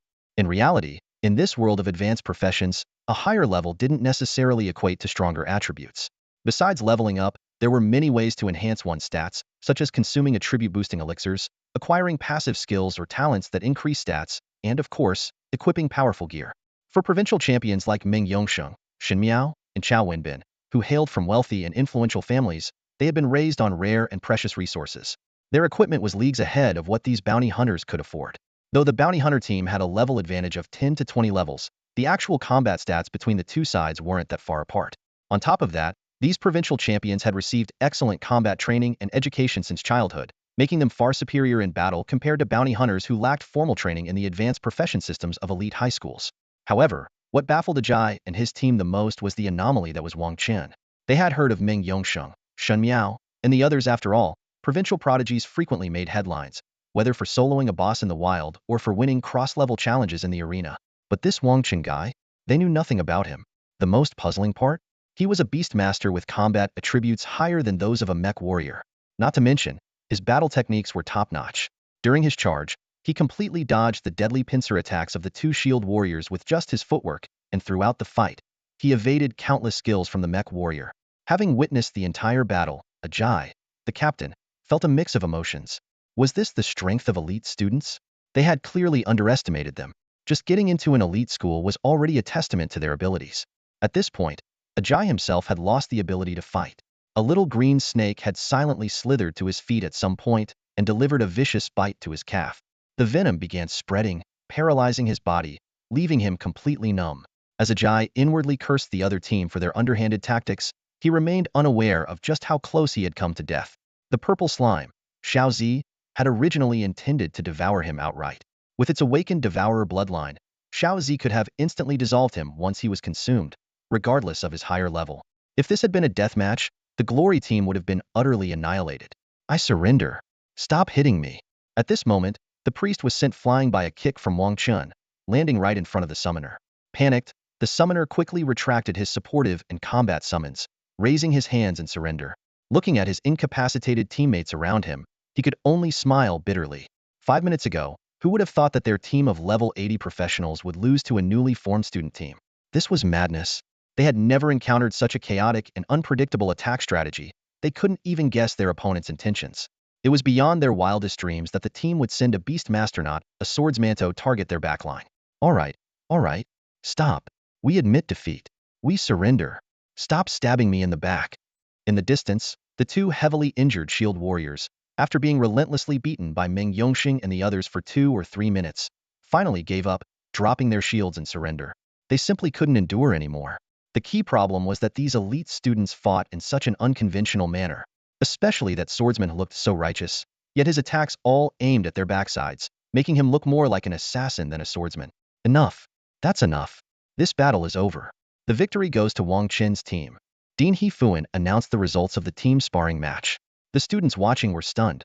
They had never seen such a reckless and unorthodox team strategy before. Seriously?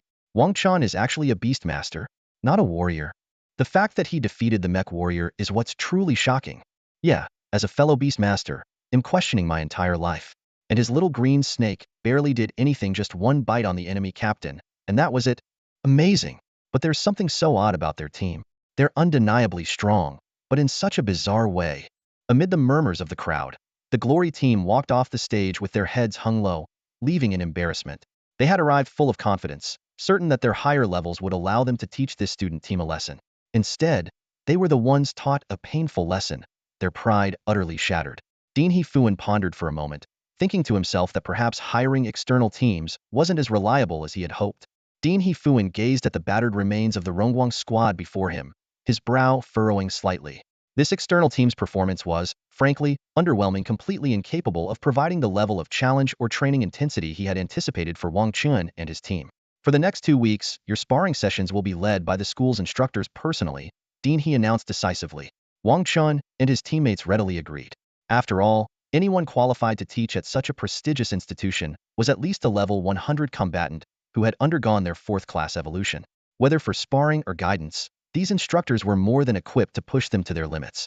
Although today's session had been lackluster due to the weak opposition, it still gave Meng Yongsheng, Shun Miao, and the others a chance to witness Wang Chen's exceptional talent for command.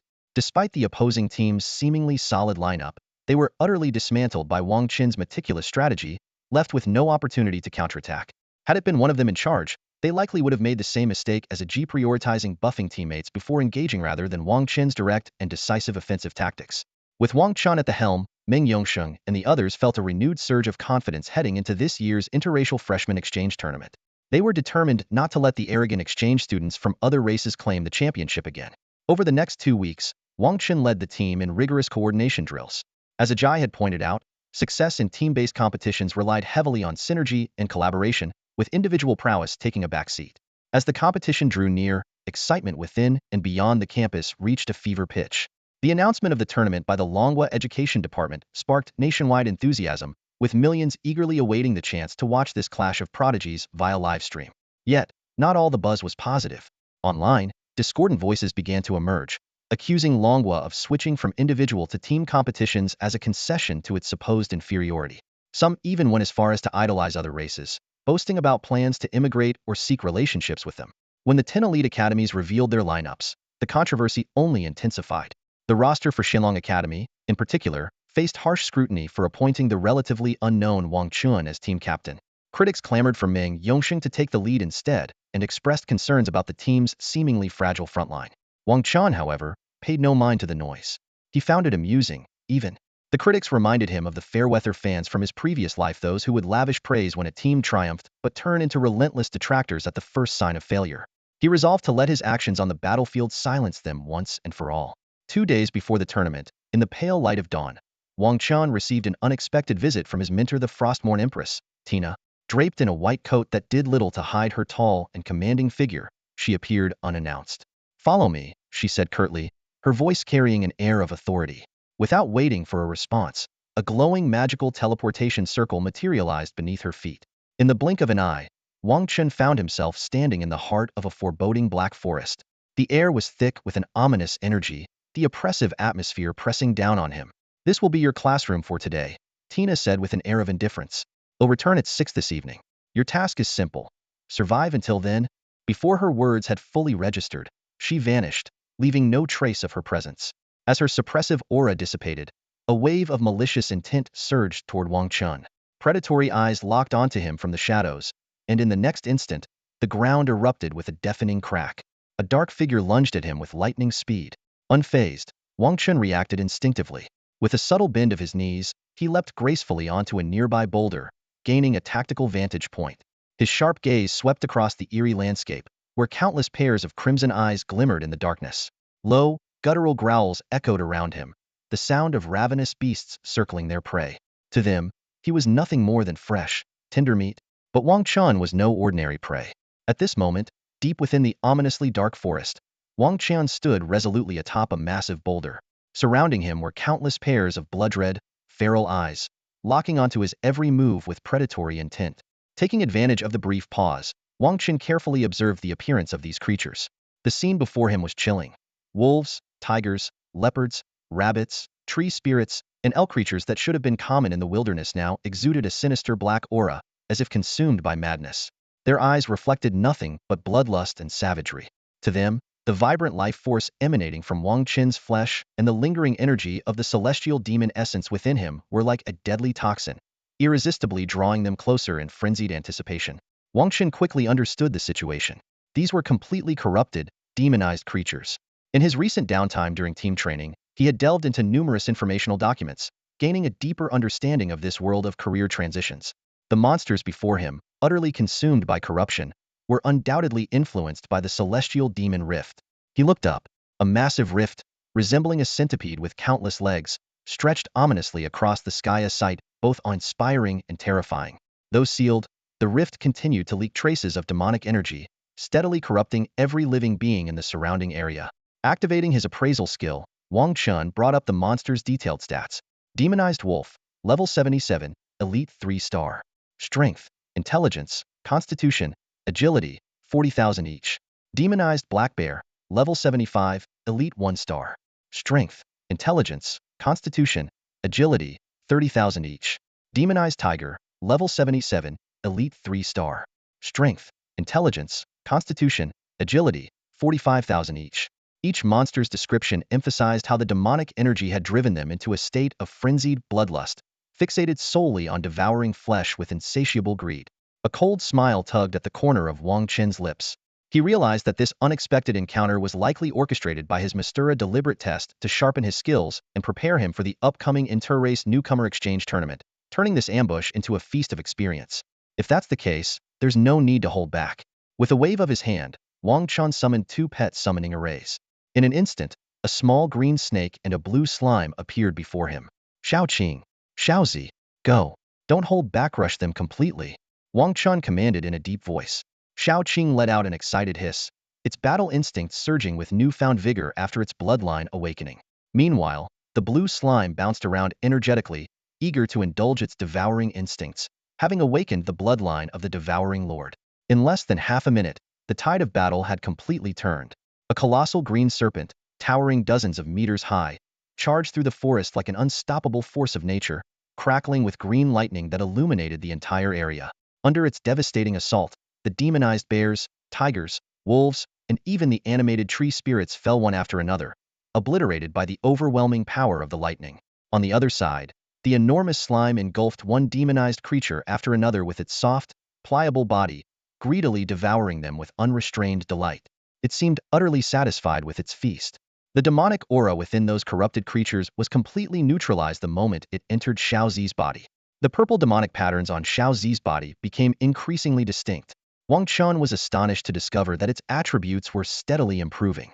Notifications kept flashing on the information panel. Your beast companion, Ziyu, has devoured a corrupted wild wolf, permanently increasing its armor by 13 points. Your beast companion, Ziyu, has devoured a corrupted wild rabbit, permanently increasing its agility by 20 points. Your beast companion, Ziyu, has devoured a corrupted black bear, permanently increasing its strength by 20 points. Although each individual boost seemed minor, as the number of devoured creatures grew, the cumulative attribute gains became quite significant. Throughout the entire day, the air was filled with the piercing cries of agony. The corrupted creatures, scorched and paralyzed by Qing Lei's lightning strikes, were then left to face the inevitable fate of being devoured by Xiaozi. Qing Lei, like a considerate elder sister, used her thunder to prepare the creatures, ensuring they were ready for Xiaozi's feast. Amid this relentless slaughter, Wang Chen and his 2 beast companions amassed a significant amount of experience points.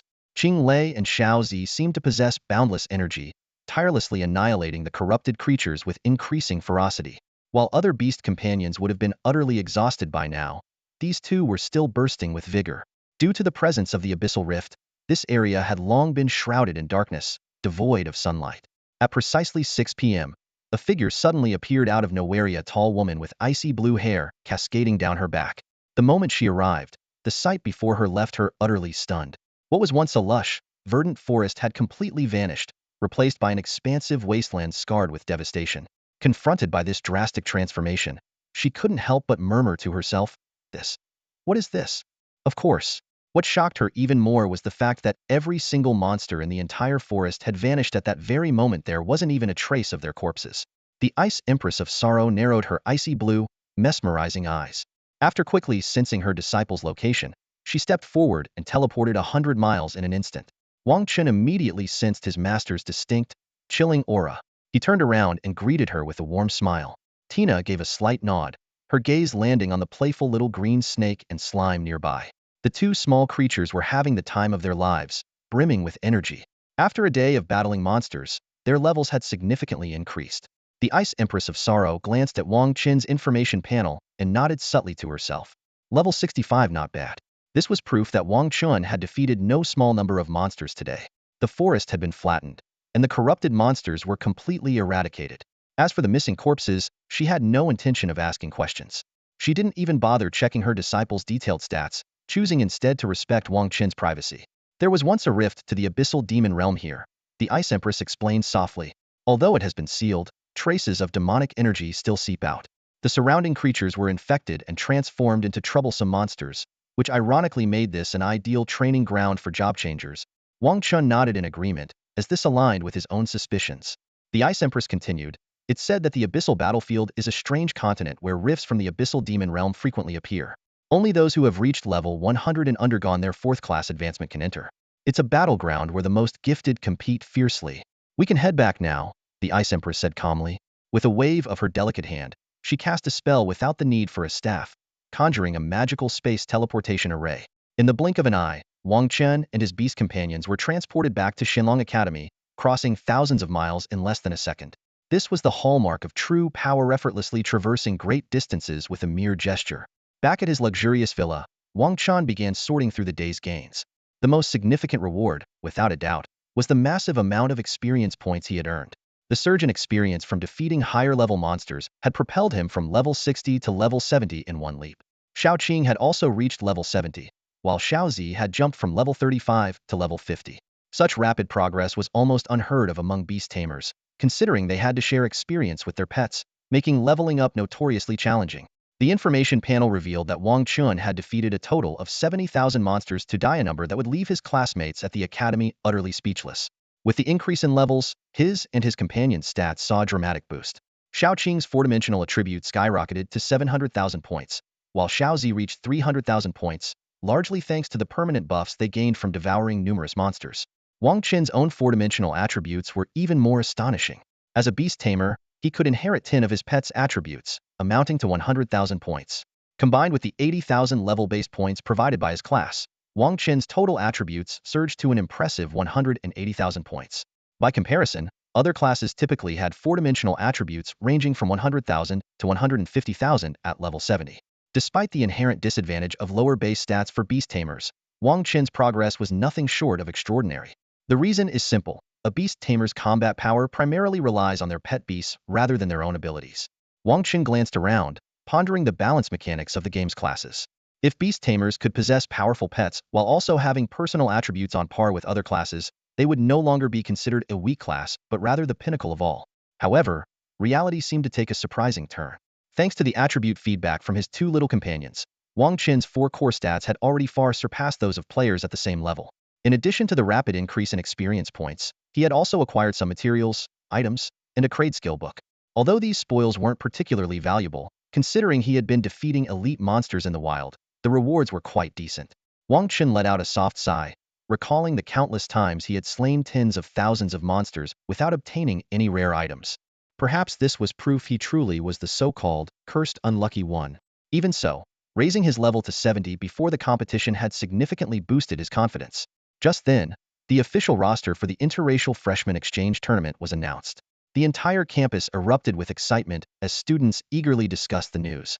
This year, with Chinga leading us, Longshan Academy is bound to take first place. Exactly. 6 top scorers and a healer ranked in the top 30. This is practically Longshuan's dream team. The strength of this year's freshmen was indeed unprecedented, especially with Wang Chen's meteoric rise, which further fueled the students' confidence. Even the academy's deans were filled with anticipation, firmly believing that this year, the Dragon Nation could finally shine on the international stage. And so, amidst the high expectations of many, the opening day of the interracial freshman exchange tournament had finally arrived.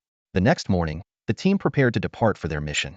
In the conference room of Shenlong Academy, Wang Chen, Ming Yongsheng, Shen Miao, and the other team members were already geared up and ready to go. Leading the group was Gu Lan, an instructor whom Wang Chen was quite familiar with.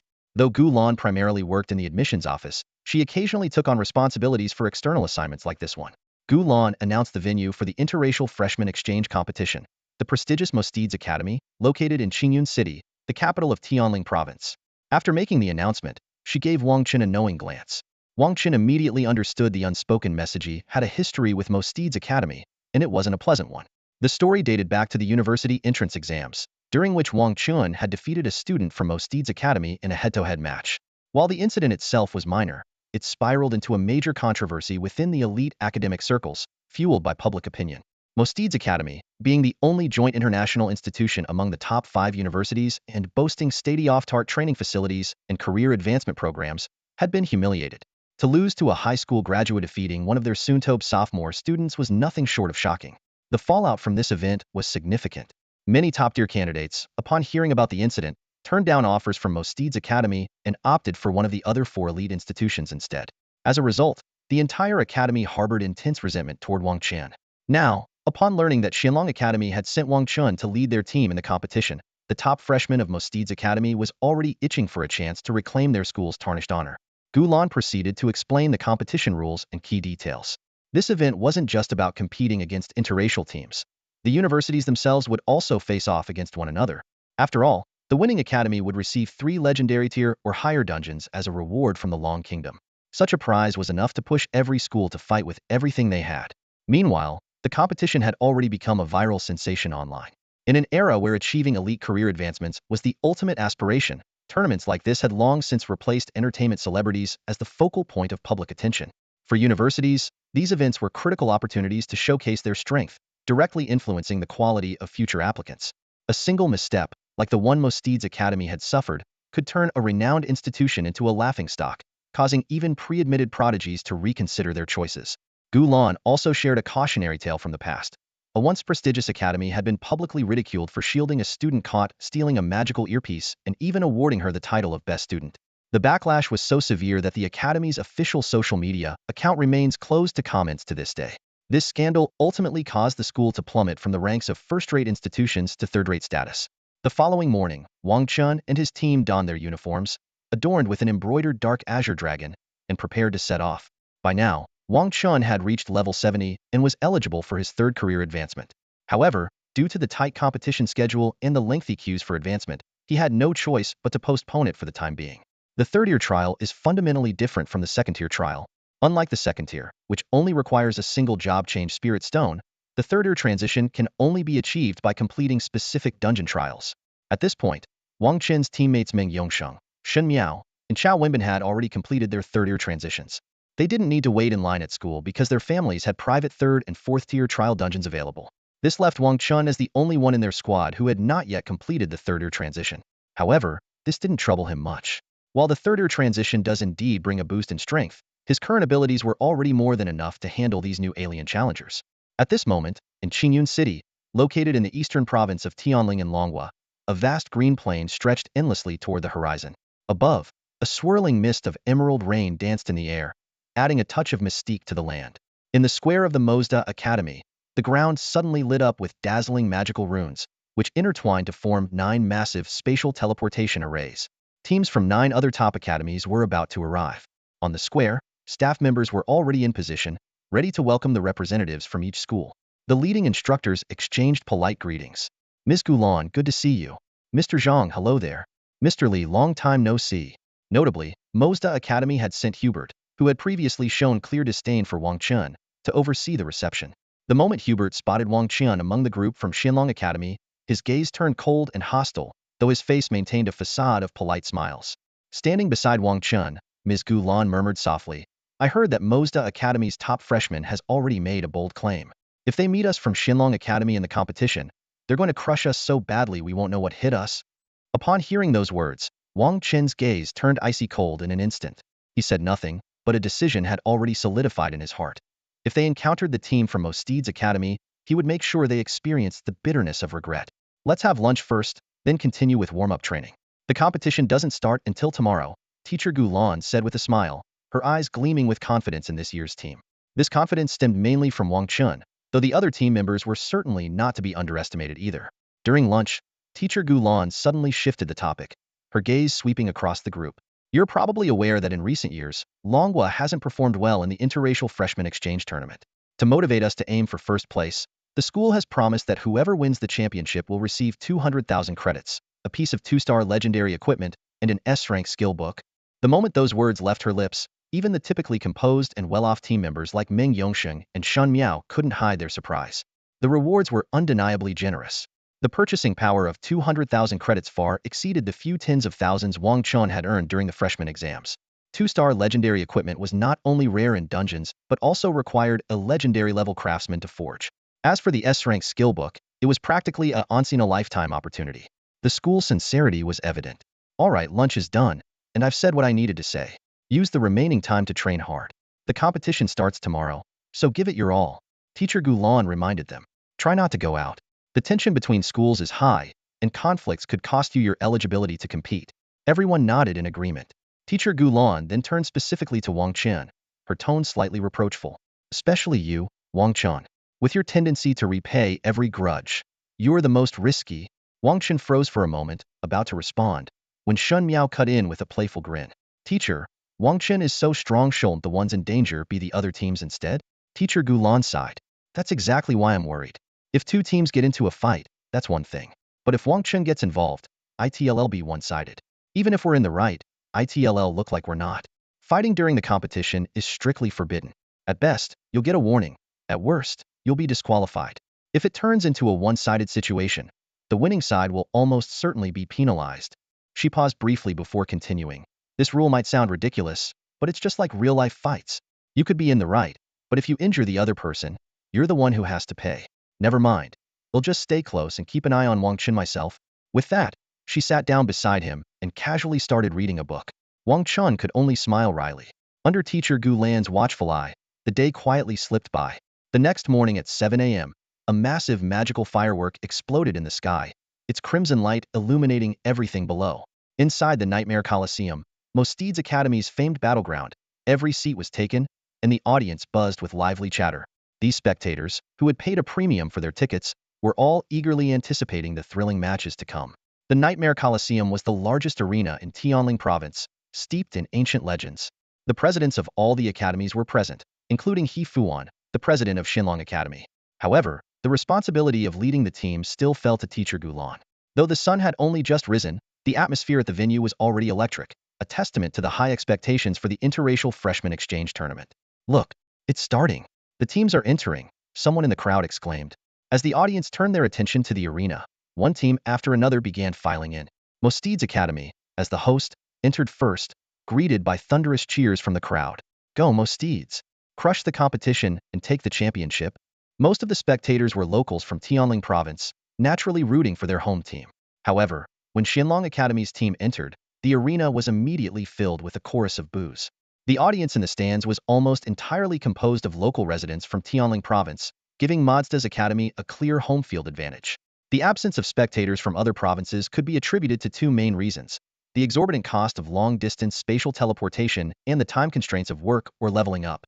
Only a handful of affluent and leisurely spectators from outside the province were willing to travel great distances to watch the event. When the team from Xinlong Academy entered the arena, a wave of boos erupted from the crowd. This hostile reaction was rooted in a past incident where a member of Xinlong Academy had humiliated Mazda's Academy, leaving a deep grudge in the hearts of Tianling Province's audience. They were eager to see their proud local academy reclaim its dignity. In the face of such hostility, Chao Wenbin scoffed dismissively. Well, looks like we've become public enemy number one. Meng Yongsheng, Shun Miao, and the others were equally unfazed by the boos. As top talents of their province, they were long accustomed to being in the spotlight and even had their own dedicated fan clubs. In this world dominated by the power of professional advancements, exceptional professionals were often revered as idols. As other academy teams gradually made their entrances, the audience's attention was momentarily diverted. However, when the teams of non-human races began to enter, the entire venue fell silent once again. The first to appear was the freshman team representing the avian race. They had human-like torsos and heads, but their arms extended into eagle wings, and their legs ended in sharp talons. Their captain, Sasha, a level 95 tier 3 sword saint, exuded a sharp and chilling sword aura. The audience murmured in awe, but the avian team members responded with disdainful glances. Following them were teams from the feline race, giant race, dwarf race, centaur race, werewolf race, vampire race, elf race, and a total of 22 non-human teams. The captains of these teams were all above level 90, while most of their members were at least level 85. In contrast, the captains of the human university teams were typically around level 80, with their teammates averaging around level 75. In the Xinlong Academy team led by Wang Chen, members like Ming Yongsheng, Shen Miao, and Chao Wenbin had only recently surpassed level 80. However, Wang Chen, as the team captain, stood out as the lowest level participant in the entire competition, being a level 70 Beastmaster. This stark level disparity underscored the disadvantage human freshmen faced in terms of professional advancement resources. Historically, human participants in the interracial freshman exchange tournament often had to face opponents of higher levels. Only when a truly extraordinary prodigy emerged could the human teams achieve commendable results. In recent years, the second-place finish by the president of Shenlong Academy's Student Council was already considered a remarkable achievement. The non-human freshmen also shifted their focus to the Shenlong Academy team. After all, many of the human prodigies who had defeated them in the past hailed from this academy. However, upon realizing that the team captain was a mere level 70 Beastmaster, their expressions turned to scorn and ridicule. Wang Chen ignored their mockery entirely, his attention fixated on the teachers leading the non-human teams. The overwhelming aura emanating from these instructors was palpable, even without direct observation. Their levels far exceeded those of the Human Academy instructors, giving Wang Chen a sharper understanding of the professional advancement disparity in this world. The headmaster of the Mosteeds Academy stood on the stage, shaking hands and exchanging pleasantries with leaders of the otherworldly races. Delivering a brief speech, he warmly welcomed all guests to the grand interracial freshman exchange tournament. Without further ado, the commentary team took over, fully aware that the audience had little patience for lengthy openings. They promptly announced, "Teams from all academies, step forward. The interracial freshman exchange tournament officially begins. Now, direct your attention to the big screen. The match schedule, determined by a fair draw, is ready." As the words were spoken, a massive circular arena rose in the center of the Nightmare Coliseum, its size equivalent to 3 or 4 football fields. The scale was designed to allow contestants, who had already reached the third job advancement stage, to fully unleash their abilities. Even more astonishing was the appearance of a magical orb suspended in the air, displaying a 360-degree view of the matches with crystal-clear clarity, visible from every angle. The audience erupted in amazement, with someone exclaiming, "This tech is insane. I'd love to have one of those. I could even watch movies upside down." As the crowd's focus shifted to the magical orb screen, the matchup for the first round was revealed. Shenlong Academy versus Khan's Academy. The stadium instantly roared with excitement. The commentator added, "It's worth mentioning that Shenlong Academy's team is led by Wang Chen, a level 70 beast spirit walker who has yet to reach the third advancement. Looks like they're quite confident in their abilities." This remark stirred an even greater commotion. While Wang Chen had gained widespread fame during the university entrance exam controversy, some skeptics in the crowd still shouted, "Go Khan's Academy! Eliminate this embarrassing team already." Their outburst was met with immediate backlash. "Get lost. Are you a spy? And mind your own business. This is our internal matter." The furious spectators quickly ejected the heckler from the venue. Meanwhile, representatives from 22 otherworldly empires began entering the stadium, gradually balancing the previously most disfavoring atmosphere. The Centaur spectators loudly cheered, "Basil, give them a good beating. But don't go too far. Getting disqualified isn't worth it." Although the languages were different, every participant had mastered the language decipher skill, enabling seamless understanding of one another. Both on and off the battlefield, the atmosphere grew increasingly tense and electrifying. The audience from Longwa couldn't hide their discontent upon hearing the announcement. Yet, when they remembered that the captain of their own Shenlong Academy was merely a Beast Tamer who hadn't even reached the third advancement, their expressions grew conflicted. Wang Chen's name was no stranger to them. As the top scholar who emerged victorious in the province overseen by the infamous iron-faced Shurug Lu Sun, his prowess had left countless netizens in awe. Many had predicted that he would rise to become a formidable figure. But in just a month, his level seemed underwhelming while members of other Longwa academies were generally above level 70, with their captains reaching level 80. Wang Chen's performance stood in stark contrast, making Shenlong Academy appear underprepared. "Let's just hope they lose with dignity," someone muttered. "At the very least, they should put up a fight and force the opponents to reveal their trump cards. That way, it won't be too embarrassing. Honestly, if they faced another Longwa Academy, it wouldn't be so bad. Losing to our own wouldn't hurt our pride as much," another sighed. As the audience lamented over Wang Chen's perceived inadequacy, the team from Khan's Academy made their entrance, the rhythmic clatter of hooves heralding their arrival. 7 centaur warriors marched forward, each one towering and imposing, their upper bodies human-like but muscular, their lower halves equine and powerful. Even the female members, far from the delicate portrayals in anime and novels, displayed rippling muscles and chiseled abs, radiating strength capable of enduring any grueling labor. The 7 centaurs fixed their sharp, disdainful gazes on Wang Chen and his team. Their expressions made their confidence in securing an easy victory unmistakable. Luck's on our side. Our opening match is against the weakest human team. One centaur sneered. What a shame. Shenlong Academy used to be the strongest. This year, they're just pathetic. Another added with a mocking chuckle. The centaur's lineup drew audible gasps from the crowd. Captain Basil, level 93, third advancement, Divine Shield Guardian, armed with a lance and heavy shield. He specialized in creating holy barriers to shield his teammates. Two female members, both priests, skilled in healing and support. For male members, two third advancement Shadow Dominators, one third advancement Thunder Mage, and one third advancement Sword Saint. This formidable composition cast an even darker shadow over Shenlong Academy's chances.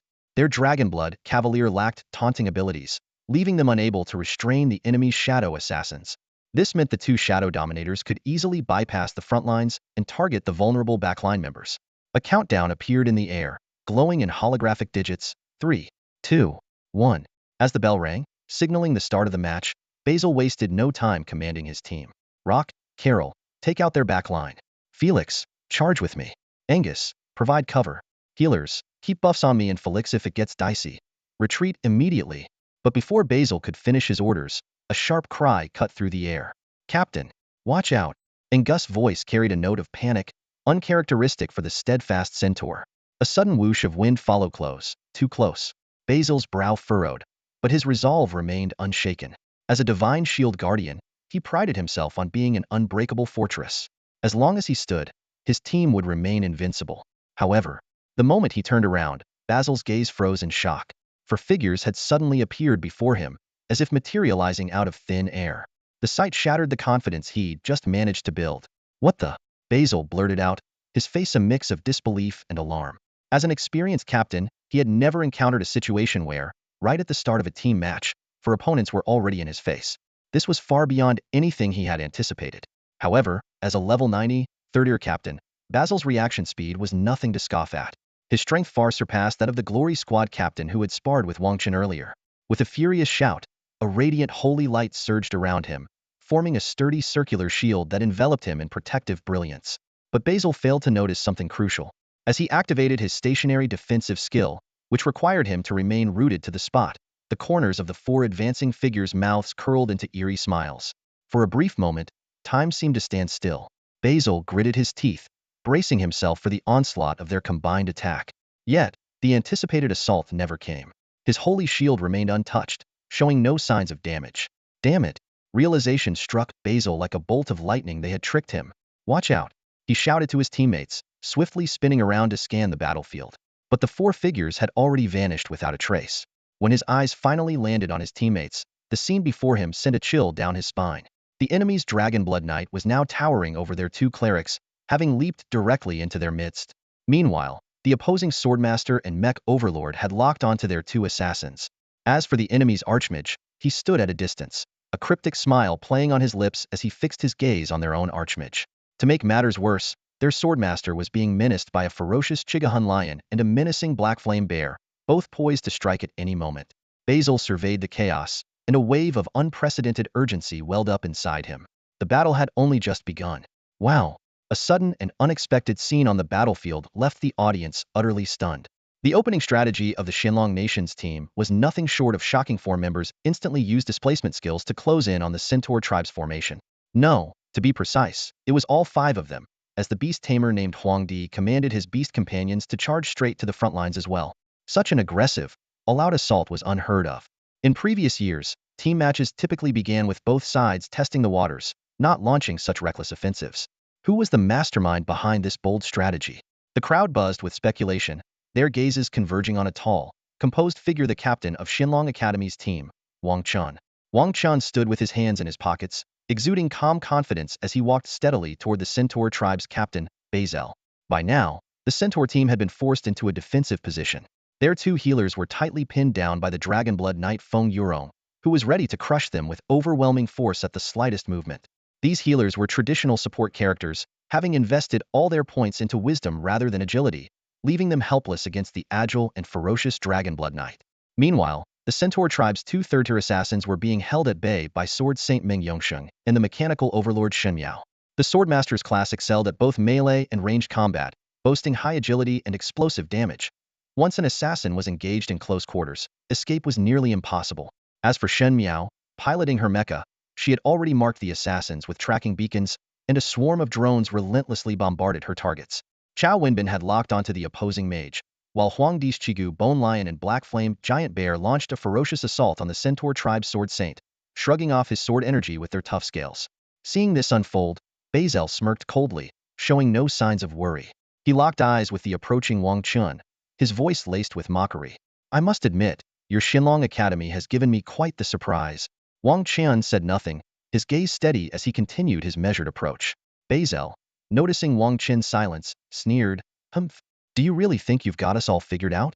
Sure, your team has managed to suppress mine for now, but have you considered what happens when I regroup with them? The tide of battle will turn in an instant. Your plan is impressive, but it's one fatal flaw, an absolutely critical one. He's leaving me." The captain, unchecked. Faced with Bezel's taunts, Wang Chen shook his head calmly and replied, "No, you won't have the chance to regroup." "Oh, really? Are you trying to tell me that you, a mere level 70 beast master who hasn't even reached the 3rd tier, think you can stop me?" Bezel scoffed, as if hearing the most ridiculous joke of his life, and burst into laughter. The audience exchanged glances, shaking their heads in disbelief. It was true. How could a level 70 beast master possibly hold back a level 93 divine shield? The captain of Xinlong Academy seemed to have become the Achilles heel of his team. The Centaur spectators erupted in raucous laughter. "Ha ha ha. Looks like Xinlong Academy is going to lose after all. They're done for. A mere level 70 beast master dares to step onto this stage? Bezel, crush him. Victory belongs to the Centaur tribe." Bezel's grin widened at the cheers. With spear in one hand and shield in the other, he approached Wang Chen with heavy, confident steps. To him, a level 70 beastmaster was no threat at all. Would take down this arrogant fool first, and then deal with the rest. At Wang Chen's waist, a faint glow began to emanate from his thunderblade. For this opening match, there was no need for Xiao Qing or Xiaozi to make an appearance against such overconfident opponents. When Wang Chen drew his blade, Bezel remained unbothered. He suddenly surged forward, his expression twisting into one of ferocity. "Ha!" With a low growl, a heavy, cracking sound echoed across the battlefield. In an instant, Bezel closed the 20-meter gap between them, appearing directly before Wang Chen. "Bow before me," Bezel roared, raising his shield high and slamming it down toward Wang Chen with the intent to crush him into the ground. Bezel's sudden move drew gasps from the crowd. As the audience watched the Centaur captain close in on Wang Chen, many instinctively shut their eyes, unable to bear witnessing what they believed would come next. To them, a beastmaster going head-to-head at close range with a shield warrior had almost no chance of victory. However, facing the towering Centaur charging at him, Wang Chen's expression remained calm and composed, his eyes betraying no trace of panic. He simply raised his hand lightly, aiming it at Bezel. In an instant, Bezel felt a wave of intense weakness wash over him. His armor, magic resistance, damage reduction, and movement speed were all slashed by 40. This unexpected debilitation immediately slowed his once fierce assault. At that moment, Wang Chen drew his thunderblade. The weapon's edge erupted with dazzling blue lightning, and simultaneously, his overall attributes surged by 30. Then, the Devour Bond activated, granting his attacks a unique, devouring effect. Wang Chen swung the thunderblade directly at Bezel. Sparks flew as metal clashed against metal.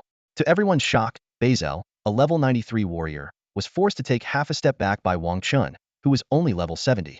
The audience erupted in disbelief. No one could fathom how a beastmaster with such a significant level disparity could gain the upper hand in close combat. Bezel was shaken to his core. He could feel his attributes rapidly draining away.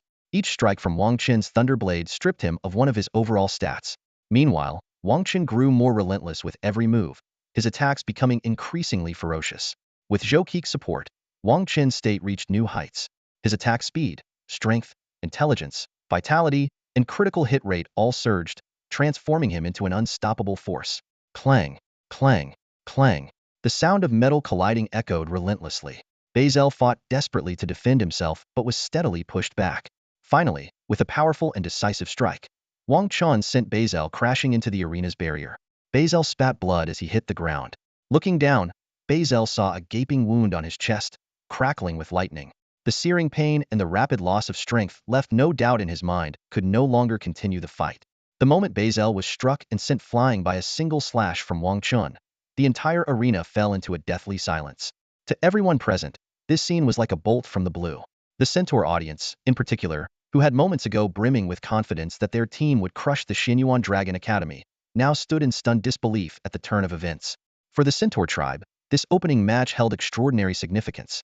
A victory here would not only deal a heavy blow to the morale of the human academy, but also establish a strong foothold for the upcoming battles. Even the human spectators, unwilling to admit it, had little hope for the Xinyuan Dragon Academy. Yet, what unfolded before their eyes completely overturned all expectations. The commentators in the booth were left speechless. A Beast Tamer, relying solely on a katana, had managed to severely injure a shield of divinity 20 levels higher without seemingly using any attack skills? It was utterly inconceivable. On the high-ranking platform, the expressions of the various school principals and the elite leaders of other races varied widely. Only Principal Hifuan wore a satisfied smile, as if he had anticipated this outcome all along. In his eyes, Wang Chen's true strength had never been about the attribute bonuses from his level, but rather his extraordinary combat techniques and mysterious, hidden abilities.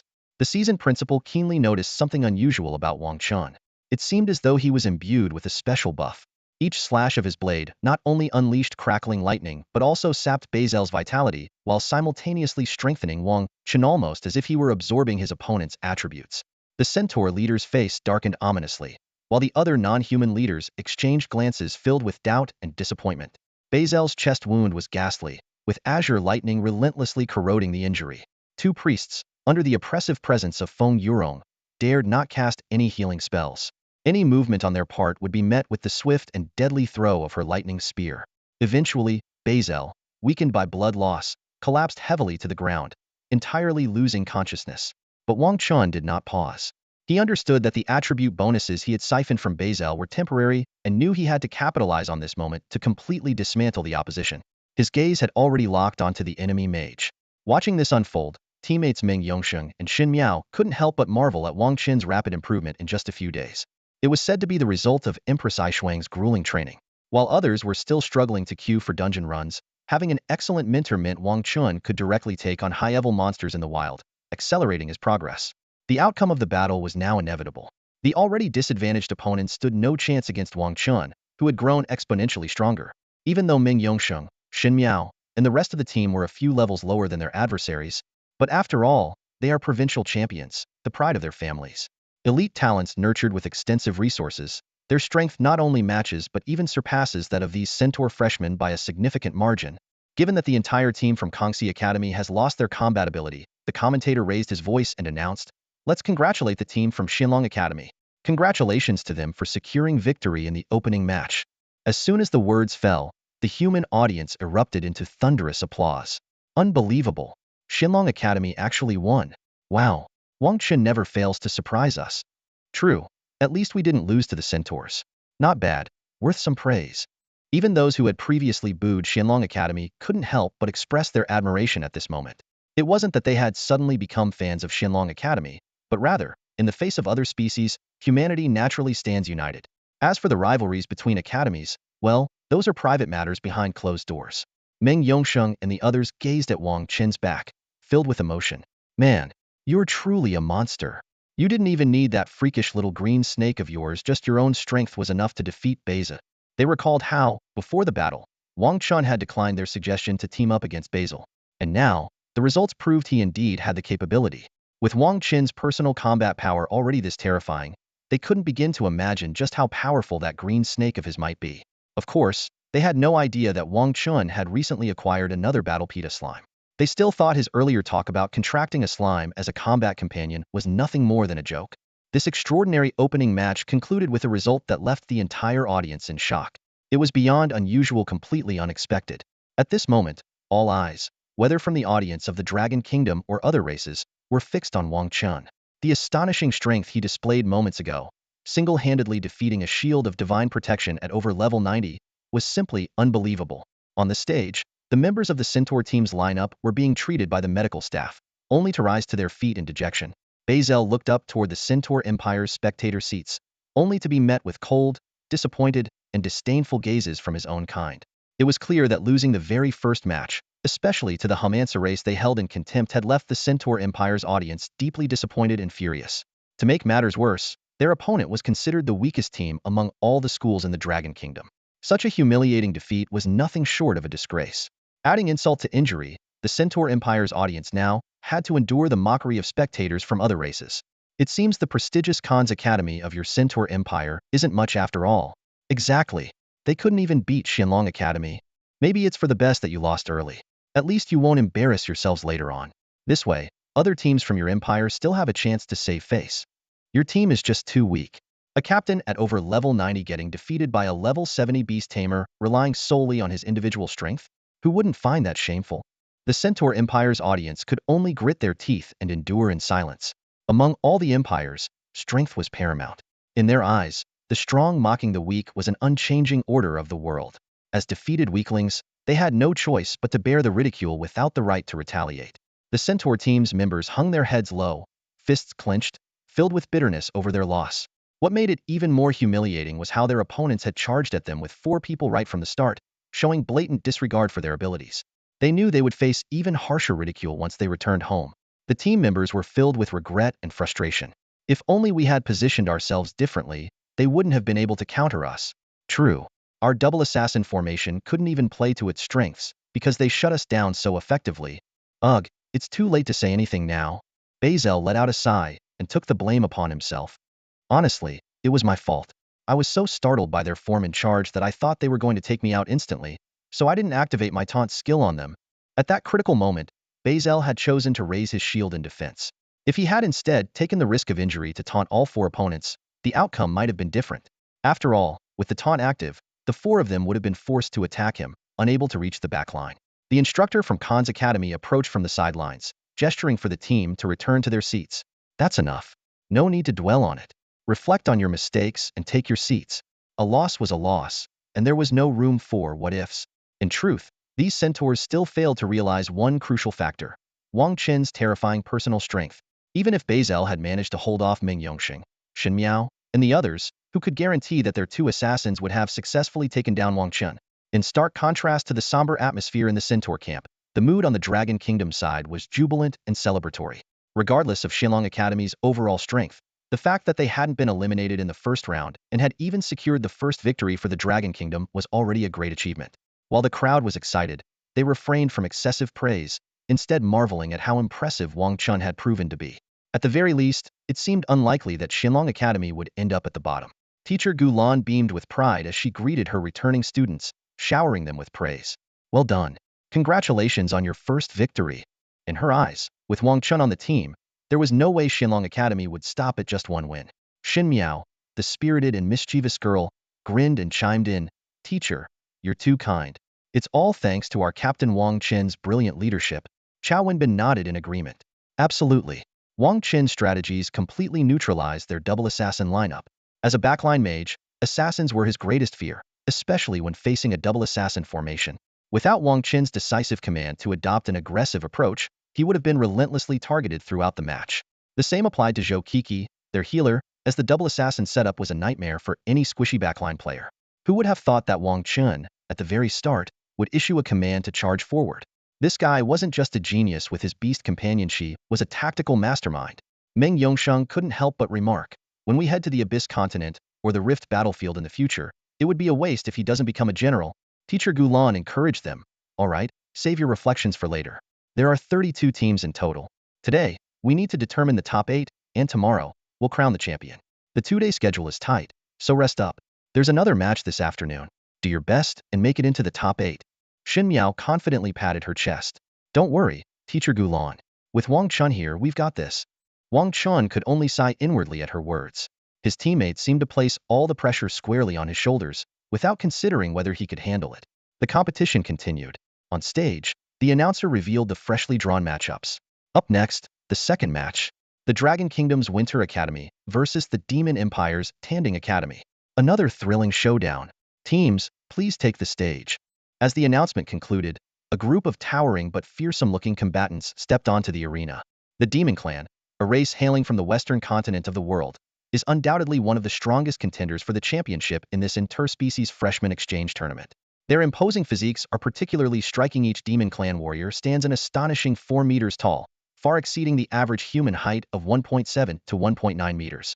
Their bat-like wings, folded neatly behind them, their skin as tough as steel, their rippling muscles, and the various horns crowning their heads all serve as a testament to the innate power of this formidable race. Every step taken by a Demon Clan warrior reverberates through the ground with a deep, resounding thud. Their fearsome faces may bear a humanoid resemblance, but the aura they exude is one of inhuman intimidation.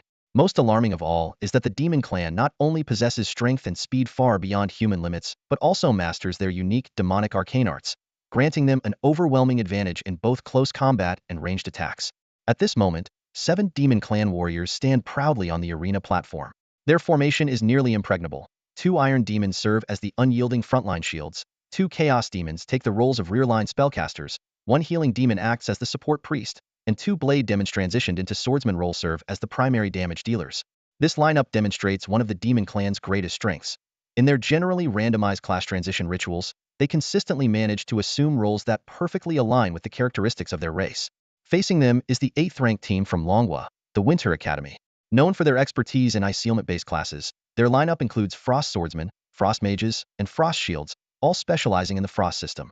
However, such a one-dimensional attribute configuration puts them at a significant disadvantage when up against the naturally highly resistant Demon Clan. So, this is Winter Academy? I sincerely suggest you surrender now and spare yourselves the pain, taunted the Demon Clan captain. A chaos demon shrouded in twisted arcane energy, his crimson eyes brimming with arrogance as he looked down on his opponents. Enough talk. If you want to fight, bring it on. We may lose, but we'll never surrender. The Winter Academy captain shouted back defiantly, though inwardly he couldn't help but curse their unlucky draw. As the match began, the Demon Clan launched an awe-inspiring all-out charge. All 7 warriors, including the healing demon wielding a staff, surged forward like 7 overpowered magical war machines, barreling through the Winter Academy's frost magic bombardment and breaking straight into their formation. This was a direct response to the strategy used by Xianlong Academy in their victory over the Centaur clan, but the Demon Clan's version was far more devastating. In less than 3 seconds, Winter Academy's formation was completely shattered. With no chance to support one another, the team members stood no chance in unknown confrontations against the Demon Clan warriors, whose average level reached an intimidating 90. Ultimately, the match ended in Winter Academy's defeat, once again showcasing the terrifying power of the Demon Clan to every spectator. The victory of the Demon Clan was like a heavy punch, not only reclaiming their pride but also issuing a blatant provocation to the human race, especially to the Azure Dragon Academy. On the battlefield, the Demon Clan's captain stood triumphantly over a member of the Winter Academy, his gaze locked onto Wang Chen in the distance. Amid the gasps of the crowd, he slowly raised his middle finger, a gesture of unmistakable defiance. The audience erupted. The non-human spectators were thrilled, with some even shouting, "Crush these lowly humans!" Although they were quickly silenced, boos echoed throughout the arena. The human spectators, on the other hand, were seething with anger, forced to watch the Demon Clan leave the stage in arrogant victory. Wang Chen remained expressionless, his face as calm as still water. Yet no one noticed the sharp glint of murderous resolve flashing deep within his eyes. Inwardly, he swore, "Demon Clan, you'd better make it to the match against Azure Dragon Academy. I, Wang Chen, will ensure you receive a lesson you'll never forget." After this fiery interlude, the competition resumed. 32 teams, 16 battles, each filled with excitement. While the first 2 matches were one-sided, the subsequent battles were nail-bitingly close, with both sides evenly matched, trading blow for blow. In the end, it came down to a test of endurance. Amidst the intense competition, the top 16 teams gradually emerged. Each name on the list stood as a testament to strength and glory. In the arena of the top 16, 5 prestigious academies from Longwa, Mosidisi, Qixing, Dongling, and Minjiwan stood tall and proud. Out of the 10 academies representing Longwa, having half advanced to this stage was no small feat yet. As one gazed across the remaining 11 teams, it was clear that formidable opponents from various otherworldly empires made up the competition. Though the results were far from perfect, they marked significant progress compared to past years. Wang Chen's mind wandered back to the darkest year in Longwa's history, when only one academy barely made it to the top 16, only to be eliminated in the very next round, failing to even reach the quarterfinals. That year, the international media had mocked Longwa relentlessly. The disparity in resources for career transitions was glaring. The otherworldly empires possessed far superior resources, creating a massive gap in the strength of their younger generations. Through careful observation, Wang Chen identified 5 super academies among the opposing factions that truly warranted caution. The Tandine Academy of the Demon Empire, the Avalon Academy of the Elf Empire, and the Dracula Academy, founded by the Bloodline progenitor himself, Dracula. Speaking of the Bloodlines, Wang Chen couldn't help but take a second look. These Bloodline contestants bore little resemblance to the fearsome creatures of legend. Dressed in meticulously tailored formal attire, they exuded elegance. Their complexions were healthy and rosy, a stark contrast to the pallid image of old. The Bloodlines now lead the world in advanced blood manufacturing magic, Shun Miao remarked softly, noticing Wang Chen's gaze. They haven't consumed human blood in ages. Funny enough, they actually look down on human blood now, claiming it's too impure. They think we eat too much junk food, that our blood is filthier than tap water. These days, countries even rely on the Bloodline Empire for medical-grade blood supplies. Wang Chen chuckled at her explanation. No wonder these bloodlines looked so vibrant. They thrived on their own high-quality, manufactured blood. Aside from them, the Titan Academy of the Beastman Court and the Golden Academy of the Dwarf Empire were equally formidable. As for the remaining 6 academies, including those from the Insectoid and Mermaid Empires, their strength was relatively mediocre, posing little threat to Longwo's top 5. At precisely 2 p.m., the break ended, and the highly anticipated interracial freshman exchange tournament reignited its flames. This was a pure spectacle of competition-o advertisements, no interference from sponsors, just straightforward matches conducted with precision and order. The matches to determine the top 8 teams begin now. The announcer's voice boomed through the speakers, resonating across the arena. The draw is underway. Please direct your attention to the screen. All eyes locked onto the display as the draw results scrolled rapidly. Longwo's audience held their breath, silently hoping that the powerhouse teams from other empires would clash against each other. It wasn't that they doubted their own players' abilities, but years of disappointing outcomes had taught them to temper their expectations. In recent years, provincial media outlets had seized upon even the faintest glimmer of talent, showering young prodigies with interviews and sensational headlines. This year could be Longwo's best chance yet. Or a peerless genius emerges in XX province. Victory is inevitable. While these flashy claims garnered attention, they often placed undue pressure on the young participants. Finally, the scrolling text on the screen came to a halt. The arena erupted in a cacophony of gasps and exclamations. Online viewers slammed their keyboards in disbelief, while the otherworldly spectators burst into laughter, their joy unrestrained. Perfect. It's Xianlong Academy again. Now's our chance for payback. Let's show them their previous win was nothing but a fluke. The draw results were nothing short of nerve-wracking. Xianlong Academy would face the Titan Academy of the Beastman Empire. This was a door-die battle against one of the tournament's top contenders. Beastman spectators had already begun singing their tribal war songs, as though victory was already within their grasp. Amid the heavy atmosphere in the preparation area of Xianlong Academy, the air was thick with doubt from the crowd. Teacher Gu Lan turned to glance at Wang Chen, only to be met with his composed and serene countenance. His calm, unflinching demeanor remained undisturbed despite the jeers and skepticism from the arena. Such unwavering resilience and poise made Gu Lan once again grateful for recruiting this extraordinary talent for the academy. Wang Chen's composure seemed to radiate a calming influence. The restless tension that had gripped Meng Yongsheng, Shun Miao, and the others began to dissipate as they observed their leader's unshakable confidence. "Let's go," Wang Chen said, his tone steady and devoid of unnecessary theatrics. Without waiting for a reply, he strode toward the arena. His teammates exchanged knowing smiles as they followed. With a leader like him, panic simply wasn't an option. And here we are against Xianlong Academy, kicking off the second round of matches. Whether this is good luck or bad luck, I'll let you decide. The announcer forced a wry smile before quickly adopting a more serious tone. Both teams, please step onto the stage. Thud, thud, thud. Heavy, rhythmic footsteps echoed through the arena as the team from Titan Academy made their entrance. 7 towering orc warriors, each standing a staggering 7 to 8 meters tall, emerged into view. Their emerald green skin, jagged tusks, and bulging muscles exuded an overwhelming aura of ferocity and power. Clad in bone armor and helmets crafted from the remains of mighty beasts, their crimson eyes gleamed with savage intent. Even from a distance, their presence seemed insurmountable. Leading them was their captain, Crowcater, a level 97 destruction overlord, a third evolution of the destruction warrior class. Wielding twin colossal greatswords, Crowcater was renowned for his devastating attack power, impenetrable defense, and exceptional agility. His team comprised 2 barrier dominators, third-tier barrier warriors, 2 dragon hunters, third-tier dragon slayers, and 2 grand sages, third-tier priests. Notably, the grand sages carried massive shields and war hammers, a stark departure from the frail image typically associated with their class.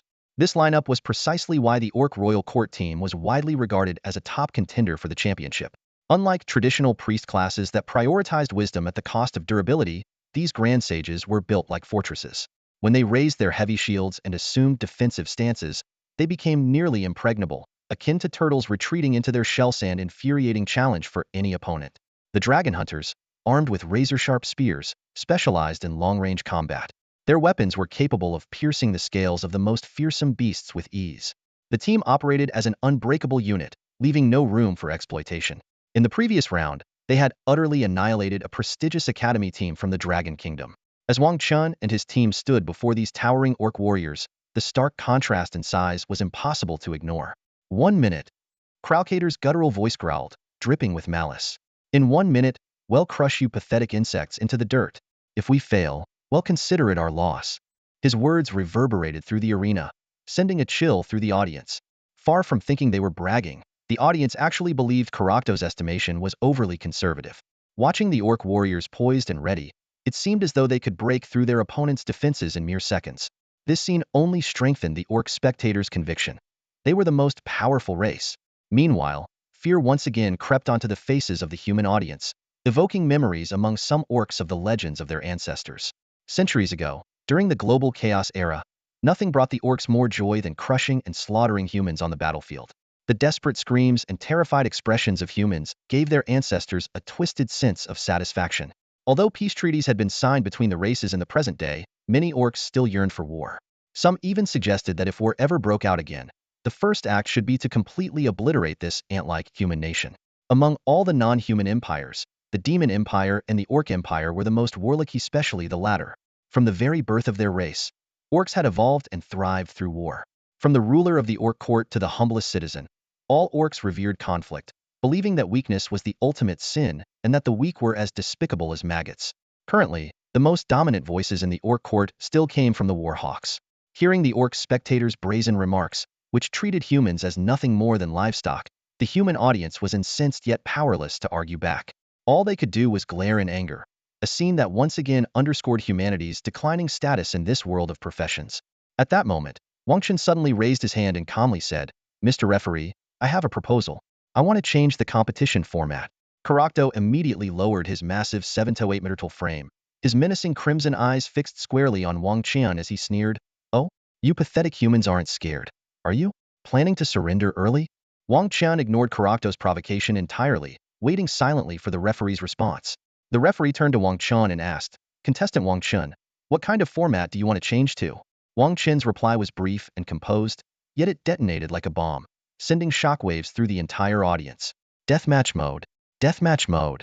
These words echoed like a thunderclap, instantly exploding across the Colosseum. The audience leaped from their seats, gasping and exclaiming in shock. The commentators' eyes widened in disbelief, while the team coaches exchanged uneasy glances. Even the deans from various countries and academies seated in the highest VIP box couldn't hide their astonishment. The team from Xianlong Academy had voluntarily requested the deathmatch mode. This meant the duel would no longer be bound by the friendly sparring agreement. Participants could fight to kill, even destroy their opponent's core spirit essence. If the core spirit essence were obliterated, not even a level 200 sage of the Holy Spirit could revive the individual. This mode was rarely used in exchange tournaments, yet the seemingly weaker Xianlong Academy had made this audacious demand.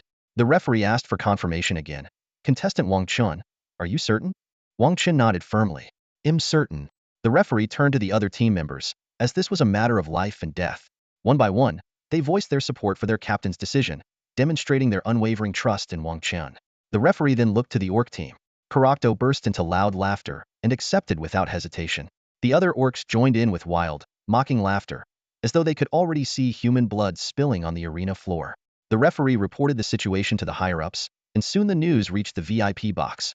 The Dean of Titan Academy calmly expressed his respect and agreement. All eyes then turned to He Fuan, the Dean of Xianlong Academy, waiting for him to veto this perilous request. However, to everyone's surprise, He Fuan agreed. "What a coincidence. I, too, respect Wang Chen's choice. So, I also approve of his request for the deathmatch mode." The Dean of Seven Stars Academy was stunned and tried to dissuade him, but He Fuan merely smiled and said, "Don't worry, I know what I'm doing."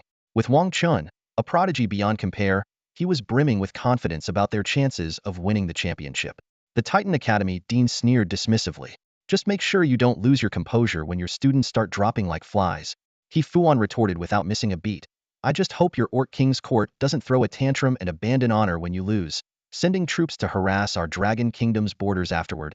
With approval from the highest authorities, the referee, now visibly solemn, announced, "Due to special circumstances, the match between Xianlong Academy and Titan Academy will proceed under a revised format. The standard sparring mode will be replaced by deathmatch mode. Staff, proceed to seal the arena immediately. Attention, neither side is allowed to surrender. Voluntary forfeits will not be accepted. Prepare yourselves mentally. The arena will be fully sealed in 30 seconds. and the match will officially begin. The Colosseum erupted into chaos. The Dragon Kingdom spectators cheered passionately for Wang Chen's bravery, while the non-human audience smirked derisively, as if they were already certain of humanity's defeat. Inside and outside the arena, tension surged like a tidal wave. Everyone held their breath, awaiting the start of this life-or-death showdown. The moment the deathmatch mode was officially confirmed, the 7 contestants from the Orc faction of Titan Academy displayed arrogant and ruthless smiles. For these naturally savage orcs, the upcoming battle felt like a thrilling hunting feast they could hardly wait to enjoy. In the center of the arena, the 2 teams had already taken their positions. On the left stood the 7 human contestants from Xinlong Academy, while on the right loomed the burly, imposing orc warriors. From sheer presence alone, Xinlong Academy was already at a significant disadvantage, a fact that came as no surprise, considering their evident inferiority in terms of raw power compared to Titan Academy. Titan Academy's lineup was exceptionally formidable. Every contestant was above level 90, and each was among the top-tier fighters in their school. Their strength was several levels beyond that of the Centaur team faced earlier. Even with the abilities of Meng Yongsheng, Shen Miao, and others, it would be difficult to gain the upper hand in an unknown confrontation. Wang Chen didn't hesitate to summon Shao Qing and Xiao Zi. Facing this championship favorite team, he could no longer afford to be careless. Shao Qing coiled gracefully around Wang Chen's shoulder, its golden serpent eyes sweeping calmly over the 7 towering orcs opposite them. Since awakening its world-ending Azure Dragon bloodline, Shao Qing had become increasingly aware of its own power. It could sense with precision that these orcs were nowhere near its level. The leader's attributes peaked at around 400,000 points, while the others ranged in the 300,000s. In stark contrast, Shao Qing now boasted a staggering 700,000 attribute points. When it activated its gigantification talent, its body could stretch to an astonishing 200 meters in length, with its head towering 100 meters high. To Shao Qing, these 7 to 8 meter orcs were as insignificant as ants. Xiao Zi tilted its head, its soft, childlike voice, asking Shao Qing if it could devour these big chunks of meat. Upon learning that these orcs had offended their master, the adorable little slime puffed up in indignation, its gelatinous body jiggling like a springy jelly. Determined to prove itself, it silently vowed to put on an impressive performance. At this moment, both the referee and commentators cast puzzled glances at the 2 seemingly unimpressive creatures perched on Wang Chen's shoulders. The audience erupted into murmurs.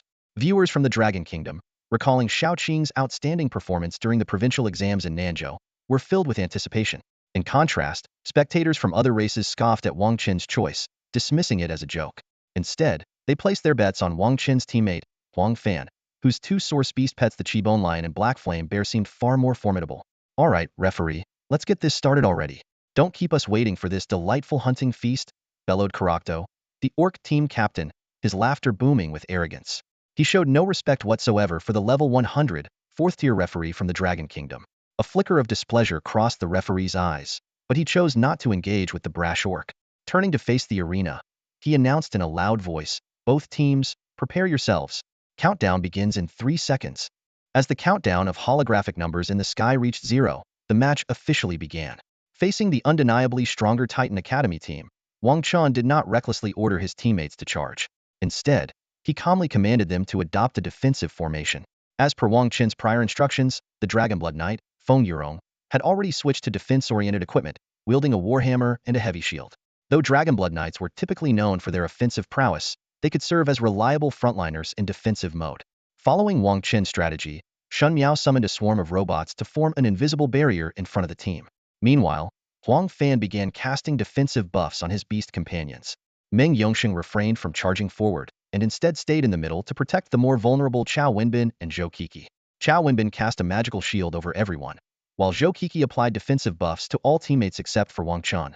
Wang Chen, however, instructed Zhou Qiki to channel all offensive buffs exclusively onto him. Seeing the defensive stance of the Xinlong Academy team, the Titan Academy players responded with mocking smiles. Their loose formation seemed to invite an attack, as if taunting the opposition. "Come on, let's show you what it means to walk into a lion's den." Despite the provocation, Wang Chen remained silent. Though the pressure was palpable, Meng Yongsheng and the others chose to trust Wang Chen's judgment. "Enough. Stop wasting time with them. Let's get this over with. Let the hunt begin."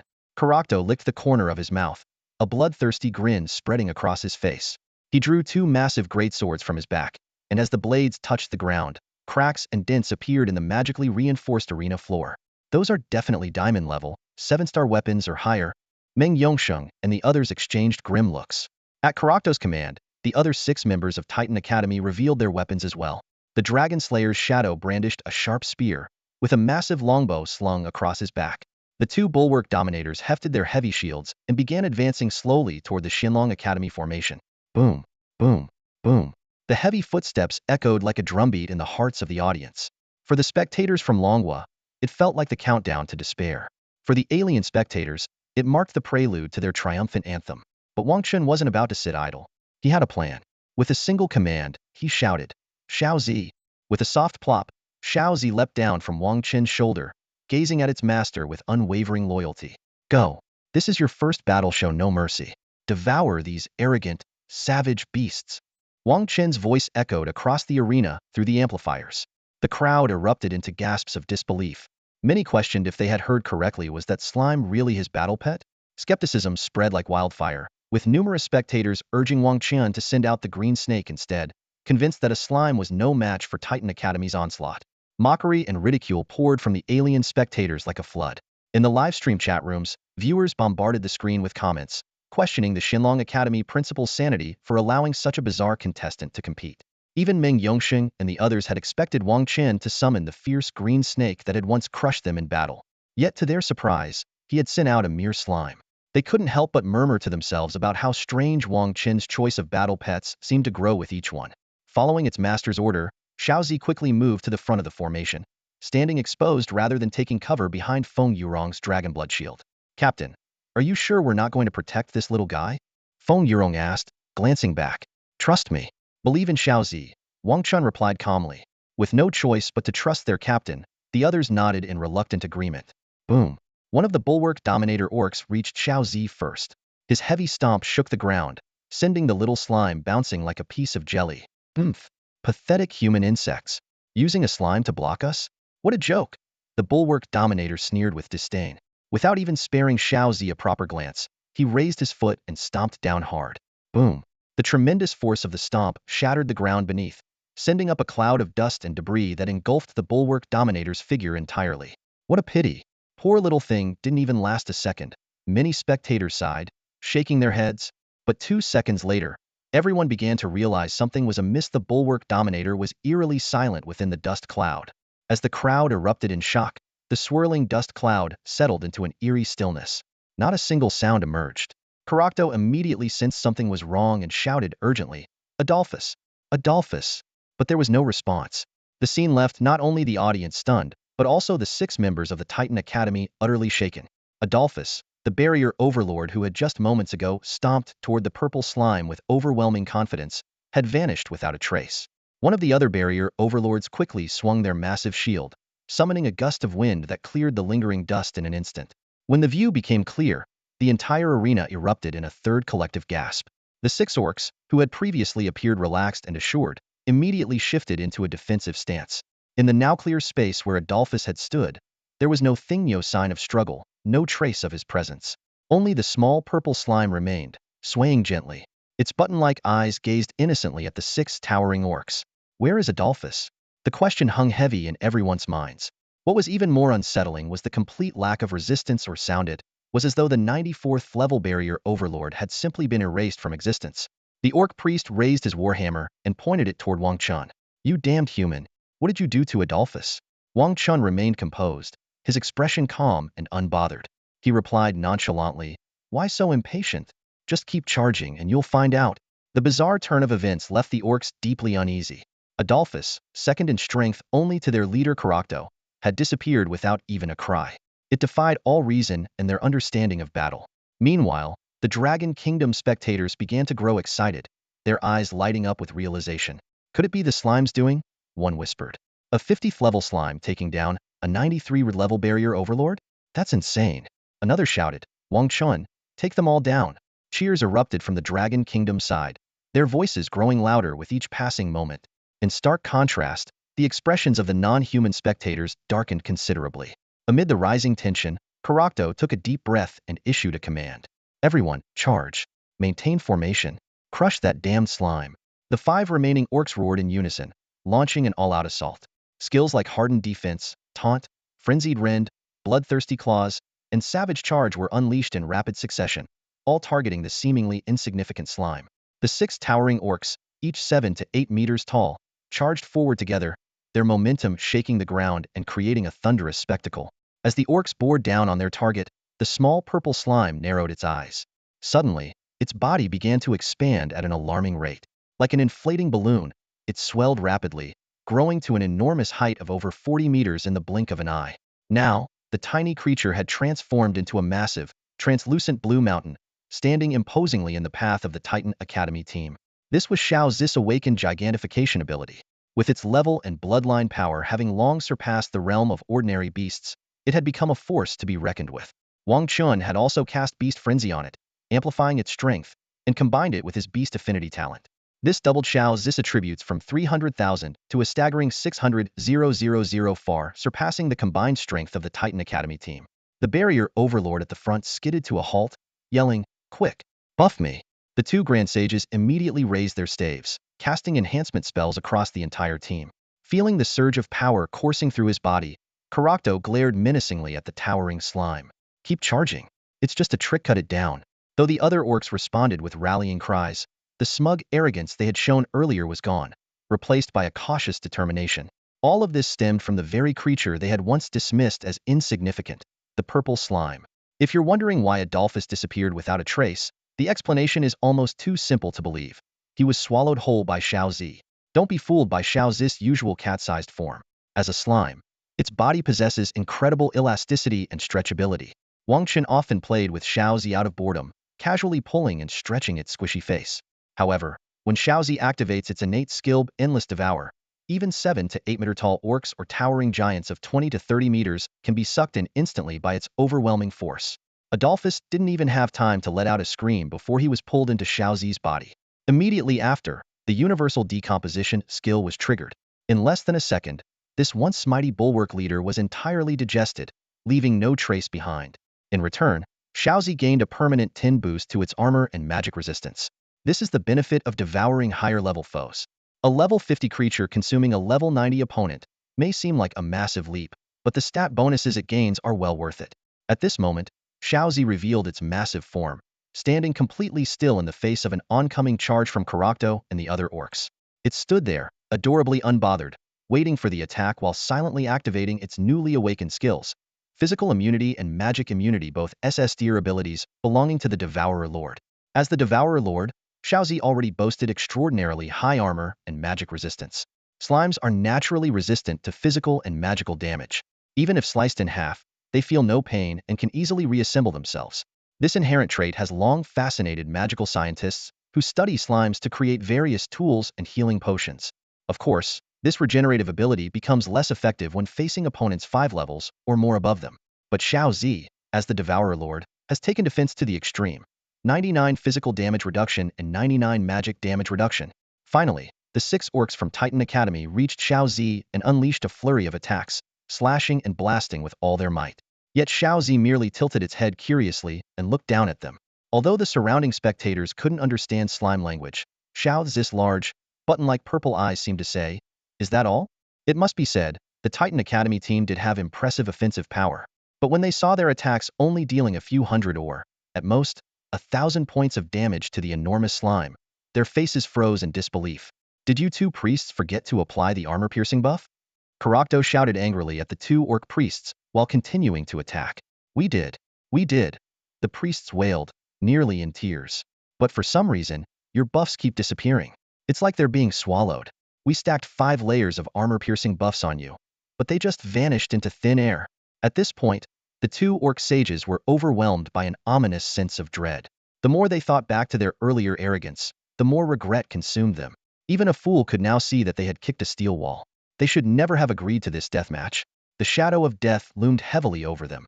The reason their buffs disappeared was entirely due to Xiao Zi's Devour Aura Enhancement and Steer Bloodline Awakening ability that affects all enemy targets within a 500-meter radius every 5 seconds, devouring their positive status effects. This was why the buffs applied by the orc priests mysteriously kept vanishing. In stark contrast to the orc team's increasingly grim expressions, Wang Chen's team remained relaxed and carefree. Xin Miao's beautiful eyes widened in shock as she stared at the enormous slime, standing like a fortress in front of their team. Struggling to turn her gaze away, she asked Wang Chen, "Wang Chen, don't tell me this is that little pet beast you were carrying around earlier." It is, Wang Chen replied calmly.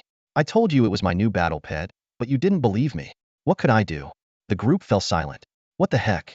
Is that even possible? Xin Miao exclaimed, her face full of disbelief. Where on earth did you find a pet beast that's technically a common creature but fights like a divine beast?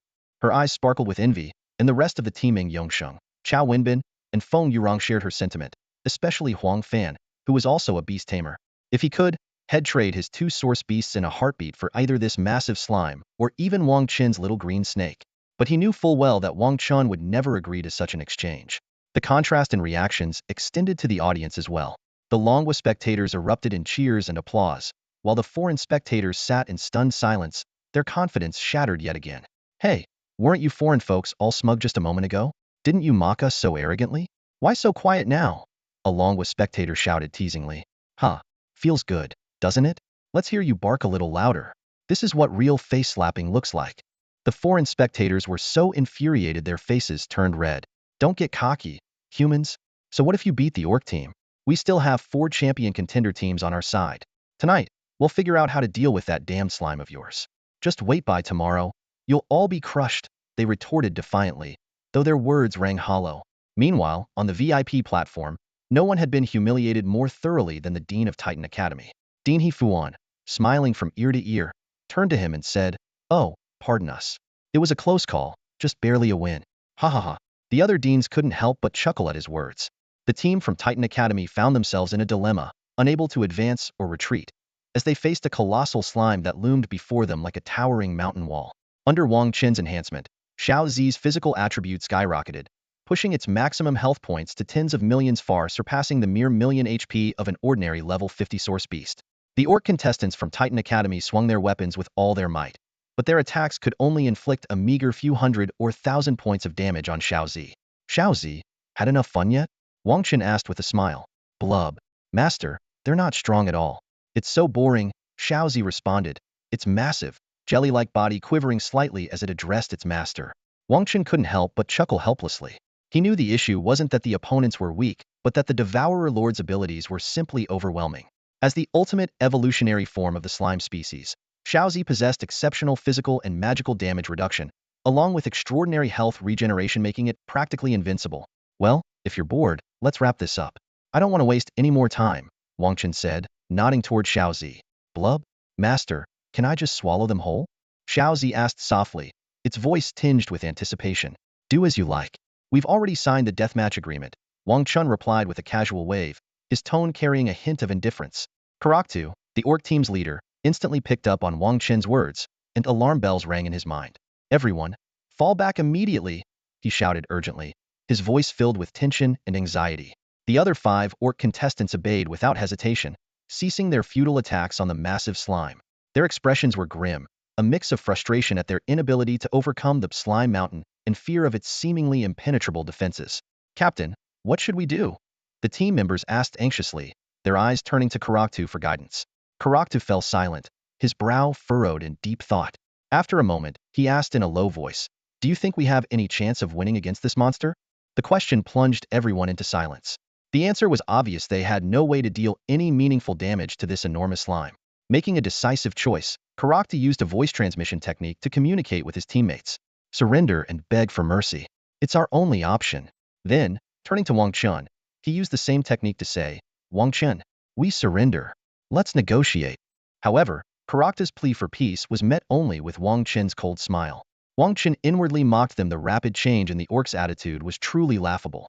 Just moments ago, they had been arrogant and boastful, claiming they would crush the entire team from Xinlong Academy.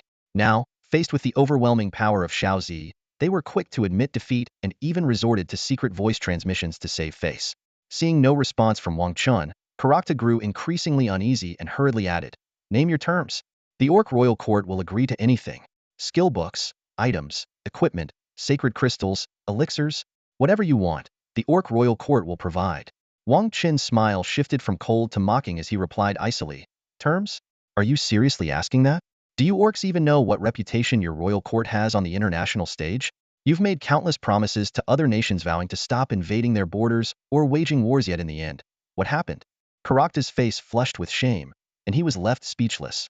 The Orc Royal Court did indeed have a notorious reputation, widely regarded as a rogue empire. We're willing to. Karaktu tried to negotiate further, but Wang Chen cut him off with an icy tone. Give it up. Today, your fate is sealed. Not even your academy's headmaster can save you. Mark my words. With that, Wang Chen turned to Xiaozi and commanded loudly, Xiaozi, swallow them. Blub. Xiaozi responded eagerly, its massive, mountain-like body bearing down on Karaktu and his team. Defend. Karaktu's face turned pale as he hastily shouted orders. At the same time, he abandoned all pretense of composure, looking up toward the VIP box seats and crying out for help, Headmaster, save us. Karaktu's desperate plea echoed through the arena, sparking a commotion among the spectators. In the VIP section, the headmaster of Titan Academy abruptly stood up, ready to use spatial teleportation to intervene. But just as he was about to act, a calm and authoritative voice interrupted. Ha ha. Thinking of breaking the deathmatch contract? Did you ask for my permission? The speaker was He Fuan, a level 194th tier war god. Smiling faintly, he casually threw a punch toward the Titan Academy headmaster. Boom. Though the punch appeared unremarkable, it carried immense power. With a sharp crack, the space in front of the Titan Academy headmaster shattered, forcibly interrupting his rescue attempt. The headmaster of Titan Academy, Angus Dodge, a level 194th tier archmage, was witnessing a scene so horrific it seemed almost unreal. On the arena stage, his students were on the verge of being devoured by a massive blue slime. Just as he prepared to intervene, his attempt was forcibly interrupted by an opponent's precise and calculated move. The slime's posture made its intent unmistakable. Light was a warning. Do not interfere. Angus's face burned with fury. His original purpose for leading the team to Longwa was to participate in the tournament under the guise of cultural exchange, but his true goal was to uphold the tradition of humiliating humans, a practice that had become a mark of pride among non-human races. Yet now, the tables had turned spectacularly. His entire team was being annihilated. The result was not only unacceptable, but also a crushing humiliation. In the circles of the non-human empire, belittling humanity's frailty was almost a sport, a way for other races to flaunt their superiority. But now, he was facing the unthinkable.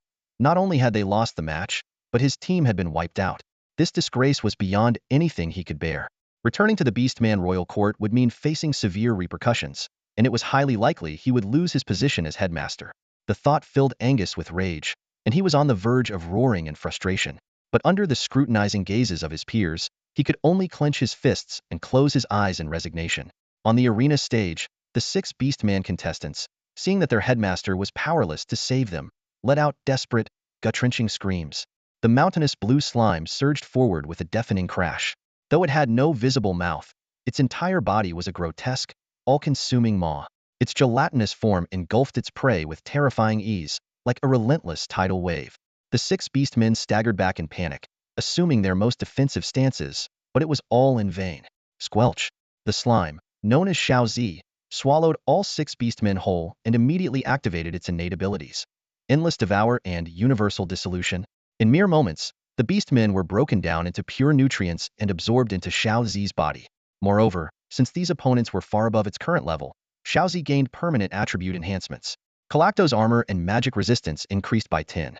Artai's magic attack power boosted by 10. Melodus's physical attack power enhanced by 10. Xiaozi's purple markings grew increasingly vivid as its power surged. The referee, stunned by the scene, raised his arm and declared, with the complete elimination of the Titan Academy team, I hereby announce. The winner of the first elimination match in the top 16 advancing to the top 8 is Xinlong Academy.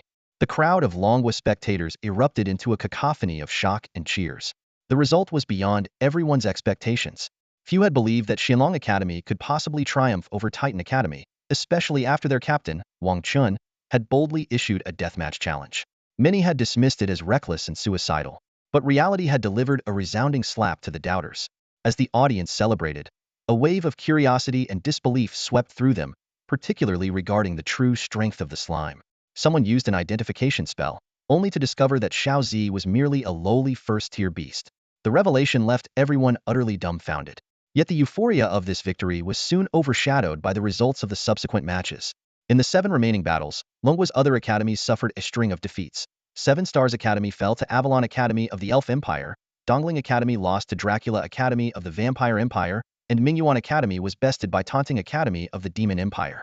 Only Mozda Academy managed to secure a win, defeating Golden Academy of the Dwarf Empire.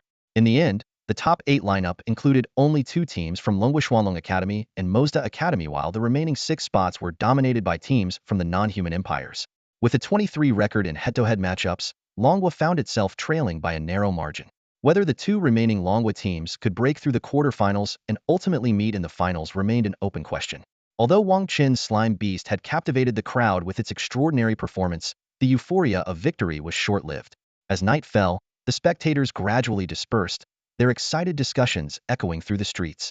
Shenlong Academy is unbelievable. Their transformation from underdogs to champions is astounding. That slime must be at least at the Divine Beast rank, right? Swallowing 7 beastmen in one gownreel. Finally, the arrogant Beastman Empire got what they deserved. So satisfying. Indeed, the Beastman Empire, notorious for its belligerence and frequent border skirmishes with the Dragon Kingdom, had always been viewed with disdain. Their crushing defeat was a cathartic moment for the Dragon Kingdom's audience. Yet, the more pragmatic spectators began to shift their concerns toward other formidable teams. Avalon Academy, Tanding Academy, and Dracula Academy. Avalon Academy's 7 elven druids had displayed their chilling, life-sharing technique. Druids were already a versatile class tanking in bear form, dealing damage as thorn form, and providing support in lamb form. Combined with life-sharing, they became a nightmare for assassins. Any burst damage aimed at taking them out would be distributed among the group, and with layers of life shields, this team seemed nearly invincible. Dracula Academy, representing the vampire clans, was equally menacing. Their blood spirit techniques granted them multiple lives. Even if they were struck down, they could fully revive as long as a single drop of blood remained. Meanwhile, the demon-dominated Tanding Academy exhibited overwhelming power. In their match against Abyss Academy, they didn't even bother with defensive strategies. Their demonic physiques absorbed all attacks hidden, showcasing an evolutionary level far beyond previous years. That night, the elves, vampires, and demons convened emergency meetings, all setting their sights on the mysterious slime. They knew there were countless ways to neutralize a beast companion or sever the bond between a beast and its master. Back at their quarters, however, Wang Chen's team appeared unfazed. Meng Yongsheng, Shun Miao, and the others were brimming with confidence in their captain. They understood that what Xiaozi had demonstrated today was merely the tip of the iceberg. More importantly, Wang Chen had yet to reveal his trump card Xiaoqing, his other beast companion. Also at level 70, had not even entered the fray. If a level 50 Xiaozi could effortlessly defeat opponents over level 90, then Xiaoqing's power could undoubtedly decimate any foe below level 100. The night passed swiftly. By the next morning, the arena was already packed to capacity. However, when the new matchups were announced, the Dragon Kingdom spectators erupted in groans of dismay. Are you kidding me? It's a civil war? No one could have predicted it. The two top universities of Longwa would meet prematurely in the quarterfinals. As the commentators froze the frame on the match bracket, the names stood out boldly. Shenlong Academy versus Mozda Academy. At that moment, Longwa's audience let out a collective groan of frustration, while viewers from the otherworldly empires erupted in laughter. With only 2 Longwa teams in the quarterfinals to begin with, this matchup meant one would inevitably be eliminated, leaving only one Longwa team in the semifinals. While the other empires also faced internal clashes, they had 6 teams in total, making their situation far less dire. The referee reluctantly signaled for both teams to step onto the stage and prepare. As the host nation, Longwa could have rigged the matchups to pit their teams against weaker opponents, allowing the blood clans, elves, and demons to eliminate one another. However, the fact that they didn't underscored the fairness of the draw. The audience in the stands was torn. In terms of odds, Shenlong Academy clearly had the upper hand. Wang Chen, their prodigy at level 70, had displayed strength that was on par with Mozda Academy's top players. Yet as local supporters, many wanted to cheer for Mozda Academy. In the end, the Longwa crowd united in their chants. Go both teams. Show your strength. The winner deserves the semifinals. On the stage, Mozda Academy's team captain, Wei Kaiyuan, faced off against Wang Chen. Wei Kaiyuan's expression was cold and determined, his eyes brimming with fighting spirit. He had boldly declared before the match that he would leave Wang Chen and Shenlong Academy utterly defeated. I know your beast companion is powerful, but go ahead and bring it out. He'll show you what it means to leave and never return. Wei Kaiyuan said with utter seriousness.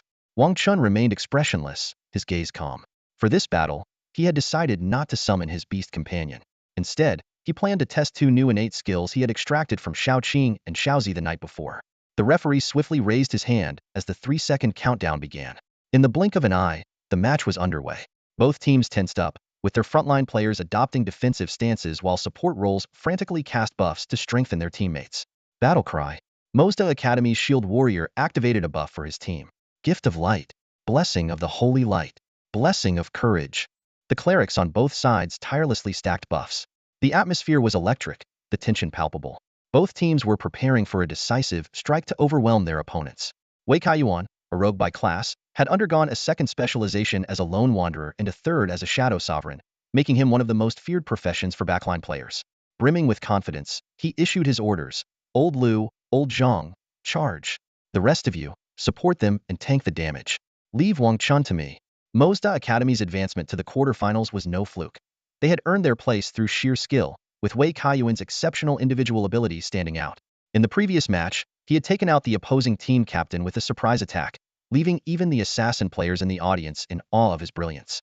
Boom! The players of Mozda Academy launched their charge. Wang Chen, unfazed, calmly issued his own commands. He was well acquainted with Wei Kaiyuan's combat style. While Chao Wenbin, Zhou Qixi, and Huang Fan held their positions in the back line, Feng Yurong, Meng Yongsheng, and the mech-wielding Shan Miao surged forward. Bang! The two teams collided with a thunderous impact, creating a shockwave that rippled outward from the point of contact. At the same time, Wei Kaiyuan's figure vanished, seeming to merge with the void itself. Although both teams hailed from prestigious institutions in the Dragon Nation, there was no trace of mercy between them. From the very first moment of the match, the two sides engaged in fierce clashes. However, a peculiar scene soon caught everyone's attention. Wang Chen stood motionless, entirely detached from the chaotic melee around him. What is he doing? A puzzled voice rose from the audience. Isn't it obvious? He's waiting for Wei Kaiyuan. Someone immediately saw through Wang Chen's intentions. What made things even more baffling was that Wang Chen had yet to summon his beast companion. This unusual choice quickly sparked heated discussions among the spectators. Is he seriously planning to face Wei Kaiyuan in an unknown duel? That's pure suicide. Wei Kaiyuan is widely acknowledged as a master of single combat. Few believed in Wang Chen's decision. Some speculated that he might be avoiding summoning his beast to silence critics who would claim he relied on it for victory. However, such reasoning was swiftly dismissed. Who still thinks like that in this day and age? A Beast Tamer not using their beast companion? What's he gonna do? Punch his way out? As if confirming the audience's expectations, Wei Kaiyuan began making his way toward Wang Chen. Interestingly, the two battling teams, noticing their captains were about to face off, instinctively parted ways, forming an impromptu circle to observe the showdown. At this moment, Meng Yongsheng called out loudly, "Hey, how about a bet? If our captain loses, Xianlong Academy forfeits. If your captain loses, Modest's Academy forfeits. Deal?" The members of Modest's Academy exchanged glances before one of them responded, "Deal?" The referee allowed it, as no one dared to throw a match at this level of competition. Besides, the rewards for victory far outweighed the consolation prizes for defeat. Wei Kaiyuan stopped about 20 meters from Wang Chen, his tone laced with mockery. "I'll give you one last chance. Summon your strongest beast companion. Don't cry foul later when you lose." "I don't need a beast companion to deal with you," Wang Chen replied calmly, his composed demeanor exuding an almost arrogant confidence. The official commentator chimed in. "While it might seem suicidal for a beast tamer to face the Shadow Master without summoning a beast, let's not forget the miracles that Xianlong Academy's captain has pulled off in the last two matches. I'd say his chances against Wei Kaiyuan are 50-50. This statement immediately sparked a wave of outrage from the audience, who began questioning the commentator's expertise. Yet, the commentator simply smiled knowingly at the agitated crowd. "Since you've refused my generosity, don't blame me for what's coming." Wei Kaiyuan's eyes turned sharp, and in a flash, two daggers materialized in his hands. The aura of the Shadow Master, dual-wielding his signature blades, was unmistakable. The 20-meter gap vanished in an instant. Wei Kaiyuan appeared behind Wang Chen as if by teleportation, his razor-sharp diamond-tiered dagger aimed directly at a vital point on Wang Chen's back. This strike bore no additional skill enhancements, but the sheer lethality of the weapon itself was enough to make onlookers tremble. The crowd held their breath, their eyes glued to the heart-stopping scene. Just as the dagger was about to pierce its target, the sharp clang of metal rang out. Without even turning his head, Wang Chen lightly blocked the attack with his Thunderblade katana, effortlessly neutralizing Wei Kaiyuan's ambush. Sparks flew as the dagger failed to penetrate even an inch. Wei Kaiyuan was stunned. He hadn't expected a Beastmaster to match his strength, especially as an assassin. The audience was equally astonished. They had never seen a Beastmaster go toe-to-toe with a high-damage combat class. "Oomph. Pure luck." Wei Kaiyuan scoffed coldly, quickly pulling back to create distance. The next moment, his figure vanished from sight. Shadowless stepped. The signature skill of the Shadowless Domina torloed him to enter stealth mode, completely erasing his presence. Now Wei Kaiyuan is getting serious. Wang Chen won't stand a chance, one spectator declared confidently. The commentator, however, had a different opinion. "You're underestimating the top freshman of Xianlong Academy." Even before the entrance exam, Wang Chen was a renowned combat prodigy in his region. His close combat skills are not just in theory exceptional. I believe he still has a solid chance of winning. This statement was met with a chorus of boos, especially from the non-human spectators, who looked utterly unconvinced. But what happened next left everyone in shock. Wei Kaiyuan's second strike came like a phantom, this time empowered by the S-tier skill, crippling backstab. If it landed, the target would be paralyzed on the spot, unable to move while suffering a 20 reduction in attributes. Kneel! Wei Kaiyuan roared, his dagger driving straight toward what appeared to be the oblivious Wang Chen's back. In that critical moment, Wang Chen remained calm. He turned slightly, adopting a precise defensive stance, his thunder blade raised just in time. Clang! The crisp sound of metal colliding echoed. The crowd's eyes widened as Wei Kaiyuan's body recoiled violently, forced into a state of severe rigidity. His expression was one of sheer terror as he attempted to use a skill to break free, only to find that none of his abilities could be activated. A parry. That was definitely a parry. Wei Kaiyuan screamed internally, finally understanding the significance of Wang Chen's defensive posture. His mind was filled with shock, confusion, and fear. Parrying was a skill favored by many melee fighters, but few could master it. Although the skill itself was low level, its ability to induce a high-priority stagger made it incredibly powerful when executed successfully. However, due to its high skill requirement and immense risk, most players only used it against weaker opponents. Never in his wildest dreams did Wei Kaiyuan expect Wang Chen to attempt it in such a critical situation and succeed. It's over. The only thought left in Wei Kaiyuan's mind was despair. If Wang Chen was skilled and confident enough to use such a risky move, and to pull it off, then he would undoubtedly capitalize on the resulting 1.5 seconds of stagger. In high-level combat, a single second could determine the outcome of a fight. Exploiting an opponent's stagger often led to defeat or death. True to form, Wang Chen seized the 1.5-second window of opportunity. With a swift motion, his thunder blade pierced through Wei Kaiyuan's armor like paper, driving into his body. Blinding arcs of lightning erupted from the blade, cascading outward in a dazzling display. Arg! Wei Kaiyuan let out a scream of agony, signaling his defeat. This outcome was the result of Wang Chen's extraordinary attributes, far surpassing those of a typical beast master, at least double in every stat. Combined with the formidable power of the Thunderblade and Wei Kaiyuan's fragile cloth armor, Wang Chen's strike easily bypassed his defenses, reducing his HP to a mere 5. Captain! The team members from Mosteed's Academy cried out, rushing forward to assist their fallen leader. Stop! Don't forget our agreement. Meng Yongsheng and his team from Xianlong Academy stepped forward, their icy gazes blocking the path of the Mosteed's Academy team. Another block. Wang Chen's reaction was truly astonishing. For a Beastmaster to face the Shadowless Sovereign with such composure and execute this move so effortlessly was a testament to his extraordinary mental fortitude. The audience from Xianlong Academy was no stranger to such a sight, recalling Wang Chen's performance in dungeon raids and the Freshman Challenge tournament. Now, under the spotlight of the interspecies freshman exchange competition, his skills were even more remarkable. Wei Kaiyuan, the top freshman from Most Academy, was caught off guard and struck by a high-priority stun, leaving him helpless as Wang Chen's blade pierced his body, dealing severe damage. At that moment, the entire audience realized they had underestimated Wang Chen's strength. A Beastmaster daring to engage in close combat with the Shadowless Sovereign completely shattered the traditional perception of Beastmasters. Gasps of astonishment rippled through the crowd. Many began to reassess Xianlong Academy's strength, recognizing their strong potential to claim the championship. Their gazes instinctively turned to the teams of the three major empires: elves, demons, and vampires, but their calm expressions left the audience uncertain whether it was confidence or complacency. On the stage, without a healer to assist him, Wei Kaiyuan was on the verge of collapse, his eyes filled with unwillingness.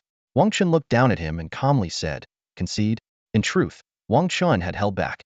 The 1.5-second golden stun window could have been fatal. Under Wang Chen's composed gaze, Wei Kaiyuan felt his life slipping away.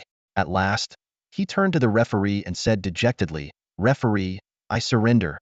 The referee announced, "With Most Academy's voluntary surrender, I declare the winner of this quarter-final match, advancing to the semifinals, is Xianlong Academy. Congratulations to Xianlong Academy for becoming the first team to reach the semifinals." Applause echoed through the audience, but many faces were marked with regret and helplessness. As local spectators, they naturally hoped their provincial academy would win. This defeat seemed to confirm the earlier rumors about the declining quality of Most Academy students. However, astute observers could see that Most Academy's failure was largely due to underestimating their opponent. If Wei Kaiyuan had been more cautious, he might not have been blocked by Wang Chen. Moreover, Wang Chen's restraint during the fight was evident. At the head table, the dean of Most Academy wore a grim expression. Hoping to redeem their reputation in this match, they once again fell to the same opponent. Wang Chen seemed to have become the bane of Most Academy. In stark contrast, Dean He Fuan of Xinlong Academy beamed with satisfaction, unsurprised by the result. After all, their goal from the start was nothing less than the championship. As Wang Chen led his team back to the preparation area, cheers erupted from the audience in Fengtian province. If Wang Chen could truly lead his team to victory, it would undoubtedly lift Longhua Dragon Nation out of its recent slump. Though Longhua had once claimed championships, they had lacked a younger generation capable of dominating the interspecies empires in recent years. The competition pressed on. The interspecies spectators grew increasingly nervous, each hoping their teams wouldn't face the Vampire Empire, Demon Empire, or Elf Empire squads. The ideal scenario would be for these three championship favorites to battle among themselves, leaving the other teams to contend with just one of them. However, their hopes were dashed. The draw was soon revealed. The second match would pit Tanding Academy against Kais Academy from the Harpy Empire. The Harpies, also known as the Birdfolk, immediately slumped in despair. Tanding Academy was precisely the opponent they least wanted to face. The members of Kais Academy were already prepared to concede early. Facing the brutal combat style of the demon race, they saw no point in enduring unnecessary suffering. The third match began as the elegant elven contestants from Avalon Academy gracefully entered the arena, facing off against the team from Tianqian Academy of the Orc Empire. The atmosphere instantly grew tense. Following this was the fourth match, where the vampires of Dracula Academy clashed fiercely with the Treants of Earth Academy. As the matches progressed, the spectators couldn't help but engage in lively discussions. One explained, Halforcs and Orcs are distinct races. For instance, Catfolk and Snakefolk are considered Halforcs, while those massive, grotesque beings with tusks are true Orcs. Another chimed in, Halforcs were once part of the Orc King's court, but later, under the leadership of an extraordinary figure, they successfully gained independence and established their own empire. The outcomes of the matches seemed almost predetermined. Taunting Academy, Avalon Academy, and Dracula Academy secured effortless victories. In the second match, the Harpies of Kais Academy were utterly defeated by the demons' relentless assault, falling so swiftly they didn't even have time to surrender. During the third match, the elves showed mercy, allowing the Halforcs to lose with some dignity. The fourth match, however, lasted a grueling 2 hours, as the Trent's resilient vitality posed a significant challenge to the vampires. With the conclusion of the matches, the final 4 teams emerged: Xianlong Academy, Taunting Academy, Avalon Academy, and Dracula Academy. Due to the prolonged and destructive nature of the last match, the arena was severely damaged, forcing the officials to postpone the finals until the following day. As night fell, the teams gathered in the dining hall. The air was thick with tension and anticipation. Someone whispered, rumor has it that the 3 strong teams have already devised strategies to counter Wang Chen, aiming to neutralize Xianlong Academy's star player. The news quickly spread throughout the hall, causing a ripple of quiet commotion. At that moment, Headmaster He Fuan entered the dining hall. He gave a brief yet encouraging speech to everyone, specifically advising Wang Chen not to feel pressured. The headmaster understood that as the hope of the younger generation in Longhua, Wang Chen bore immense expectations as well as tremendous risks. However, upon seeing Wang Chen's calm demeanor, the headmaster finally felt a sense of relief. Xin Miao, brimming with confidence, added, Headmaster, don't worry. Wang Chen knows what he's doing. Just trust him. Amid this atmosphere of anticipation and unease, everyone looked forward to tomorrow's finals, eager to witness the unveiling of the ultimate champion. The next morning, a large crowd of eager spectators had already gathered around the arena, anticipating the semi-finals. Compared to the intense schedule of the previous 2 days, today's matches were fewer in number but marked the most critical moments of the interracial freshman exchange tournament. At 9 a.m., Wang Chen and his teammates wrapped up their daily training and headed toward the arena. Xiao Qing and Xiao Zi, as usual, perched quietly on his shoulders, looking harmless and unassuming, completely unlike the formidable battle pets they truly were. Meanwhile, Meng Yongsheng and the rest of the team appeared unusually relaxed. After all, the day before, they had asked Wang Chen about their chances of winning the championship, and his confident response of 100% had put their minds at ease. Over their time together, the team had come to understand that Wang Chen never made claims he wasn't certain of. Some of them even chuckled to themselves. Other teams had been focusing all their strategies on countering Wang Chen's slime, not realizing that the real threat was the seemingly dormant Xiao Qing, the small green snake. They all knew too well how much trouble that snake had caused them when it was at a lower level. Now that its power had advanced even further, its combat potential was undoubtedly terrifying. The moment Wang Chen and his team stepped into the arena, all eyes turned toward him. Even those non-human spectators who typically looked down on humans now wore grave expressions. Clearly, Wang Chen's performance over the past 2 days had shattered their underestimation of him. Not only did he possess a powerful mutated slime, but his personal combat skills had also allowed him to defeat Wei Kaiyuan, a fighter renowned for his unknown prowess. Online, Wang Chen had already gained a massive fanbase. Some wealthy heiresses had even publicly expressed their admiration for him. Certain elite families went so far as to announce that if Wang Chen won the championship, they would welcome him into their lineage through marriage, only to be ridiculed by netizens for their wishful thinking. Inside the arena, as Wang Chen's cold gaze swept over the other competitors sizing him up, they quickly averted their eyes, unable to meet his stare. These were the same contestants who had dismissed him just days ago. Now, they didn't even have the courage to look him in the eye. Witnessing this, Shin Miao couldn't help but tease. Look at that, those arrogant non-human contestants from the past 2 days are too scared to even glance at our captain now. Meng Yongsheng chuckled wryly and added, forget about them, I'm scared too. Thank goodness we didn't act as foolishly as those beast folk back then, or we'd probably be lying flat somewhere by now. The rest of the team nodded in agreement, recalling their initial prejudice against Wang Chen at the start of the semester. In hindsight, they couldn't help but feel a shiver of regret. As time passed, the semifinals finally began. The referee and announcer efficiently explained the rules, and the captains of the 4 advancing teams stepped onto the stage to draw lots in full public view, ensuring there would be no room for suspicion or complaints. The internet was already abuzz with doubts about the fairness of the draw, with some even insinuating that a traitor had manipulated the process behind the scenes. The skepticism was straightforward. Why did the Dragon Nation's teams have to face each other in an internal battle right from the start, while the 3 championship favorites from other empires cruised into the semifinals without a hitch? To quell these suspicions, the Dragon Nation's officials and representatives from the other empires jointly decided to conduct a public draw. Not only that, they also released footage from the backstage draw conducted 2 days earlier to prove that there was no foul play in the competition. At this point, the strength of the 3 foreign powerhouse teams was nothing short of terrifying. The captain of the Demon Empire's Tantine Academy, Altair Millard, was a level 99 destruction demon who had completed the 3rd-year transition to a martial saint. The captain of the Elf Empire's Avalon Academy, Laius, was also level 99, a druid who had reached the 3rd-year mastery of the Nature's Embrace path.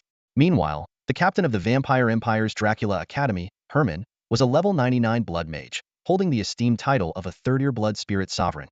These 3 captains stood at the pinnacle of their respective paths, only 1 step away from breaking through to level 100 and achieving their 4th-tier transitions. If not for the timing of this exchange tournament, they might have already completed their breakthroughs, creating an even more insurmountable gap between them and the other competitors. Even now, their teams were leagues ahead of the rest. Every one of their members was a level 90 or above elite, far surpassing ordinary bounty hunters. In previous matches, these teams had swept through their opponents like an unstoppable force, leaving no one capable of standing against them. Altair, towering over 2 meters tall, wasn't as massive as the giants or beast folk, but the tightly coiled muscles beneath his sleek combat suit radiated a suffocating aura of power. As he stepped forward, his blackened demonic eyes locked onto Wang Chen with an unrelenting glare. A cruel grin spread across his face as he growled in a voice dripping with malice, "Trash. If you dare face me, challenge me to a death match. I'll make sure your entire team won't even know how they died." Such blatant provocation immediately sent the crowd into a frenzy. The audience buzzed with heated discussions. What an arrogant demon! Don't take the bait, it's a trap. He's not even trying to save face anymore. Others sighed in resignation. With how we've performed in recent years, what face do we even have left? Wang Chen, however, remained calm, merely casting a brief glance at Altair. What? Afraid? Altair sneered, his taunts relentless. Wang Chen shook his head. With your level of strength, you're far from someone I would fear. Then, turning to his teammates, he asked, what do you all think? Should we accept this deathmatch? If it had been an unknown duel, Wang Chen would have agreed without hesitation. But this was a team competition, and the opinions of his teammates mattered. A deathmatch was no small matter, it was a fight to the death, as evidenced by the Titan Academy's team of beastfolk, who had been completely annihilated by Xiaozi's devouring and decomposition abilities in a previous match. To his surprise, Meng Yongsheng and the rest of the team simply smiled. Captain, no objections here. We'll follow your lead. Just take him down. We already crushed the Titans, what makes these demons any different? Their unwavering confidence in Wang Chen was evident, especially since their training had included sparring against the Academy's level 100+ instructors. Even those 4th-tier instructors had praised Wang Chen's extraordinary abilities. Fine. Your deathmatch challenge I accept, Wang Chen said coldly, meeting Altair's gaze. Then, it was time for the draw. Altair reached into the transparent box and pulled out the number 1 ball. Next, Herman from Dracula Academy also drew a number 1 ball. The first match will be Tantine Academy versus Dracula Academy, the crowd exclaimed in astonishment. The elf captain, Laius, smiled gracefully. It seems our opponents will be the Xinlong Academy. The referee stepped forward to announce, the semi-final matchups are confirmed. First match, Tantine Academy versus Dracula Academy. Second match, Shenlong Academy versus Avalon Academy. Teams for the first match, please take the stage. As Altair ascended to the platform, he couldn't resist one last jab. Kid, don't lose to those elves, or I won't get the chance to take your head. His words infuriated Dracula Academy's 7 vampire players. You're calling us weaker than you demons? Both our teams are title contenders. Wang Chen didn't bother responding to the provocations. He believed in letting his strength do the talking. It was far more convincing than words. The only regret he felt was that his master hadn't come to watch the match in person. Perhaps, in his master's eyes, such a competition was too trivial to warrant attention. Returning to his seat, Wang Chen watched as the first match began. As the teams from Tanding Academy and Dracula Academy stepped onto the stage, the entire arena erupted with excitement. The audience immediately straightened their posture, and even the deans seated at the chief platform abandoned their casual demeanor, fixing their sharp gazes on the stage. A clash between the Demon Clan and the Vampire Clan, 2 top contenders for the championship, meant this match was destined to be a spectacular showdown. The spectators buzzed with discussion, their opinions divided. Both teams are incredibly strong. It's hard to say who has the upper hand, someone remarked hesitantly. Are you kidding me? Another voice interjected firmly. The Demon Clan is clearly superior. The vampires don't stand a chance. How can you be so sure? They've never faced each other before, have they? Someone questioned skeptically. The confident voice responded with a thump to the chest. I'm willing to bet on it. The Demon Clan will crush them without a doubt. As if to affirm the spectators' bold prediction, the Demon Clan's performance in the opening moments of the match left the entire arena in awe. Amid the rising chorus of gasps and exclamations, the match officially commenced. The Demon Clan made the first move. Altair, a destruction demon, launched himself like a cannonball. With muscles rippling, his powerful legs propelled him forward in an explosive leap, transforming his massive frame into a blur as he charged toward the Vampire Clan's formation. Midway, he pushed off again, soaring through the air and covering a distance of over 100 meters. He descended like a tiger pouncing on its prey, landing right before the vampire front line. This display of raw physical prowess, achieved without any magical enhancement, left the audience utterly speechless. Whoa, is this the true power of the Demon Clan? The crowd exclaimed. Even a third-stage martial saint couldn't pull off something like this. Despite the dramatic entrance, the Vampire Clan remained composed. Their captain issued a calm command. Attack! 2 mage emperors raised their staffs in unison, instantly casting 2 powerful beams of magic aimed directly at the oncoming demon. Yet, just as the spells were about to strike, Altair's figure vanished into thin air, as if he had teleported. The magical beams hit nothing but air. He's gone! Someone in the crowd shouted in astonishment. And he didn't even use any kind of movement skill. Could he really dodge something like that with just his reflexes and physical abilities? That's insane. The vampire captain, now on high alert, called out to the 2 shield warriors at the front. He's coming. Stay sharp. Before the words had fully left his mouth, a massive fist came crashing down on one of the shield warrior's shields. Despite activating a defensive skill in time, the vampire warrior was forced back 5 steps by the sheer force of the blow. The other shield warrior quickly stepped in to close the gap in the formation. Huh. Pathetic. Come at me. Altair laughed maniacally, throwing another devastating punch. Boom. A shockwave rippled out from the impact, and once again, the overwhelming force pushed the vampire shield warrior several steps back. The audience erupted in shock and disbelief. Oh my god. What kind of strength is this? It's terrifying. He's forcing back 2 vampire shield warriors with nothing but brute force. No skills at all. Then someone noticed something even more astonishing. Look over there. Altair's teammates are just standing around chatting and laughing theory, not even planning to step in. Are they seriously letting their captain take on all 7 opponents by himself? This revelation stunned the crowd into silence. On Eversa 7 strategy? Tanding Academy had employed it in earlier matches, but those times, it was an ordinary team member who took the lead, not the captain, Altair. Now, in this critical semi-final against another championship favorite, Altair's audacious decision to go solo bordered on sheer arrogance. I've never seen anyone this cocky. A spectator marveled. But honestly, this destruction demon has every reason to be. He hasn't used a single skill so far, and he's already forcing the Vampire Clan's frontline to retreat with just his raw strength. If this keeps up, who could possibly stop him? The arena buzzed with a mix of amazement and disbelief, while the expressions on the dean's faces grew increasingly serious. Only the dean of the Demon Empire wore a faint smile, clearly pleased with his colleague's somber reactions. He silently celebrated his decision to bring Altair, the runner-up in this year's freshman rankings, to compete in the Dragon Kingdom, while sending the freshman champion to the Free Federation. Just last night, news arrived from the Free Federation. The Demon Empire's team had swept through 6 Ivy League schools, defeating all their freshman challengers. This only added to the Demon Empire Dean's confidence. In his mind, the path to a glorious victory was already within reach. The freshman demon who stood above Altair in terms of power once delivered a jaw-dropping performance in the final championship, taking on 7 opponents single-handedly. This astonishing display shocked the entire Free Federation, as it laid bare the humiliating defeat of their nation's top academy freshmen at the hands of a rival empire's new recruits.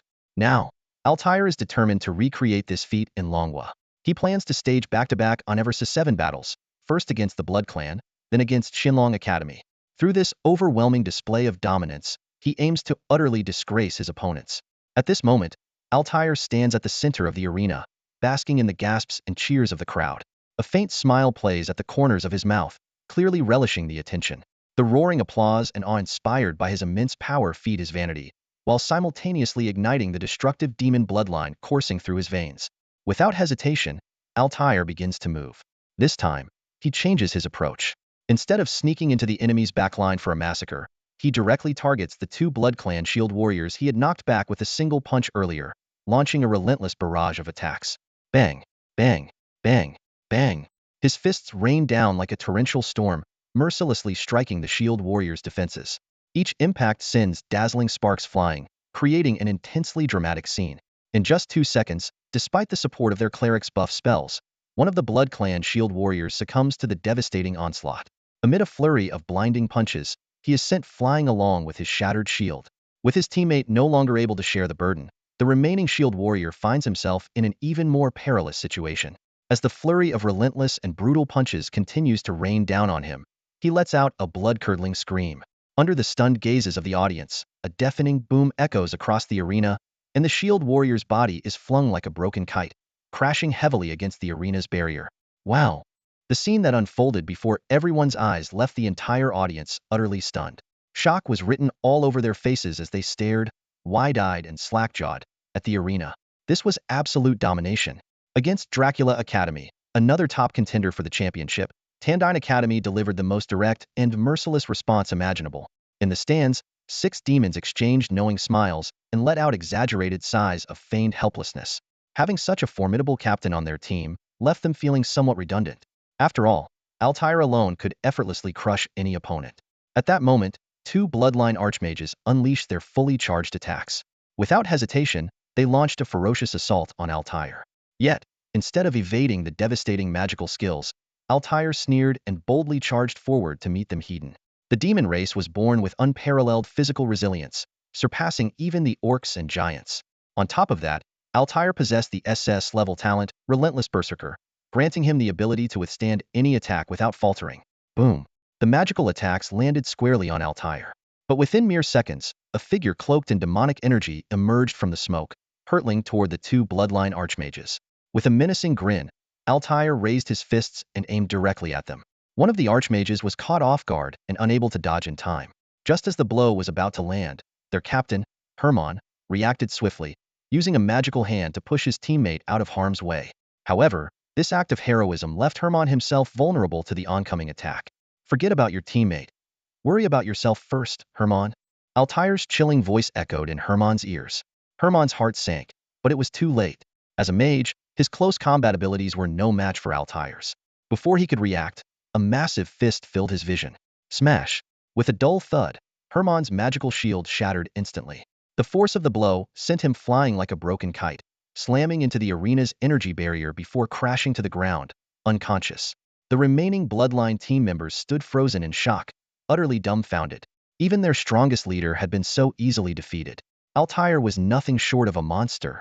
Not satisfying enough, Altair sneered disdainfully at the trembling Bloodline members. All right, I'll give you a chance to surrender. Don't waste my time. We surrender. We surrender. The remaining Bloodline team members, seeing their captain gravely injured and unconscious, wasted no time in declaring their defeat. The audience erupted into an uproar. No way. He really took on all 7 of them by himself. This is insane. How do you even beat someone like that? It's over. The Demon Empire is definitely taking the championship in this year's inter-race freshman tournament. Even the spectators from the Dragon Kingdom were taken aback by Altair's overwhelming display of power. The entire match lasted less than a minute, and the once dominant Bloodline team looked utterly fragile in the face of this destructive demon. At the VIP section, The Dean of Tandine Academy couldn't help but cheer and applaud for Altair's performance. This battle had undeniably showcased the might of the Demon Empire to everyone present. The referee announced Tandine Academy as the victor, congratulating them on advancing to the finals. The other 6 demons approached Altair, half joking and half proud. "Captain, come on, leave some room for us to shine too." Altair exhaled lightly and replied, "Fine, next match. I'll give you plenty of chances to show off." As the demon team left the stage, the Dragon Kingdom spectators grew even more uneasy. They had already known that the demon team was strong this year, but they hadn't expected them to be this terrifying. If Shenlong Academy managed to defeat the elves, would they really stand a chance against such a fearsome demon team? Meanwhile, across the arena, the elven spectators were smirking at the Dragon Kingdom crowd. "Oh, please.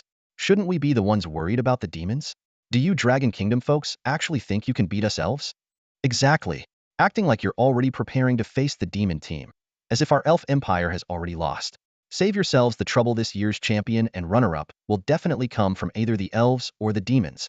These remarks left the Dragon Kingdom audience feeling even more uncomfortable. They couldn't deny it. The elf empire's strength was nothing to scoff at either. With 7 druids and their shared life force ability, the odds of victory seemed slim indeed. The contestants for the second match, please take the stage and prepare. The battle begins in 1 minute. The referee's voice reverberated across the recently restored arena. 7 silver-haired elves stepped gracefully onto the platform. Each of them exuded an air of elegance, their refined features and fair skin making them stand out. Every movement they made radiated a noble demeanor. This all-druid team demonstrated a variety of talents. The front line specialized in bear and bull spirit transformations, the damage dealers excelled in eagle and wolf spirits, while the support members wielded an impressive array of abilities, including sheep, flower, grass, and tree spirits. "Wow, they're stunning!" Gasps and murmurs of admiration rippled through the audience. "Yeah, every single one of them looks amazing." With today's magical technology, anyone can just get cosmetic enhancements to look good. Enhanced beauty still can't compare to natural charm.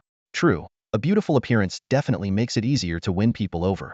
Meanwhile, Wang Chen's team stepped onto the stage with calm composure. The referee, his expression serious, clearly hoped that the last remaining team from Longhua could secure a victory. "Both sides, prepare yourselves. 30 seconds until the match begins," he announced. The crowd buzzed with lively discussion. "This is going to be interesting. On one side, we have the mutated slime, and on the other, a druid team that specializes in life sharing. The elves definitely won't give Wang Chen any chances this time. Rumor has it they've already figured out how to counter the slime. Come on, don't be so pessimistic. I still believe in Wang Chen. Didn't the same thing happen before? And didn't he prove everyone wrong?" Unlike the divided opinions of the Longhua audience, the elven spectators were unanimously confident that the Shenlong Academy team was destined to lose. On the platform, the elves greeted their opponents with polite applause, their faces adorned with faint, mocking smiles. Both sides took their positions, awaiting the signal to begin. "Life sharing is indeed troublesome. It practically makes focused attacks useless," Meng Yongsheng muttered under his breath. "With Wang Chen here, we're going to win for sure," Xin Miao replied with unwavering faith. Her confidence in Wang Chen seemed to uplift the spirits of the entire team. Wang Chen, calm and composed as ever, exuded a steady demeanor that instilled trust in his teammates. As Wang Chen observed the elves' strikingly handsome faces, his mind worked methodically. The life-sharing secret technique was undeniably a headache, especially when paired with the druid's already formidable sustainability. Defeating them would require one of 2 options. Either eliminate all 7 of them in a single strike or drag the fight out until the secret technique's duration ended. Fortunately, Wang Chen already had a plan. When the countdown ended, a small blue slime appeared on Wang Chen's shoulder right on cue, instantly drawing the attention of the entire arena. The audience hadn't forgotten the shocking moment when it devoured the orc. Beast Tamers in the crowd strained to discern its true rank, but all the information displayed on their panels was a simple label: ordinary beast. How could that possibly be an ordinary beast? It must have a hidden bloodline. At the very least, it's a tier 9 source beast. No, it's probably a tier 3 divine beast. However, what dampened the spirits of the Longhua audience was the sight of the elves' reaction. Instead of showing any fear or hesitation upon seeing the slime, they smirked with an air of absolute confidence. "You're Wang Chen, right?" The lead elf, a young man with an arrogant smirk, spoke disdainfully. "If that slime is your trump card, I'm afraid to tell you don't stand a chance against us." 5 seconds left, the referee announced loudly. Both teams immediately entered battle-ready mode. Lias, the captain of Avalon Academy, gracefully tucked her golden hair behind her ear, her gaze settling on the opponent's jelly-like little slime. A confident smile played on her lips. The match began. 5 seconds passed in an instant. Wang Chen suddenly issued a command that left the entire audience stunned. Everyone, including your beast companions, charge at full speed. My beast companion will lead the way. Remember, no matter what happens, don't stop focus on attacking the nearest target. As soon as his words fell, Meng Yongxing dashed forward like an arrow loosed from a bow, wielding a long sword as he charged toward the Avalon Academy formation. Feng Yurong followed closely behind, his Dragon Blood War rider unleashing a ferocious Dragon Fury charge, aiming directly at the opposing front line. Xin Miao directed hundreds of various robots into the air assault bots, Gatling bots, self-destruct units, Chaser Saul charging forward in a spectacular display. Even Huang Di unleashed 2 Source Beast-level companions to join the charge. Chao Wenbin, a 3-turn archmage, remained stationary but wielded his staff with precision, launching massive fireballs like meteors toward the opposing formation. Meanwhile, Xiaozi, the adorable little slime, let out a loud guji as it bounced to the forefront of the team. Its tiny black bead eyes gleamed with determination as it charged toward the enemy. Faced with the ferocious onslaught from Xinlong Academy, the elven team quickly assumed a defensive posture. 2 druids instantly transformed into bear spirits, their muscles swelling and tearing through their shirts as their arms grew dark fur and razor-sharp claws. They unleashed a series of defensive skills: Bear Spirit Barrier, Frenzied Resolve, Wild Hide, and Steel Fortification, constructing an impenetrable defense. Another druid, focused on offense, transformed into an eagle spirit and soared into the sky, his sharp eyes locking onto Wang Chen in the backline. Using a telepathic communication spell, he reported to his captain, "Captain, that guy hasn't moved at all, still standing in the same spot." Lias responded calmly, "That's fine. His strongest beast companion is already in play. Once we take care of his beast and teammates, he won't be able to turn the tide on his own." She showed no hurry to activate the life-sharing secret art, clearly waiting for the perfect moment. By now, the tiny slime had reached the 2 bear spirit druids. The druids exchanged a knowing glance and simultaneously pulled out magical orbs, slamming them down onto Xiaozi. The orbs radiated a dazzling light, and upon impact with Xiaozi, they erupted into a blinding flash. When the light faded, Xiaozi found itself trapped inside a dark cage with only faint beams of light seeping in. It didn't struggle but instead obeyed its master's instructions, staying still as it probed the opponent's hidden cards. Outside, the slime's sudden disappearance caused an uproar. The Dragon Kingdom's audience wore expressions of despair, while the elven spectators began to celebrate. The Demon Empire's audience and competitors shook their heads dismissively, certain that Xinlong Academy had no chance of a comeback. However, when the Elven Academy's headmaster turned to gauge He Fuan's reaction, he was shocked to find that He Fuan still wore a calm smile, showing no sign of disappointment. This sight left the headmaster deeply puzzled. The headmaster of Avalon Academy furrowed his brows in confusion. Their most powerful slime beast pet had already been confined by the spatial divine orb, yet He Fuan still carried a smile on his face. This unusual reaction aroused his suspicion. On the arena stage, Riaz, the team captain, smirked slightly. The spatial divine orb, an SSDR artifact, could banish any living creature it touched to a special prison space for 30 minutes. This meant the opponent's trump card was completely neutralized. Earlier, after the orc team was devoured by the slime, the academies of the elves, vampires, and the Demon Empire had convened to devise a strategy. That slime was not only astonishingly defensive, but also possessed terrifying devouring and decomposition abilities. Several orcs above level 90 were disintegrated in an instant, without any chance to resist. Other beast pets, when devoured, could at least put up some sort of fight. But this blue slime left no room for struggle. This forced the Elven Empire to deploy their SSDR spatial divine orb to isolate it. Now, it was Avalon Academy's turn to strike back. Riaz raised her staff high, surrounded by black mandrake petals. This was her dark priest form, capable of inflicting poison, paralysis, and other debilitating effects on her enemies. Meng Yongsheng and his team followed Wang Chen's instructions and engaged Avalon Academy's frontline. However, this time, their assault was no longer unstoppable. Instead, they were firmly held back by 2 druid bear spirit forms. The level gap was simply too wide. Meng Yongsheng and his teammates were only level 80, while the opponents were mostly above level 90, with their captain, Riaz, at level 99. Despite being provincial champions, Meng Yongsheng's team struggled to break through the defensive line. "Attack! End this inelegant match!" Riaz's icy voice rang out. For the Proud Elves, having to use an SSDR artifact against a team with such a significant level disparity was indeed a blow to their pride. 7 elves unleashed their formidable power, led by the 2 bear spirit druids, charging fiercely toward Meng Yongsheng and his team. "Fall back to me." Wang Chen's voice remained calm as ever. Despite the slime beast pet being imprisoned, he showed no trace of panic. Clenching their teeth, Meng Yongsheng and his team fended off incoming magical attacks while retreating swiftly toward Wang Chen. The audience watched the scene unfold with composed expressions. Most had little hope for the Xinlong Academy team, and the events on the stage were entirely within expectations. For the spectators from Longhua, however, the mood was heavy. Once again, they were stopped short of the semifinals, leaving the championship to be contested among the other races. As the host nation, only securing a spot in the top 4 felt both frustrating and laughable.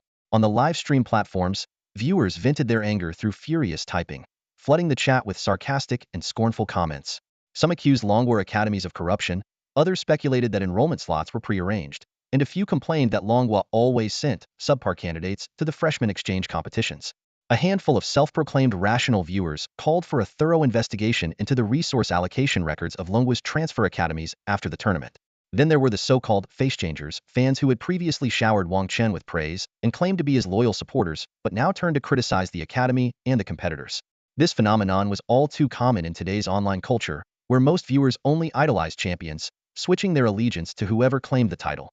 The world outside was filled with noise and chaos, with voices of criticism, disdain, and mockery constantly directed at Wang Chen's team.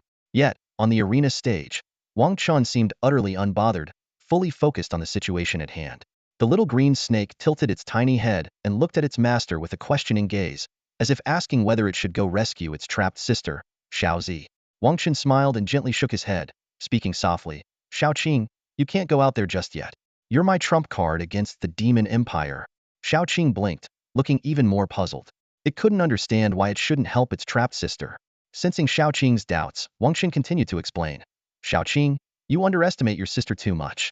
Do you really think a mere SS-grade artifact could trap the cosmic-level divine beast known as the Devourer? As he spoke, Wang Chen's pupils grew dark and profound, as if holding countless secrets. He recalled the records from the top-level library of Xinlong Academy and began to recount, the Devourer, capable of consuming all things. This isn't just an empty boast. Wang Chen briefly described the terrifying power of the Devourer. It had once swallowed an entire supercontinent in a single gulp, along with all the life and resources upon it. That scene, captured by the Nine Skies radar, revealed a massive black hole hovering over the planet's Surfacia presence so vast it dwarfed the supercontinent itself, transcending the boundaries of what could be considered a divine beast. Although Xiaozi hasn't reached maturity and her bloodline isn't fully awakened, dealing with this situation is still a simple matter for her, Wang Chen said confidently. The command I gave her is straightforward: devour. Consume the entire prison space that's holding you. He explained that doing so would effectively devour an SS-grade artifact treasure of the Elven Empire, which would undoubtedly grant Xiaozi additional attribute boosts.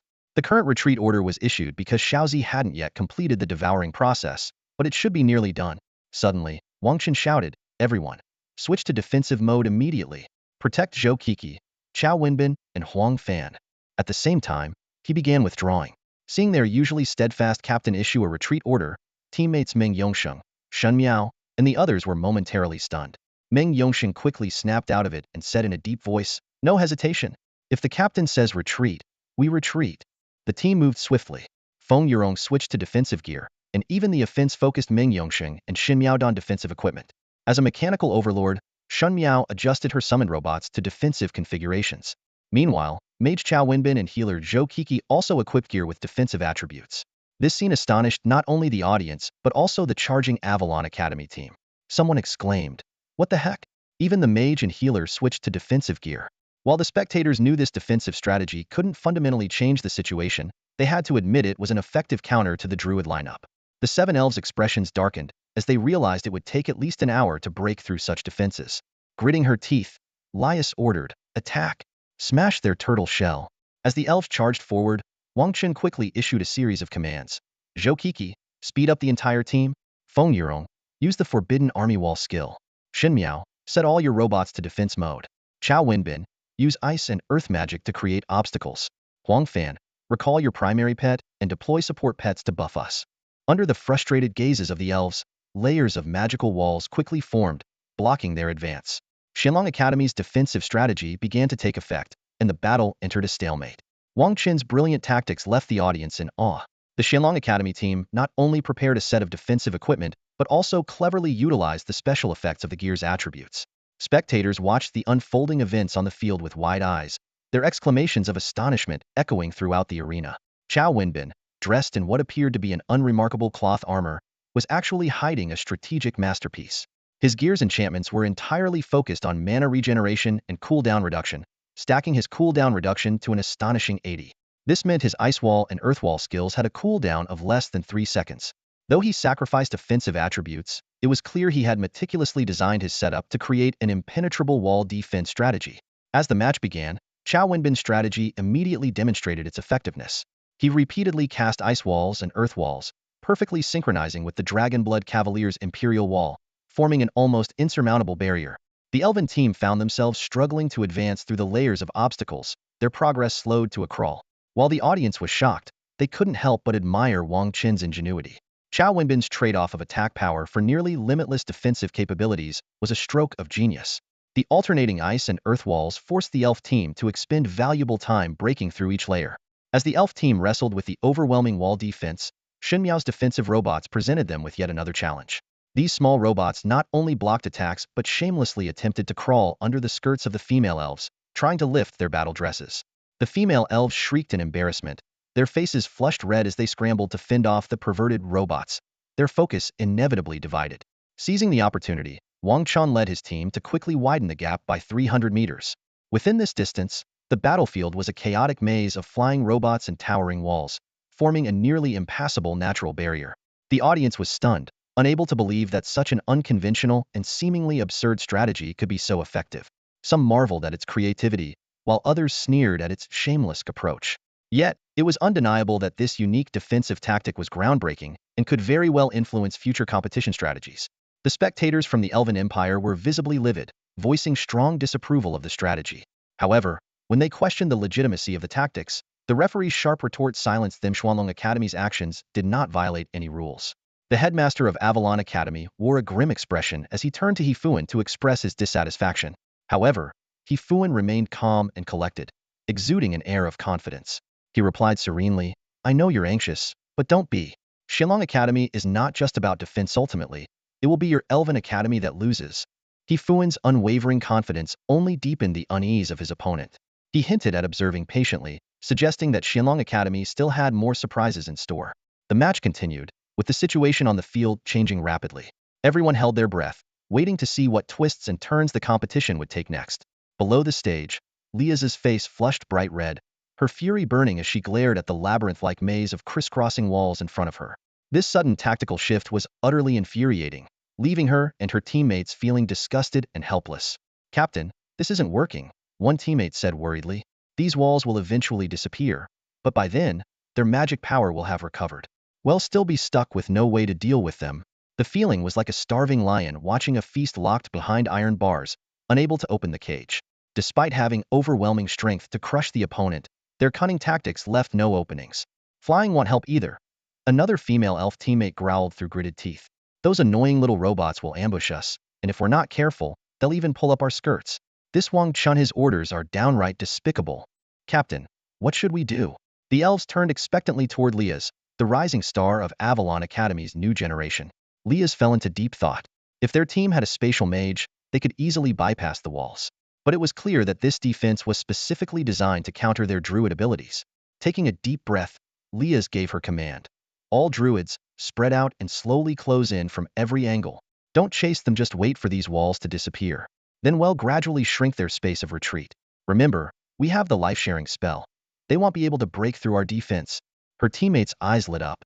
This strategy, while slow, was solid and effective. With Lias' order, the 7 druids swiftly dispersed, forming a net that tightened with every passing moment. On the other side, Wang Chen calmly watched the elven team steadily closing in. "Captain, what should we do?" Xin Miao asked anxiously. "In less than 5 minutes, they'll break through. We've got nowhere left to retreat." "Wait," Wang Chen said, uttering just one word. "Wait." The group looked at him in confusion. "But isn't that just waiting to lose?" Wang Chen smiled faintly. "What I mean is, wait for them to lose." Time ticked by second, and the Avalon Academy team gradually formed an increasingly tight encirclement. The alien spectators in the stands burst into laughter, convinced that this turtle shell tactic couldn't possibly hold out on such a limited battlefield. When the last magical wall finally crumbled and disappeared, the distance between the two teams was reduced to less than 50 meters. Lias glared at Wang Chen, her voice cold and sharp. "Even if you surrender now, They'll still make sure you pay for mocking us like this. Wang Chen, however, simply smiled. Miss Liaz, I sincerely apologize for any offense. But are you so sure you've already won? Ha ha ha. The elves erupted into mocking laughter. Do you think we're going to run away or something? Wang Chen pointed behind them. If you don't believe me, you might want to take a look behind you. Liaz responded warily. We're not falling for that. Everyone knows how sly you humans are trying to distract us. Before she could finish, a faint cracking sound suddenly came from behind them. The sound of space fracturing was faint, yet it was unmistakably audible through the magically amplified speakers that filled the arena. Gasps erupted from the audience, and even the Avalon Academy team, which had just encircled the Shinlong Academy team, suddenly grew alert. Avalon Academy's captain, Lias, bit down on her silver teeth as unease washed over her. A sense of danger surged through her mind, and she immediately shouted, "Watch your backs!" Almost simultaneously, an excited elven spectator in the stands couldn't help but yell out a warning. But the caution came too late. As elite students trained by the top academies, the Avalon team members had razor-sharp battle instincts. The moment they heard the sound of fracturing space, they decisively abandoned their encirclement of Shinlong Academy. 7 figures sprang back like arrows released from a bowstring, their feet barely touching the ground. In mere moments, they regrouped and formed a tight defensive formation. Their precision and discipline were nothing short of remarkable. However, when their eyes fell on the scene unfolding behind them, a collective gasp escaped their lips. At the spot where the earlier clash had taken place, a faint spatial fissure had quietly appeared. It was through this rift that the previously imprisoned slime had managed to escape from the space god orb. The purple, gelatinous creature was now oozing out of the crack like liquid. Duong. The slime landed on the ground, bouncing slightly like a piece of jelly. Its button-like eyes blinked a few times before it fixated on Wang Chen. In a childish, cheerful voice, it called out, "Master. So yummy." Wang Chen smiled and replied, "Glad you enjoyed it, but we've got work to do first. After the match, I'll get you more treats." So yummy. The little slime's eyes sparkled like purple gemstones, brimming with excitement and anticipation. Under the bewildered and uneasy gazes of the crowd, the small slime turned around and locked its gaze on the 7 elves. The targeted elves wore expressions of shock and dread. Wait, wasn't it said that the SS-grade space god orb could trap it for at least half an hour? It's only been a few minutes. You're asking me? Who am I supposed to ask? How would I know? Damn it, we're screwed. Our entire strategy relied on sealing that cursed slime. Now that it's free, how are we supposed to win? Except for Lias, the other 6 elves were visibly panicking. Their earlier composure and confidence had completely crumbled. They had believed they possessed the ultimate countermeasure against the slime, only to discover that the SS-grade artifact could hold it for mere minutes. Enough. Stop panicking. Focus on defense. The match isn't over yet, and we're not giving up. Lias barked, her jaw clenched, her face resolute. As the team captain, she couldn't afford to show even a hint of fear. In the stands, the elven spectators and Avalon Academy's headmaster seated in the VIP section were left utterly speechless, their shock palpable. However, there was no time for anyone to remain stunned. The little slime, now affectionately referred to as Xiaozi, began to stretch its body like malleable clay before compressing itself tightly. In the blink of an eye, it launched itself like a purple cannonball straight at the Avalon team. It's gonna eat something yummy. Boom. Xiaozi's explosive charge erupted with incredible force. Despite its small size, the power it unleashed was nothing short of astonishing. The sheer destructive force unleashed was enough to create a crater in the arena's surface. The dull, thunderous boom that echoed through the air carried a terrifying power, leaving everyone in awe. The little slime shot out with astonishing speed, leaving behind streaks of blue and purple afterimages in the eyes of the spectators, forming a trail of icy blue light. Its speed was so extreme that it resembled a blazing blue-purple comet streaking across the sky, hurtling directly toward the elven team 200 meters away. This tiny slime, barely capable of coherent speech, erupted with such an overwhelming presence that it left everyone at the scene stunned. At the front of the elven formation, 2 frontline druids braced themselves for impact, gritting their teeth and preparing to fight with all their might. They had witnessed firsthand the devastation this little slime had caused to the orc team earlier. The support druid had already transformed into a flower spirit, abandoning any concerns about conserving mana and continuously casting enhancement buffs on all teammates. At this moment, survival was the most pressing priority. With a resounding thud, the little slime crashed violently into the shield of a bear spirit druid. A pained cry immediately followed as the burly bear spirit druid was sent flying as though struck by a wrecking ball. His feet left the ground, and he was hurled backward, slamming heavily into another bear spirit druid behind him. The second bear spirit druid was utterly dumbfounded. He could never have imagined that a slime no larger than a soccer ball could knock his companion into the air. Cumbersome in his bear form, he had no time to react and could only watch in shock as his teammate, like a cannonball, barreled toward him with residual force, crashing into him with tremendous impact. Boom! A terrifying force struck the bear spirit druids like a sledgehammer.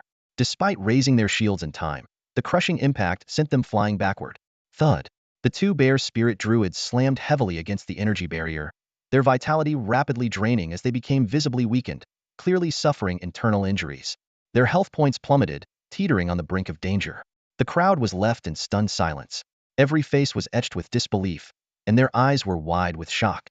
The seemingly impenetrable bear spirit defense had just been shattered by a mere headbutt from a tiny slime? No way. Is this real? Look, Wang Chen even buffed the slime. Even with buffs, it shouldn't be possible without insanely high base stats. That slime doesn't even look high-level. This is insane. It's definitely not an ordinary beast.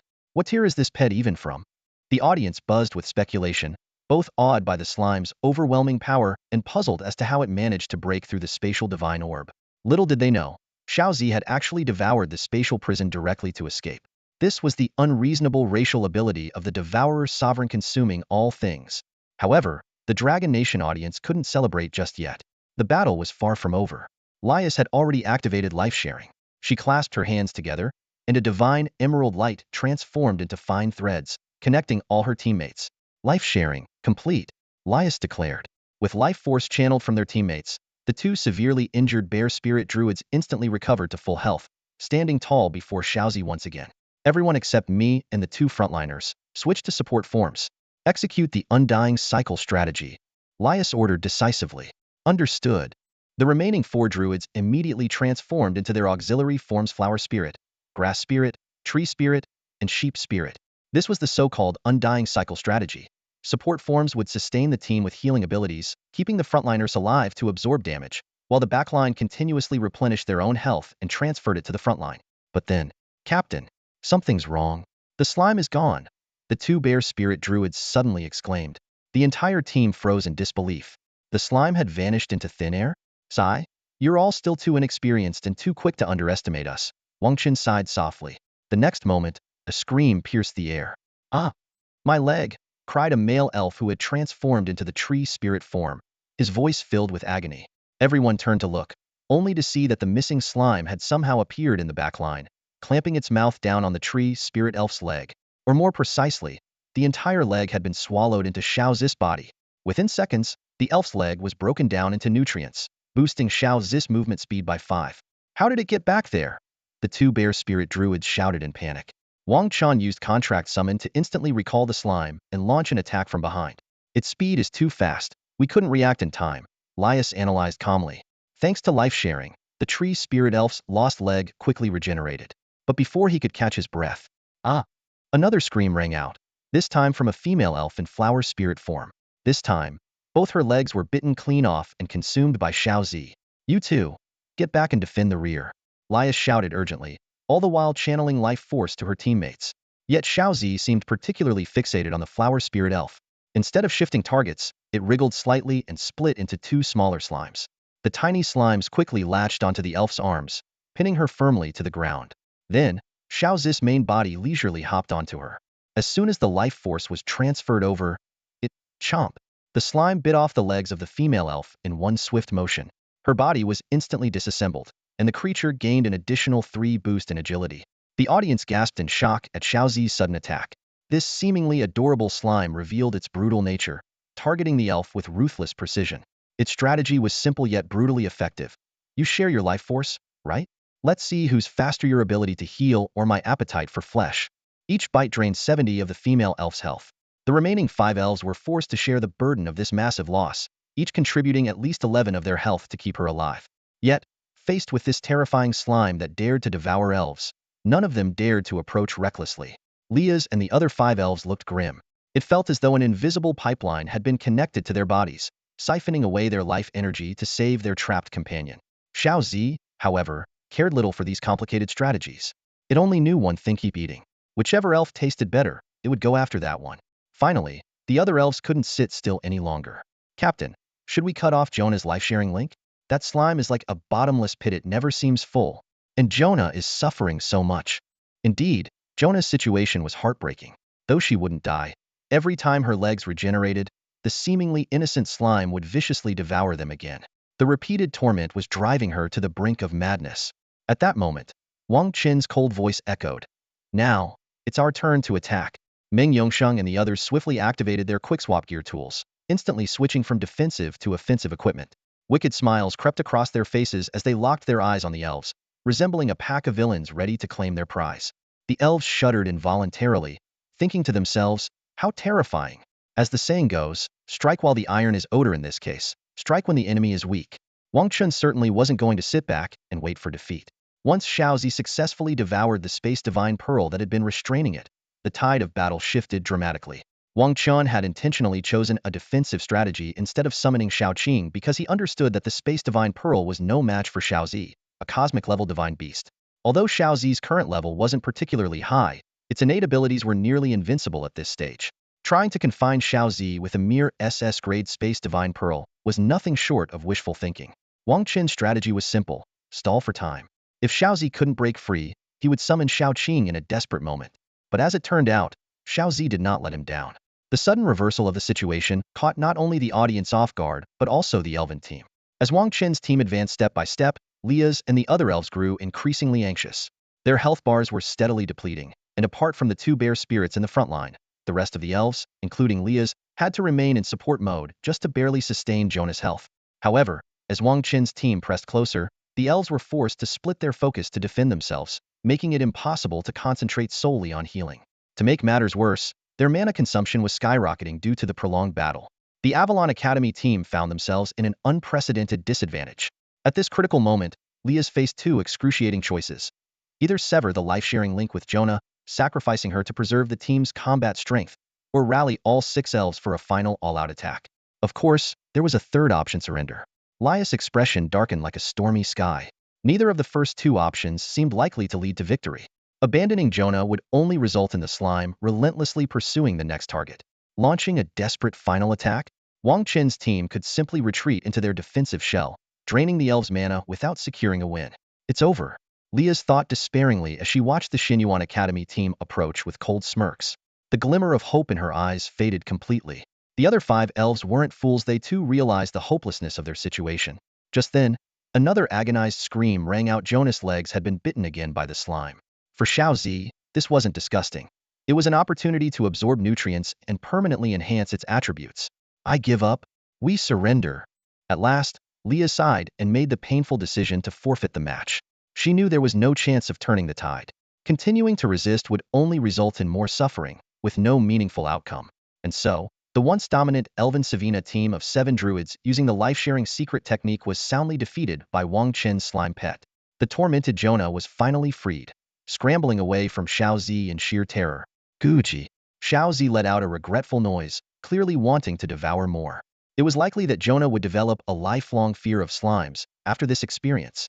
The non-human spectators in the arena struggled to accept the outcome. Damn it. If only the Space Divine Pearl had lasted another minute or two, the elf team would have won.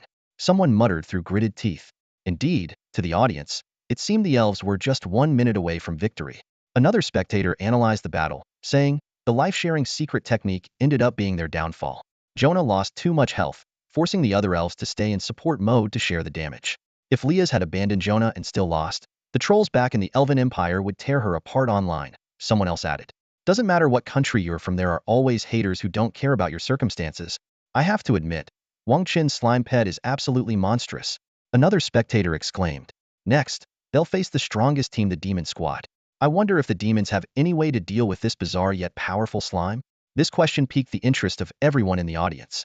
After all, the Avalon Academy's Space Divine Pearl could barely hold the slime for a few minutes.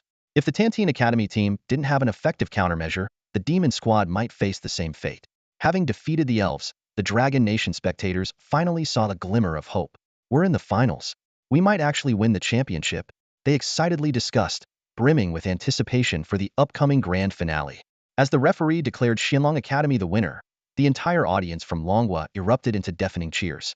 This underdog team, initially dismissed by many, had defied all odds to break through the ranks and secure a spot in the championship finals, making them the undisputed dark horse of the year. The crowd buzzed with excitement. They've got a real chance. Come on, Xianlong Academy. It's all thanks to Wang Chen. Without his beast companion, it would have been tough for Xianlong to win this year. True, without Wang Chen, the Longhua team probably wouldn't have even made it to the quarterfinals. At this moment, the Longhua audience came to terms with the reality. Despite their initial skepticism toward Xianlong Academy, they now found themselves united against a common rival. While Mosteed's academy was undeniably strong and Wei Kaiyuan was indeed impressive, he was still no match for Wang Chen. If Wei Kaiyuan were leading the team against Avalon Academy, Mosteed's would undoubtedly lose. The life-sharing secret technique was a natural counter to an assassin lineup, leaving Wei Kaiyuan, no matter how skilled, unable to fully exert his strength without eliminating opponents in an instant. Meanwhile, the elven spectators sat in silence, their earlier smug confidence completely dissipated. Longhua fans, however, seized the moment to retaliate. Didn't you elves claim you could crush our Longhua Academy teams with ease? Why so quiet now? Haha, look at them now, can't even crack a smile. What an embarrassment. As the Longhua audience reveled in their comeback, the demon spectators sneered and chimed in. Don't get too cocky, humans. You haven't won the championship yet. When we demons crush you later, you'll have nowhere to hide your tears. The Longhua fans, brimming with confidence, fired back without hesitation. Oh, please. With your 7 muscle heads and no brains? You couldn't even make the elves use their spatial divine orb. What tricks do you have left? One word. Prepare to lose. After the match, the Xianlong Academy team returned to the resting area, their faces a mix of excitement from advancing and a hint of reflection. Meng Yongxing sighed. Once again, the captain carried us. Feels like we've been coasting the whole time. Shen Miao agreed. Yeah, Brother Chin's slime is just way too powerful. Wang Chen shook his head and said, that's not fair. Without you switching to defensive gear to hold the line and buy time, we wouldn't have won so easily. Feng Yurong chimed in, Brother Chen. Is it time to let your little green snake take the stage for the final match? Wang Chen nodded, his gaze firming with determination. Yes, I've been planning for Xiao Qing to take the spotlight. In this final showdown, I want to crush them from start to finish. Leave no chance for these demons. Let them know that Longhua is not to be trifled with. The team members, fired up by his words, responded enthusiastically. Yes, for the final match, we'll crush them. As the championship match approached, the atmosphere in the arena reached a fever pitch. To ensure the players were in peak condition, the organizers announced a 3-hour break. During this time, the restless audience went to grab lunch to pass the time, while Wang Chen and his team also took the opportunity to refuel. 3 hours later, both teams confidently stepped onto the stage.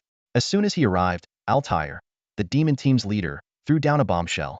Wang Chen, for this match, we are staking the honor of the Demon Empire and challenging Xianlong Academy to a deathmatch mode. Do you dare accept? The arena erupted. A deathmatch again. No one had expected the demon team to propose such an audacious challenge in the finals. Wang Chen calmly turned to his teammates. Meng Yongsheng, Shen Miao, and the others nodded without hesitation. They had unwavering faith in Wang Chen and were confident they wouldn't lose, even in a deathmatch. With a sweeping gesture, Wang Chen declared fearlessly, fine. Xianlong Academy accepts your deathmatch challenge. The crowd exploded into thunderous cheers once more. At the head table, Principal He Fuan of Xianlong Academy exchanged a glance with the principal of Mosteed's Academy, both of their eyes gleaming with competitive fire. Clearly, this ultimate showdown, steeped in the gravity of a deathmatch, had their silent approval. This year's interspecies freshman exchange tournament is undoubtedly the bloodiest in its history. What was originally a competition centered on fostering camaraderie and friendly rivalry has already witnessed 2 deadly showdowns. First, the team from Xianlong Academy engaged in a life-or-death battle with the Beast King Court, utterly annihilating 5 arrogant orcs. Now, in the highly anticipated grand finals, the Demon Empire has boldly initiated another death duel. The atmosphere on both sides of the arena had reached a fever pitch. The Demon Empire spectators were frenzied, chanting in unison, demons, fight on. Their faces were alight with fervor, their eyes gleaming with a maniacal intensity. Much like the orcs, the demons adhered to a survival-of-thefitist philosophy, believing the strong had every right to dominate the weak. Altair's decision to initiate the death duel had instantly earned him the wild, thunderous support of every demon in the crowd. Meanwhile, other non-human spectators showed little inclination to back the humans, with many even switching sides to cheer for the Demon Empire. Yet, despite this, the home field advantage ensured that the Dragon Nation's supporters were no less vocal. Cries of Xianlong, let's go, echoed across the stadium, deafening and relentless. Not a single Dragon Nation citizen wanted to see Xianlong Academy fall in this battle, one that carried both life and death stakes and the weight of national pride. Amid the clashing roars of the audience, Altair turned to his teammates and issued a cold, commanding order. The moment the match begins, charge together. This command was immediately picked up by the Dragon Nation spectators. What was supposed to be a typical round of trash talk between opposing factions now turned into an opportunity for an even fiercer wave of mockery. Huh. Look at that. The oh-so-invincible Destroyer Demon is resorting to a group charge. Wasn't he the one who kept boasting about taking on 7 opponents at once? Altair, are you scared? Backing out of your solo act now? Huh? Don't tell me you're afraid of Wang Chen's slime, are you? The Dragon Nation crowd's sarcastic jeers struck a nerve with the demons, visibly rattling them. Even Altair, known for his arrogance, couldn't contain his fury. The stark contrast between his earlier overconfident demeanor and his current cautious strategy became fodder for relentless ridicule. Unlike Wang Chen, who remained composed in the face of taunts, Altair was clearly unable to keep his emotions in check. His fists clenched tightly as demonic markings spread across his face, turning him into a fearsome sight. Damn these humans. Just wait, I'll tear every single one of you from Shinlong Academy to pieces. At that moment, the referee raised his right hand and declared loudly, both sides, prepare. Countdown begins. 3, 2, 1. Finals, start. Charge with me. Kill every last one of these human scum. Altair bellowed as he surged forward, his 6 teammates immediately activating their bloodlines to transform into their demon forms and following close behind. In their transformed state, the demons' offensive and defensive capabilities were amplified, along with their movement speed, spellcasting speed, and attack speed traits that made the demon race a terrifying foe. In stark contrast to the demons' aggressive charge, Shinlong Academy, under Wang Chen's calm and precise direction, swiftly adopted a defensive formation. A colossal slime moved to the forefront, acting as an impenetrable wall of flesh. However, as soon as the demons spotted the slime's defensive position, all 7 of them exchanged knowing smirks. Without hesitation, they halted their charge and began chanting in unison. The 7 demons of Tanding Academy stood tall on the arena, their presence imposing. 2 heavily armored steel demons served as shield warriors. A vine-covered floral demon acted as the druid, 2 flame-wreathed fire demons took on the role of mages, and a blade demon wielding a sharp longsword was the swordsman. Leading them was the destruction demon Altair, who, as the team captain, had already undergone his 3rd transformation to become a martial saint. Suddenly, all 7 demons began chanting in unison, and a chilling wave of energy rippled across the arena. The audience held their breath, realizing that this was a meticulously prepared ultimate move. At that moment, an overwhelming dark will descended upon the stage, and a massive shadowy figure of a demon emerged behind the 7. This is bad. That's an ancient dark demon, someone in the Dragon Kingdom's audience exclaimed in shock. The term ancient often signified unparalleled power, and the appearance of the ancient dark demon immediately triggered a wave of ecstatic cheers from the demon spectators. I knew Altair and his team would have a countermeasure ready. The ancient dark demon will definitely suppress that slime. Get ready for the dark room, slime. The demon spectators were well aware of the dark demon's sealing abilities, a power their race took immense pride in. After witnessing the failure of the spatial orb from the Elven Empire, the Demon Empire had urgently deployed this higher-tier solution. Dark exile. Altair's cold voice rang out. The moment the words left his mouth, an infinite surge of dark power engulfed the slime entirely. Gurgle? A puzzled sound came from Xiaozi, but it was swiftly and completely consumed. With a swish, it vanished from the arena. Dark banishment.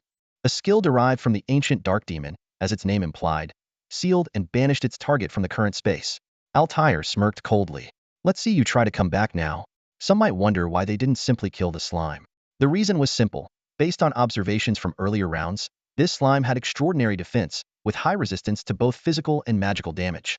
Coupled with the Beastmaster Wang Chen's ability to heal it at any time, killing it was nearly impossible. Even if they managed to succeed, their own team would be severely weakened, leaving them vulnerable to their opponents. Moreover, as a Beastmaster, Wang Chen could revive his beast companions, meaning all their efforts could be undone. Under these circumstances, sealing the slime was clearly the smarter choice. After successfully banishing the slime, Altair turned his cold gaze toward the Shinlong Academy team, who had already assumed a defensive formation, focusing particularly on Wang Chen. Seeing Wang Chen's calm and unflustered demeanor only fueled Altair's rage. Keep pretending. Just wait until I'm standing right in front of you. Let's see how long you can keep up the act. Having learned from the Elven Empire's mistakes, they would not let their guard down. This time, there would be no surprises. The slime would need at least 20 minutes to break free from its confinement. Brothers, time to charge. Altair led the charge, with the other 6 demons close behind. Even the floral demon, usually a support role, join the offensive. At this moment, Wang Chen finally spoke, his voice calm and steady. Everyone, scatter. Ming Yongsheng, Shun Miao, and the others hesitated for a moment but quickly followed the command, dispersing in all directions. This sudden change in formation left the audience in an uproar. Wide open. What are they doing? Have they given up, knowing they can't win? That can't be it. Look at Wang Chen's face, he doesn't look like someone who's given up. Speculation buzzed through the crowd. But for the demon team, it was an opportunity too good to pass up. Attack. While Altair found their behavior odd, he assumed it was a ploy to confuse them. However, he wasn't about to fall for it. With a flash, Altair and his teammates ignored the scattered Ming Yongsheng and the others, heading straight for Wang Chen. As long as they took down the Beast Master, the remaining humans would pose no real threat. In the blink of an eye, the ferocious demons closed in on Wang Chen. Wang Chen is doomed. The Dragon Kingdom audience shot to their feet in alarm, some too afraid to watch the likely brutal scene about to unfold. Facing the oncoming demons, Wang Chen finally smiled. "You've finally come, whom I've been holding back for a while. Come on out, Shao Qing. Come forth, Shao Qing." In the climactic final showdown, Wang Chen finally unveiled his trump card. A glowing summoning circle crackling with electric blue lightning gradually materialized before him, instantly igniting the fervor of the Dragon Kingdom's audience. At that moment, the 7 demons, led by Altair, had closed in to within 10 meters. The sight of the lightning-charged summoning circle caused Altair's expression to darken. He raised a hand, signaling his companions to halt their advance. The demons stood their ground, warily eyeing the circle with heightened vigilance. These were no reckless brutes. Their aggressive tactics in the previous rounds were calculated, each move underpinned by absolute confidence in victory. But now, facing an opponent with an enigmatic beast companion, they were on full alert. 2 seconds later, the summoning circle solidified and its radiance dimmed, revealing a creature that emerged with an air of Prydean elegant, emerald green serpent. "Wait, that's a Shao Qing python," the commentator exclaimed in shock. The audience erupted into a cacophony of astonishment. After the jaw-dropping performance of Wang Chen's slime companion earlier in the tournament, no one dared to underestimate even this seemingly ordinary Shao Qing python. Even the demon squad hesitated, their eyes fixed on the peculiar little serpent, unwilling to make a reckless move. Shao Qing scanned its surroundings with a calm yet commanding gaze before locking onto the group of demons ahead. Its golden, slit-pupiled eyes gleamed with an unsettling intensity, and its scales, far from the smooth texture of a common green snake, overlapped like layers of impenetrable armor. What captured everyone's attention most, however, was its bold demeanor. Shao Qing exuded not a trace of fear. Instead, it confidently slithered toward the demons. When it reached within 3 meters of the group, Shao Qing paused. Its golden eyes swept over the demons one by one, and an unmistakable look of disdain crossed its serpentine face. Then, with an audible hiss, it seemed to sneer. "Chirp? Is this all you've got?" Though the crowd couldn't understand Beast's speech, the mockery in Shao Qing's tone was palpable. "Enough. Charge, and tear that little beast into 8 pieces." Altair bellowed, unable to contain his fury any longer. Leading his 6 comrades, he launched another assault. As Altair's foot was about to strike the seemingly defenseless Shao Qing, an unexpected transformation unfolded. A dazzling blue-green light erupted from the serpent's body, intertwined with crackling lightning that roared like thunder. The sheer force of the spectacle was deafening. Within the storm of light and energy, Shao Qing's body began to expand at an astonishing rate. 1 second later, the light dissipated and what stood before the stunned crowd left them in utter disbelief. Towering over the battlefield was a massive serpent, its body shimmering with arcs of blue lightning. A pair of nascent dragon horns jutted faintly from its forehead, and its form radiated an unmistakable aura of dragonkind. Shao Qing had undergone a breathtaking transformation, awakening its latent bloodline. The signs of its evolution were undeniable, a clear indication that it was on the brink of ascending into a full-fledged, world-shaking Azure Dragon. That's all for today. Thank you so much for watching. I hope you guys enjoyed. If you wish to have another part of this recap, please give us at least 1,000 likes. Please don't forget to comment and subscribe to our channel for more content like this. Until next time.